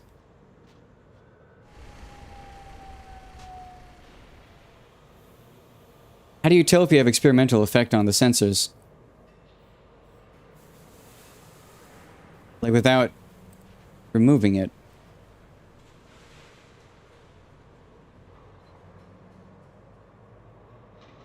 Oh my god. Oh, sorry, it doesn't have an effect. So then the power distributor...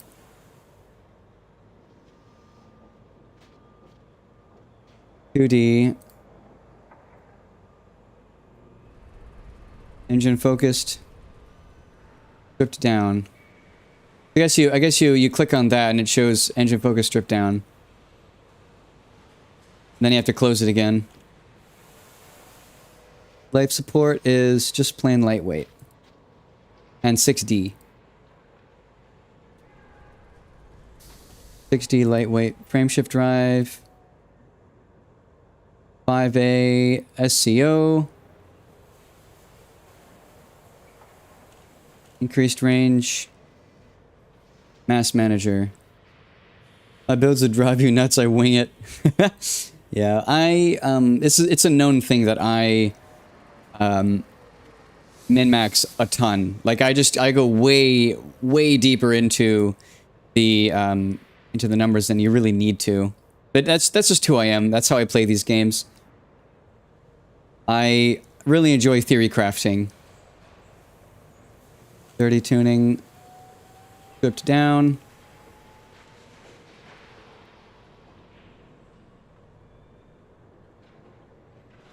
(2A) power plant. With armored thermal spread. Armored grade 3. Thermal spread.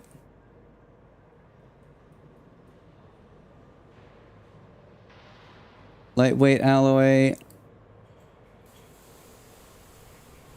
Heavy duty heat plating because it weighs nothing, so you can go with the maximum size on it. Let's remove all of these.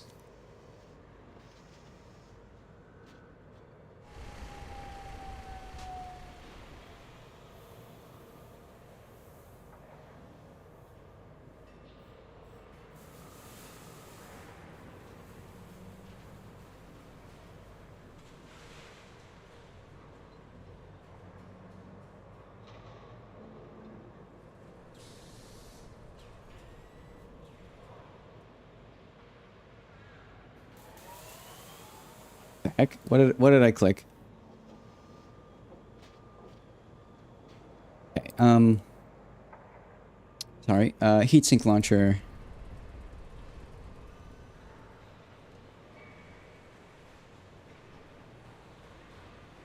Lightweight grade 5. Optional internal. Where's my luxury class passenger? Oops.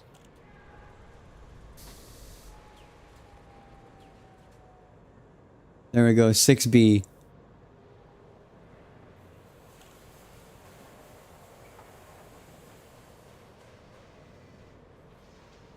Alright, fuel scoop.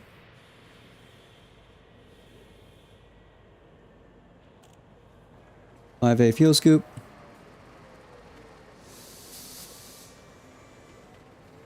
Frameshift booster.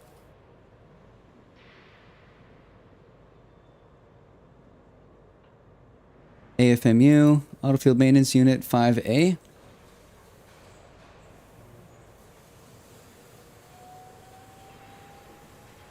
Anti-corrosion.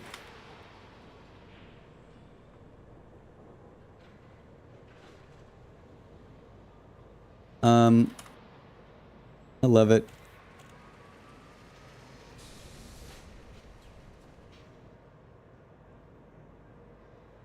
I do not have kids.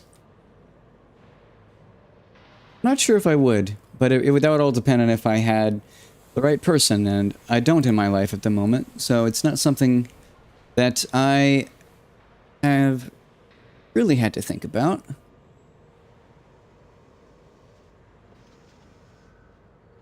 "3D shield generator.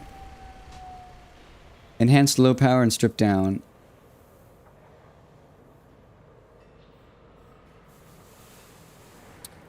2G planetary vehicle. 2G planetary vehicle hangar.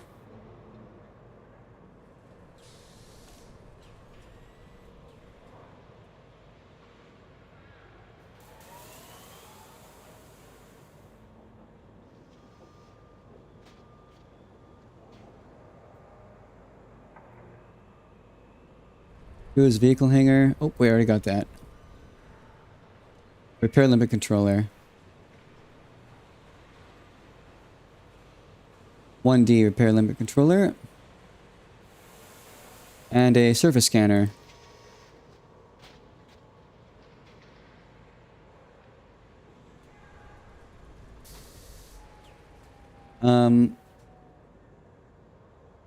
Where is it here?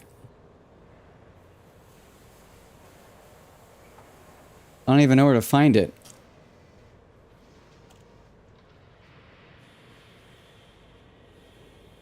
Oh, here it is. You can't... Can you not get the pre-engineered one for this slot? I can tell, lol.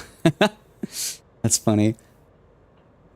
So there's a special detailed surface scanner you can get that,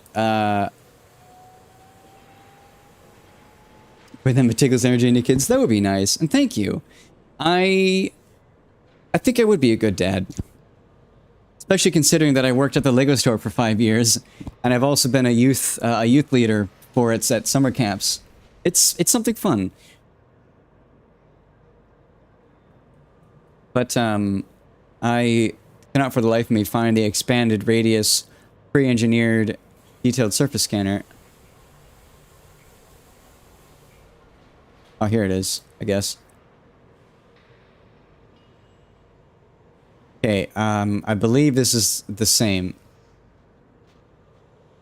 So where's jump range? Oh, no, it does. It says I can't fly for some reason.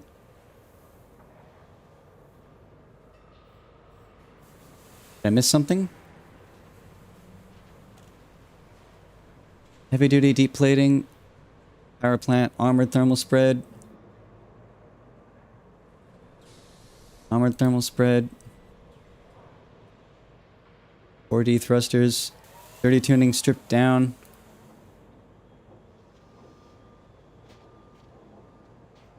"5A. Mass manager." Okay, first up, what's the difference in weight? Current is 406. This is 406, 122. So this thing, for some reason, Coriolis says that I cannot move. And I'm not sure why.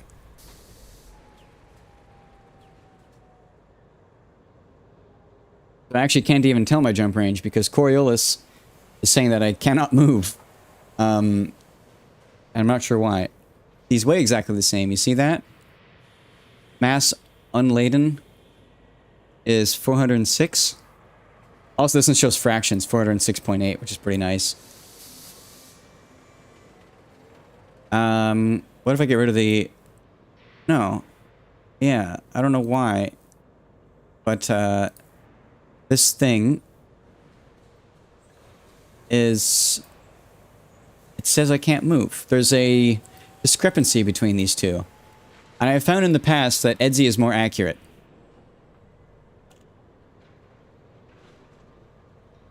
But am I missing something?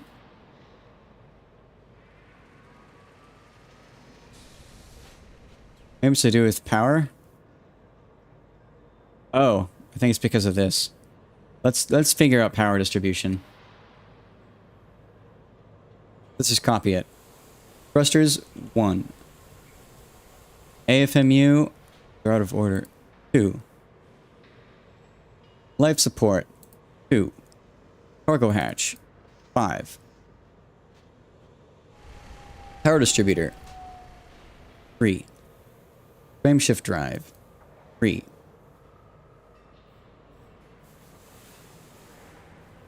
Life support. Sorry, no, sorry. Sensors 3. Guardian FSD booster 4. Fuel scoop 4.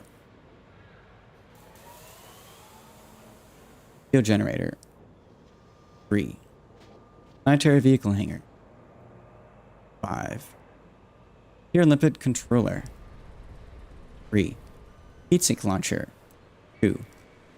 There we go. Okay, so that was the issue. It was my ordering of that. So, can I turn this off? Yes. Disable that and disable my cargo hatch. And also my AFMU. Okay. 99.4, that is accurate. We don't need no stinking life support. Yeah, trust me, I would rather put the life support on priority 1, but there's a bug with the game, and it just changes my thrusters to always be on priority 1, even if I change it to something else. And just the way that power distribution worked, it's better to have consistency than anything else. So like in an emergency, I can shut off my thrusters. I can repair stuff with life support on and then turn it back on again. But anyways, this thing has a higher jump range. Wait, now why is the jump range so different? It's super low.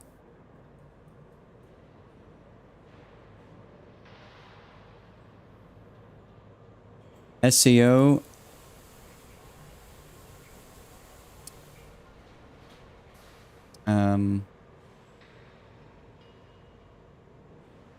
Why is it so high? No, it's lower. Look, my jump range isn't nearly as high for some reason. Yeah, I'm not sure why, but the jump range in this is different. This is 64. This one says 69.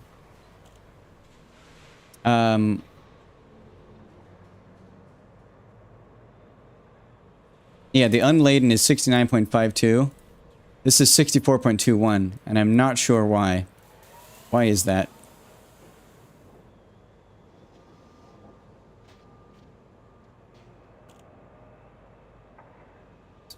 What did I miss?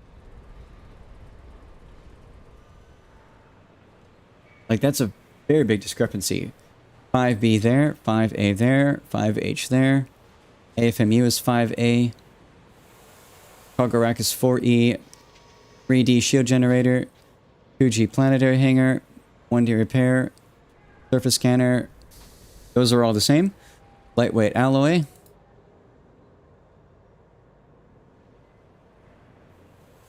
With heavy duty heat plating.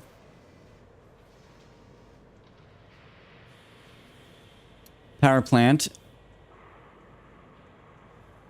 What are we working on? This is actually interesting to you. So I have just finished replicating my Orca in Coriolis because I wanted to compare the jump ranges, and I'm not sure why, but Coriolis is showing a significantly lower jump range than EDSI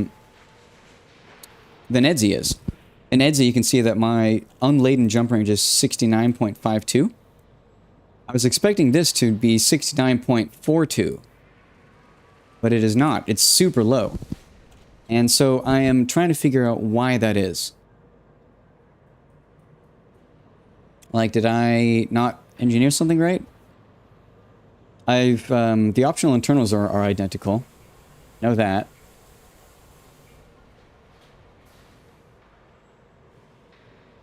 Enhanced low power, stripped down.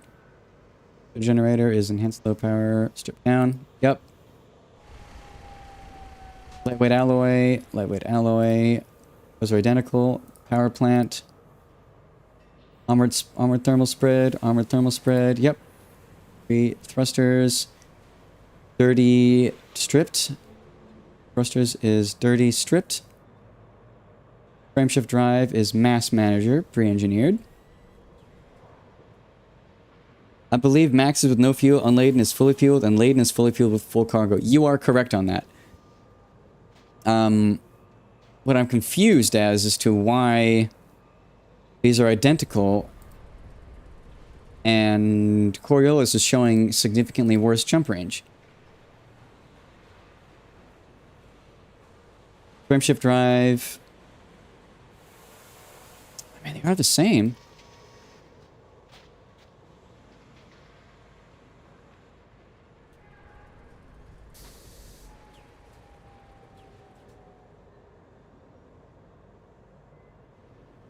Wait, the optimal mass is way lower on this. See that? Don't worry, I know that my thrusters are red. Yeah, the issue is not that they're red. The issue is that if I fill myself up with cargo, I cannot move. Yeah. We are still working on the... Exactly, you're right, Danny. But no, this is it's a joke build because if I fill my cargo rack all the way... Look, so Coriolis is... Edzi is way more accurate. 69.52 jump range. And you can see that our boost and speed, both of them are error if I am laden. That is because my mass... What is it? My thrusters have a maximum mass of 413.9. My current mass is 406. Let's add 1 ton of cargo. Now 407. And then 408 and so forth. I can literally only go up to... yeah. I can carry 7 in my cargo, but not 8.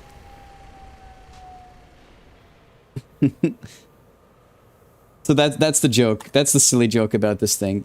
But no, I'm trying to figure out why it is that Edzi is vastly different than Coriolis. Coriolis is proving to be much more inaccurate.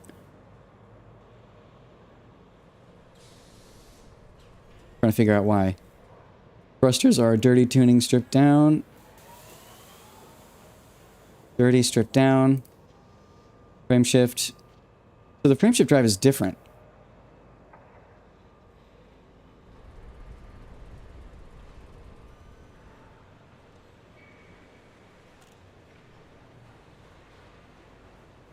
What is that? Increased range. Mass manager. They're just way different.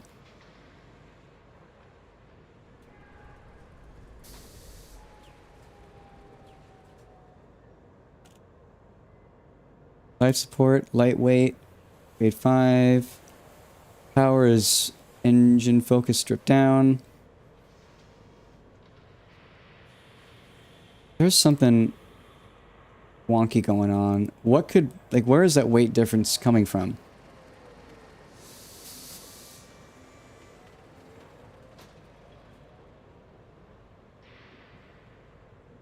Where's the difference in the numbers? The mass is the same. Like, they both weigh 406 tons. Not sure. Anytime I've used Coriolis, I got the numbers in game I got in the app. Yeah. I can say the same for Edzi.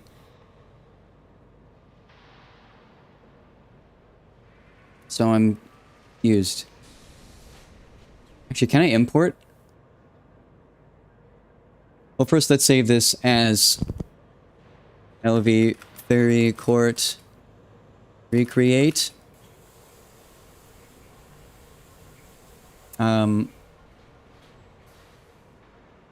Coriolis import from Edzi.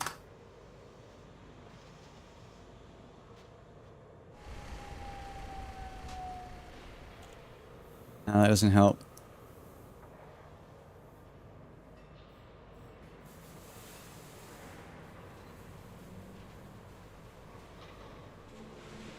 There's no import function.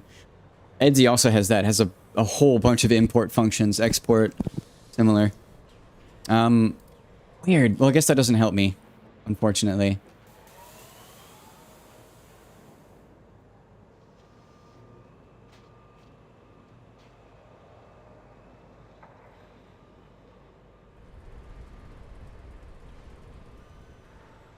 Yeah, unfortunate. This is incorrect. So I can't use this for information. I know for a fact that this is correct.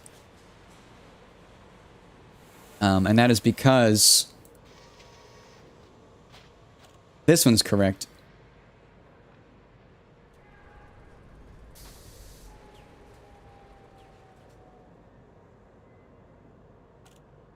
Yeah.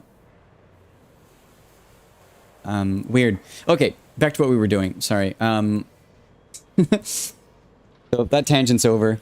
I didn't really learn much, sadly. What I'm gonna do now is compare my in-game versus what I want to recreate now. Oh, you're right, I could import to Etsy, can't I? You're right, I can't import from Etsy to Coriolis, but I can import from Coriolis to Etsy. You're right.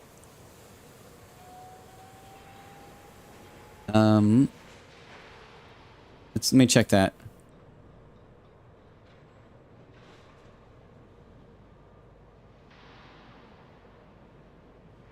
Okay. Export JSON.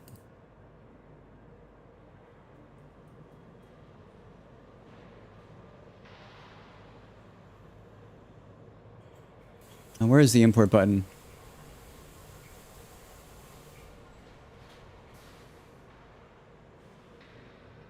There we go, import.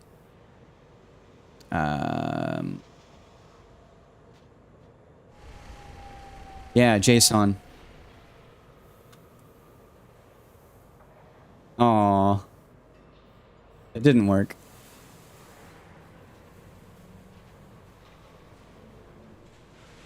Etsy, slef. That doesn't help. We export from, oh, did I already close it? No, it's here. Export, oh, it only does JSON. Does Coriolis do slef?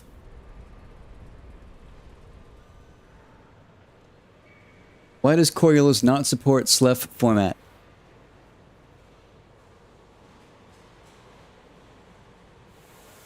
Guess it doesn't support. That's another reason why I don't like Coriolis. I don't know. As soon as I learned how to use Etsy, I have not gone back. It's just easy to use. Like, you click on something, left side is what fits there, right side is the exact schematics of that item that you're clicking on. Stats are all on the bottom. And it's just nice and simple. It's also very mobile friendly. I should say that too. But anyways, let's go ahead and continue on. So, now that we got that going, let's go ahead. We have that saved now, so I don't know what's up with that, but we'll close that. Let's go and compare. Can I make this always on top? No, can't. Oh well. Okay, that matches for sure, the lightweight alloy. Lightweight alloys. Heavy duty deep plating, power plant. Is armored 3-3 thermal spread.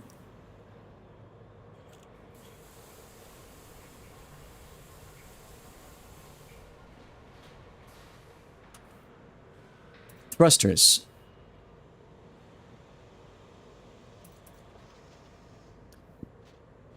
We are going to change thrusters. We got to recreate these from scratch. Grade 5 dirty tuning drag drive, excuse me. No, strip down.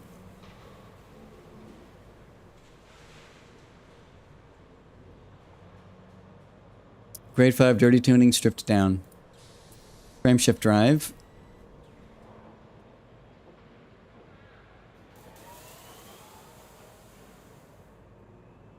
Let me see if actually there was a reason why I did dirty tuning versus not. Clean tuning takes more energy, for one.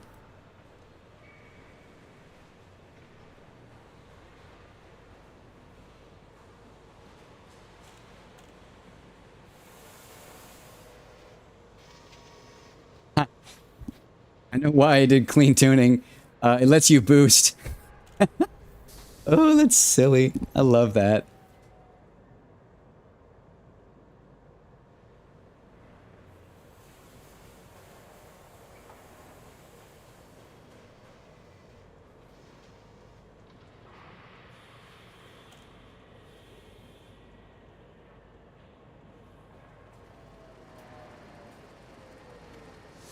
Oh, interesting.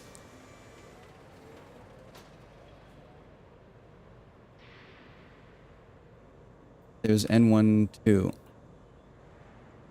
Huh.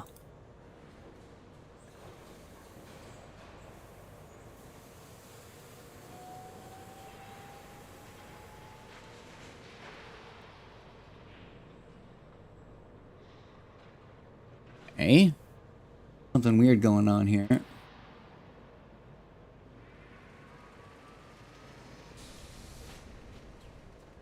The drag drive is actually a lot more a lot more maneuverable.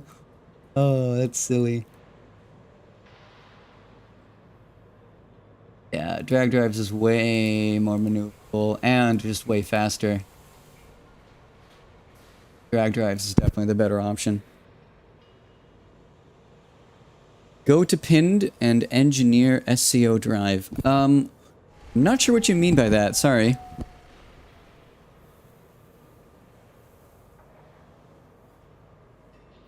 Let me go and write this down first. I'm writing this down on a sticky note. Just off screen. So thrusters. We need to make brand new. Dirty tuning, grade 5, stripped down.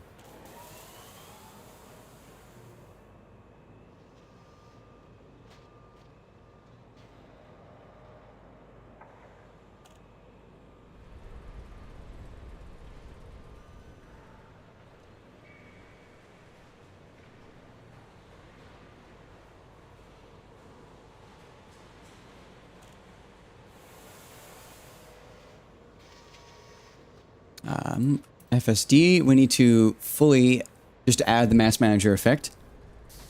Life support, lightweight grade 5. Power distributor, we currently have engine focused super conduits. Oh, isn't that what we want? No, we want engine focused stripped down.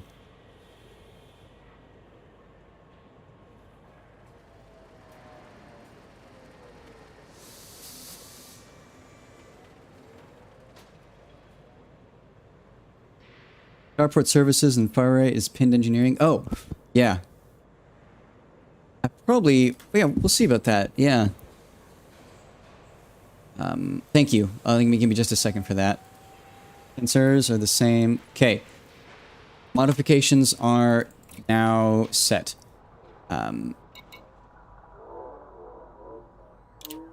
Engineer's workshop.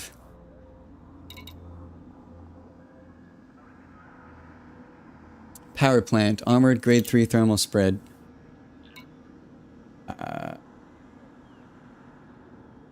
Wait, what? Oh. Wait, no.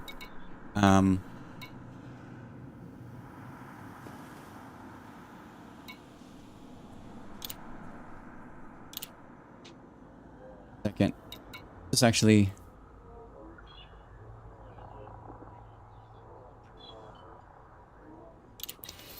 Okay, what did I actually change them already? Power plant. So we need a fresh engineer the power plant. Yeah, so replace with a power plant of 2A, just fresh.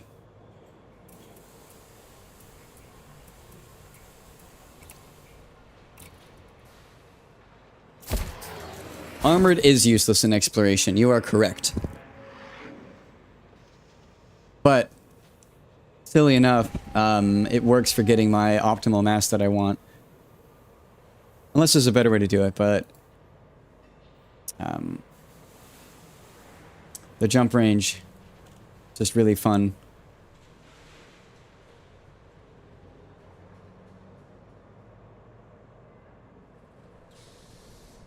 As long as I can get, the 2 jump range. I want 69.52, because it should be 69.420 in game.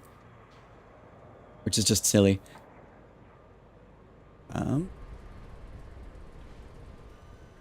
Usually, yeah, you go with overcharged.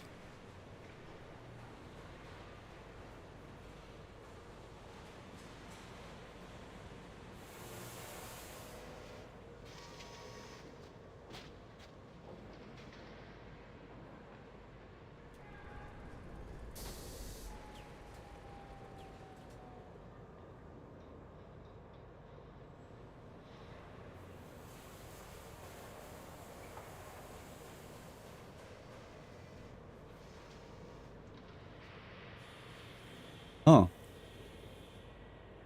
We're actually...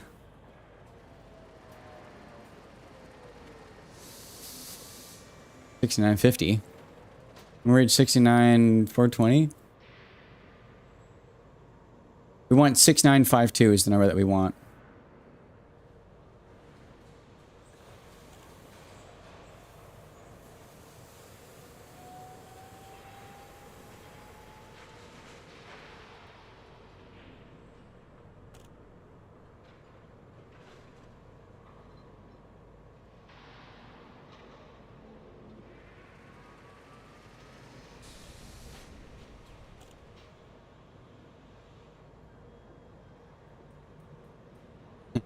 It's so silly. I'm pretty sure I'm just gonna go what I had.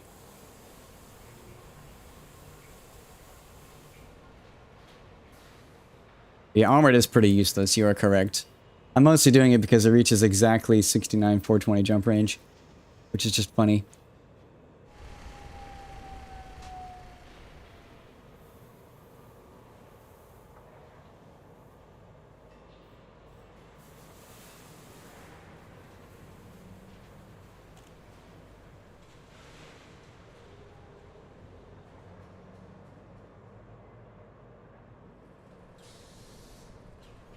It'd be fun if I could put in a 2D power plant.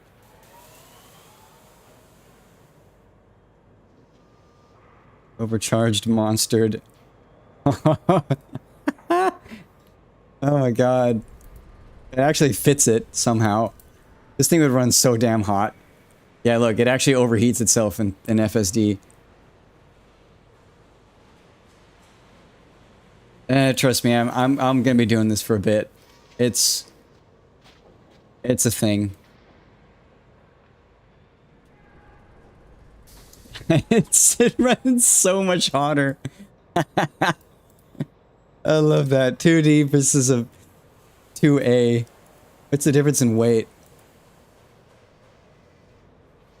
Wow, actually... Oh, that's so silly.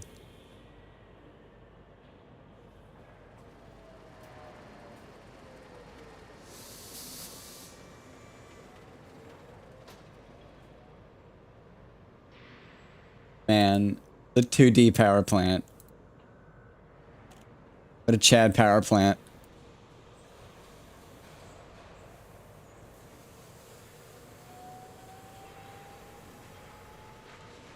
Let's duplicate everything again. Oh, this is so silly.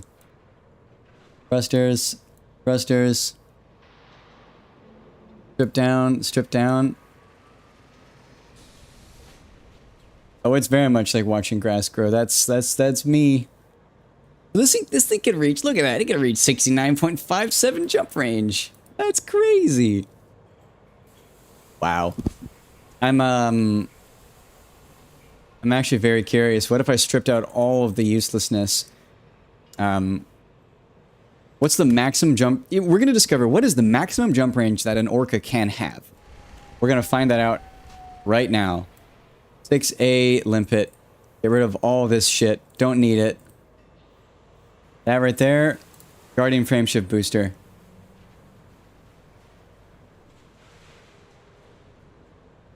Guardian FSD booster right there. Bam. Geoscoop. Guardian FSD. 4D sensors. Lightweight. Strip down. Power distributor. Lightweight.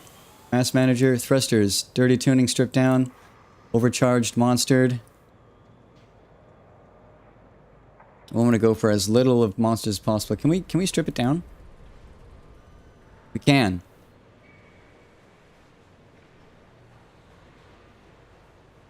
This thing is just bonkers. Wow. So I believe right here we are seeing the maximum jump range. An Orca can reach 77.43 on the jump range.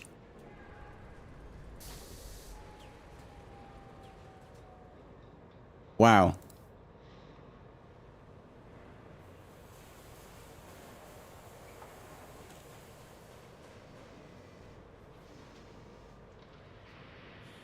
FMU. Do a detailed surface scanner.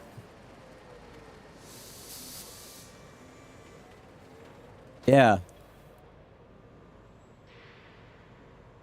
Wait, did one of these weigh something? No, 77.43. Look at that. That's just dumb.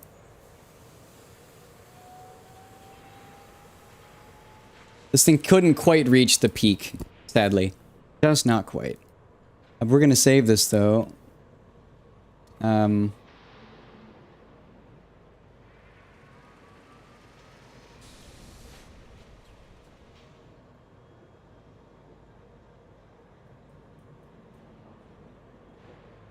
Orca max dist. Jump.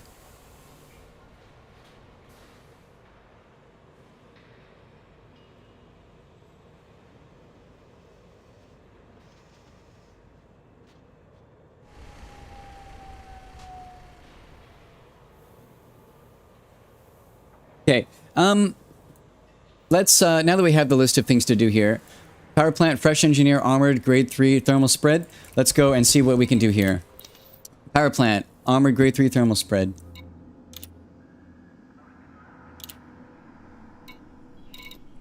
Armored.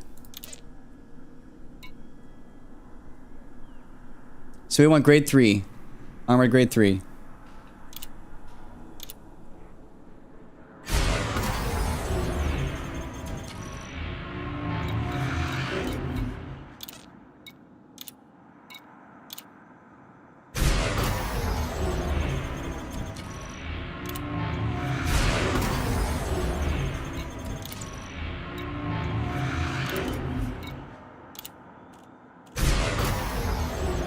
Oh, new message.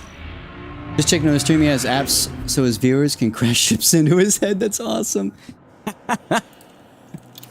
It would be pretty funny. Alright, grade 3 is done. Power plant. We just need thermal spread.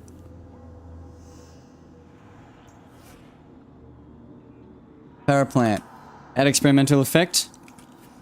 Thermal spread. Thrusters now. Engines. Thrusters, 4D thrusters. I want a fresh engineer. Dirty drive tuning. Grade 5. We're going all the way.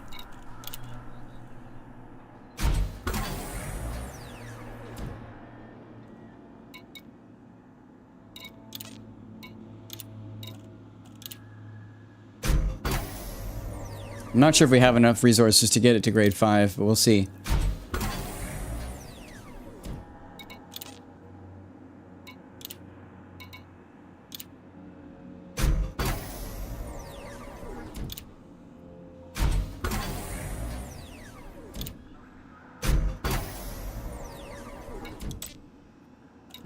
So few configurable components.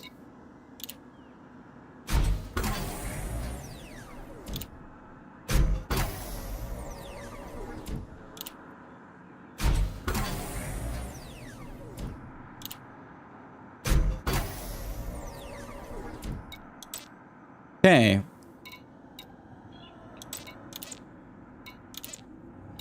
I can't do that? Why can't I grade 5 that? Oh, exceed maximum mass. Oh, come on. I know that it won't.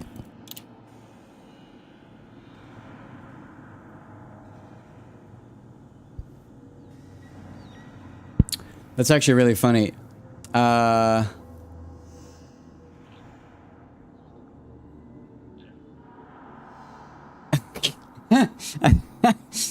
think I actually need to remove a ton of shit in order to add that, because I won't, like, I need to remove my shield generator.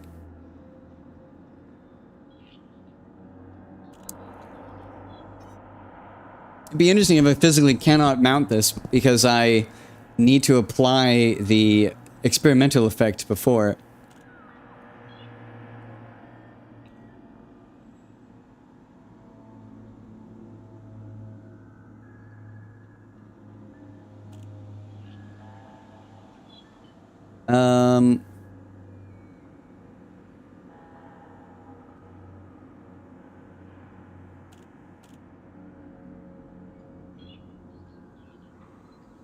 Add strip down, add experimental effect.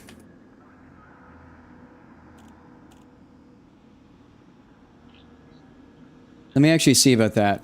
First off, power distributor needs to be mass manager. Oh, sorry, it needs to be stripped down.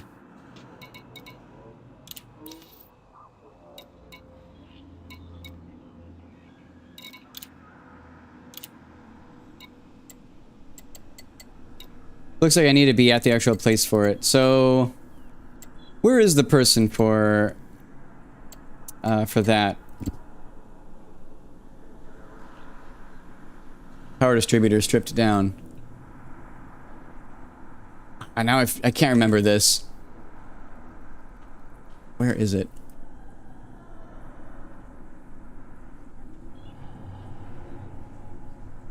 I think I removed some of my brain cells to that. Sadly, no, because I can't mount it still. I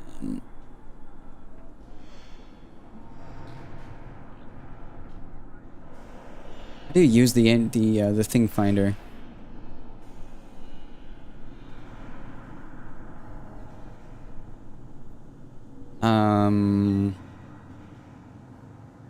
Where is it in here?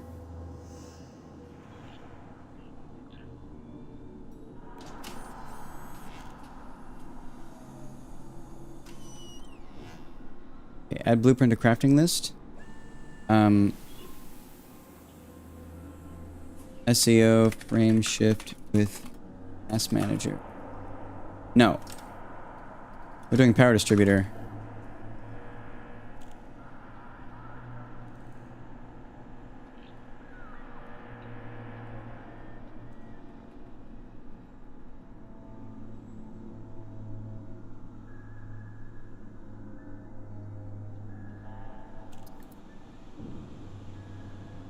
Sorry, let me formulate my thoughts for a second.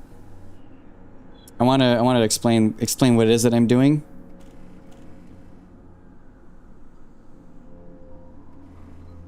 In Elite Dangerous, your engines have to be a particular size in order to move your ship. If they're too small, then your ship just won't be able to move. You can't even mount it. If they're too small, you cannot physically mount it to your ship. I'm running into that issue. But specifically only when my cargo is full, when my cargo rack is full. I'm wondering if the game is just physically not going to let me mount it because of that fact. Even if it moves without it full, I'm wondering if the fact that I have a cargo rack means that it won't let me mount it or something like that. I'm not sure, but I'm running into that issue. Power distributor, let's see.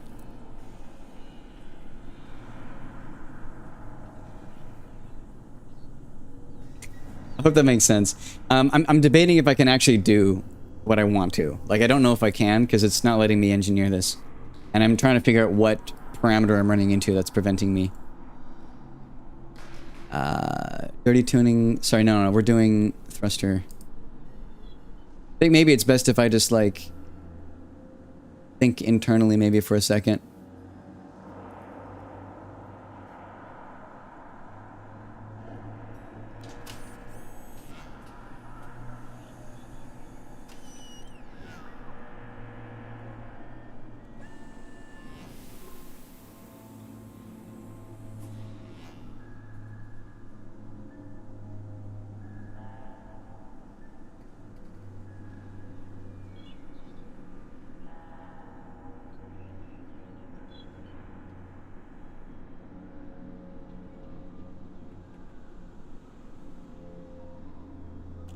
Etienne Dorn.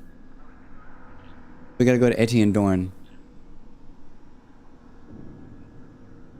Nope, we're not going to Etienne Dorn. He's all the way over in Colonia. Scotch tape, state my lid's open. Oh, if you need to.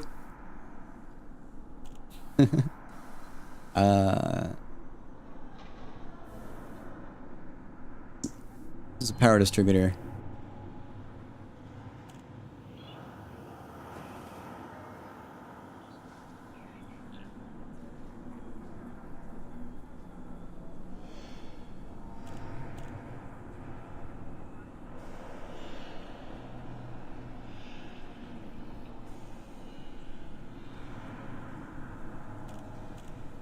The Dweller. I believe I need to go to the Dweller. Yeah, let's go to the Dweller.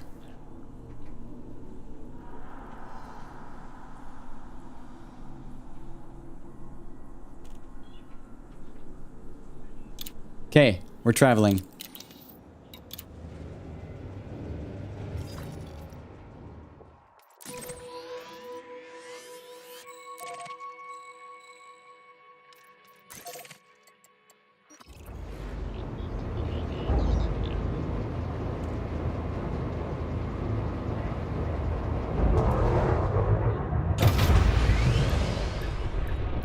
Disengage from landing pad. You are go for departure.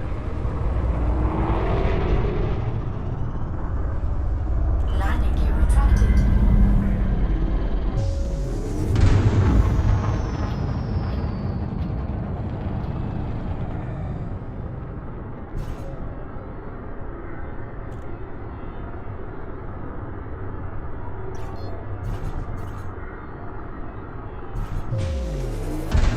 Frameshift drive charging. Frameshift drive charging.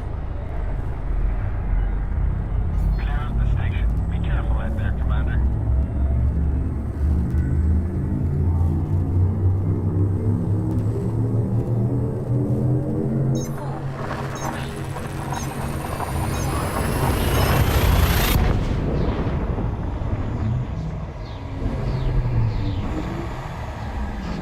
Yeah, we're moving. I know, right?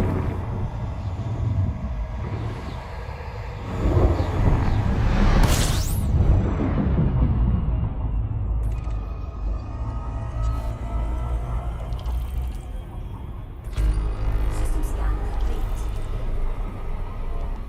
Frameshift drive charging.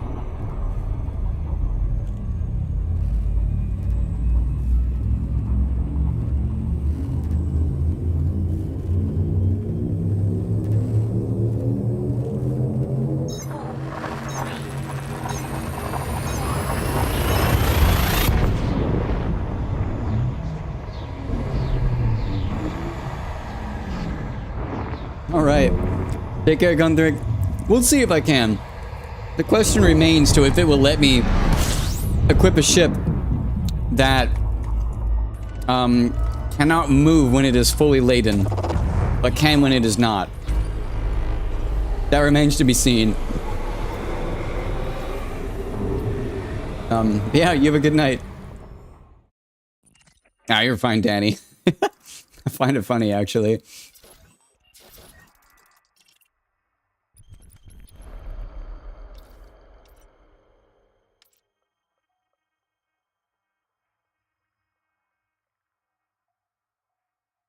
He's on Black Hide. So let's go to Black Hide.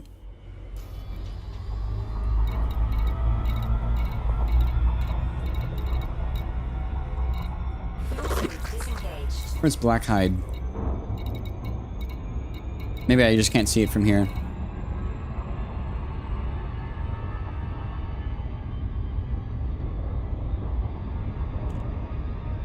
What's that? Yeah, it's 9 light seconds away. So where is it?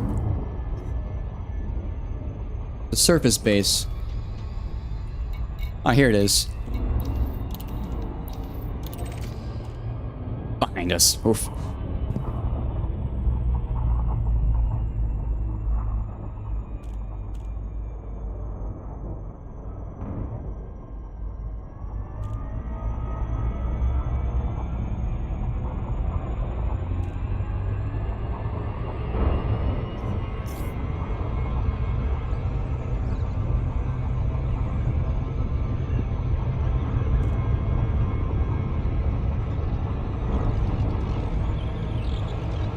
Way too fast.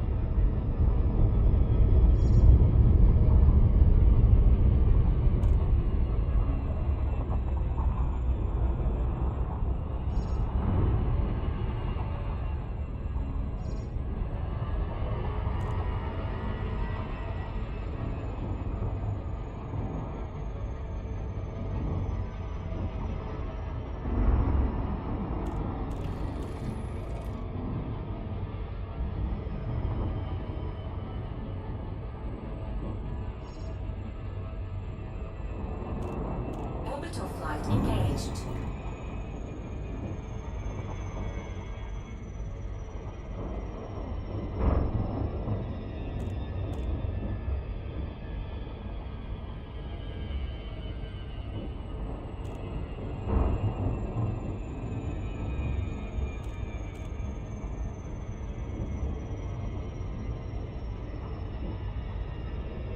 Please don't tell me you don't have landing pads big enough for my ship.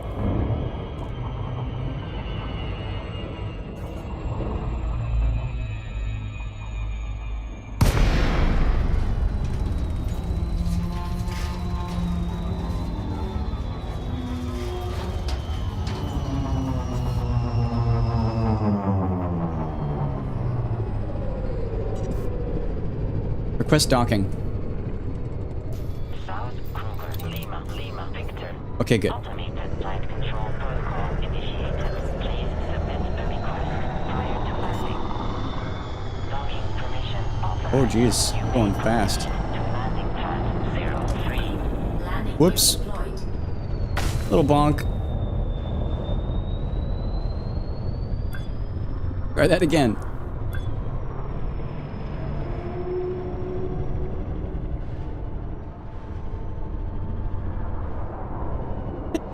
It's really silly. Also, look at that horizon. Wow.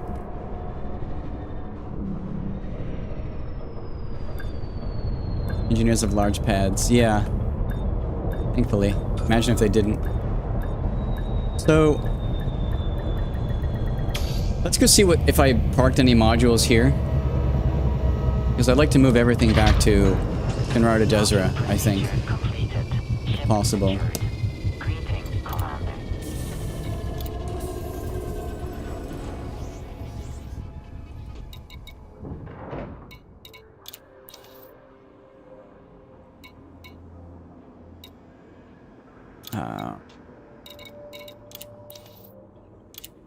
Go to engineering. Sorry, outfitting, excuse me. So I think, let's go and see what other stuff I have stored here. And if there's nothing here, I think I will... I think I'll store all my modules here. Everything that's a requirement.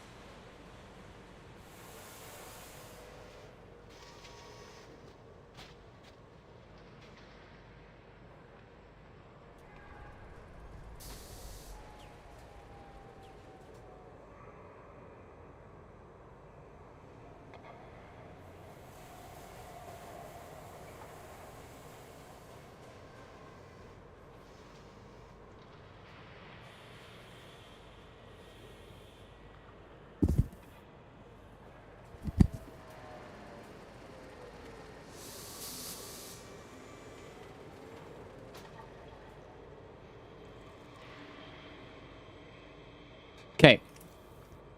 Stored modules. What do I have here stored?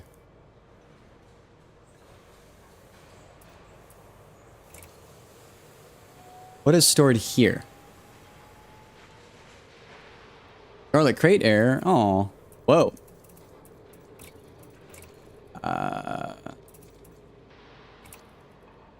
Oh yeah, Shinarda Desra.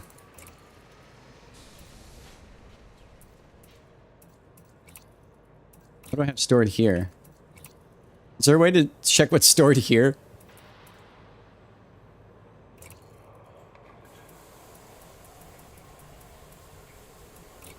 I'm assuming if I have anything stored here, it would be power plants.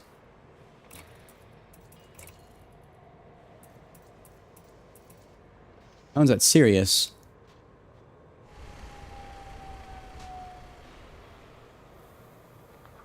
That's serious. Weird. Guess there is nothing here.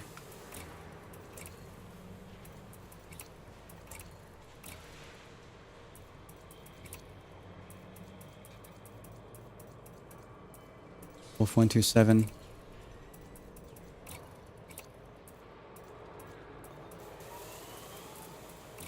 Or multiple. I want to see... I really wish there was a way to actually see how much I have stored here. I think I have nothing, but I cannot tell.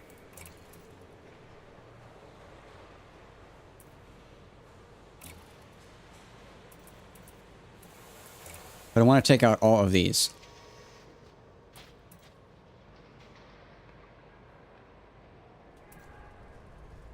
Under stored items. Yeah, I did see that. Outfitting. There is stored modules. And of all of these, I can see that I have 3 beam lasers. None of them are here. This is not here. None of these are here.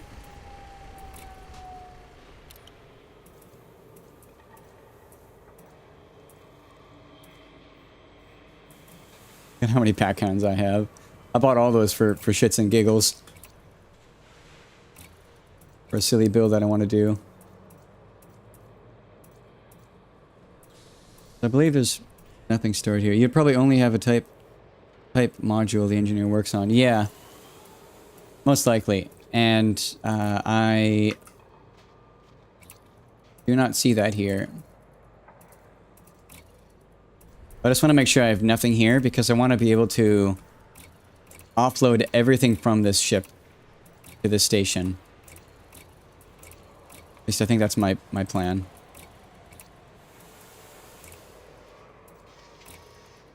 Yeah, so there's nothing here. Let's offload everything.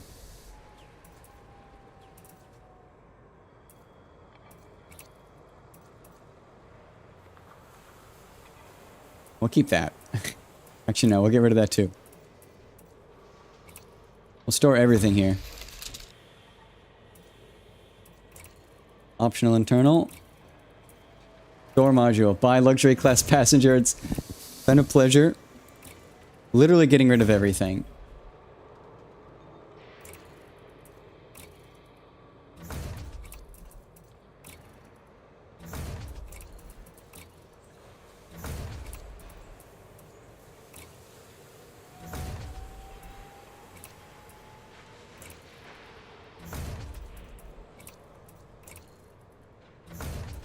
This doesn't weigh anything, so we'll keep that. Actually, I guess the same was for the AFMU, but we took that off anyways. Okay. Actually, yeah. AFMU we can keep. That was in the last slot 5.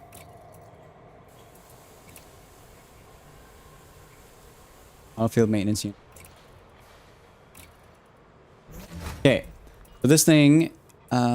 what else is there? Anything else that weighs nothing? And the cargo racks weigh nothing when they're empty. But, yeah, so that's it. This is as light as this thing can be. Now we go in Engineer's Workshop. Power Distributor. Select. Can we bring this thing to maximum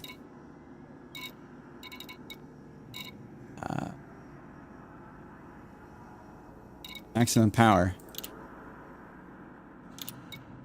Wait, we don't have pinned engineers here?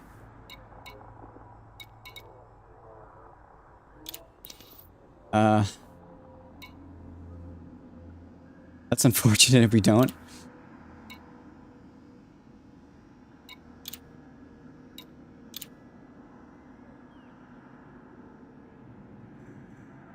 Wait, was a power plant? Sorry, I'm getting myself confused. View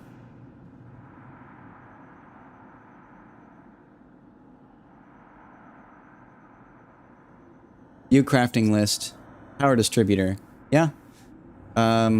Grade 5. We want grade 5 stripped down. So it's engine focused. Generate modification.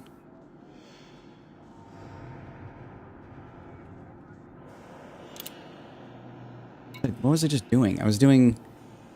Sorry. Let's just make all the changes we can. Sorry, this is power distributor. We want engine focused stripped down. We're taking out super conduits. We want stripped down.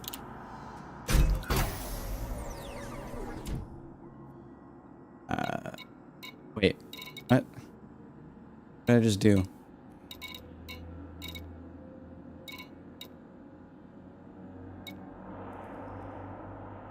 Ah, fucking A. Did I just destroy a whole bunch of work?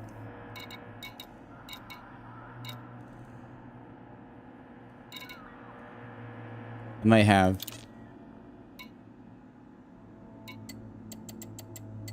Nah. Well, we want engine focused. I think I just destroyed a whole bunch of work. Engine focused.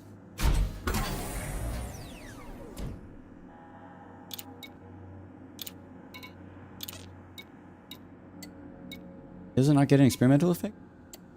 Engine focused.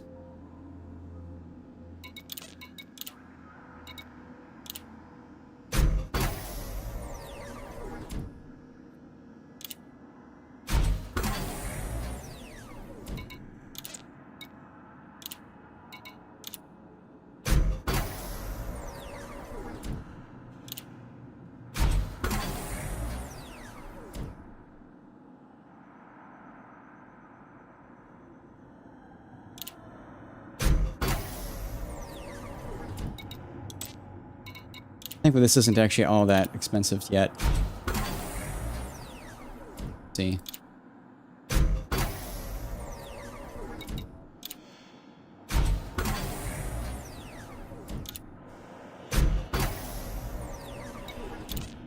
That's okay.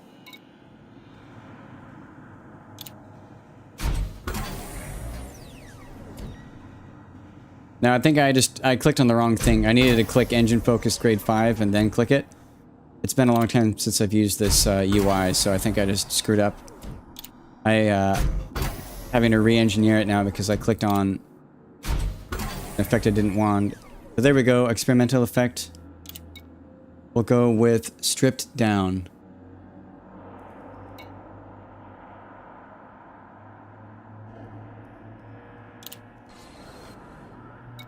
We can change this whenever we want. Yeah. Okay. Power distributor, done. Now we just need power plant, thrusters, and FSD. So, this guy doesn't do anything else, but let's see who does power plant. Commander, engineers. Where's engineers? We want to do power plant.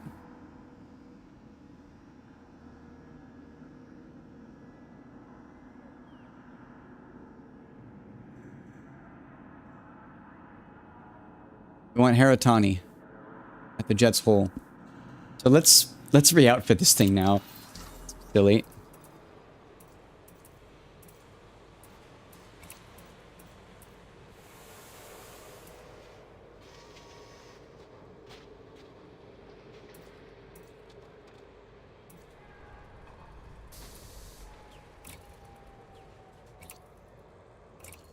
Tank launcher.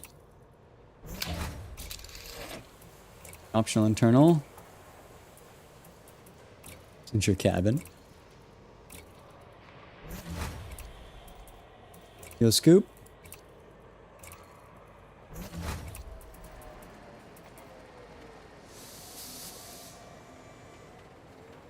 FSD booster.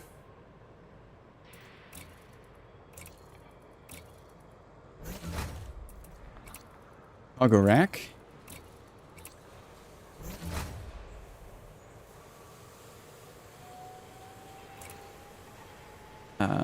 Class 3 is a shield generator.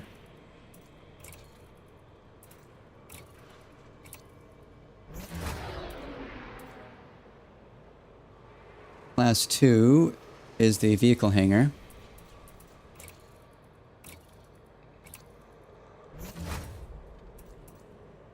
Empty internal, this is the repair limit controller. I think I might need to redo all of the player groups also, unfortunately. Yep, that's unfortunate.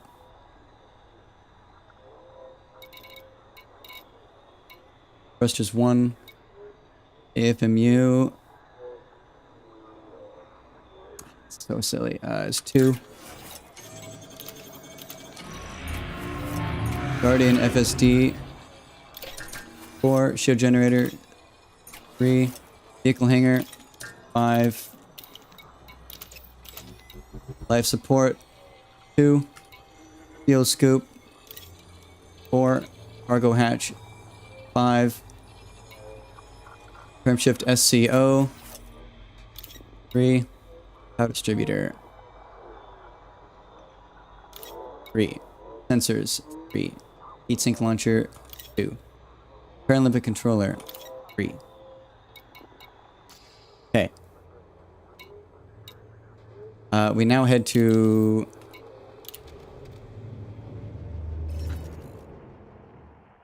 Haratani.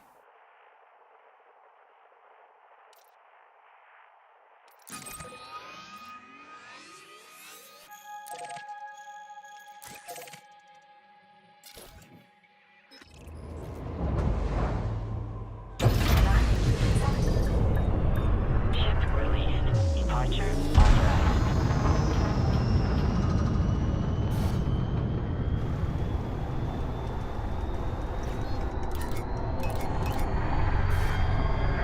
Oh. Hate that you have to, like, you can't jet somewhere.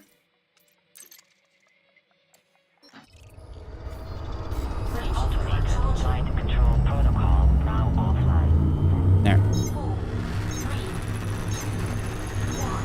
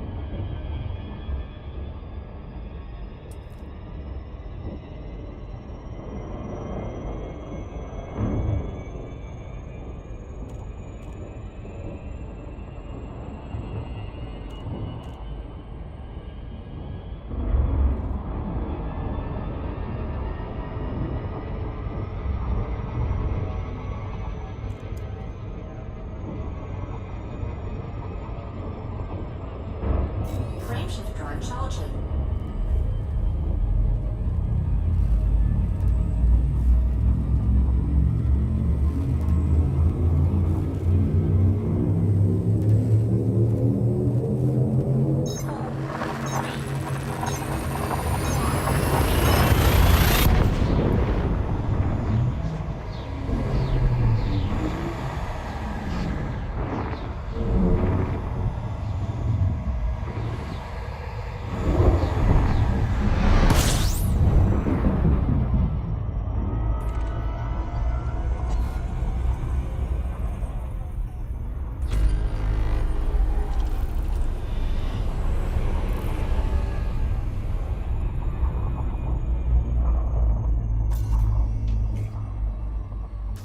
see what our jump rate is currently. Pretty low.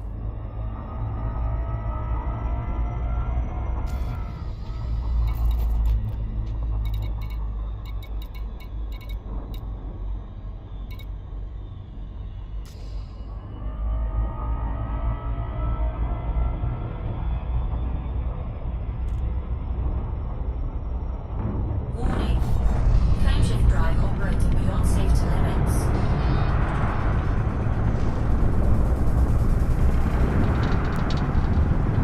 Frameshift drive supercharged.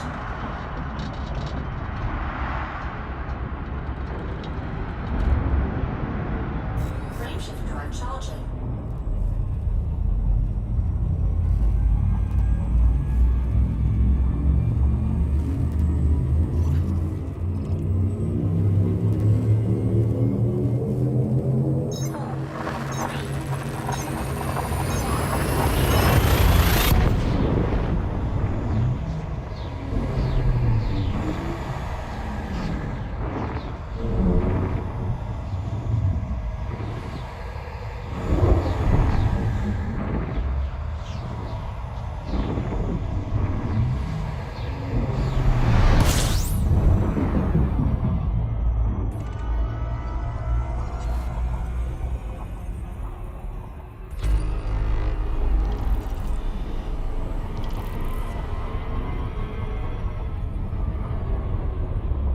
Warning. Frameshift drive operating beyond safety limits. Frameshift drive supercharged. Frameshift drive charging.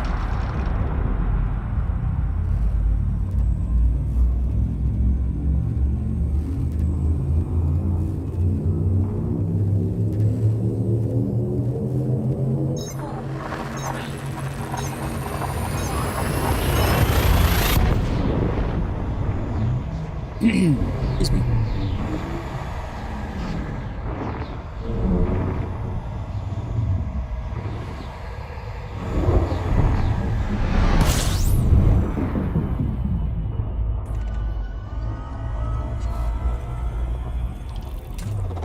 Fuel scooping.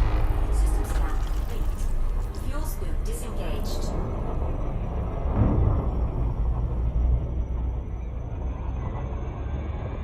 Fuel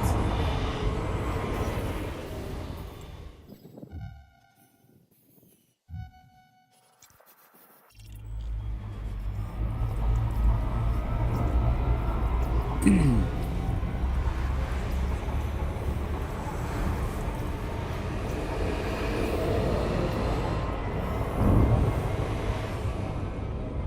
Fuel scoop disengaged.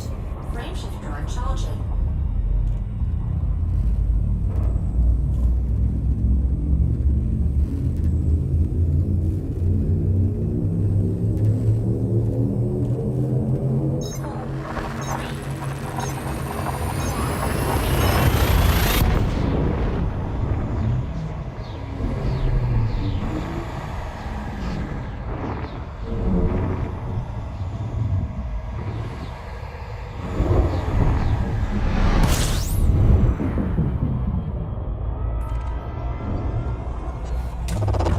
Fuel scooping.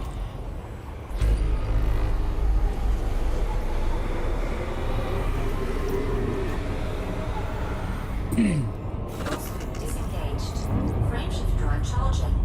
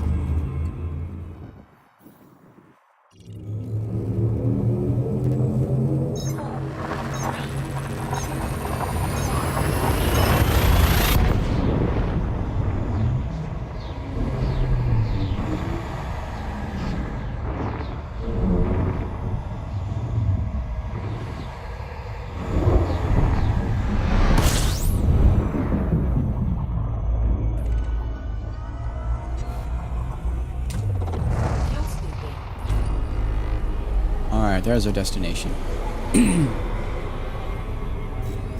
drive charging. We're hoping that we can put this over there.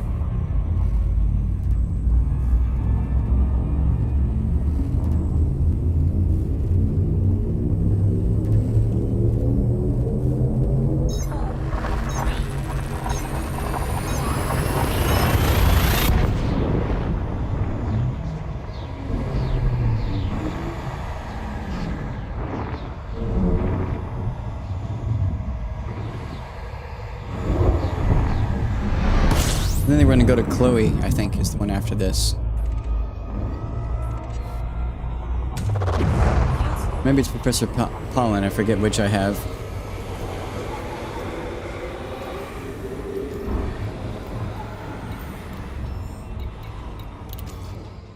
Fuel scoop disengaged. It is Pollen.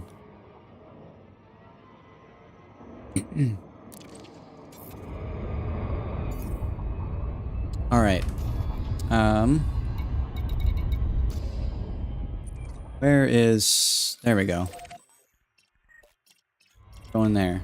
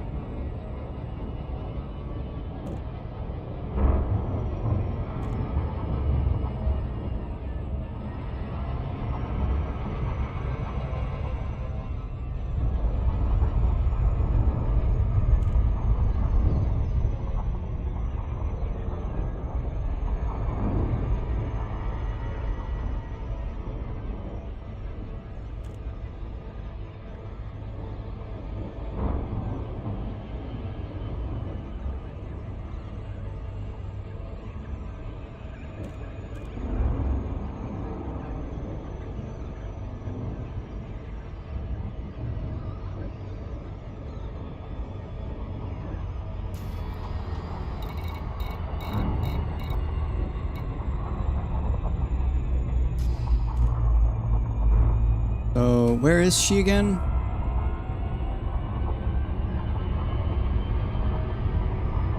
The jet's hole.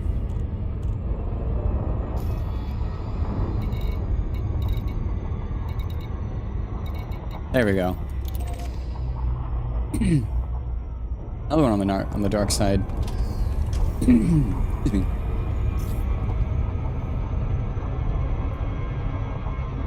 Orbital flight engaged.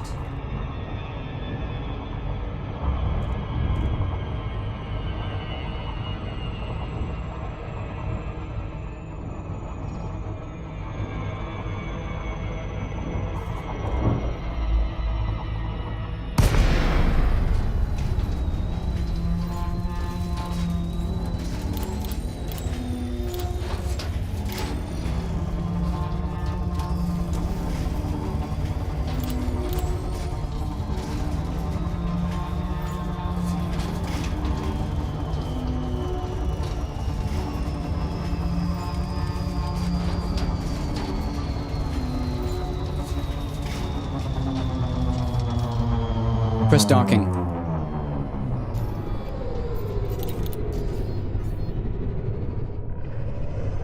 South Kruger, Lima, Victor. Automated flight control protocol initiated. Please submit a request prior to landing. Docking permission authorized. You may proceed to landing pad 05.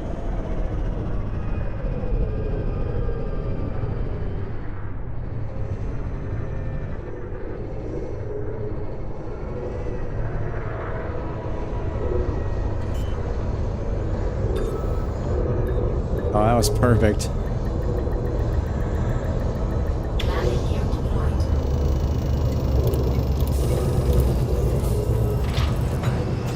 Docking procedure completed. Ship secured. Greetings, Commander. Alright, power plant. Grade 3. Armored. We want to add the experimental effect of thermal spread. Surprised I'm not doing stripped down, but...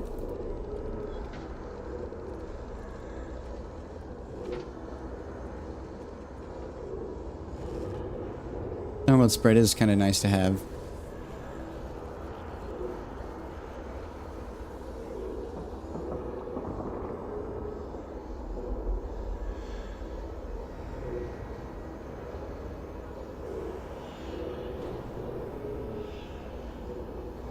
Armored thermal spread. We want thermal spread grade 3 power plant.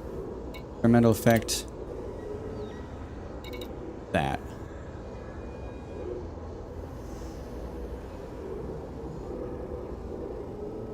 Armored thermal spread.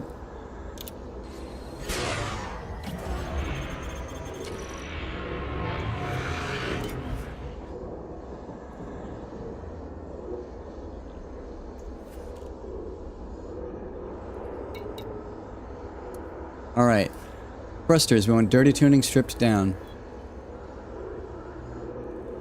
Now we go over to...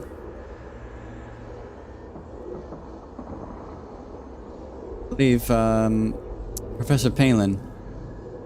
Or Mel Brandon, we'll see whichever's closer.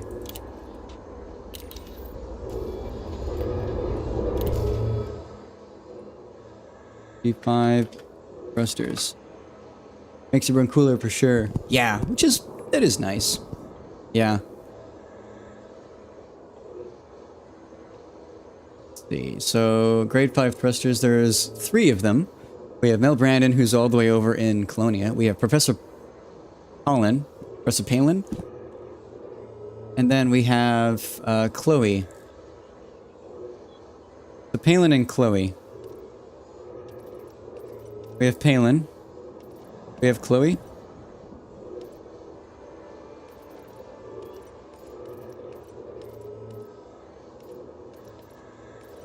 Chloe. Yeah, oh, I have the invitation, but I haven't visited her yet. So we'll do Palin.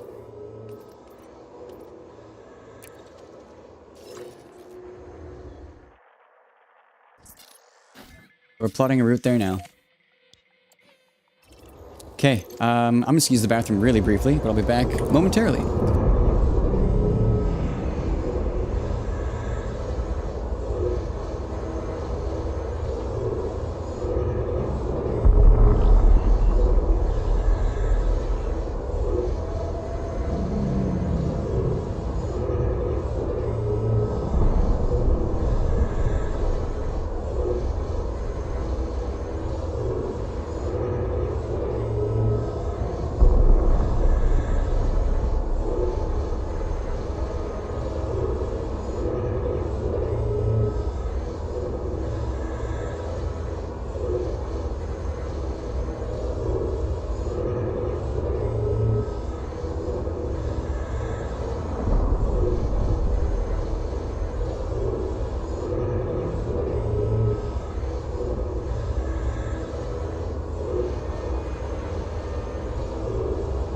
Okay.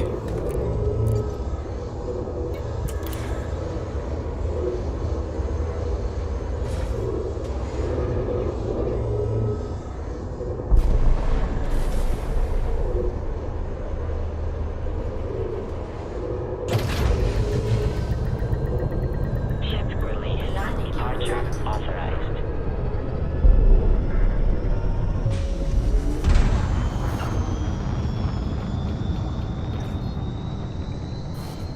Oh. Obstructed. Frustrating.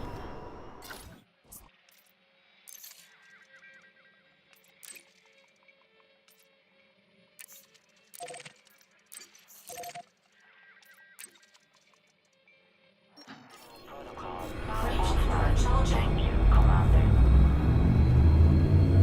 4, 3, 2, 1. Engage.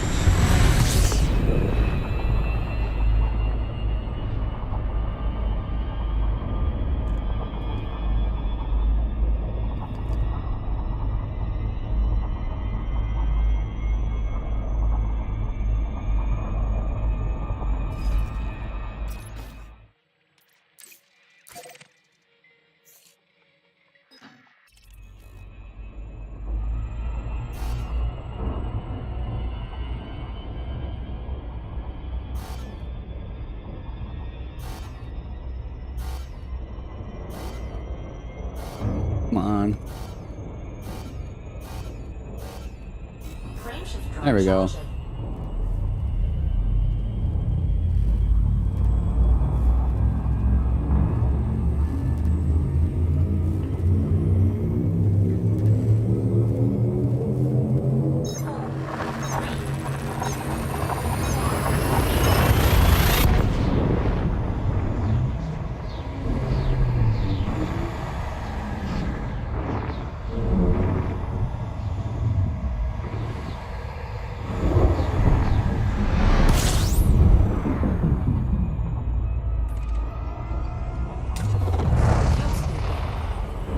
I think my issue is that in order to put on the thrusters, they need to have the stripped down experimental effect in order to actually be light enough to mount it. But in order to mount, in order to get the experimental effect, I need to first improve it to grade 5. Which makes it heavier. At least I think that's what it is. I don't know. I might be able to fix it by offloading some heavier components. Namely the luxury cabin.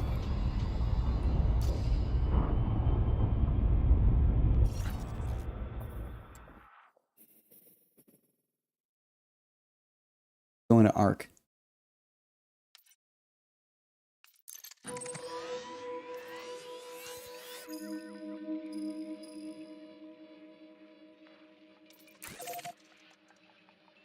Let's actually just do it from here. Here's Professor Palin? There you are.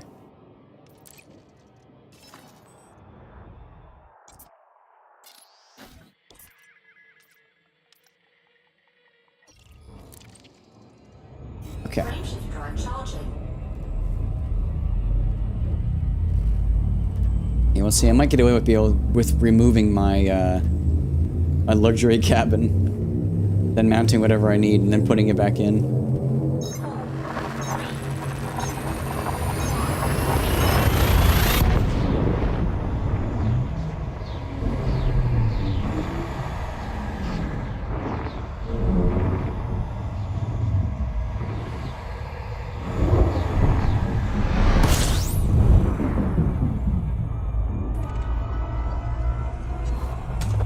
Fuel scooping.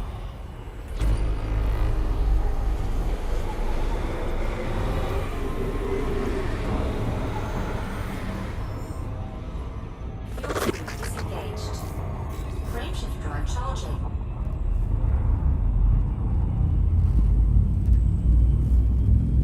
Let's see. How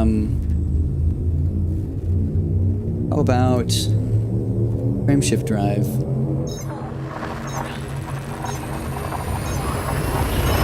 Elvira. Or Felicity Farseer.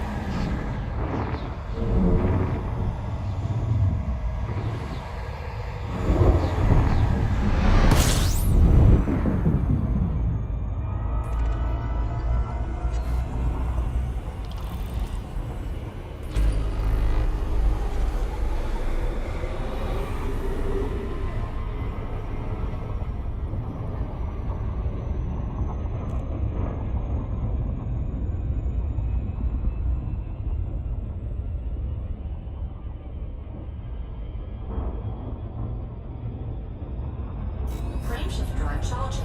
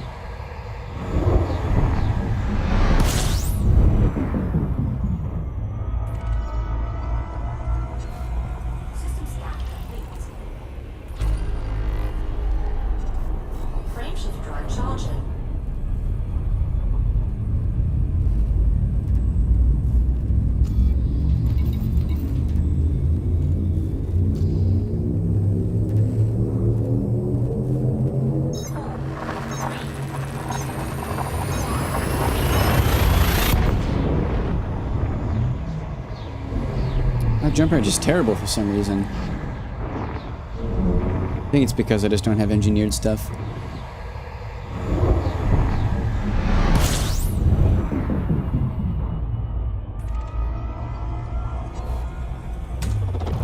scooping.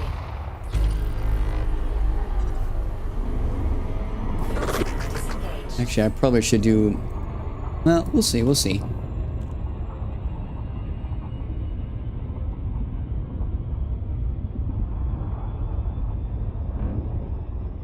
Frameshift drive charging. Alright, on our way to Ark. He's at Beagle Laboratory. Laboratory.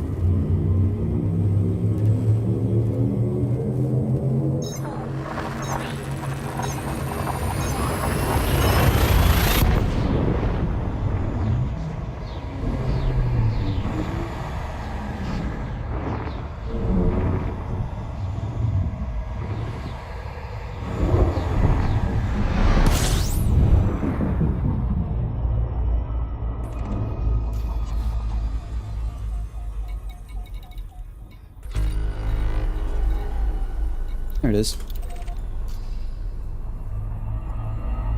Yeah. I should have done it right away. Fuel scooping.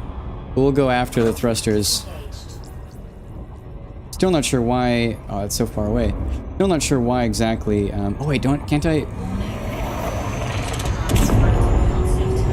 Whoa! So cool!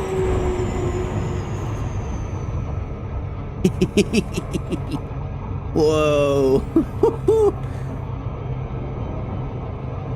I don't know what all that did, but it was cool.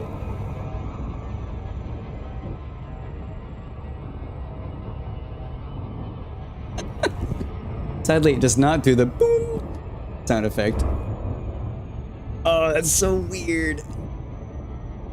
I picked it up, but I haven't added the experimental effect yet. I had to look up how to do it.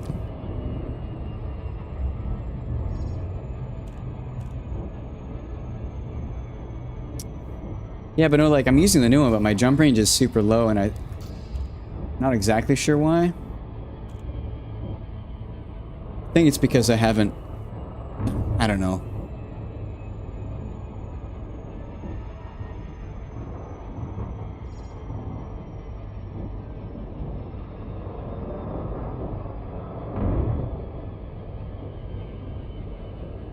I'm probably going to have to visit a few places multiple times.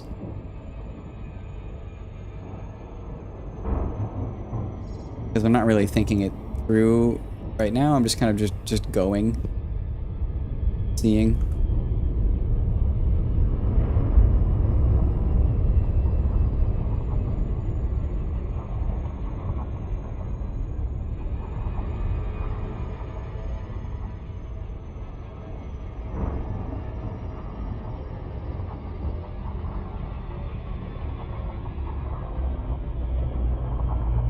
Your speed should go, should get up to 1 for every 10. 10 what?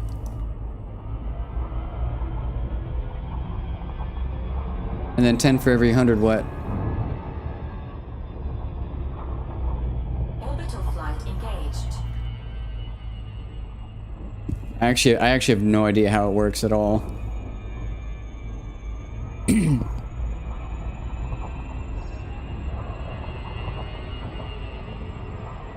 Oh.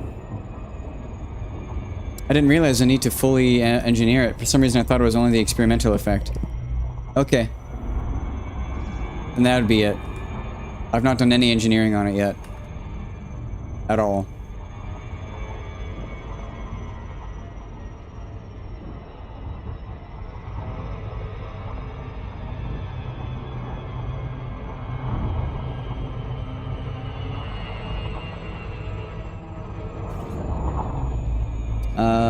I get 1 light second for every 10 light seconds, and then every 10 light seconds for every 100.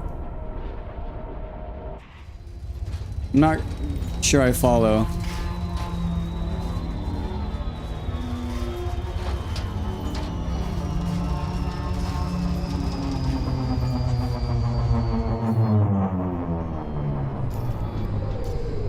Press docking.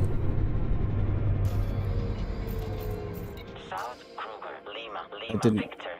Automated flight didn't work. control protocol initiated. Please submit a request prior to landing.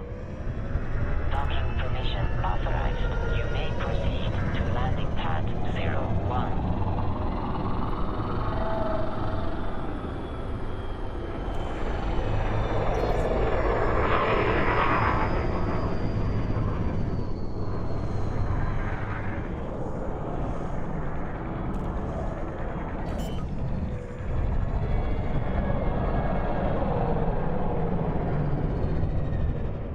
Landing gear deployed.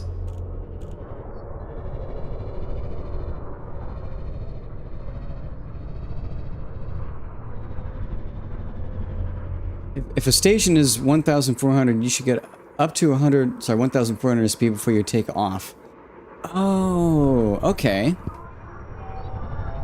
Okay.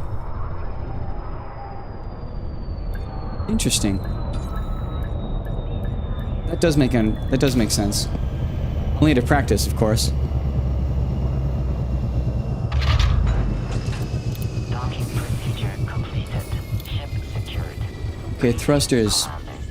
I'm gonna try and improve these to grade 5, and then add stripped down.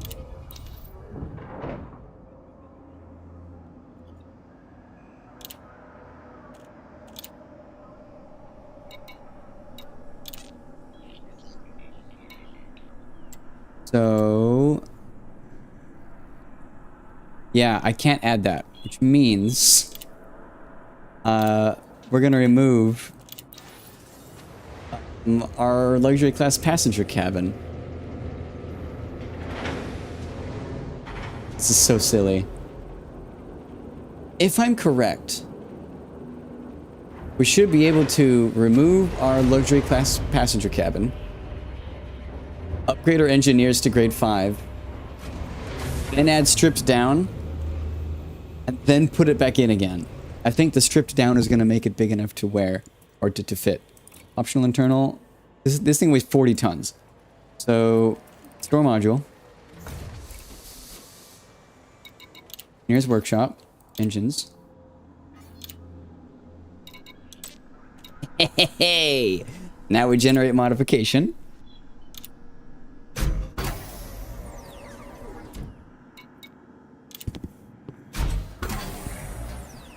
Hopefully it doesn't take much. I think usually it's 5? Roughly? Yeah. Okay. Experimental effect. Stripped down. Cool. Okay. Now that's done. Now, hopefully, I can now remount that now that I've added stripped down. Optional internal. Passenger cabins. Damn it. Says no.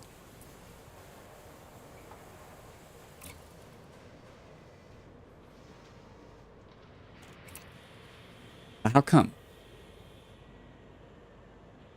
Why is it that it's not letting us mount that?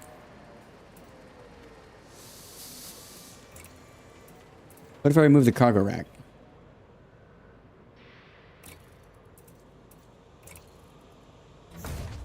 Now add... what?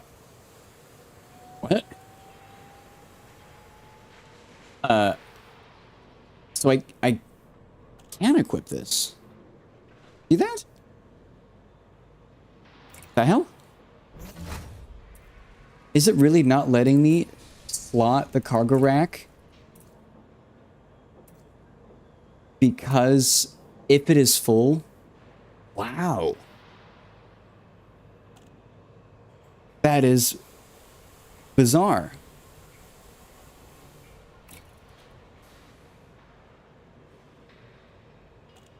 Okay, well, okay, we've learned something about this game. It will not let you physically outfit a ship that will drive with no fuel, no cargo, but will drive with cargo.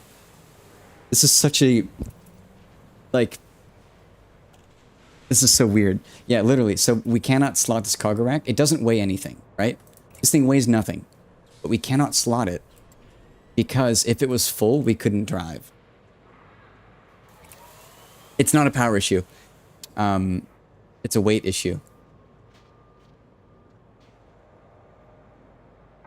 Maximum mass. Yeah, it's a weight issue. So funny enough. Wow. We gotta try something else now. So thrusters, I'm pretty sure if I go to clean tuning, yeah, clean tuning would work. So funny.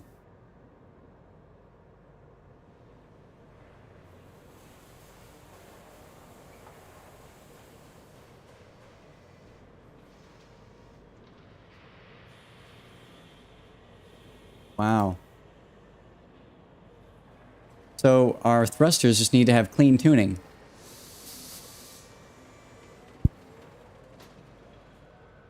Our thrusters need to have clean tuning. They physically cannot have drag drives because it makes my mass too small.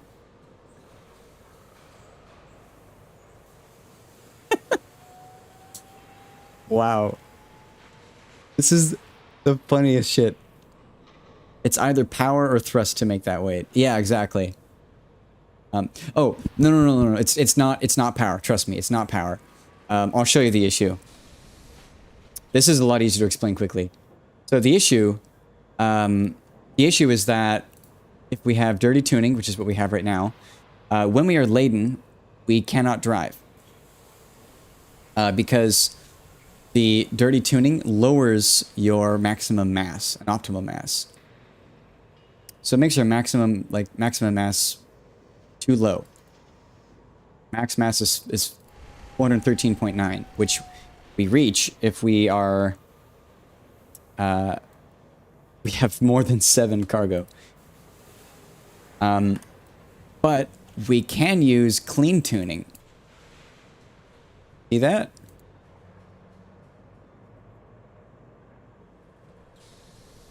However, clean tuning is literally like we cannot use our thrusters. Like we physically cannot use our thrusters if we malfunction.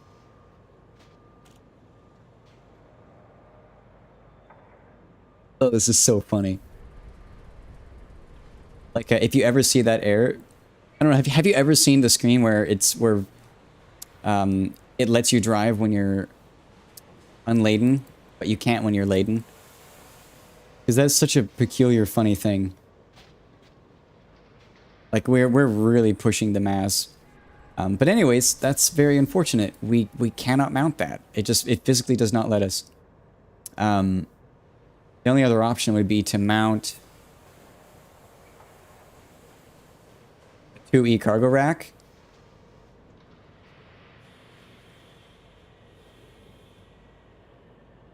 Nah, that'd be so lame. I want my anti-corrosion rack because it's just funny.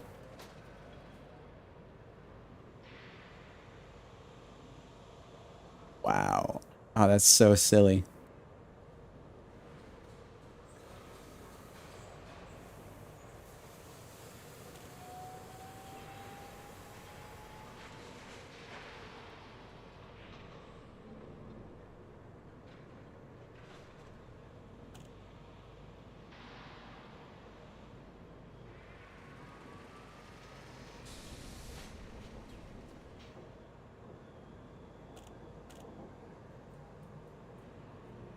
Where was that?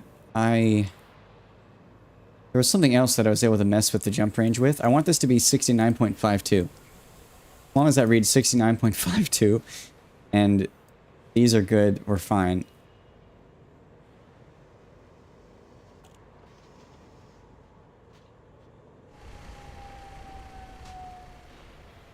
I would really like to be able to use my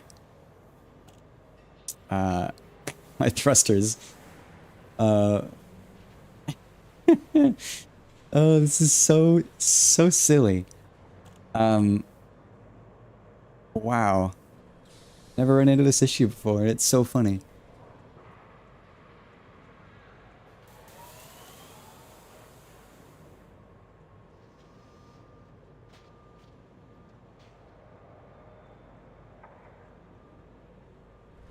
Want 69.52. What can I say? How about 4A thrusters with 30 stripped down, and power plant with stripped down.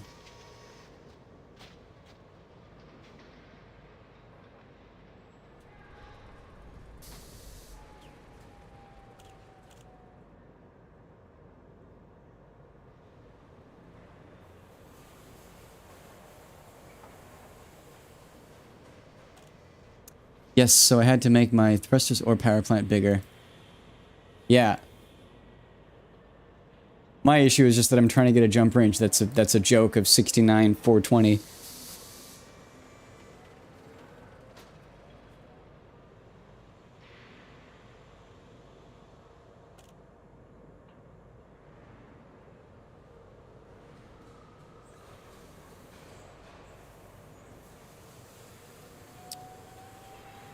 I think that's the only answer, really.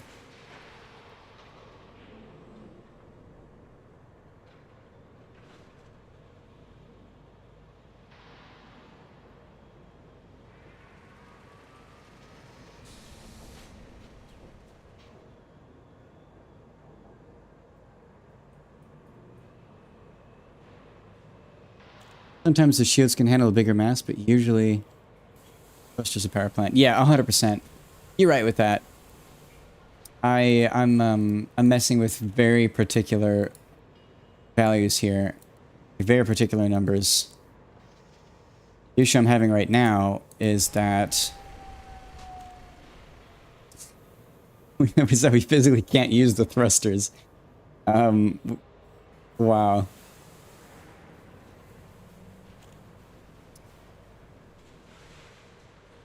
This is cracking me up. So yeah, the thrusters just don't work with dirty tuning.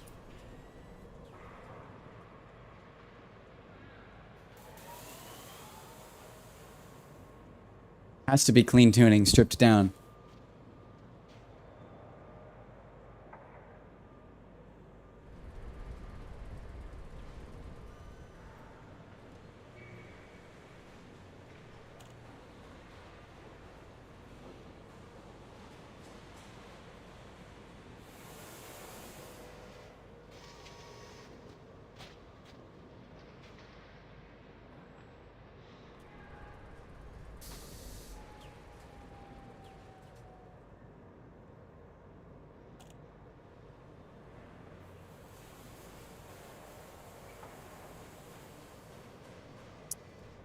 You upgraded thrusters, so I thought power. Yeah. Now the issue is that the drag drives here. This is the issue. The dirty tuning. Dirty tuning. If you see these numbers, minus 12.5%. The optimum mass gets worse each time you increase the engineering level.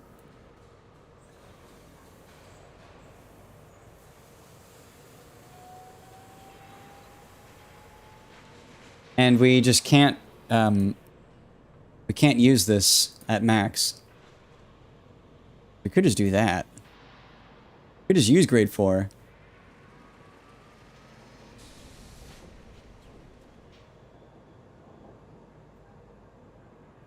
We don't need to have grade 5, technically.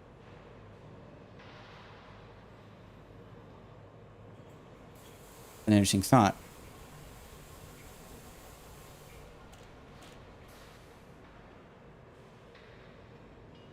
It'd be nice to have grade 5.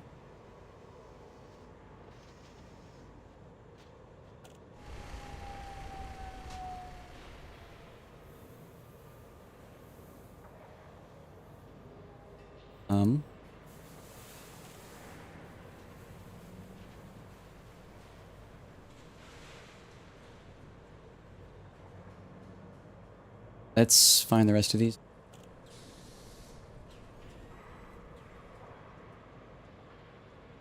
We physically cannot use Physically cannot use that with dirty tuning.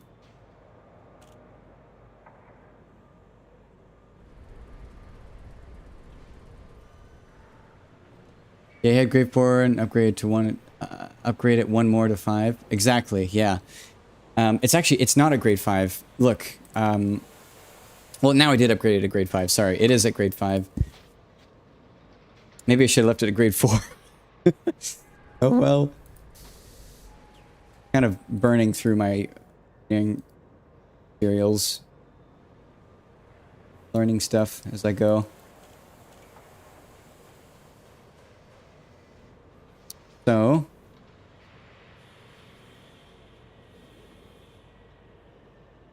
Why is this... Why does this work? What?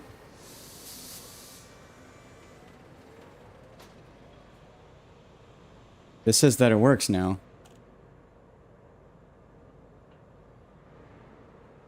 What? What changed? Suddenly we have the mass.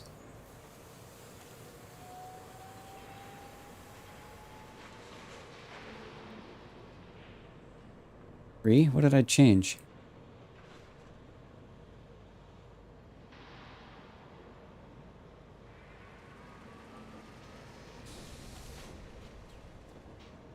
Oh. Kept it at grade 4.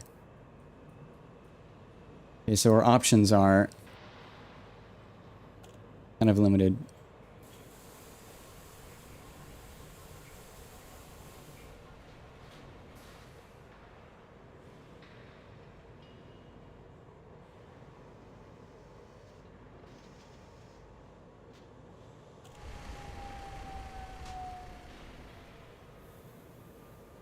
Yeah, not the only one confused. Just reordering. The gist of it is that whenever you increase whenever you increase dirty tuning by another grade, it makes the optimum mass worse. And we're so close to the maximum mass for this ship that we cannot physically upgrade it to grade 5 without removing something else, which in this case was cargo rack. Or we do a different tuning grade.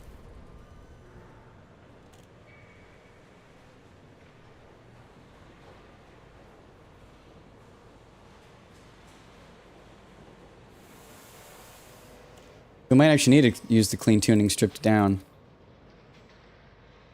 But I'd really like to use dirty tuning. It's just way better. Let's compare the dirty tuning to clean tuning.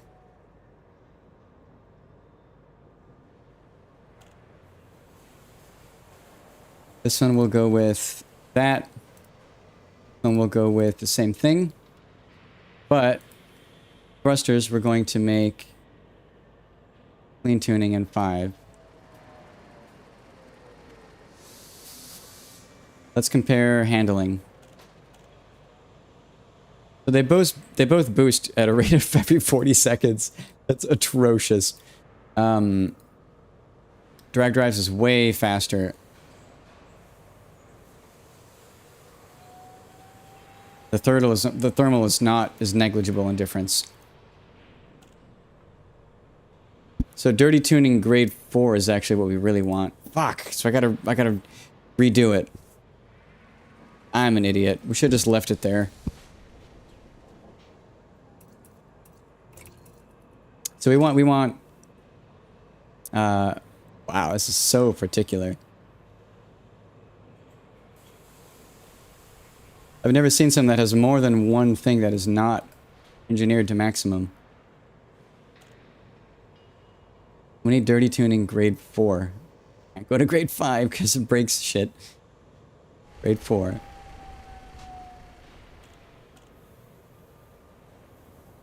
I wonder how this compares to...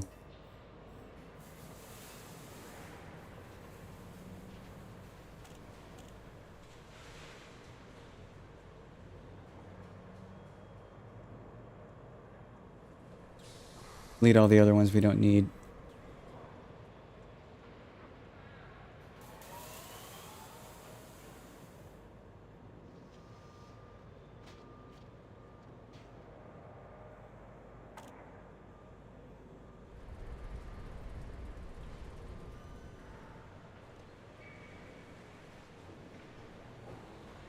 Okay.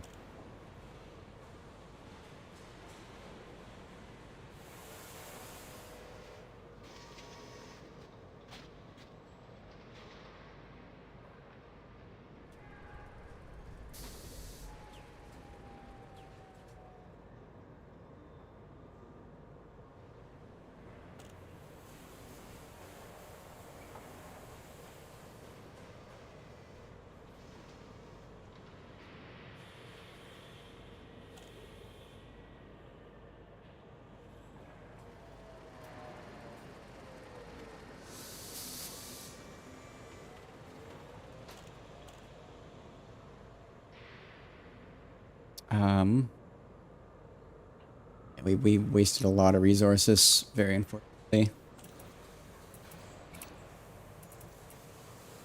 So, core internal thrusters we want to actually change.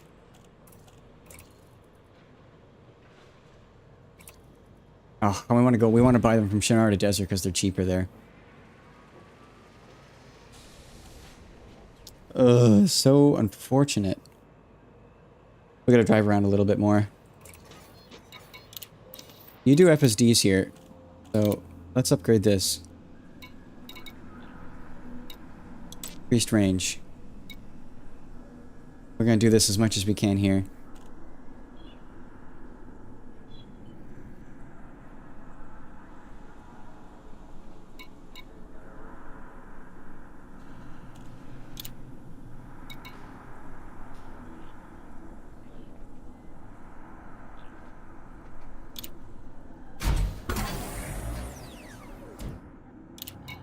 Shoot.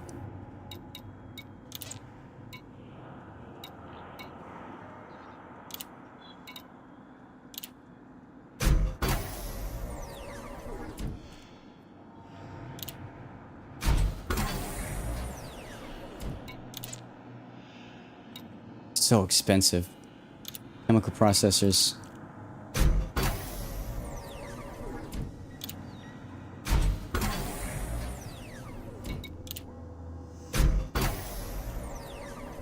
Yeah, I don't think we're gonna have enough to upgrade it all the way. But now we head back to Shinrarta Desra.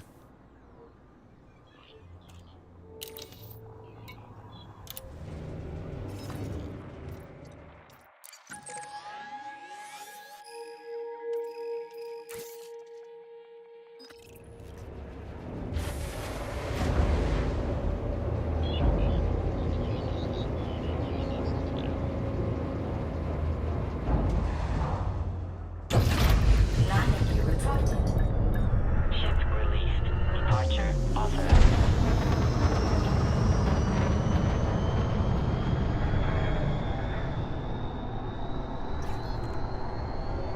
Yeah, Grade 5 is probably pinned. But I want to, yeah. Automated flight Frameshift control drive charging. protocol now offline. Thank you, Commander.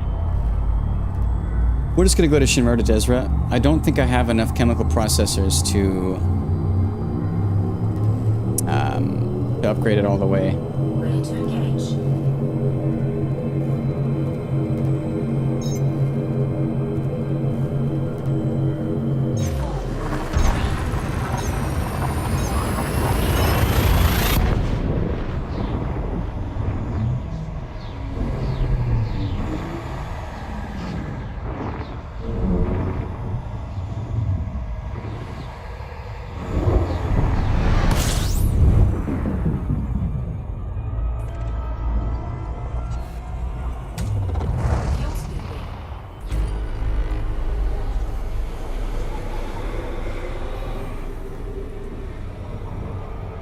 Fuel scooping. Fuel scoop disengaged.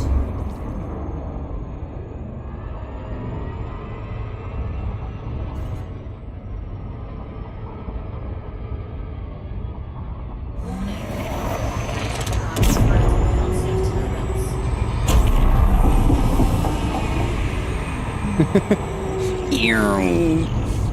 It's gonna take some practice.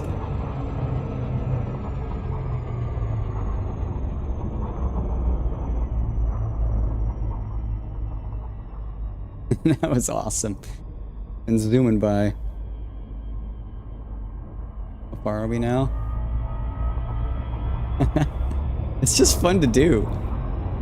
Visit a manufacturing trader. Oh, did they sell it? Nice. We should just do that now then. What material did I say? I'm mistaken. Well, we'll go buy it first.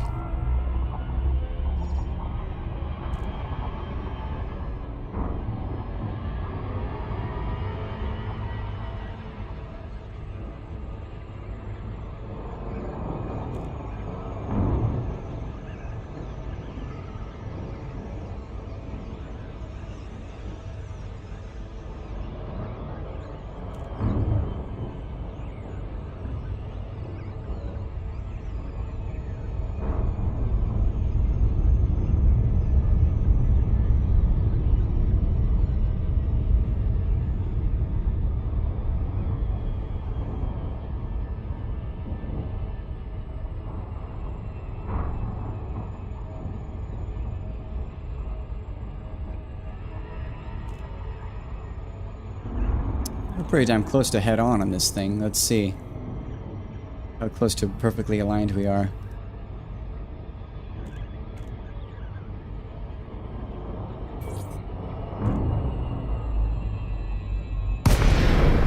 Oh, look at that. It's so good.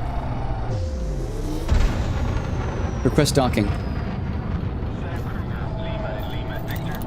Welcome to the station, Commander. Please fly safe. Access granted. Clear to land at docking bay 3-2.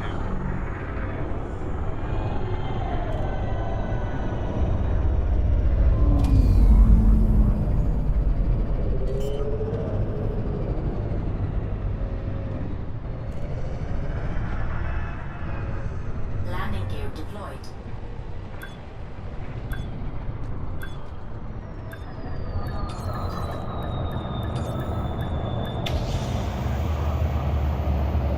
Thank you. Ship is on the ground. Flight crew dispatched. You are most welcome, Commander. I am going to go there directly after this and buy as much of that as I can.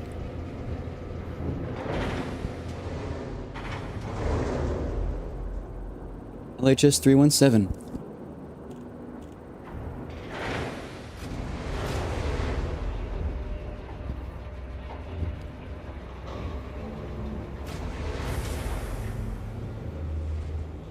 It is so that you can't actually view pinned optional internal bird modules.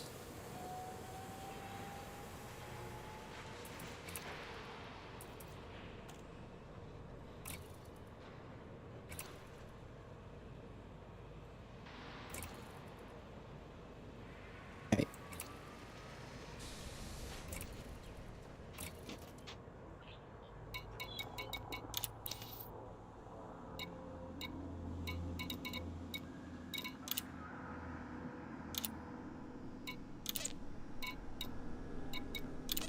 Oh, thank God. Doesn't take that. Oh, but that one does. Chemical manipulators I need. How do we get chemical manipulators? That's what I need.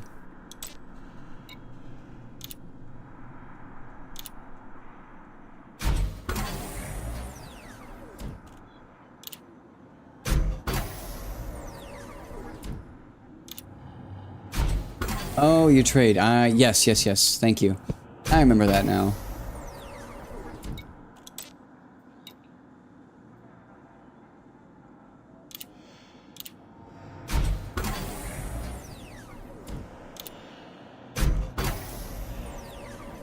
We need more.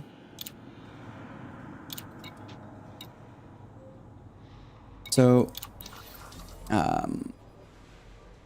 let's go and look at what else I need. So I need to change my thrusters to grade 4 dirty tuning stripped down.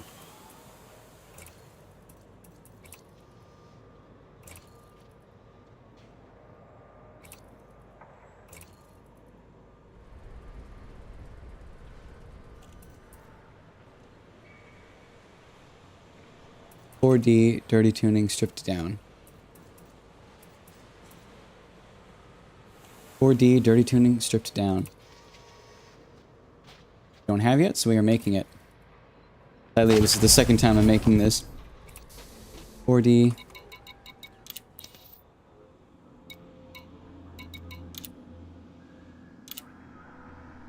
Dirty tuning.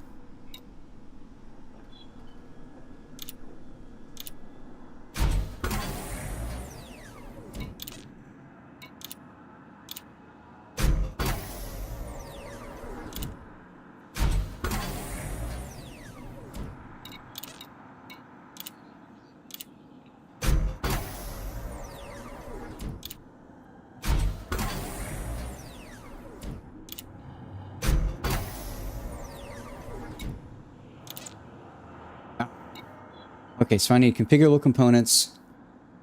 I need like 5.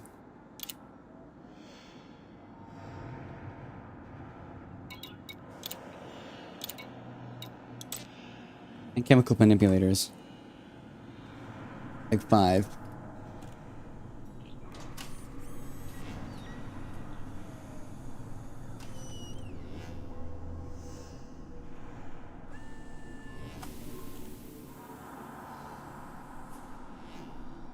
Five plus. And then for thrusters, we need configurable components.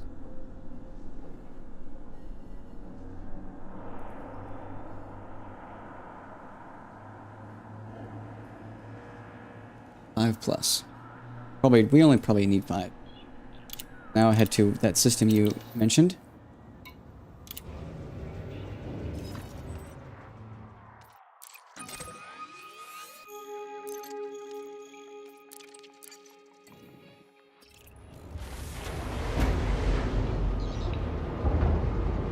Yeah, exactly. I won't be able to get until we get to an actual engineer. Which I can visit one once I get everything else done. Disengage from landing pad. You are go for departure.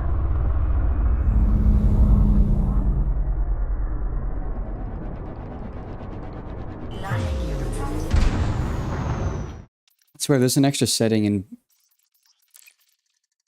the boost.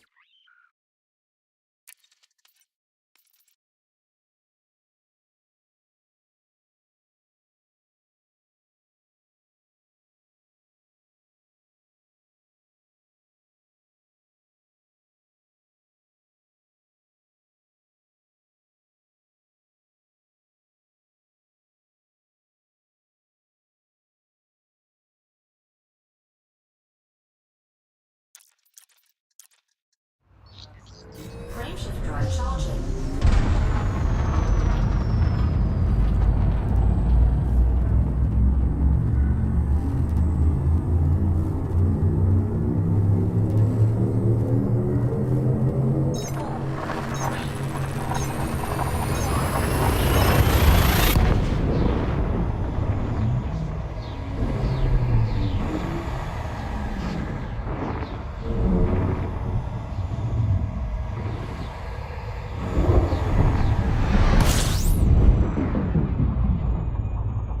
Okay, Northrop Port.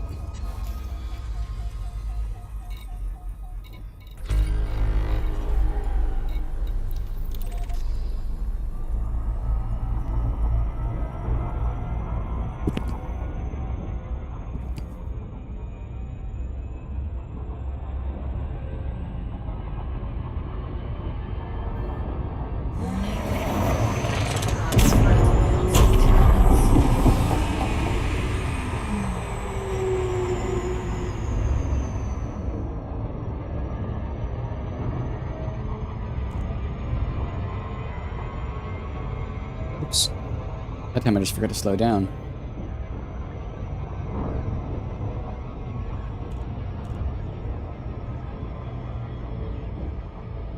Yeah, exactly. Yeah, you can use your pin at any station, but experimental effects you have to go to the physical place.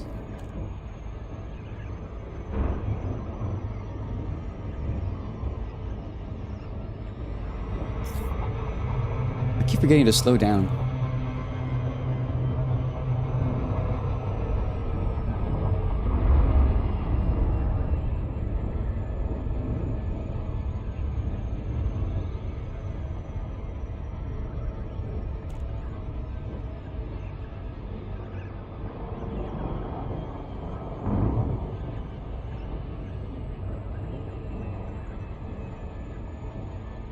Okay.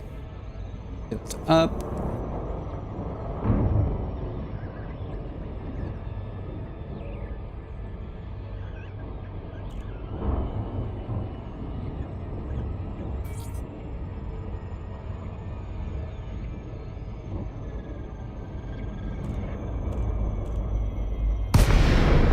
Pretty close. Request docking. South Cruiser, Lima, Victor. You are now in Federation space. Follow all regulations before and after landing.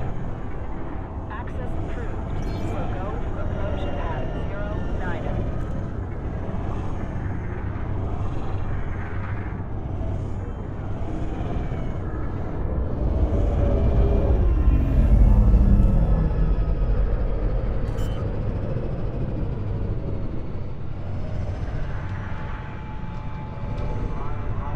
Landing gear deployed.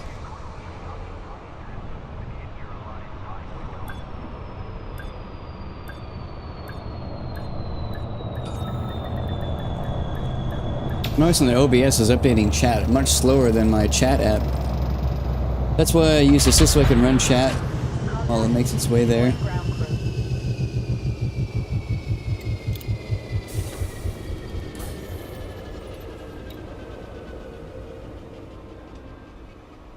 Yeah.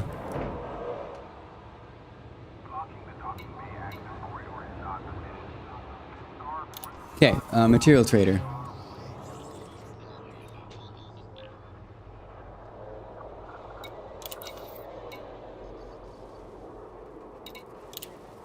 Hi, Bellowstone. I need configurable components and chemical manipulators.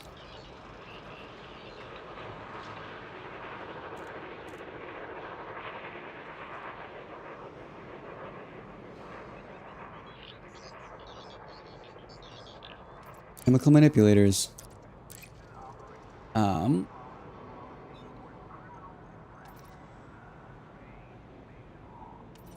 Who I have a ton of.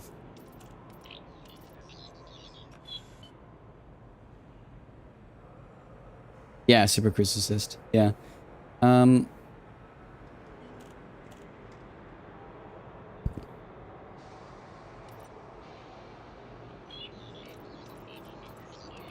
Want that? What am I willing to give away? Probably just like a ton of this. Oh, it is 36 to 1 though, which is rough. 2 to 1's much better.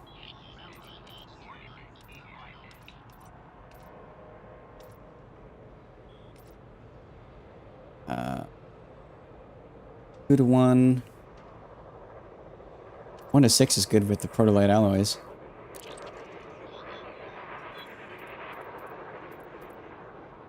Or just do that.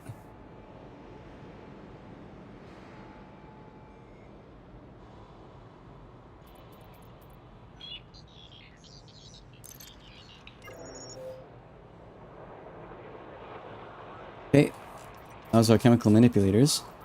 Now we must do configurable components. Where are those? Configurable components. Photoradiolic is not used except for surface scanner. Oh, that's perfect. We don't really, we definitely don't need that many then. Awesome, I chose the right line of stuff then. But we'll do more photoradiolic. Actually, it depends. Different orders are used in a wide variety of different things. But configurable components, where are those?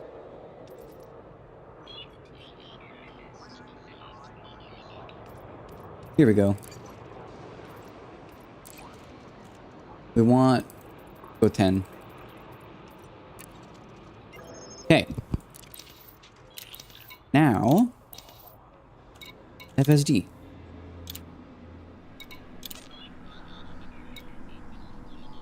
Do this. It's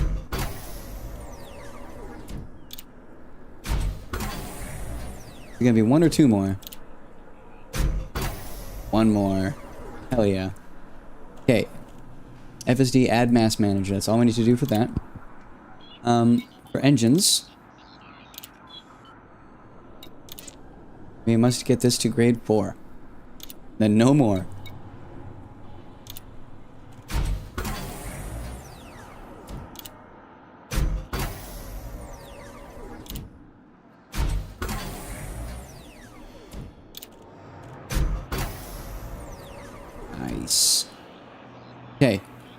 FSD, add that.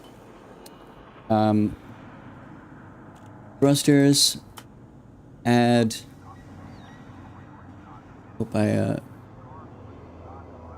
close the tab I was using. No, here it is.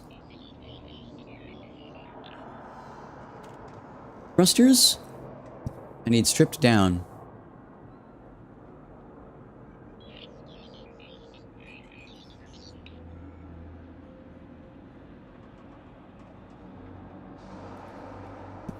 FSD. Let's do the FSD first.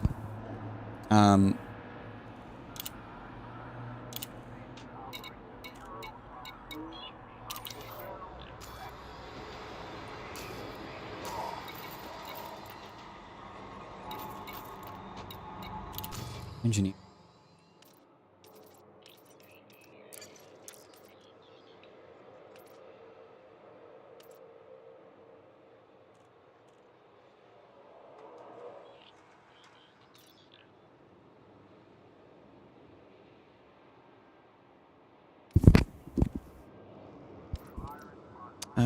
Grade 5 for frameshift drives? I forget. Does this not show what grade 5 each of them is? Fortunate. Oh, anyways, grade 3 access. Never mind, yeah, so go to Palin. Or just yet. I'll go Palin. Because he also does engines and thrusters. Oh, you know both there. We're gonna go right there.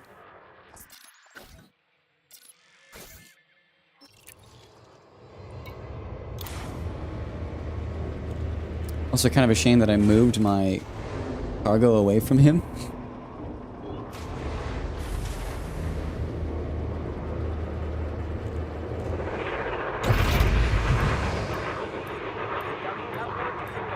Observe station regulations on exit.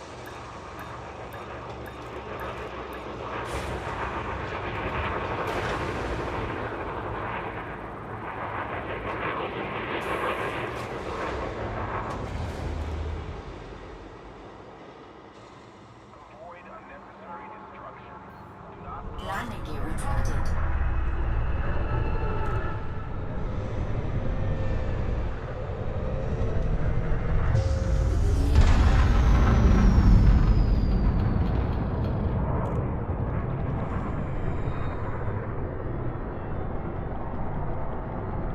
Yeah, Felicity works too, but this guy does both. I think we'll go do him.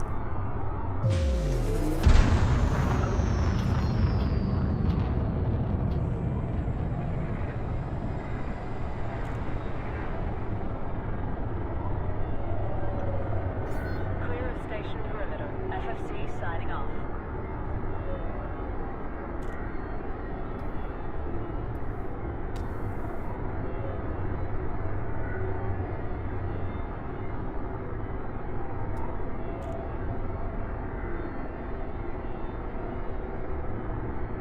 Frameshift drive charging.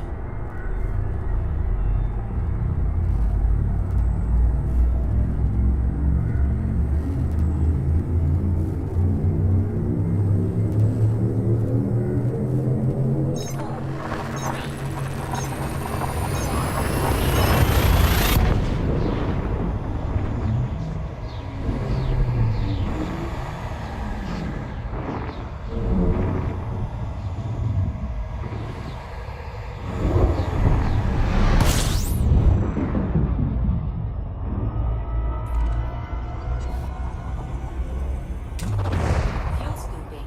Oh, right. Fuel scoop disengaged.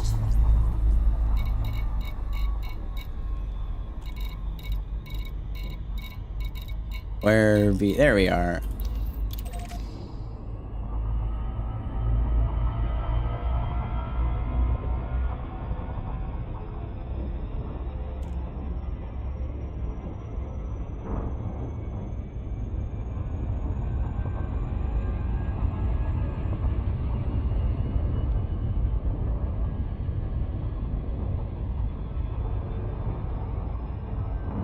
Oh wait, let's use it. So you said wait until I reach, let's see, so sorry, if I'm 2,200 away, I want 10 to 1. So I should reach. What should I reach for this?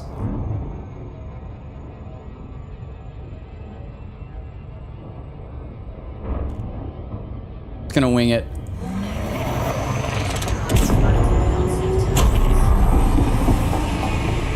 Quick boop. I don't know if that did anything.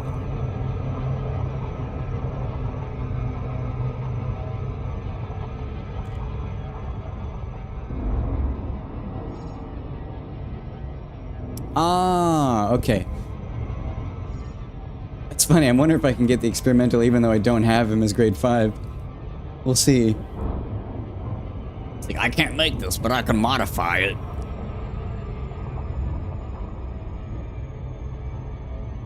$200. One for 2,000. Okay, yeah, so you just want to get the number to 200C. Okay.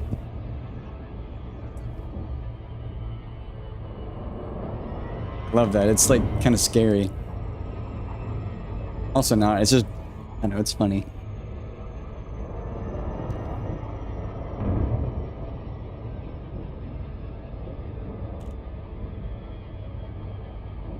$100 and then let off. That's fair.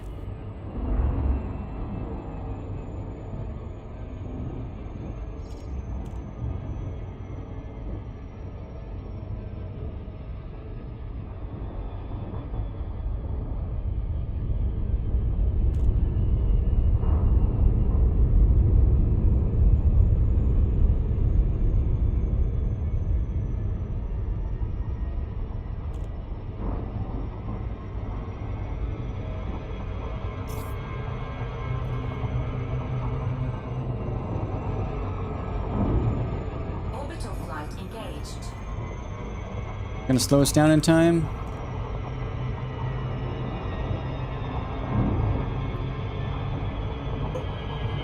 Oh, not quite.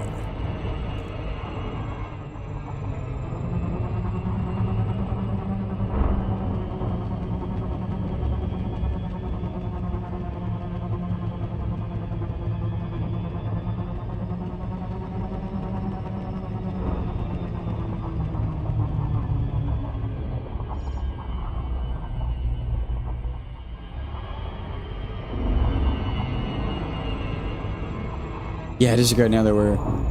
Yeah, when you're still way out, yeah. But okay. And that's in Cs. You want to go 200 C for 2,000 light seconds.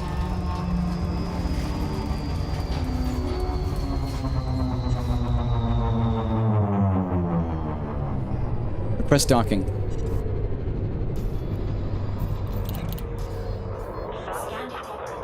Lima Victor. Automated flight control protocol initiated. Please submit a request prior to landing. Docking permission authorized. You may proceed to landing pad 15. Landing gear deployed.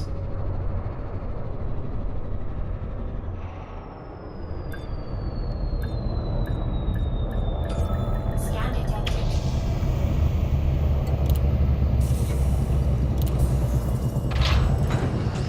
Docking procedure completed. Ship secured. All right, let's see. Commander. FSD, select. Yeah. Wait. Wait, can he?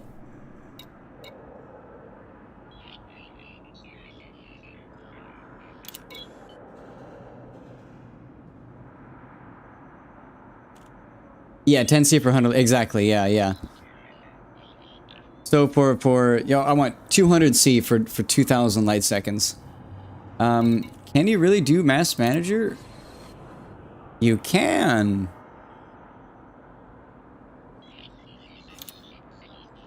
All right. Well, engines. 4D thrusters. We want, I believe, stripped down.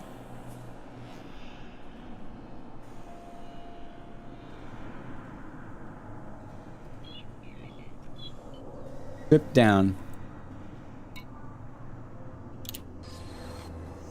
Okay.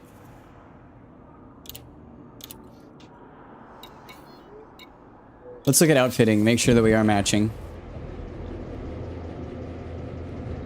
I believe we may have just finished our outfitting of my new exploration vessel. Possibly. Maybe. Just maybe.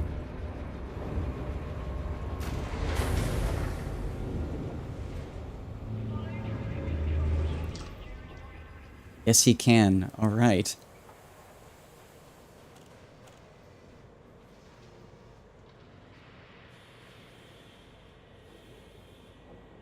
Jump range is very low.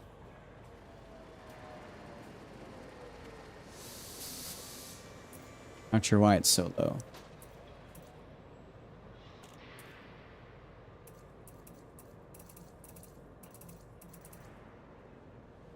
Why is the jump range so bad? Let's go and make sure we are matching, though. Heavy duty deep plating. Power plant. Grade 3 armored thermal spread. Thrusters. Grade 4 dirty tuning. Stripped down. Frame shift. Increased FSD range mass manager. Make sure the stats are matching. No, this is worse. The optimized mass is worse here.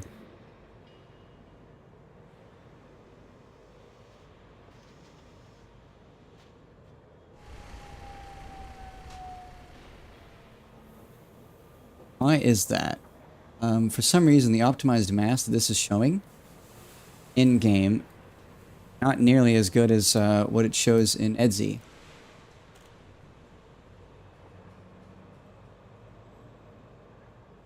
Why is that?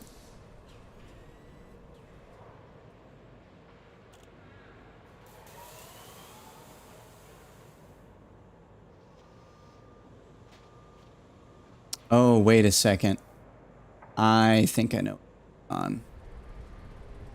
Oh, that is unfortunate. Are there two versions of the frameshift drive? One of them is V1 SCO, and the other is normal.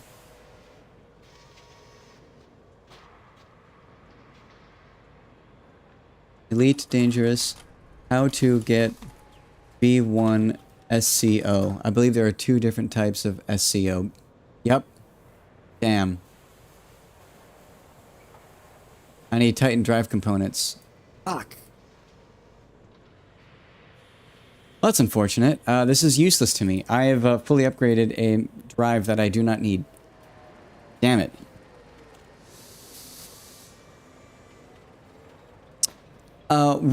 I don't know if you're actually aware of this. This is something important to point out to you.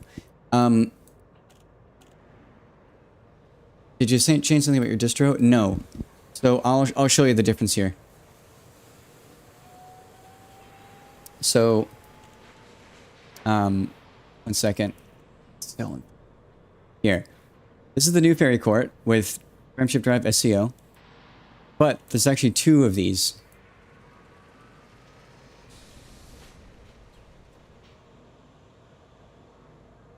This one used the wrong one.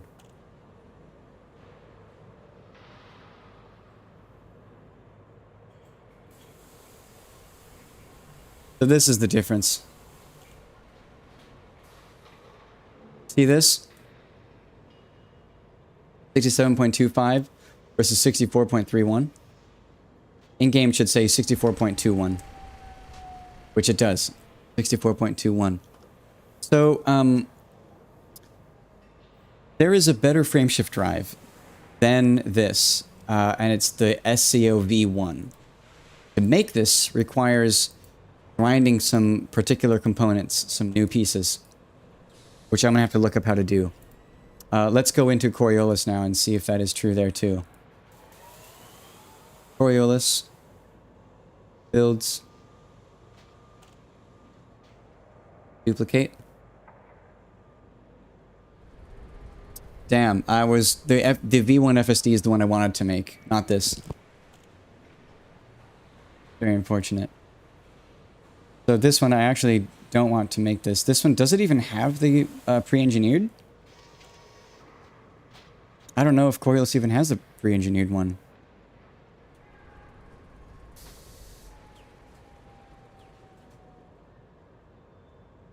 I don't think it does.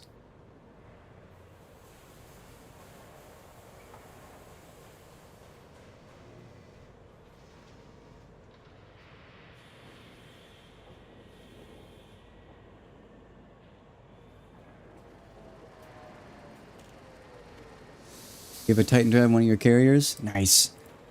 I don't know yet, but I need to get some components from the Titans.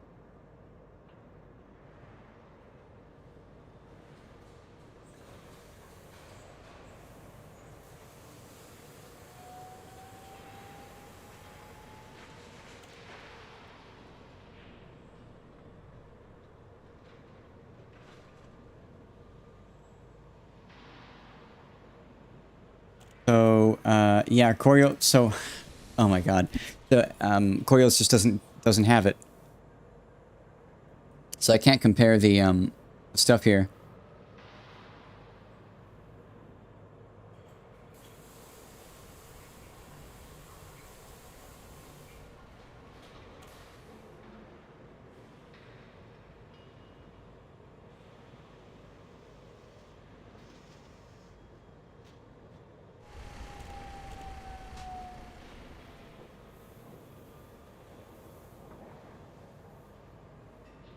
Let's actually just duplicate the settings straight over. We'll just copy the values. We can do that. So if we look at oops, it's hard to see. We're just gonna flat copy the values of this over. Mass is 26 tons.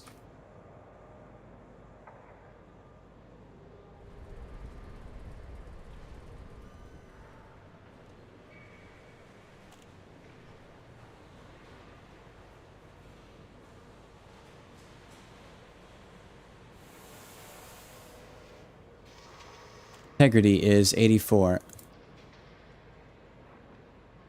Mass of 26. Optimal mass of 197. Oh. 207.4. 20774. Power draw. 0.69. Boot time. Unchanged. Max fuel per jump. 5.2. Thermal load. Changed. So this is our unladen is 69.41. Yeah. Go to Nara, go to Data tab, Tech Brokers, Human Tech Broker. See what is needed for the V1. Thank you. Alright, let's do that right now.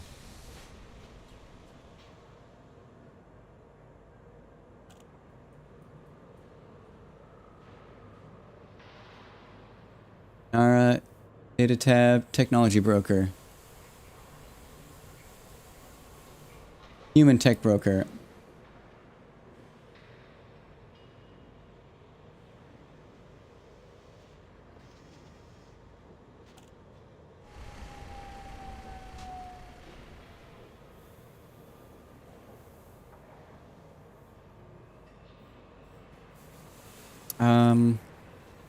Where's the V1 though? Doesn't show the V1.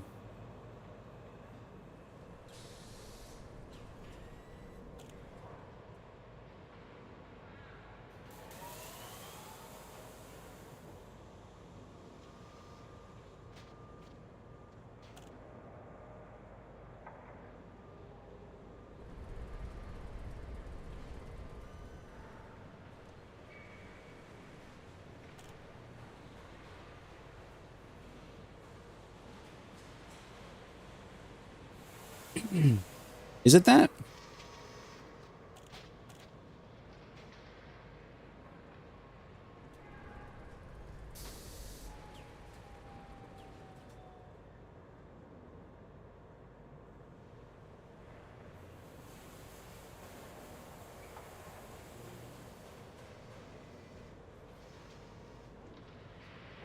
Ah, yes. One Titan drive component. So I need one Titan drive component. And I need propulsion elements as well.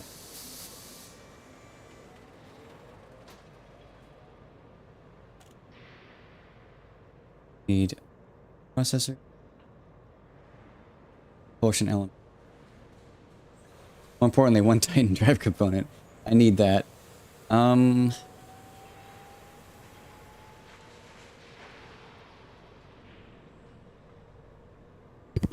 I'll need to look up how to get the Titan drive component. I know there are videos to do it.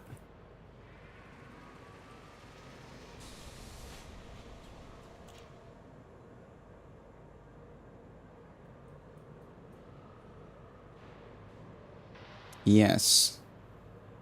So there is a V1 of the SCO. And I believe this is it. It is a Titan drive component.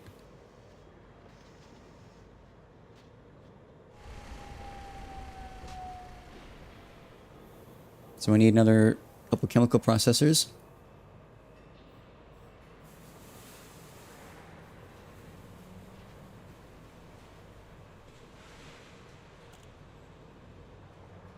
And we actually need... Well, we'll worry about the rest later, but chemical processors... we need... another 7.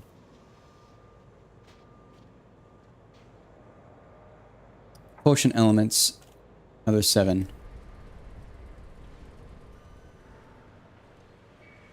Oh wait, we need 2 of this. We actually need 21.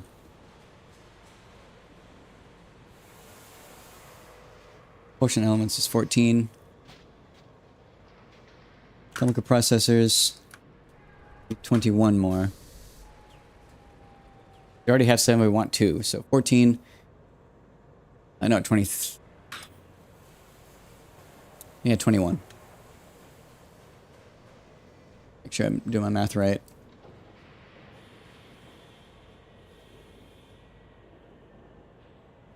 Oh no, 28. I think. Wait, no, sorry. 28 minus 7. No, yeah, 20. We need 21. I am right. 21. And Titan drive components, 2. 3.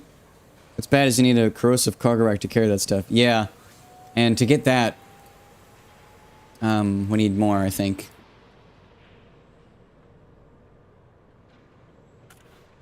I don't believe I have one of those on one of my ships, but I'll need to see. By the way, we're done here. Very unfortunate that I'm just doing shit wrong.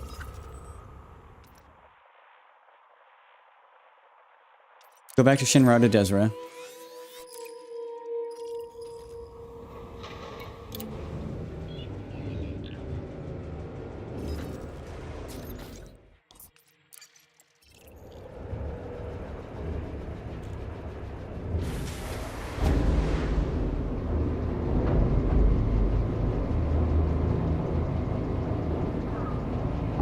It's also in the human tech broker. Okay. Let's go and look at that too then. Departure authorized.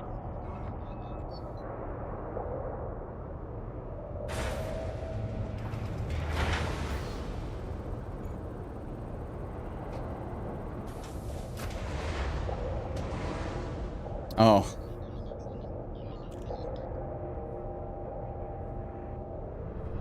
Landing gear retracted. Let's get out of here first, and we'll write all that down. It's a lot of components.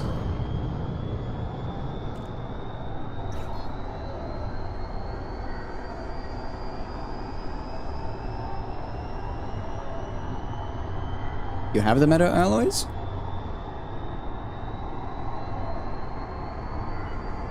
FSD drives. Flight control protocol now offline. Thank you, Commander. What's the cargo rack? Let me actually see if I don't already have one. Frameshift drive charging. I don't believe I do, but if I do, it'd be on my on my AX ship.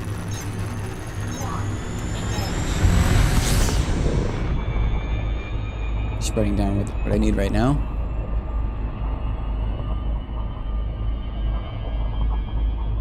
Alloys 16. Radiation baffle 2. Neo fabric insulation 12. Chemical manipulators again. 18 though. It's a lot.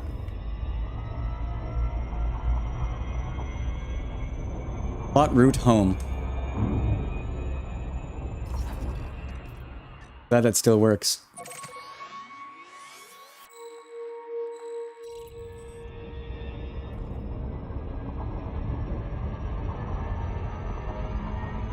Frameshift drive charging. Yeah, let me see if what all I need.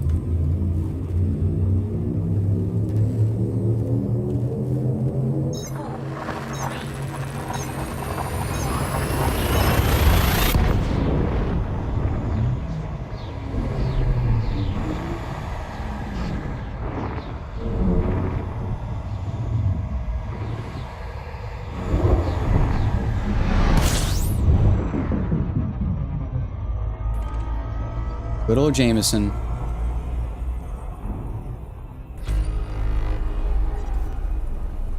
Fuel scoping. Why can't I see the danger? There it is.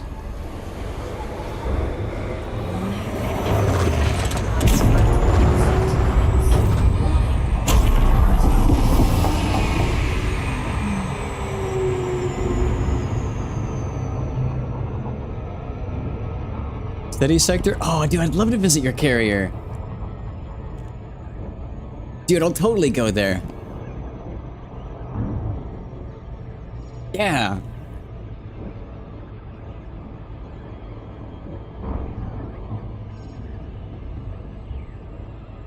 I want to build myself a couple of this frameshift drive. One for this ship, one for my material grinder, and then another one of whatever size the Caspian Explorer needs.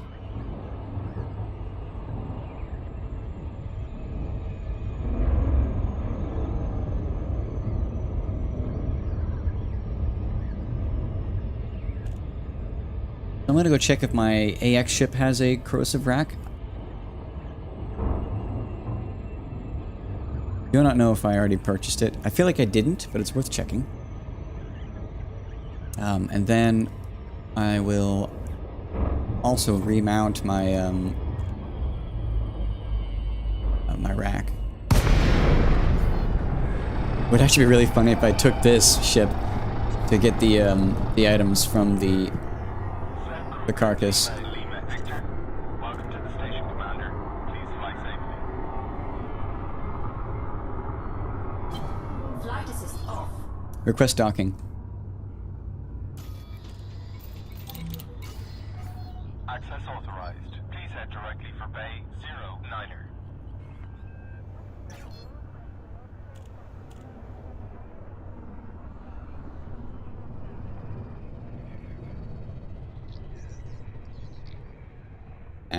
Flight assist on.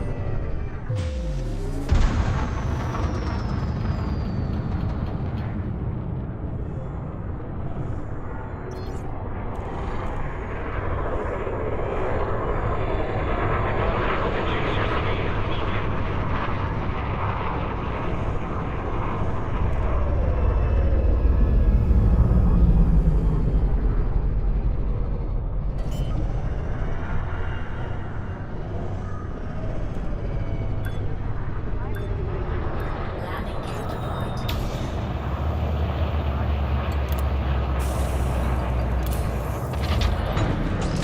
Confirmed contact. Perform landing checklist. Greetings, Commander.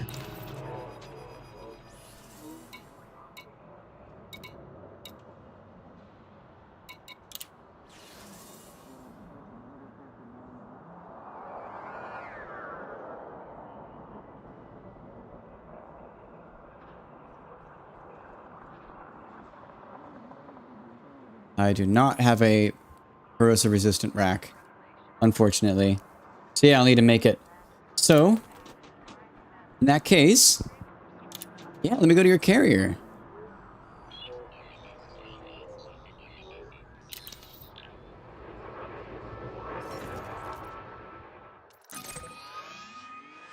Oh, it ain't far at all.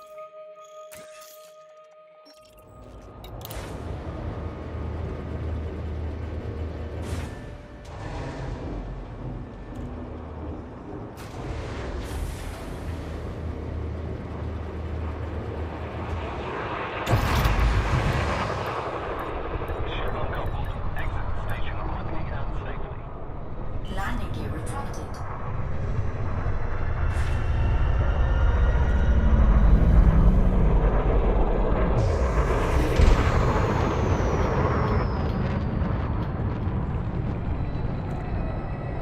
Let me check your other alts. Hell yeah. I'll go to your carrier first though. That's just fun to do. Frameshift drive charging.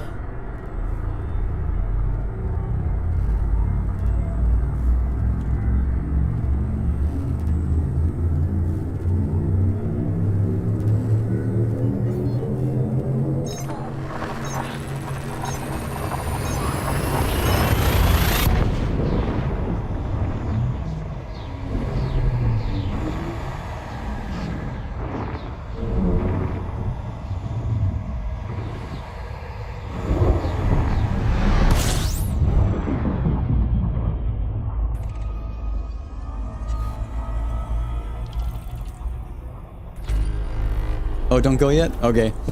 Let me head over to that tech broker again then.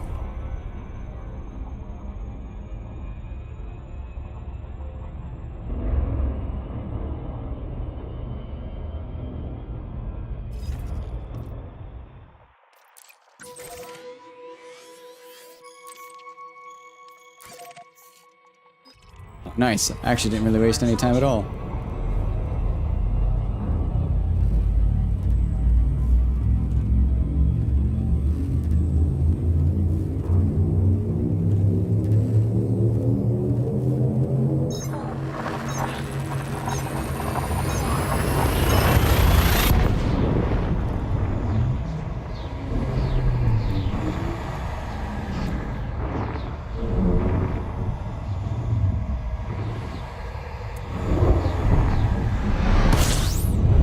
Steady sector.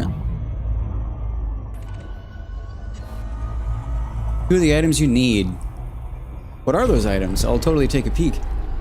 Let me first head to...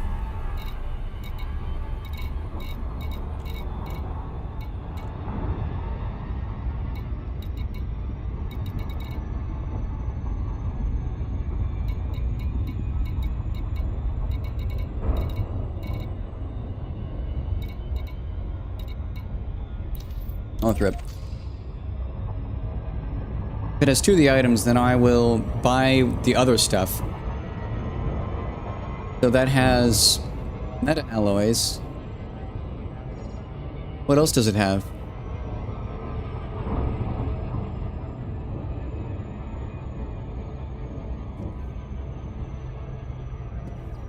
Else.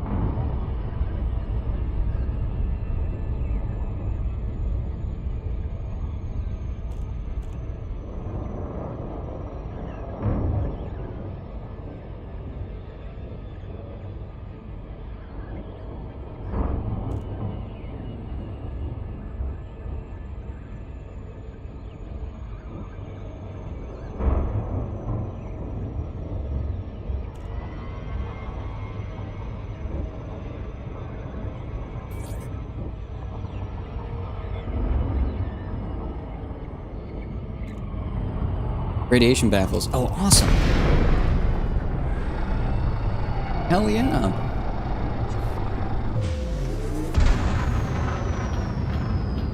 Go far away.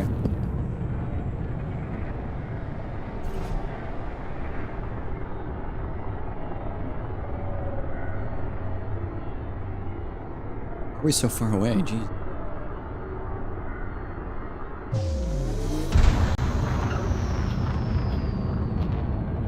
4 minutes? It's faster just to leave and re-enter.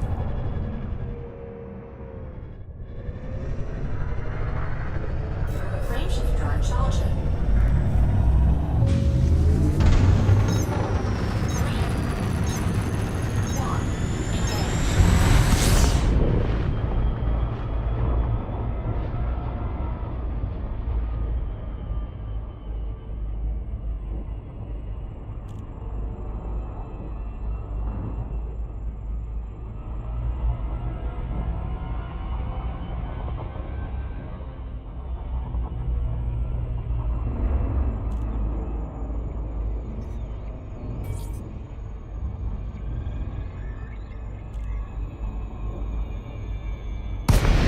There we go.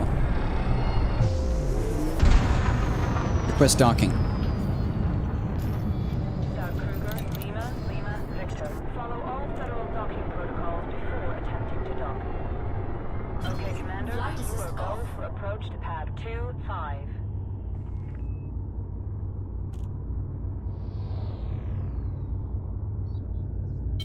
Flight assist on. A little bit.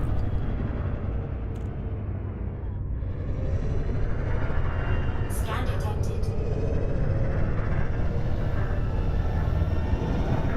Scan detected.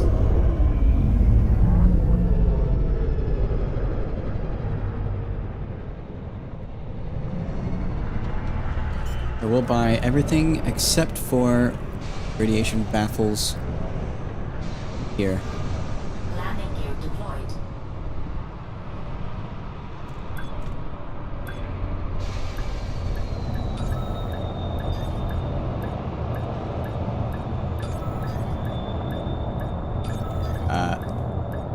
Oh. I had a little bit of throttle input.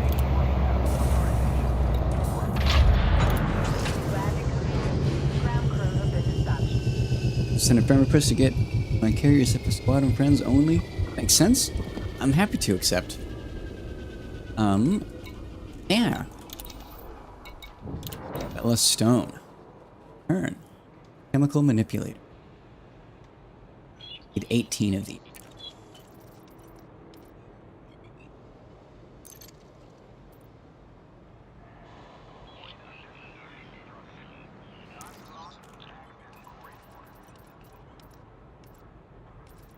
Seven, we need 11 more. Expensive.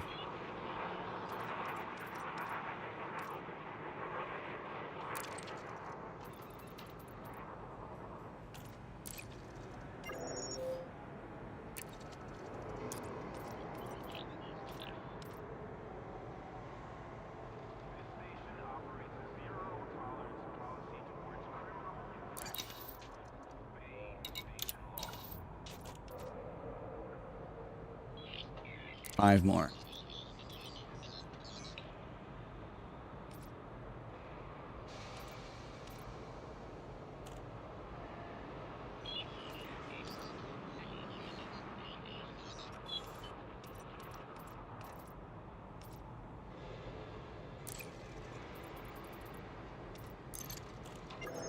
Okay, all that we need for chemical manipulators. Neofabric insulation.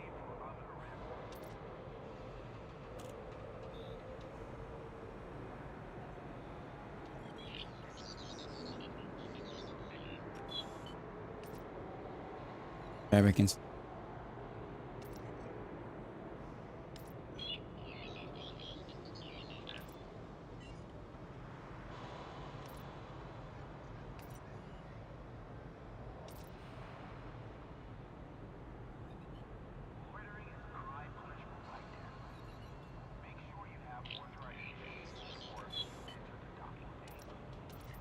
Neofabric.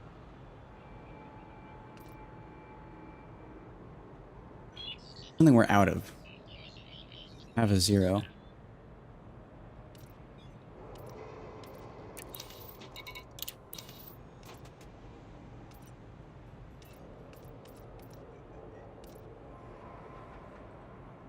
We have none of it.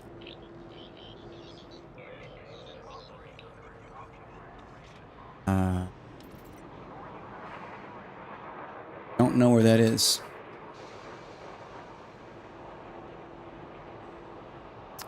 But propulsion elements next.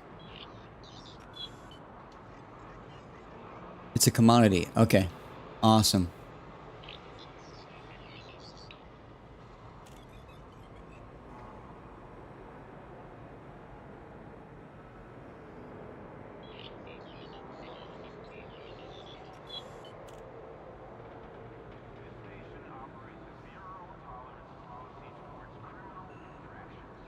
Propulsion element.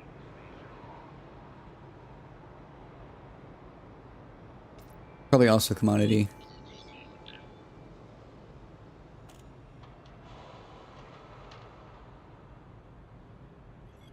Oh.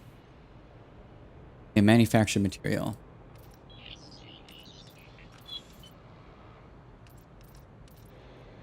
Propulsion element. I think that's from Thargoids.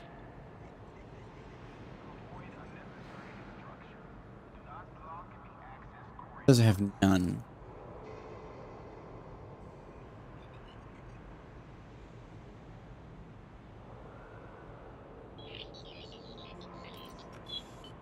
You buy and sell them?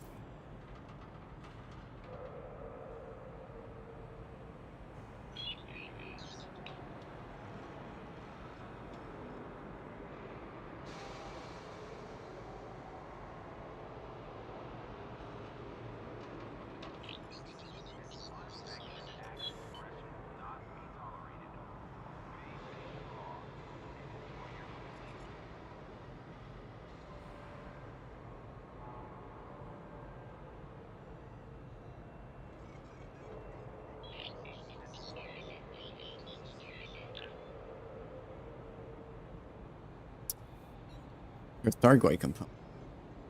Did you get them from elsewhere?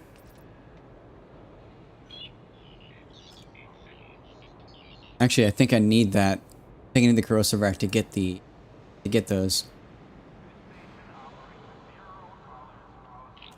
Yep. Yeah. Requires corrosive rack. I just need to get my hands on a corrosive rack. Meta alloys 6. Radiation baffles 22. Chemical processors 21.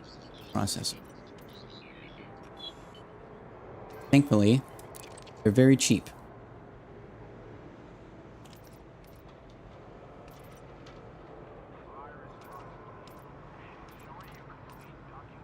We need 21 of them. I have 2.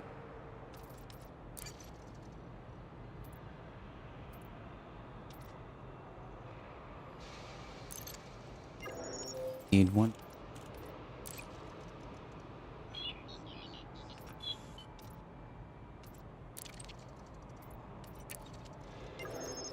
Okay.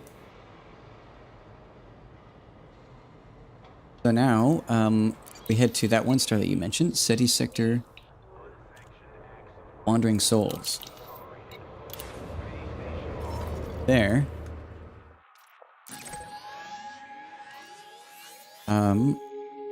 Oh wait, radiation baffle, I believe, oh. I think I need to go home first because I need to get myself a cargo rack. A big enough one that can carry that. Now we're going to go actually back to Shinrarta.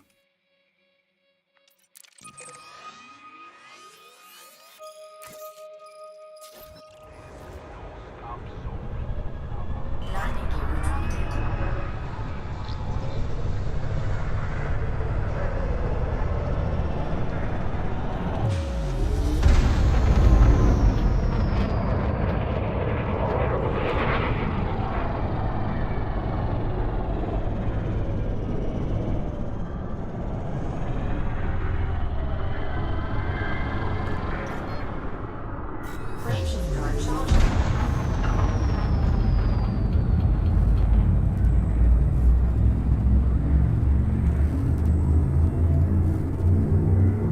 Yes, and I do need new fabric, but before that I do need to get a cargo hold. So I'm gonna go and get a ship.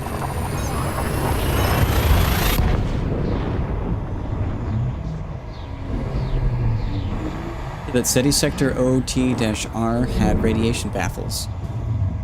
Well.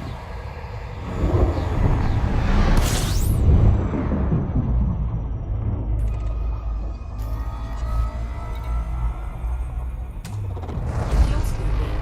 Fuel scooping complete.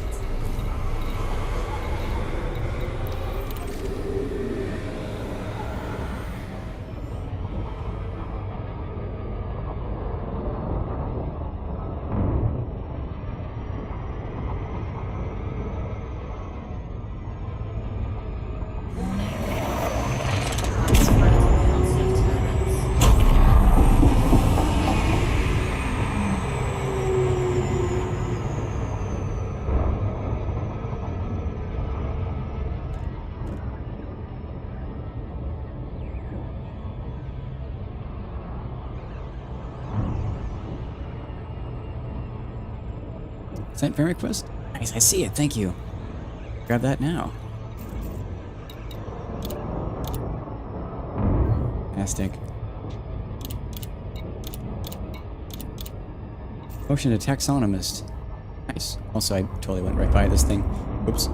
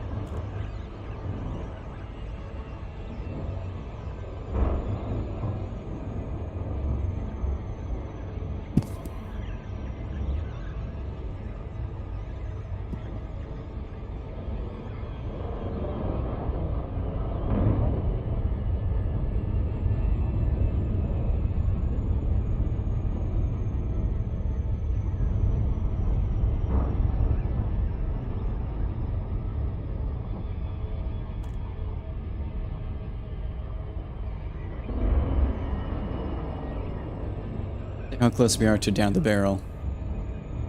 A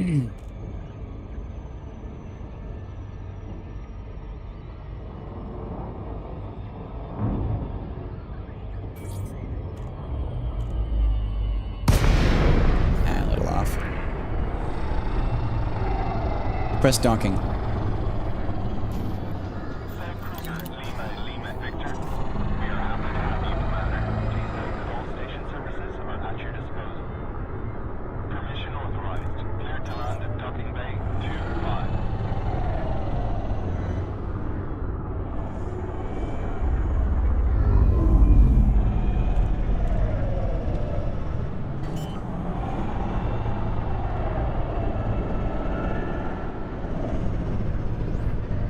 Landing gear deployed. This is a flight regulation announcement.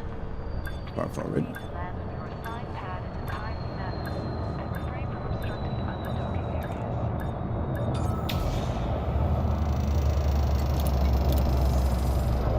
But first, let's go see what internals this thing has. Contact flight crew dispatched. Good to have I you will with put us, Commander.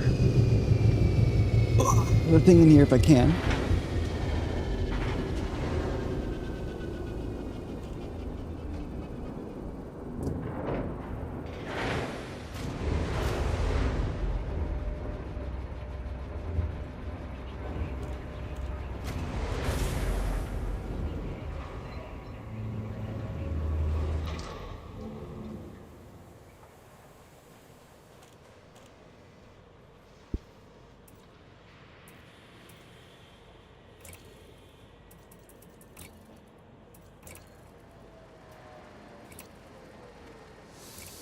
Okay.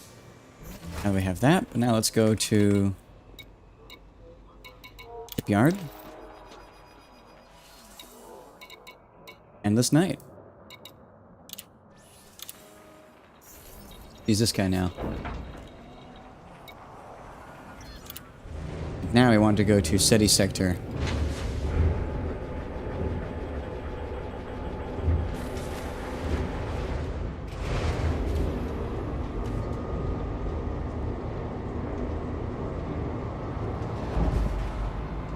Actually, should I go to SETI or that new one that you sent? Landing restraints lifted. D. Louis. Moderate speed on exit. Oh.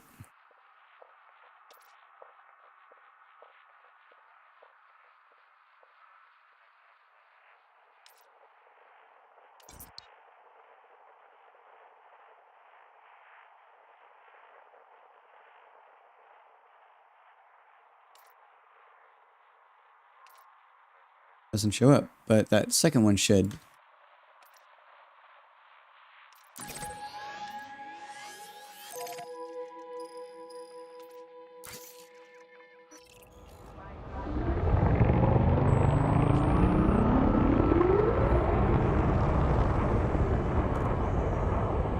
Landing gear retracted.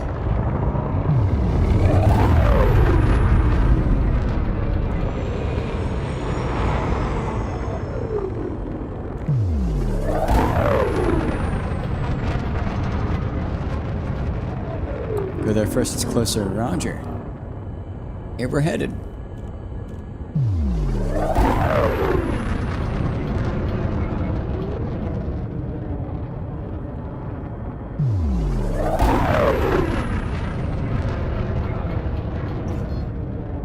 Frameshift drive charging.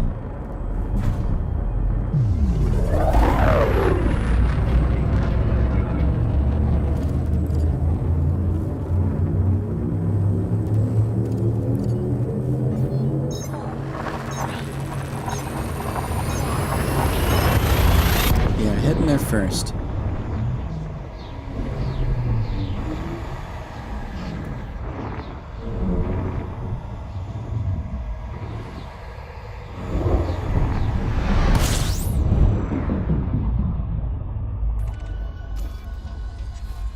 System scan complete.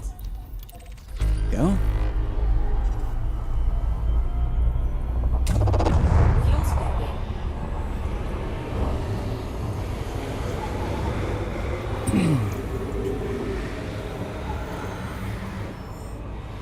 Fuel spending complete.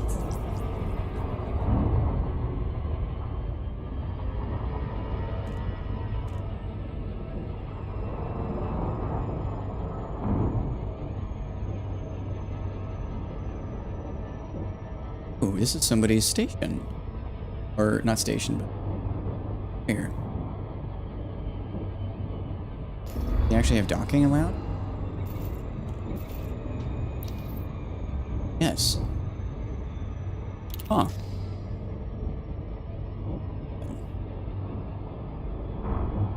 Yeah. They should have 22 radiation baffles.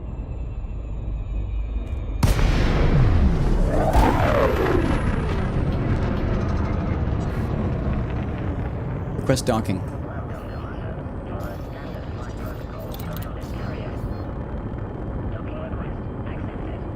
gear deployed.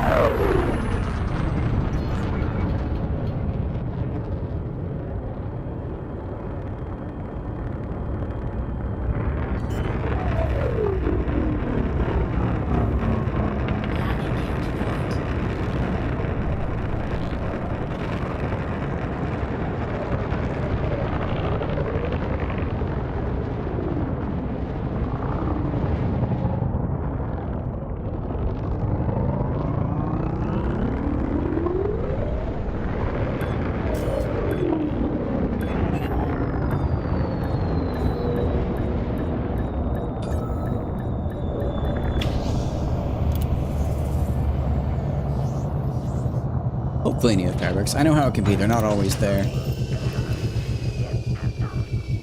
Aha! Oh, and they have meta alloys. Oh, we're gonna buy 22 of this though.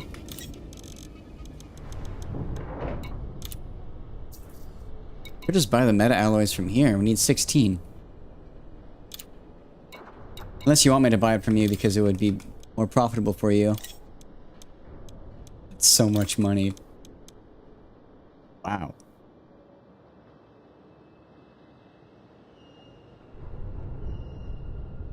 I'd rather put that much money towards you instead of here. Let me go to your station. Unless you don't really care.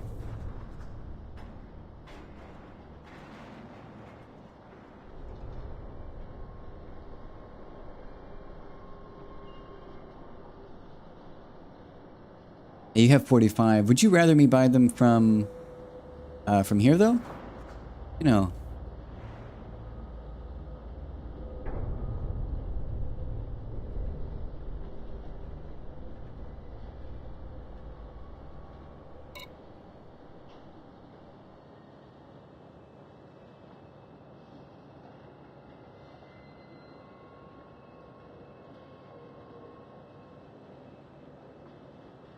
Way cheaper for friends? Ah, that's pretty nice.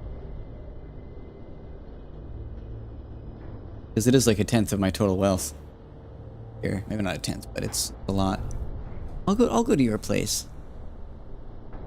Victor's.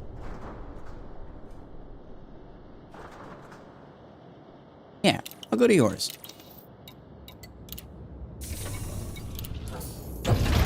Landing detected.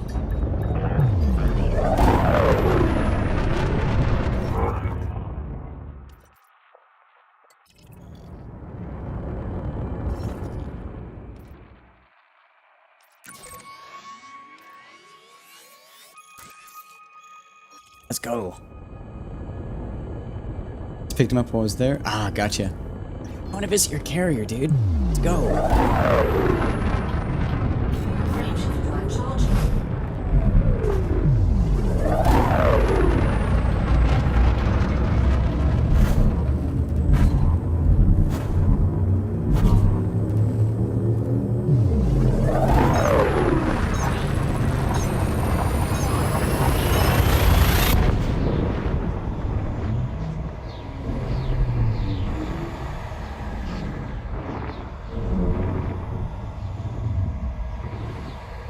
Yeah, I'd rather the money go to you than to them.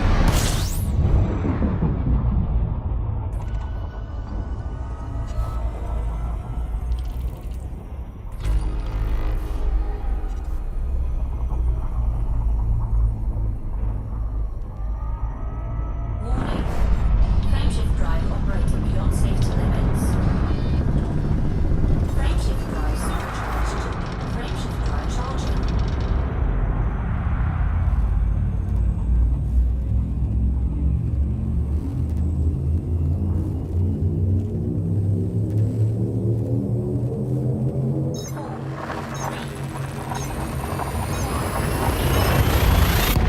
Just a carrier. Fair. But hey, it's your carrier. That's cool.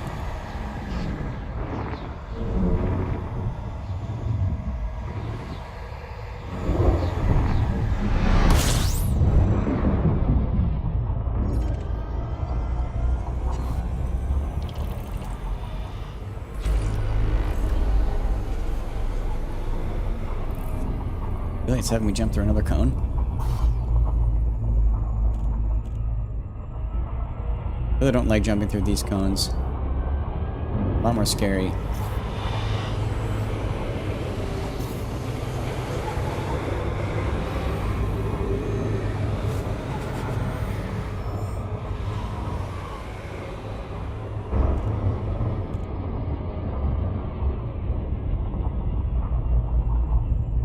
Warning. Frameshift drive operating beyond safety limits. Frameshift drive supercharged. Frameshift drive charging.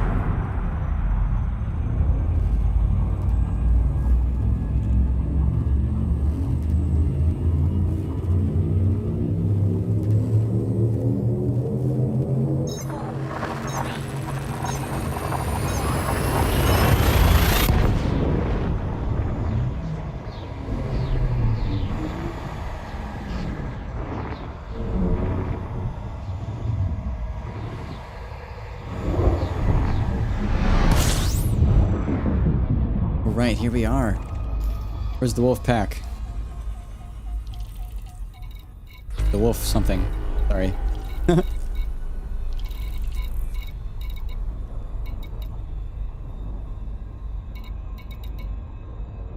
See it.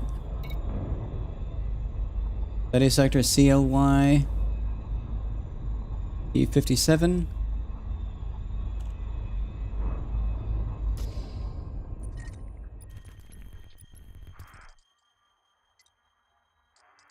Stolen crossbones. Arcturus. power one, though.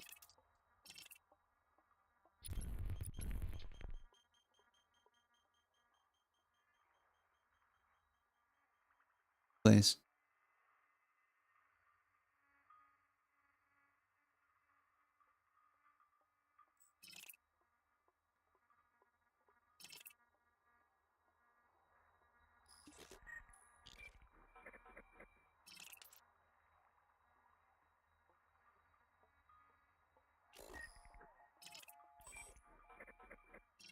Bring souls? I go there. What?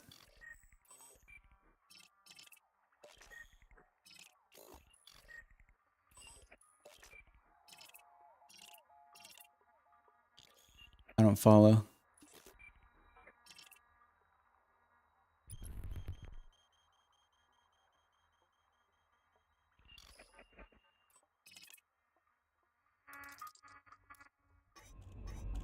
Wandering soul.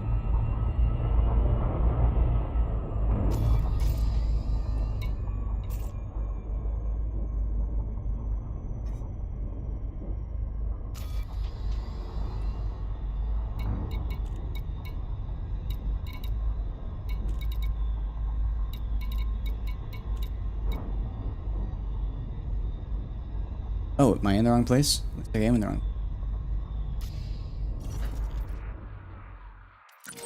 Oh. Ah, it's just one jump away. Maybe I stopped early.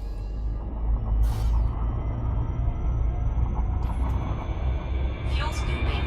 Fuel scoop disengaged.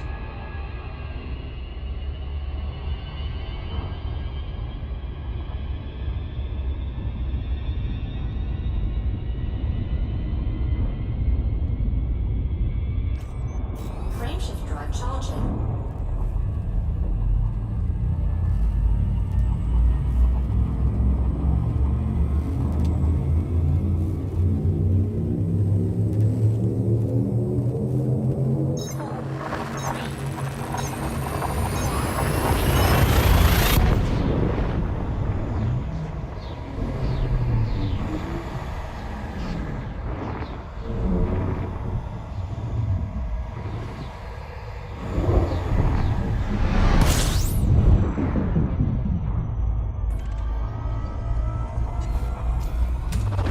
Fuel scooping.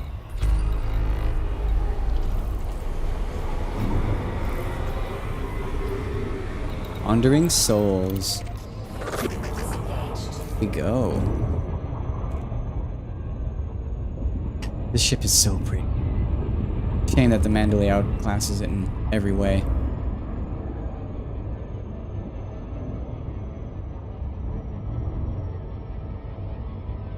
Thing is gorgeous.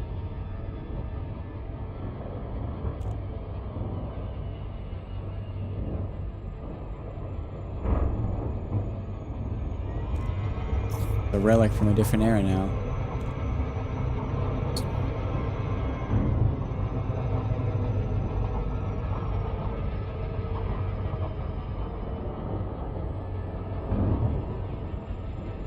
Bygone age.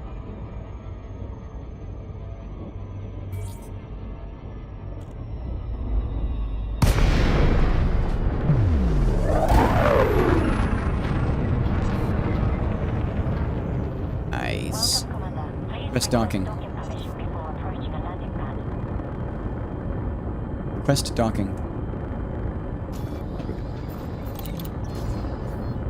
Clearance granted.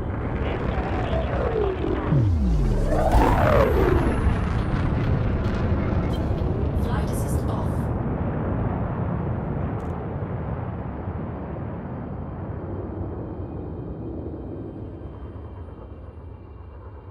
Flight assist on.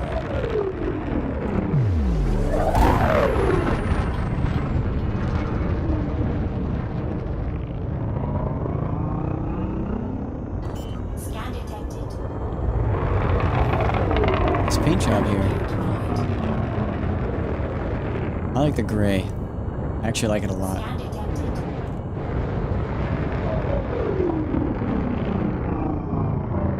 I know that whenever I do get a carrier, it's going to be white. Probably white and blue. Whatever the options are, I'm not sure.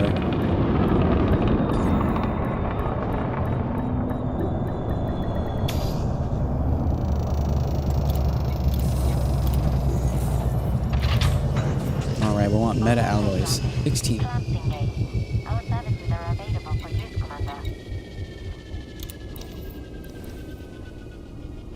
Meta alloy. So much more affordable.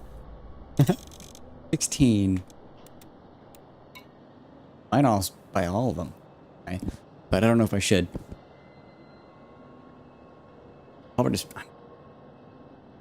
Then again, like, don't they fit in my cargo rack? And so I don't know what I would do with them without... We'll just do 16. Okay. We now bought the meta alloys. Do I have neofabric insulation on me? Forgot if I bought it yet. I do.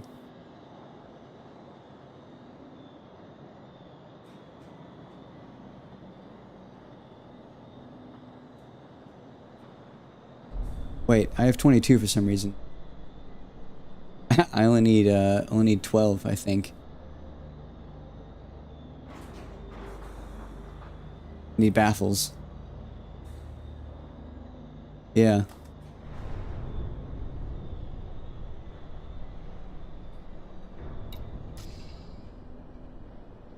Oh, hey, they are here.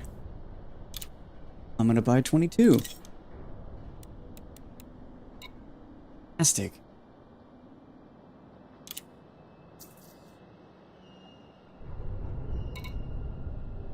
Okay.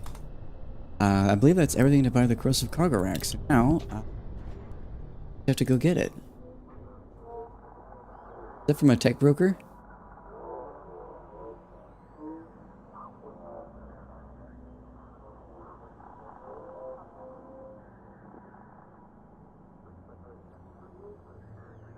A human?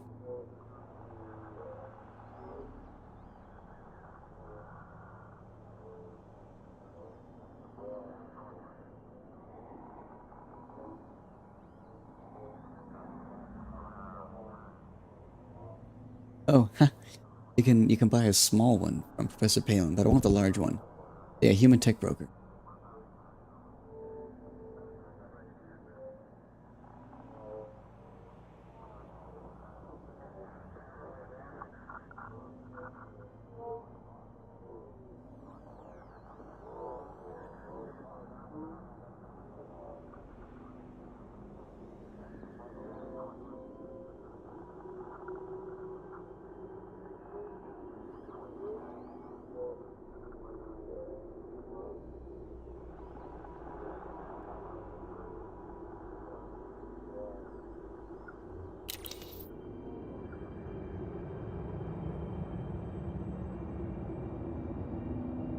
Here.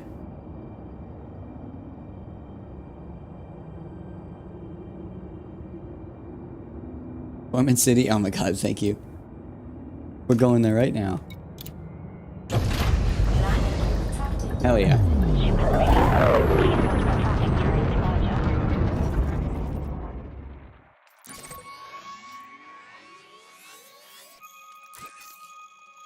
Kind of far, actually.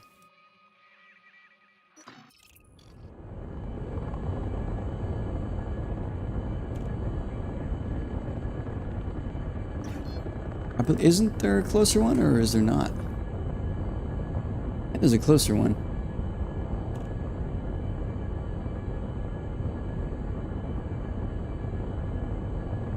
Yeah. Moxon's Mojo. Until next time, Commander. At Bolg.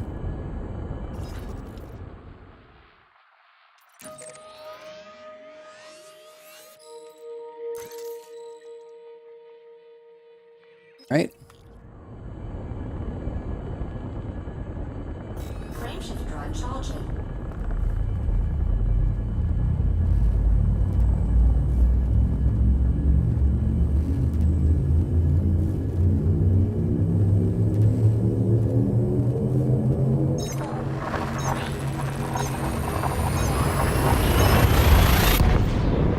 Oh, keep changing to where you're at, Roger. think this is the closest. Yeah, Moxon's Mojo at Bolg. But it's... I think I'm gonna get the cargo rack today. I don't think I'm gonna get the Titan cargo. I'm gonna take a look.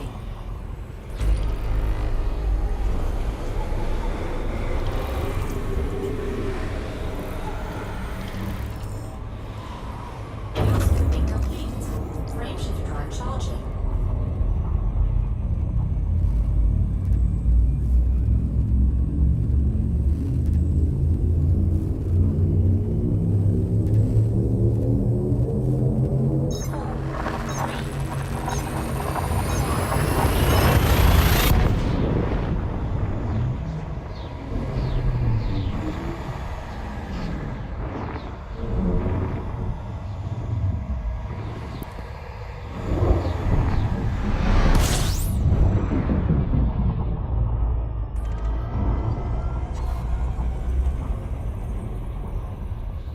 Warning. Frameshift drive operating beyond safety limits. Frameshift drive supercharged. Frameshift drive charging.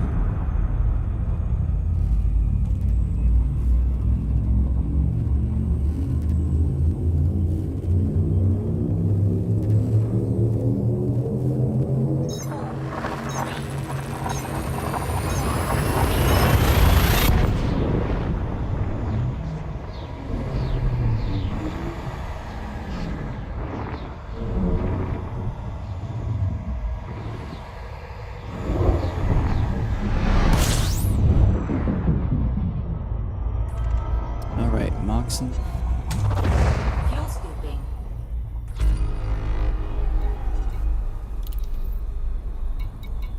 Light carriers here.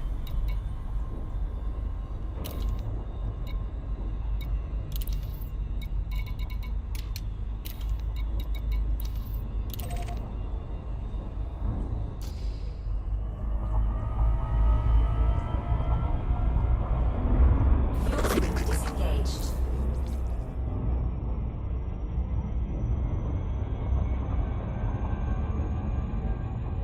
Man. I haven't used the overcharge F Super Cruise like a handful of times. I could already tell how weird it must be to see me not use it.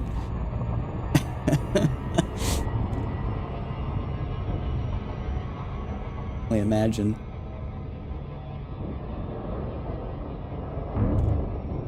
It feels weird to me.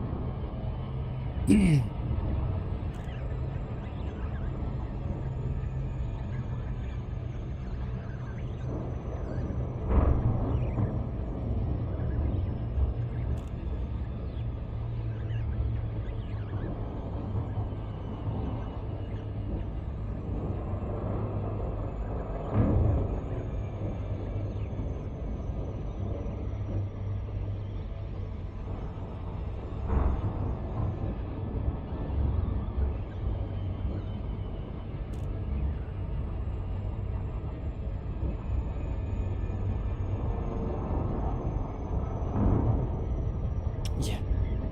Hate doing anything else. Have that feeling. But at the same time,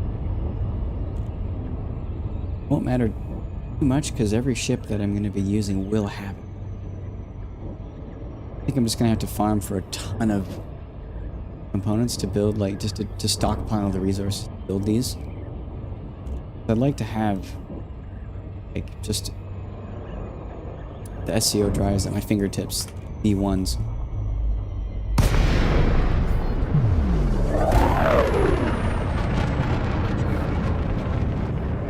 Press docking.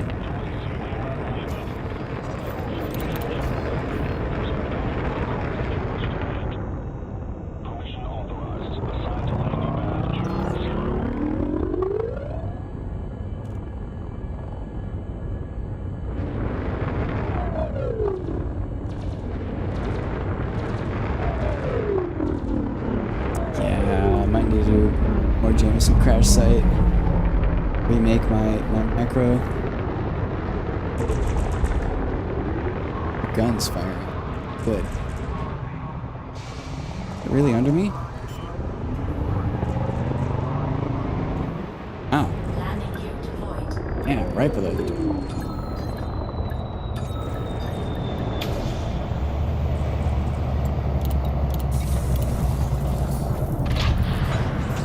Okay.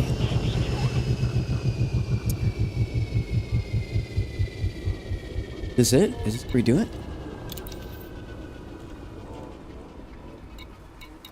Tech broker.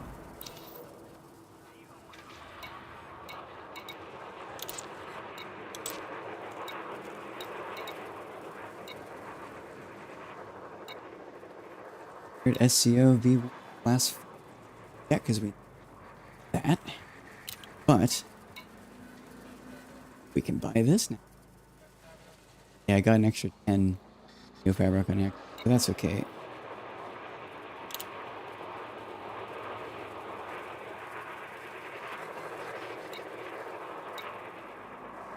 Awesome.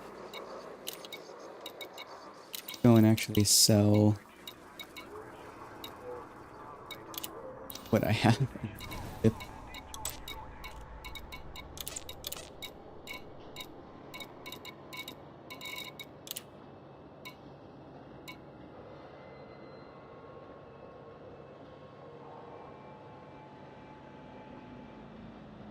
$5 million.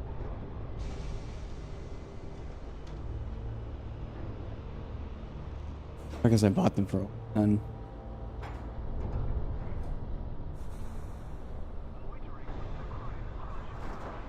But Shinrada will have them for you now. That's awesome.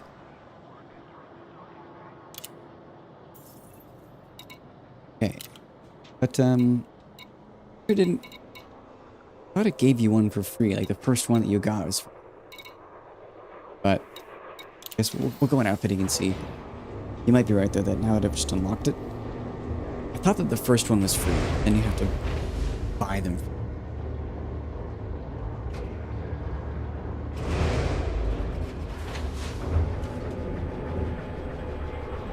Should have bought the new fabric from you. It's hard to find some. Ah, damn. Oh, well. I would have totally given you those 10.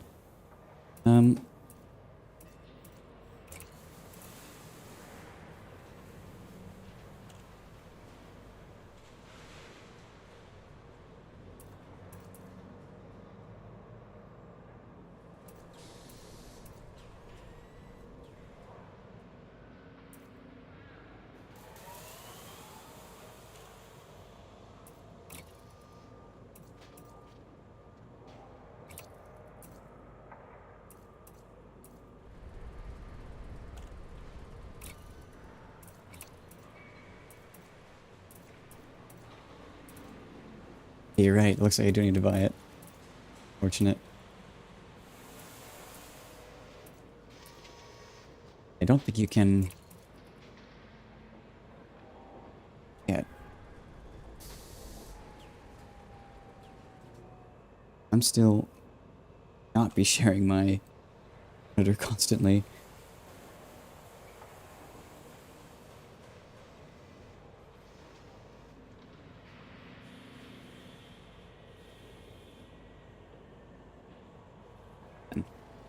Yeah. You can expand the carpet rack on those by a good portion. Funny. It is just a slot 4. Yeah, which actually works well for delay. Probably just slot all this stuff on. But I'll do that on a different day. I might start. I'll be doing a lot of staring at spreadsheets, staring at this. A lot of not doing shit. But you know how it is.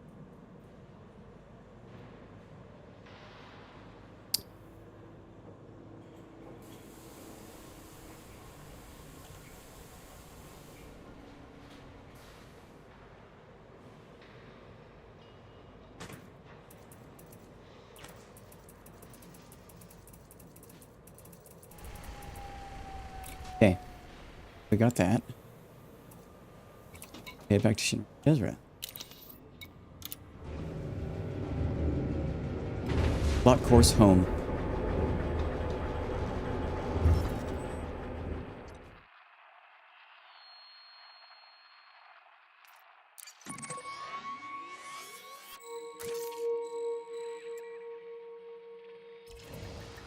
Landing gear acquired.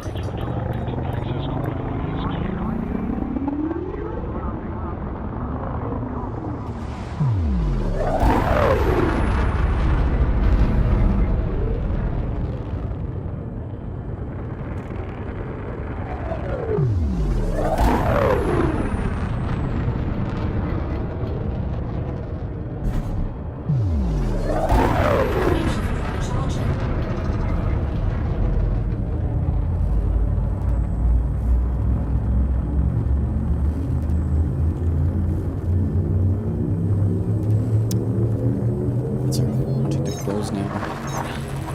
Been consistently staying up until about 3 a.m. Then waking up at like 11. Been bad.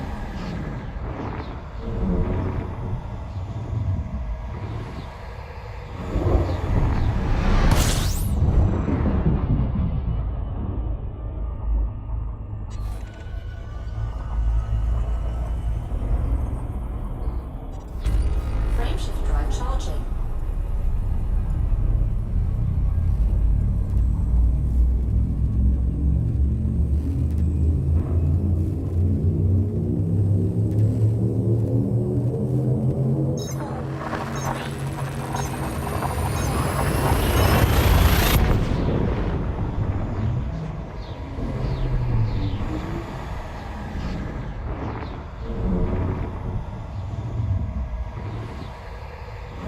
I'm sorry. You up late too. That's funny. Unfortunate.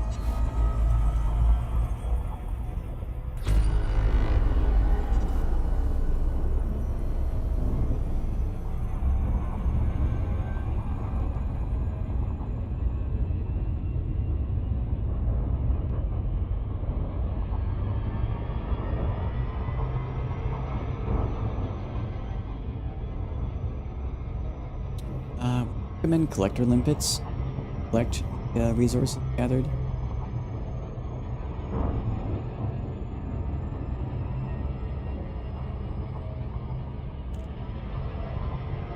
Not. Should I just go to the Thargoid site? Titan Drag? Big Estrian. Dang. Here, man. And it's been spreading. It's that time of year.